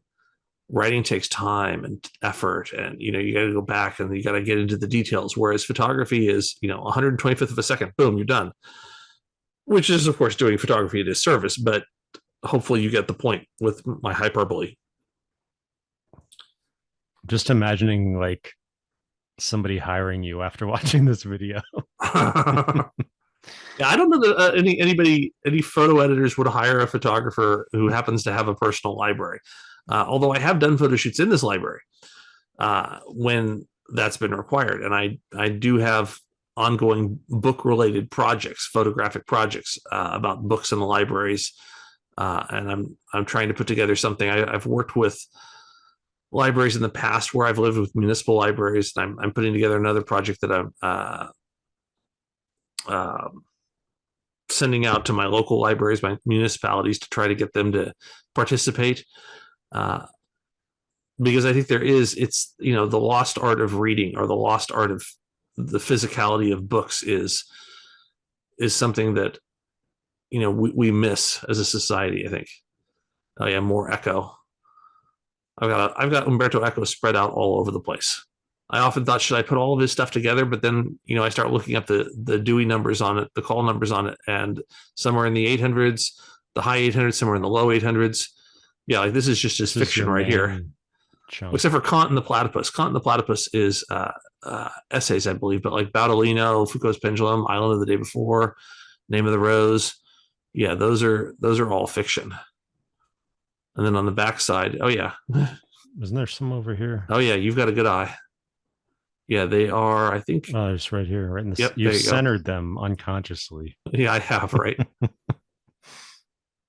Well, yeah, for me, I mean, one of the seminal books in the library was Foucault's Pendulum by Umberto Eco. And there was something about that book that drove me. And I think it was the idea that the characters in the book believed so wholeheartedly in conspiracy theories that they ended up creating a conspiracy theory by accident. And that's kind of the running joke in the book. But what I loved about it was that it took these very highfalutin intellectual ideas and almost turned them into self-satire. And it's kind of fun to think that, you can take intellectual ideas and you can have fun with them. Yeah, there it is. Umberto Eco, Foucault's Pendulum, that black one right there. Yeah, it's a phenomenal book. I remember my favorite quote from that book that I always quote over and over again is that there are 4 types of people in the world: fools, cretins, morons, and lunatics. And the character who says that quote then goes on to break down how you can define who's a fool, who's a cretin, who's a moron, and who's a lunatic. And the answer to the lunatic is that he will invariably bring up the Knights Templar, because the Knights Templars were a monastic order during the Crusades, but they were also associated with a lot of mysticism and conspiracy theories. And so the idea is that if somebody's talking about, well, the Knights Templars, say this, then, okay, you're a lunatic because you believe in conspiracy theories. Nowadays, we don't call them Knights Templars, do we? We call them red hats. Moron and there are a number of other ones were originally numerical ranges for the lower end of the IQ scale. And IQ was really developed for the mentally disabled or people on the lower end, and it was only later expanded to look at the upper end.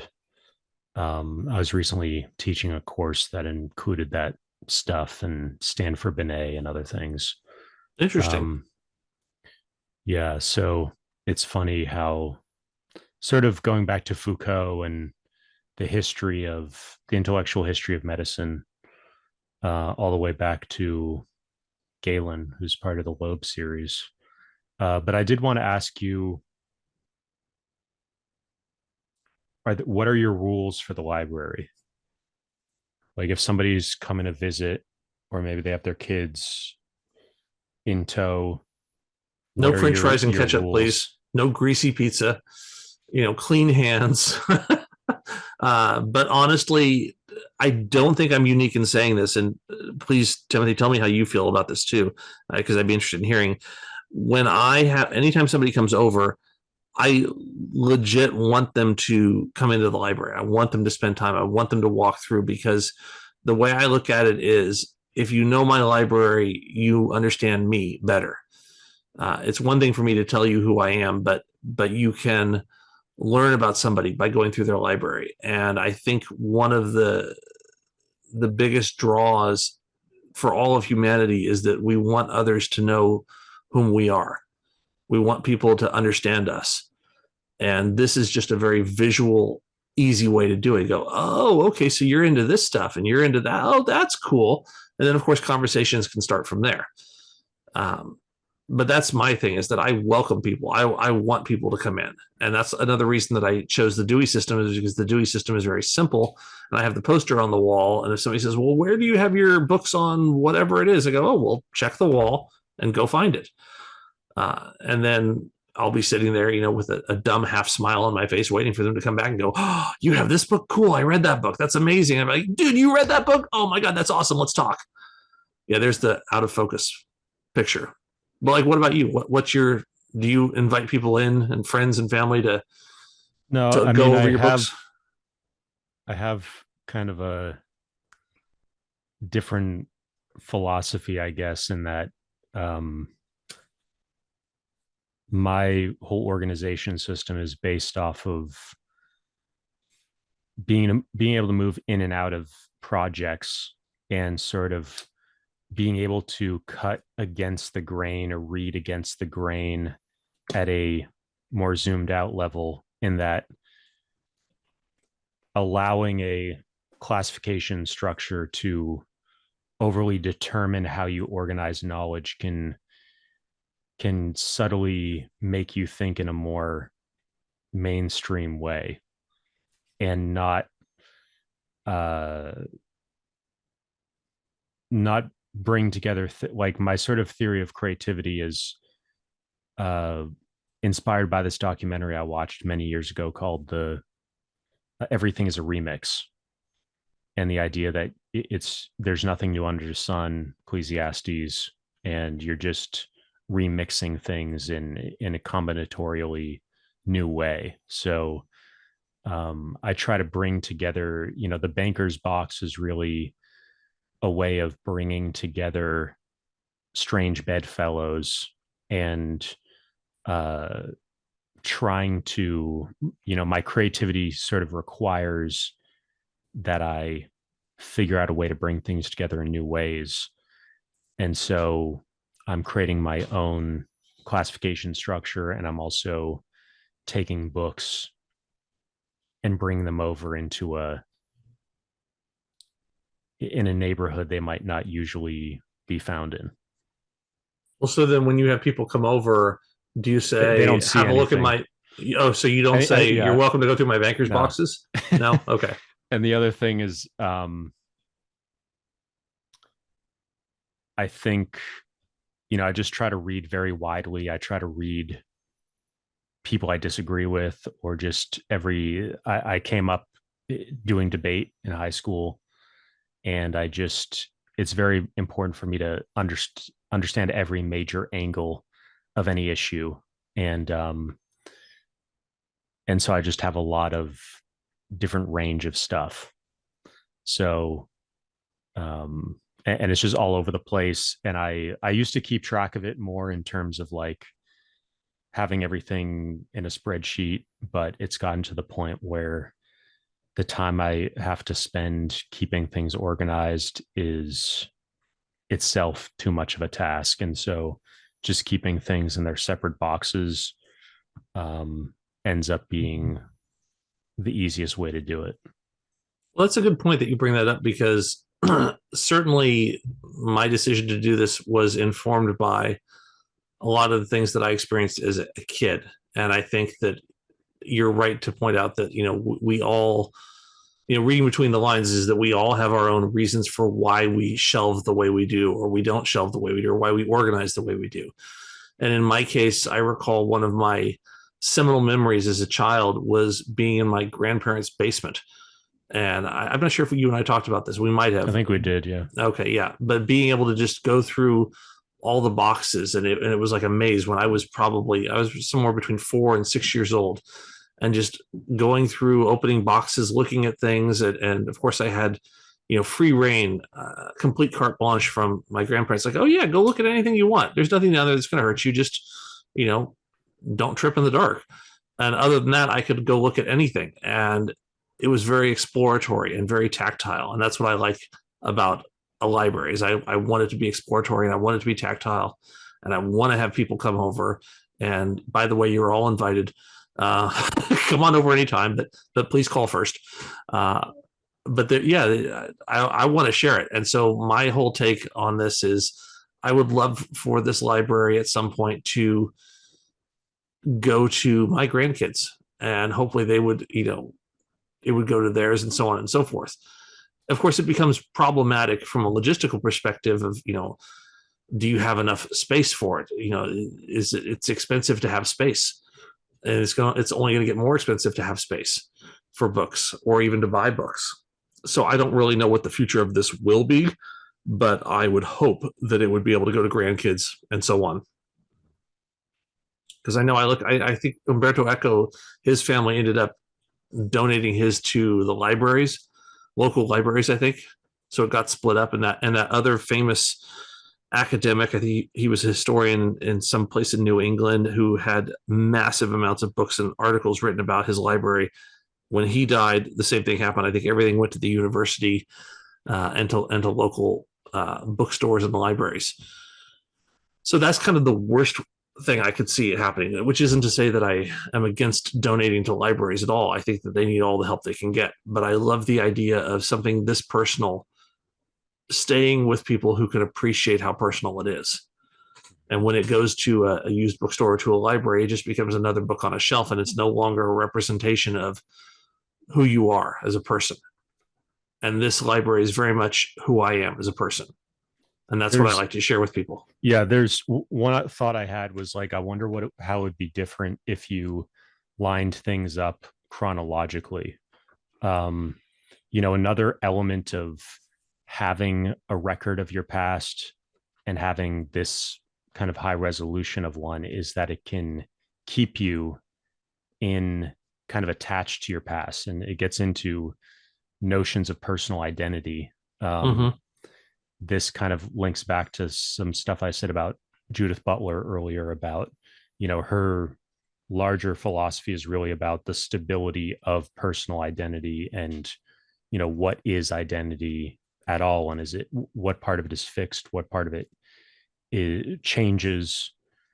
And just with people living a lot older than they used to, we're entering into a new era where we don't know exactly how things should be. Like some people want to continue working until they're in their 80s or 90s. With our recent presidential elections, there's all this talk about, and even if you do retire, what are you going to do with your time? A lot of retirees are still very intellectually active and they want to be doing something.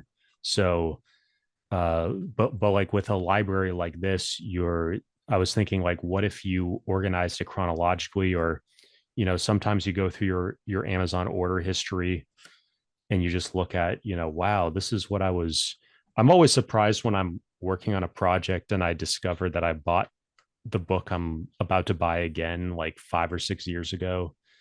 And it's kind of funny.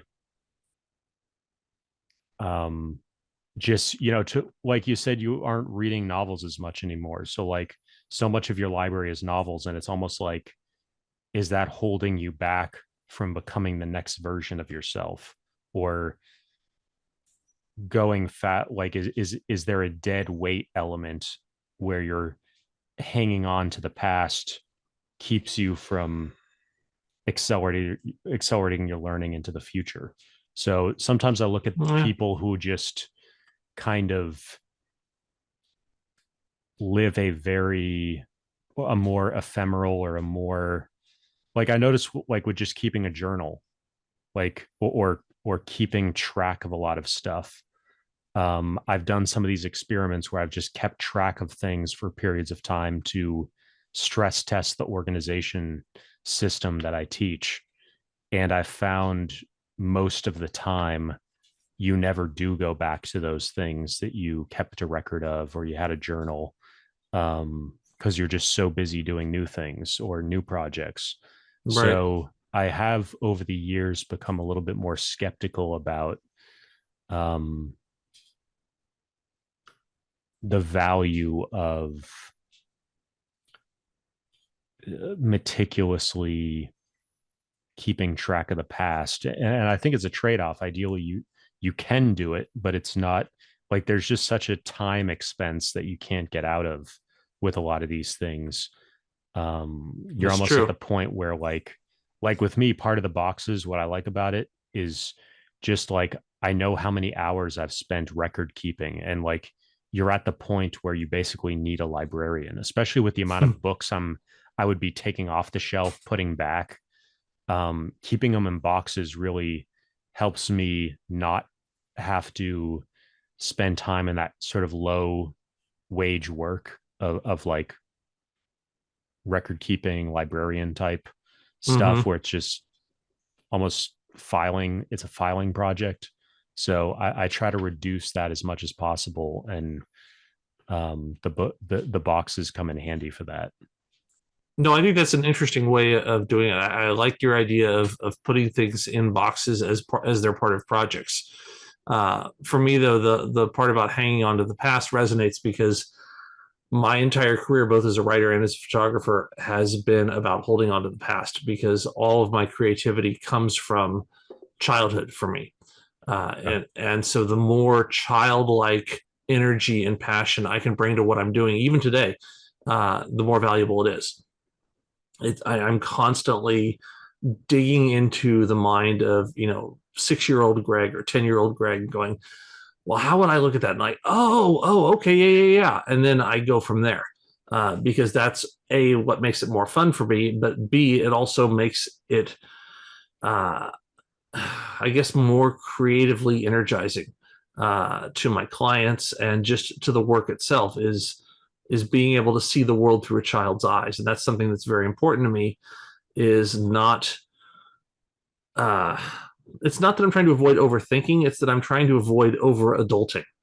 I think there's a lot to be said for, seeing the world the way I, as a kid, was seeing my grandparents' basement.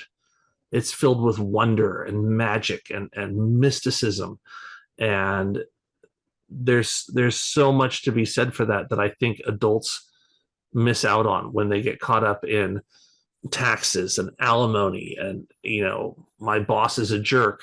And if we have the opportunity, which not everybody has, admittedly, but when you have the opportunity to hold on to your childhood, I think it's worth trying to, because I think a lot of good work comes from your inner child.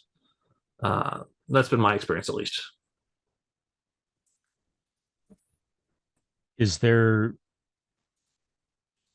an element of, it's really more of a state of mind, right? It's not a nostalgia thing. Exactly. Yeah. It's a freedom of movement. Well, certainly there is nostalgia there, because if it weren't for the nostalgia aspect, I wouldn't have been drawn to it. And having been drawn to it, then I saw, okay, yeah, I get that. So like if I pick up their, Plato, for example, or the Meditations of Marcus Aurelius, I'm obviously not looking at them through a child's eyes, but the fact that I'm drawn to them in general is through a child's wonder, if that makes sense. Isn't this sort of like a Buddhist thing also? I know in the Bible there is a verse about being like a child to get into heaven. I know there's, but I thought within Buddhism you might be right. Yeah. Well, I think there's so much crosstalk with various world religions and cultures that we're all far more similar than we are different. Even if we use different alphabets and talk about wholly different things from day to day, I think the similarities are such that I would not be surprised if there were something in Buddhist teachings that matched something in Christian teachings. Let me give you the verse from, it's Matthew 18. Please. At the time the disciples came to Jesus and asked, who is the greatest in the kingdom of heaven? He called a little child and had him stand among them. And he said, I tell you the truth, unless you change and become like little children, you will never enter the kingdom of heaven. Therefore, whoever humbles himself like this child is the greatest in the kingdom of heaven. And whoever welcomes a little child like this in my name welcomes me. But if anyone causes one of these little children who believe in me to sin, it would be better for him to have a large millstone hung around his neck and to be drowned in the depths of the sea. So I guess that's the other side of it. But yeah. I have issues with things like that. Well, first of all, I mean, they can all, of course, be interpreted however you want to interpret it. It's like that. What's the saying for that ability that all humans have where we can see faces in clouds? and we always see our likeness in things like projection, I guess. It's not there's a specific word for it, like pareidolia or something. Maybe it's pareidolia. Might be pareidolia, where we see faces. We're biologically programmed to see certain things, and I think that so many people have made interpretations from the Bible where, oh well, this says this, therefore I'm going to act that way, and I don't know where I'm going with that, other than just sort of a general skepticism of the Bible as a guide to modern life. As soon as somebody starts quoting the Bible to me, I go, yeah, but do you really need to? I mean, can we stop there? and those are my own issues. I'm not really sure where I was going with that. Well, we were talking about are there any rules for the library? It sounds like it's a pretty open book. So the next thing is storage. We had talked about you had gone to your storage unit and there had been some damage, and so I wanted to spend some time just discussing what you've learned over the years, what mistakes you've made, and any like recommendations you have for people, like do this, don't do that. Well, certainly if you're in the Northern Hemisphere, try to have your library room, if it has windows, put them on the north side so that you're not getting direct light. Ambient light is okay. Direct light is no bueno. And I know that because I lost so many good books. I feel like a general talking about his soldiers. We lost a lot of good books that day to things like sun damage or mold. I had, I had some storage where there was mold involved, and there was some where rats were involved. And oh God, rats destroyed the books. They would eat some of them. They would crap on them. They'd leave literally crappy little footprints across the books, and you just have to throw all of those away. But isn't that an issue of the storage unit? Like, as long as you pick a good place? Definitely. And those are things that I didn't know about. I didn't know how to keep a good place. I just thought, whatever. Any port in a storm. Yeah. And it's not any port in a storm. It's got to be the right kind of port for the right kind of storm. So they can burrow through cardboard boxes and get to stuff. I guess that makes sense. Yeah. And apparently they like to. Yeah. And they make nests. I found nests in places. I found, shredded pieces of, rat droppings everywhere. And it's just, it's so disheartening when you see that. And so I try to keep a good, clean place now. And I very seldom try to keep books out of storage, because again, my philosophy is every book needs to be seen at all times. It needs to be able to be instantly grabbed at all times. Anything that's hidden away, that's tucked away, you're less likely to access it, in my experience. Or random access memory. Yeah, so I want everything visible. And I don't even like how these are in separate rooms. What I want, honestly, is one big room where I can stand in the center of the room and turn around and I can see every single book. So panopticon. Yeah. You ever looked at the Memex machine? No, I have not. Tell me about it. It's sort of the guy's dream was, it's sort of like before Google Books, this guy's idea of every book would be put on microfiche, and you'd have thousands of microfiche inside a big desk. And you'd be able to just switch between pages of anything very quickly and sort of instantly access the Library of Alexandria while sitting at a single desk. And he came up with it like in the World War II era. Well, and that's also, that's very much like a Kindle experience, which is as soon as you make your library digital, you have full access to everything, at the press of a couple of buttons. I think they do a really bad job of like allowing you to visualize your digital library. So I do think, but anyways, go on. Well, no, be that as it may, whether or not the UI is as good as it could be, the fact that you can digitize all your books and carry them around in your pocket is pretty amazing. And what's appealing to me, again, is back to that sort of childhood tactile experience, is that I want to be surrounded by them. I want to feel their presence. I want to be able to pick them up and leaf through them. That's very important to me, and I admit that it's not necessarily important to everybody. Do you listen to audiobooks? Occasionally when I'm driving, yeah. And I've had some good experiences with audiobooks, and I've had some bad experience with audiobooks. I forgot to ask you, do you get a morning newspaper? I used to for a while. And I think we talked about this. I used to have a subscription to the New Yorker. Which newspaper did you get? Oh gosh. For a while I got WAPO. I got did I get the New York Times? I might have gotten the LA Times. Yeah. I think I got the LA Times for a while. I might have even gotten the San Francisco Chronicle for a while. Mm-hmm. I think I maybe at my height of subscriptions, I probably had 3 paper subscriptions. I know I had I had the Wall Street Journal for a while. Yeah, back in the late 90s, I had a Wall Street Journal subscription for a while. And then that one. Why'd you have that?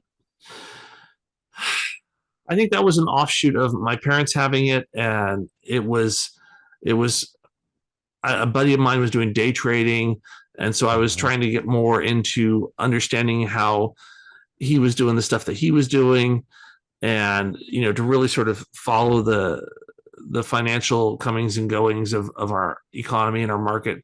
But ultimately, it just wasn't for me. It's not where that was back when. I guess I was not mature enough to understand myself the way I can now, which isn't to say that I have, the finger on my pulse right now. I still don't know, it's always in hindsight that you know who you are, right? You can guess at who you are right now, but it's only when you look back at it and you go, okay, yeah, that's who I was, that you can really be accurate. So you, for a time, you thought you might be like a finance bro. Well, yeah, because here I am, working in the arts, and there aren't a lot of people out there who will tell you, "Oh man, you want to have a successful living, work in the arts." That's really where it's at. Yeah, go be a successful artist, because there are so many of those. Well, the guy who funded the predecessor of the Classical Library of India was a finance guy. I'm blanking on his name, but he went to Harvard for Sanskrit or something like that, and then he went into finance, and he came back to classics after he made his money. So, well, isn't that funny though, that so many financially successful people, once they have achieved enough money to do what they want, what do they want to do? And it almost always involves the arts. Actually, all the people that are behind the Loeb and its siblings, they're pretty much all finance people in one way or another, or come from wealthy families. So you kind of got to be. It's rough, and like I said, if I became way more successful than I am, or if I won the lottery or something like that, there are a lot of things I would do, especially as it relates to this library.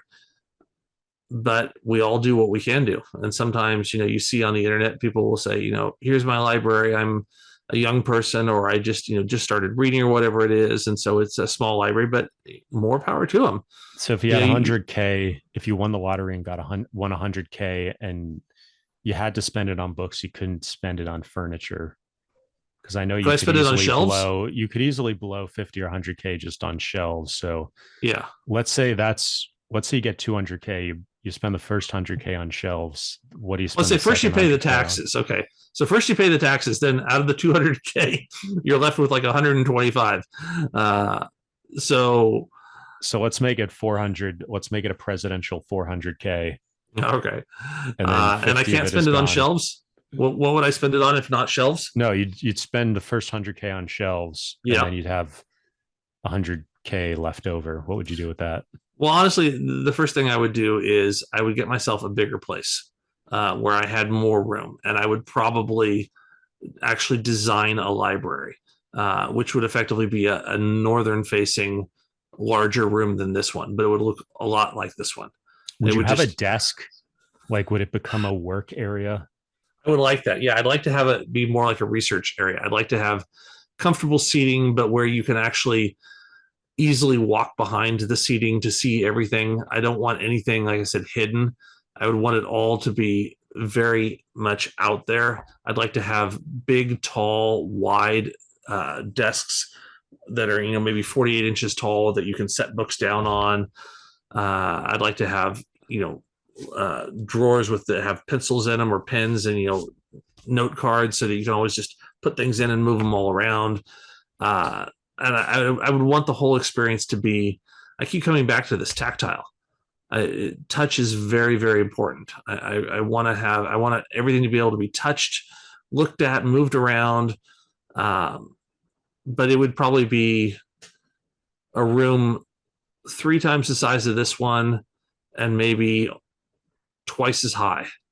The thing is, if you want to be able to have that panopticon like view, you run into a scaling issue where you can only fill the walls, and so you get more and more empty space in the middle. Well, that's where you put in research tables that have shelves beneath them, like this thing right here, this coffee table. I was thinking of having built or building myself something like this, but that's about 4 feet high. And whereas this one has drawers on it, I would take out those drawers and turn them into shelves. So like it could have 3 levels of shelves and be about this high. Exactly. That's kind of go all the way around. Yeah. Yeah. Something like that would be nice. And I would do multiple versions of that in a larger room. And of course I'd have the rolling ladder so you could reach anything up top. But yeah, you're right. Is that you would definitely have more floor space as you push it out. So you'd have to put in rolling carts, fake shelves, or not fake shelves, fake walls that have shelves on them, or not secret fake walls. compartment. What's not even that, but like, what do you call those? A false back. Not a wall that goes all the way up, but like a half wall, basically, that you could put shelves on. Like a wall that is maybe 7 feet tall. And then you build the shelves into that one. So, and I recall seeing that in Umberto Eco's libraries, that he had a bunch of things in the center of his rooms. So his walls were aligned, but he also had shelf after shelf in the center of the room. I like having stuff on wheels. So like I would imagine it'd be cool to have each bookshelf or a pair of bookshelves on a dolly or on like wheels and be able to move around an entire like I have my file cabinets on wheels and I have dollies where I have my banker's boxes on wheels so I can move around a lot of stuff and kind of rearrange it according to whatever I'm working on, or if I just want to like get a view of everything. I do like wheels too. That is cool. But just with bookshelves, they're kind of tall and thin, so it can be a little bit dangerous. Mm-hmm. And I would probably try to come up with some way to make them more earthquake proof. Oh yeah. And I might do that with like large rubber bands that go between each shelf.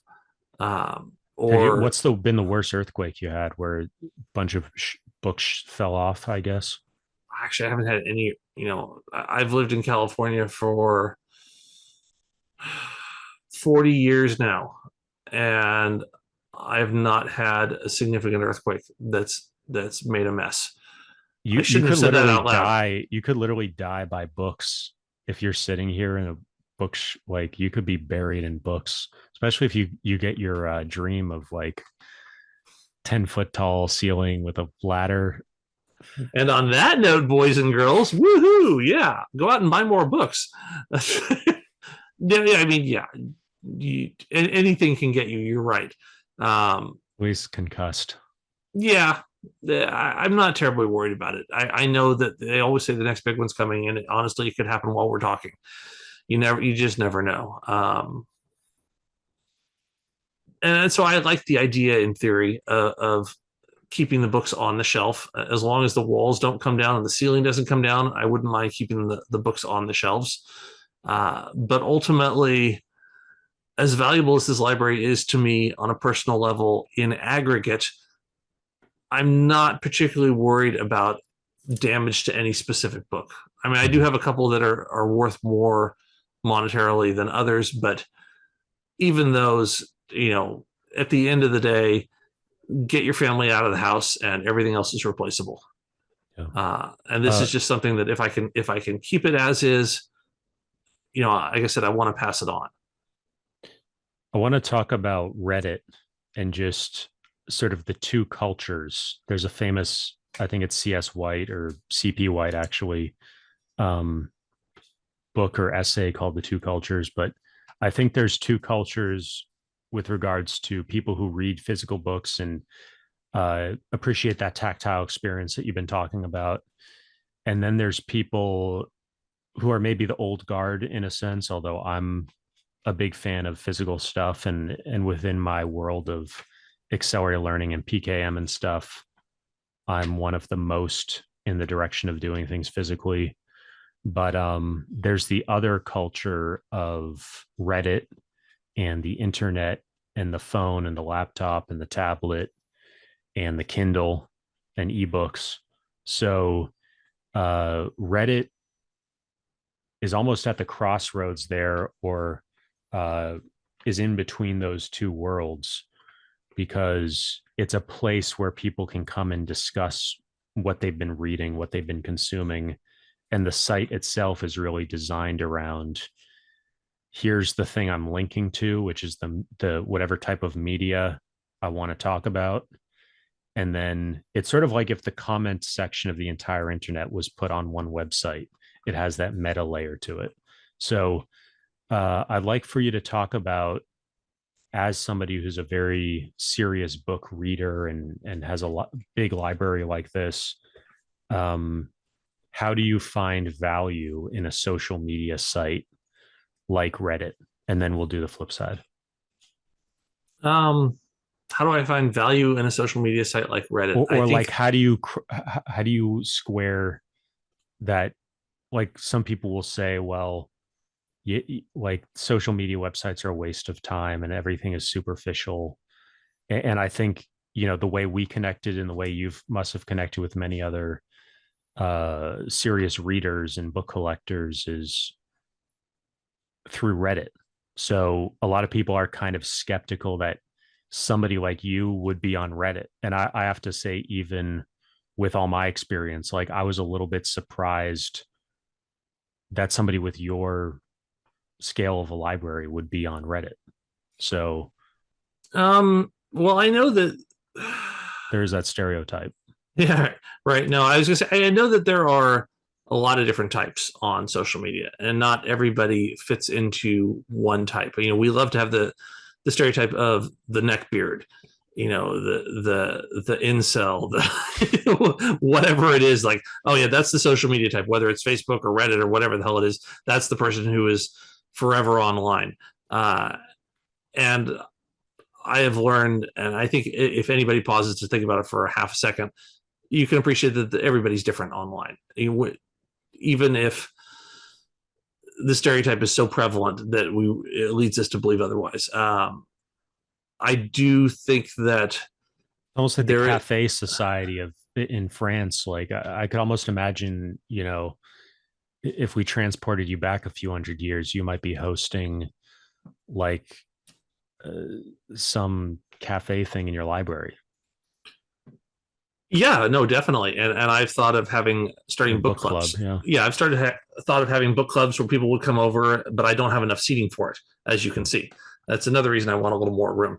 But anyways, you were saying something about... No, I was going to say that I think that Reddit is guilty of, and I think all social media is guilty of the keeping up with the Joneses, where you see something nice and you go, ooh, wow, what they've done is amazing. And then you realize, oh shit, they have a ton of money, or they're older, or they live in a less expensive area, or they value something more deeply than I do, or whatever it is. And I think that chasing that chasing game can be really problematic.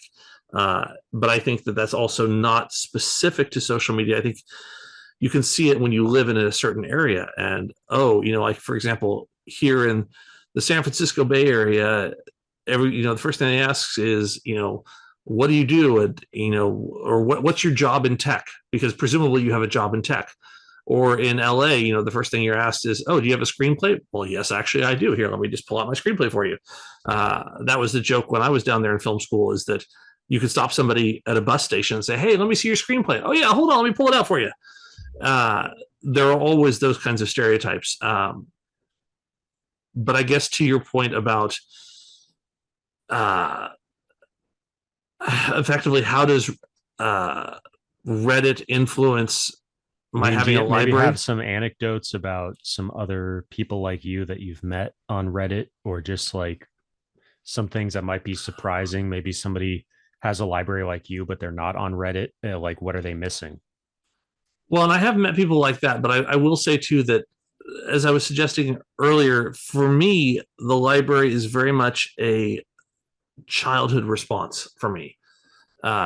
It's very much, in other words, I'm not getting into it because I see other readers are into it and I go, oh, it's cool. For me, independent of social media, just having a library with all of this stuff and that I can touch and I can pull it down and I can look at it, that's something that I have wanted ever since, like I said, I was 3, 4, 5, 6 years old in my grandparents' basement. So a lot of this comes from that. I have met people, when I go to used bookstores. I remember meeting an ex-convict at a used bookstore who was going on and on about, who was the author of the Jack Reacher novels? They did that Tom Cruise movie, then they did that the television series starring that big dude, Alan Richardson. Anyway, I can't think of it, but the point is, I met this ex-convict who was absolutely, he was all tatted up and he looks like somebody like, oh shit, I'm going to give this guy a wide berth. And he was the coolest guy. He was just talking all about like, oh man, I love these books. I started reading these when I was in prison. I spent like 8 years in prison or whatever it is reading these books, and now I just can't get enough of them. So every time I go to a used bookstore, I'm looking at them.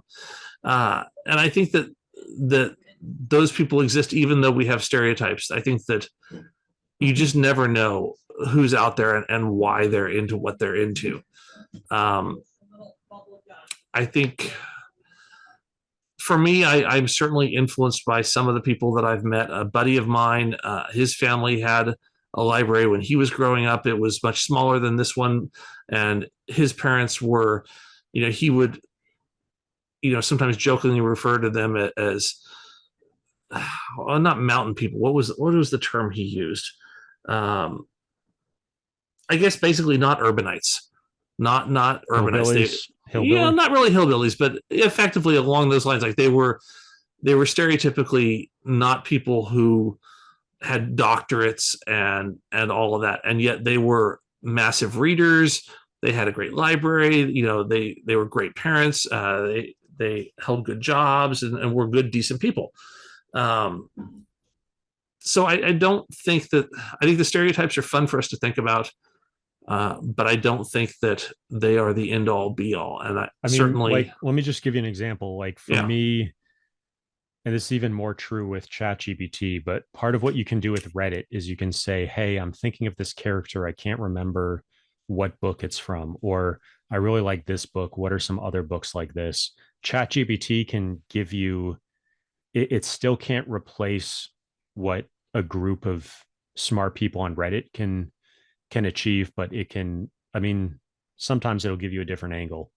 But when there's certain things that just by being part of the right subreddits, you're going to come into contact with connections between books or connections between ideas, or things that you see together you never saw together before, and that can inspire you. So, or really just help you make progress on something you're interested in. So I think that's one of the biggest values of being on a site like that, is you're just not going to find that in any offline publication.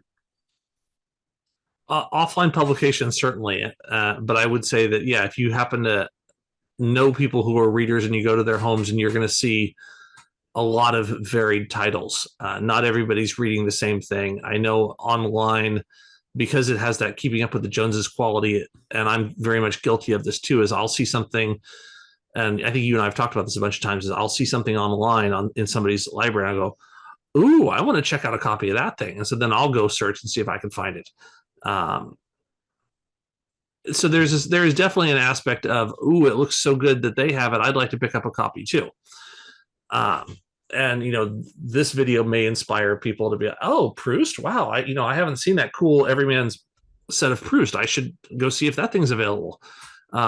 Which, by the way, is, if you haven't read Proust, oh, man, you're in for a heck of a time. But I don't think that,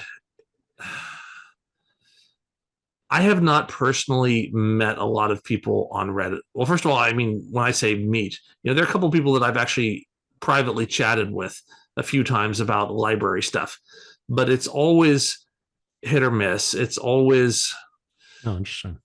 It's people who,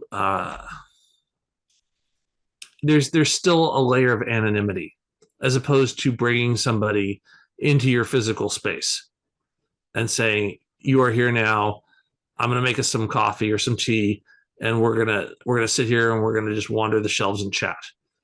And that's kind of my dream. I want to go into that a little bit further. How do you do that? So like, what is the ritual? The ritual for bringing people into my space?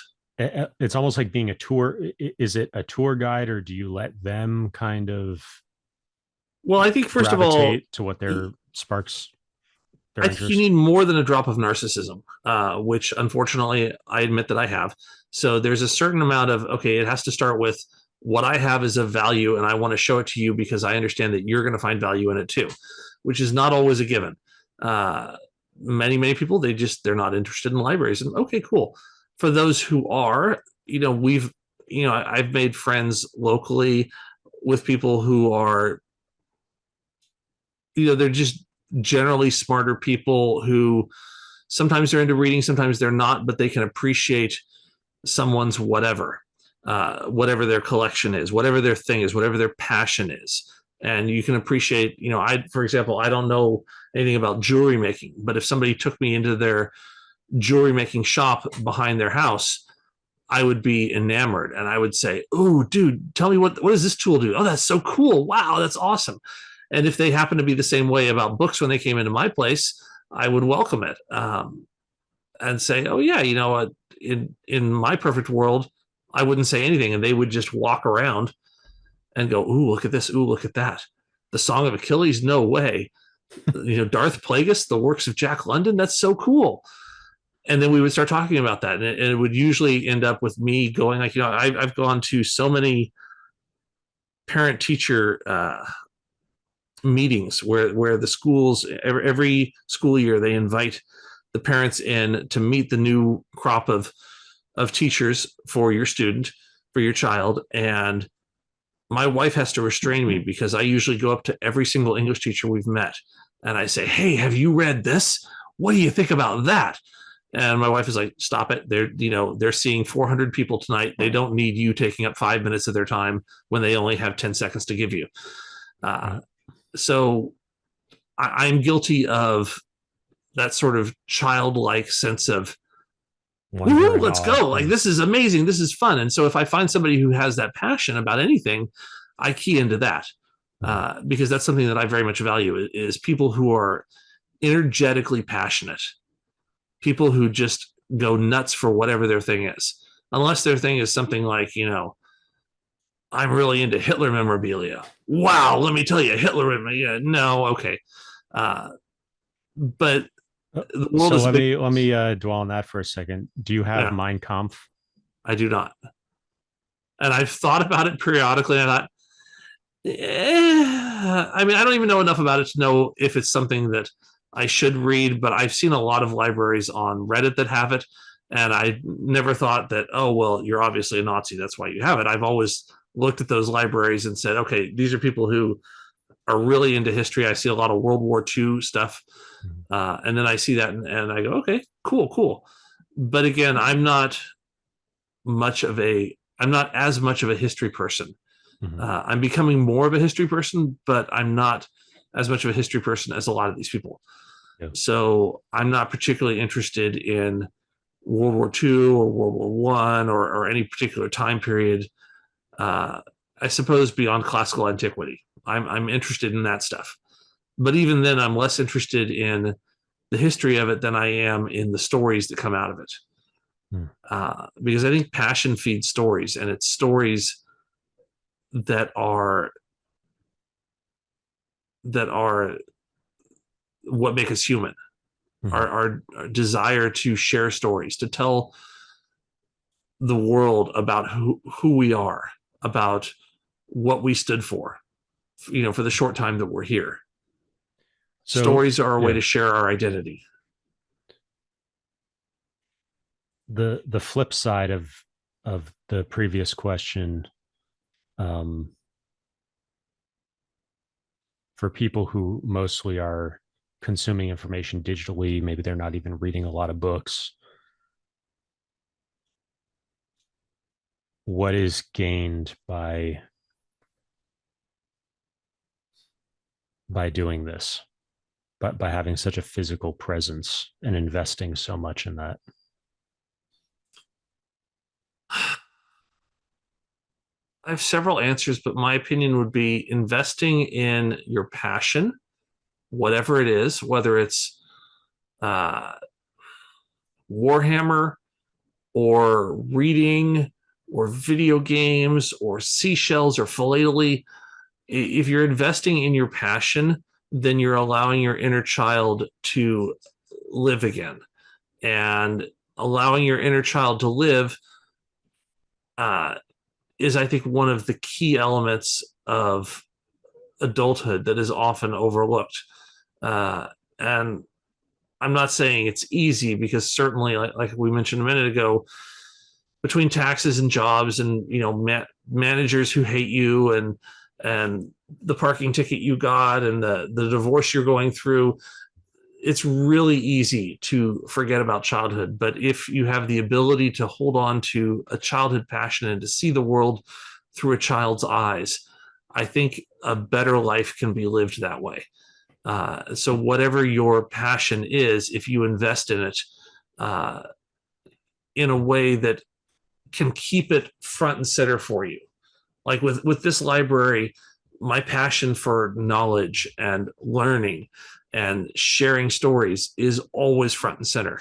Every time I walk into the room, I'm reminded of that. I'm reminded of, wow, this is about connecting with people, sharing knowledge. This is about all of us being on the same planet together and being one large extended family. And there's something really cool in that.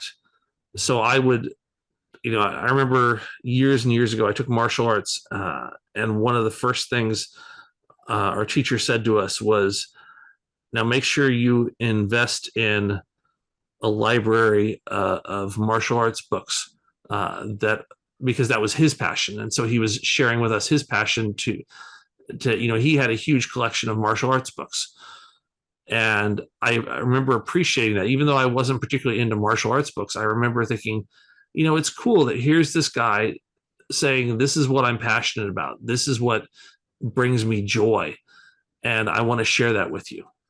And by him having the library in easy access for him, or me having it here for me, or again, a jewelry maker having a shop behind their house, or whatever it is, as long as you're keeping it front and center, you're allowing your inner child to exist. And there's nothing more important than the inner child. It's like each book is sort of a toy. Yeah, maybe. Yeah, that might be a good way to look at it. I think maybe, but a toy, calling it a toy, I think is almost doing it a disservice, because I think it's the tangible object that represents your childhood isn't necessarily a toy, because the childhood, the passion that comes from the childhood is a combination of play, yes, but it's also curiosity. It's also marvel. It's again looking at the world and not seeing the drudgery, but seeing what it could be. And that's what these books represent to me is, well, right there, it says wonder. It's like you look around and you wonder, and you think about the world as the glass is half full rather than the glass is half empty. There's so much that we can do together if we can work together. And I think that these famous authors and all of these stories represent that. And if that's our passion, then it's worth sharing. But even if this isn't your passion, again, if your passion is underwater basket weaving, then I expect to come over to your house and see a bunch of ponds and a bunch of reeds.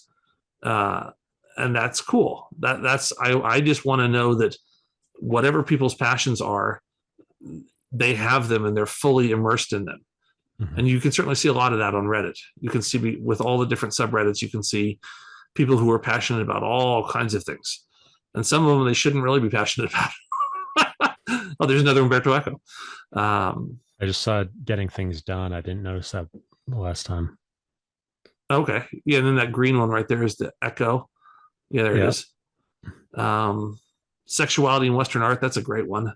Love that book. Yeah, Caravaggio. Is that a lot of pictures or paintings, or is it? Yeah, pictures and paintings, erotica, stuff like that, visual erotica, but also talking about how sexuality is depicted in Western art, as opposed to just, and here's a prurient piece and here's another one.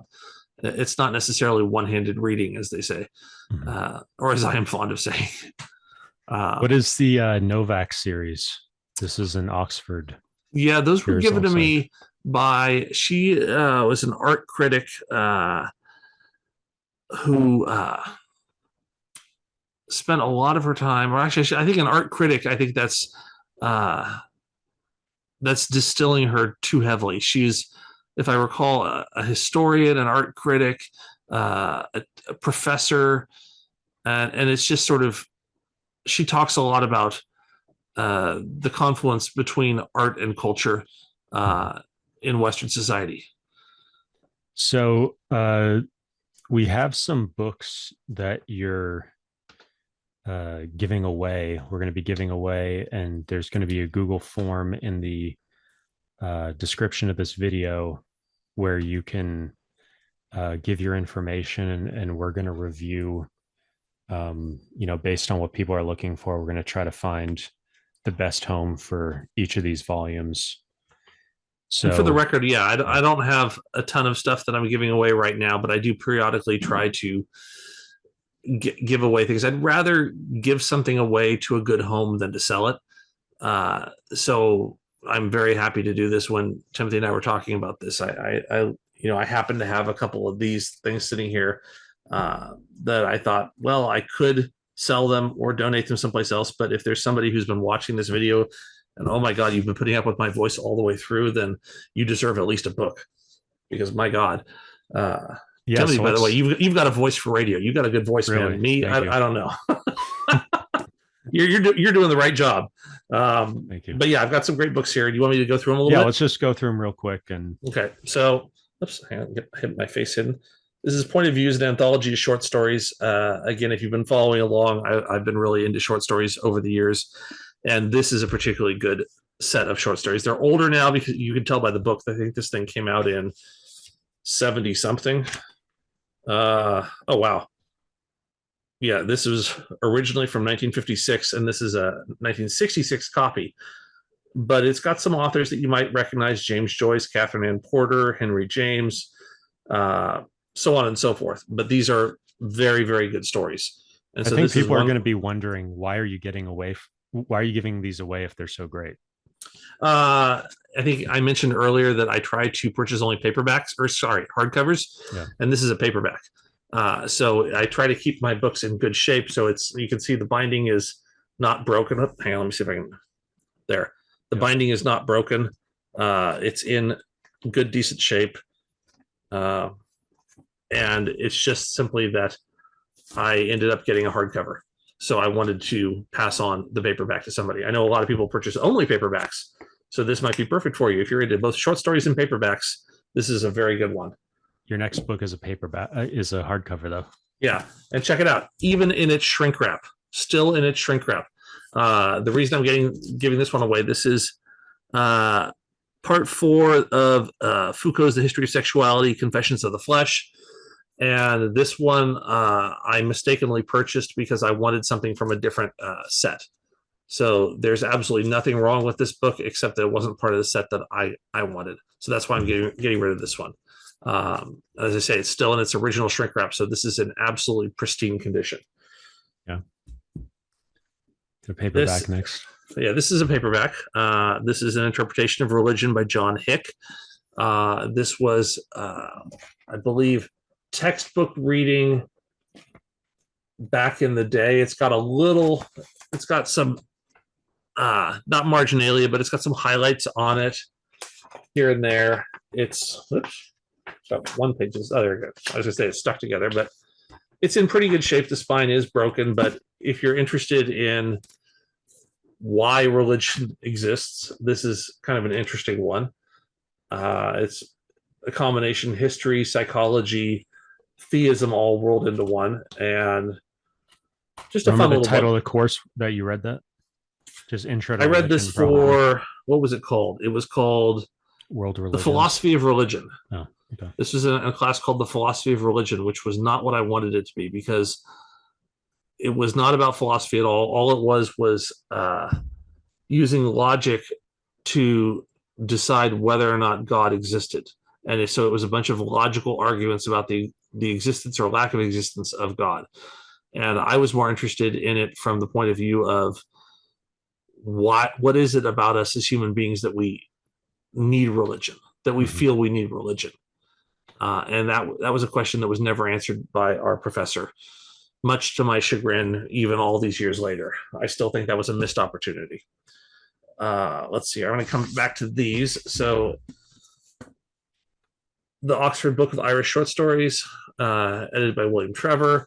These are just wonderful, wonderful short stories. This book is in pristine condition as well, hardcover. I ended up purchasing this one accidentally after realizing that I had another one. So this is, list of authors. Let's see here. We got Oscar Wilde on here, James Joyce again, can't get away from Joyce, John Montague, Edna O'Brien, just tons and tons of heroes. You can see that. So this is a wonderful book if you're, again, into short stories and especially Irish short stories. William Trevor, by the way, if you haven't read William Trevor, amazing. Here is a paperback copy of The Tale of Genji, one of the first novels supposedly ever written, by Murasaki Shikibu, translated by Royal Tyler. Great condition. What do you call these? Deckled pages here. I don't know if you can see that. Let me see if I get to focus on the deckled pages.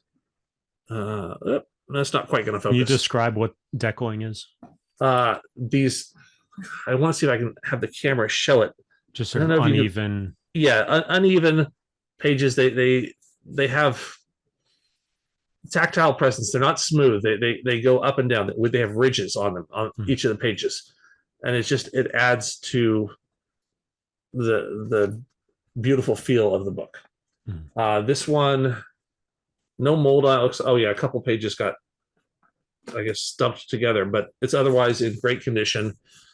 And The Tale of Genji, it's a story of this guy named Genji and his life in the Japanese royal family from, I'm trying to remember the year, a long time ago. I want to say like the 1600s maybe. And it just talks about his adventures or lack thereof as he's living his life and meeting people. And I picked it up because it was, again, supposedly one of the first novels ever written. And it's interesting. But if you're especially interested in Japanese literature or Japanese history, this might be a fun book for you. Yeah. This is another fun one. The Literary Ghost. This is a bunch of ghost stories. Great with kids, fun things to read. And it's got on the back here, I don't know if you can see that. Let me see if I can bring that closer. So it's got stories by A.S. Byatt, Tim O'Brien, Pratchett, Joyce Carol Oates, a lot of different people. But they're just fun ghost stories, and especially with Halloween coming up, this can be a fun thing to sit around the fire, read with the family. It's not in super great condition. You can see the. Oops, let me see if I can hide my face there. Yeah, you can see it's a little banged up here and there. Yeah, but it's not too bad. It doesn't have any mold or anything like that. It's just a little slightly banged up. But it's a fun book. Again, short stories. And then last but not least, I have these. Oops, actually, let me turn them like that so you can see them better. Maybe I should do them one at a time. I'm going to do them one at a time. Yeah. These are from the Harvard I Tatti Renaissance Library. So we have Platonic Theology by Marsilio Ficino. We have Jacopo Zabarella's On Methods. These are all in absolutely perfectly brand new condition, and it was my loss. They were accidental purchases on my side, so my loss is your gain. There's no damage to these whatsoever. They're in absolutely mint condition. Greek and Latin poetry. And this is for anybody, again, who's interested in Italian studies or medieval Latin. More classical. Yeah. Or this one is. Yeah. So in this case, this one's got, let's see if we can see this. I'm not sure if that's going to, I think the exposure is not working. Yeah, the exposure is not quite working, but this is Greek over here. Oh, sorry. Yeah, this is Greek on this side, cool. And this is English on this side. So it's like all the other Harvards. Like this one is Latin on this side, English on this side. So you can read them. You can read them like that and actually have a bit of an understanding of the translations of them. And if you're interested in getting into the I Tatti, these are 4 volumes right here.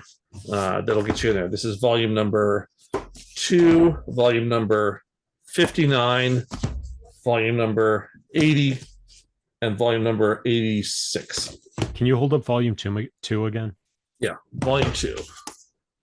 So that's especially important also because James Hankins, I believe, is the founding editor of the whole series, and his wife was volume 1, the famous women. Yeah. And then he's volume was 2. Boccaccio. Yeah. Yeah, and he's volume 2, and I think there's a number of others that he was also involved in. So he's a really interesting guy, just in terms of his own academic work. So he's worth checking out, and that second volume is sort of an interesting window into and sort of a landmark to his imprint on the series as and the series editor. And the series is ongoing. Currently, I think there are somewhere between 96 and 98 volumes. I have up to 96. I don't have, I think a couple new ones are coming out this fall that I don't have yet. But that's how big the series is. And if you recall earlier, we were talking, I think it takes up about, the whole series takes up, what do we say, 9 feet of shelf space. 9 feet, yeah. Yeah, for the whole series. But this is a good 4 volumes into it. So if you're interested in getting into that series, those 4 volumes or any one of them can be a good way to get into it. So that covers all of the books. And we'll put a Google form and just let us know which one or ones you're interested in and a little bit about your background and why you're a good person to give them another lease on life. Yeah, prove to us you're a good person. No, I'm just kidding. If you've listened to this, I think you're a good person. Yeah, and I appreciate you. I don't know you, but I appreciate you. Any final parting thoughts to leave people with? Gosh, so many things. Come on over. Come hang out with me. Let's talk about books. I want to see your library. Your job now is to put your library together and contact Timothy so that he can do one of these for you. Yeah, definitely. Because I really don't consider myself to be anything special here. It's just I like books, and so I've been collecting books, and I've been lucky enough to afford to do it.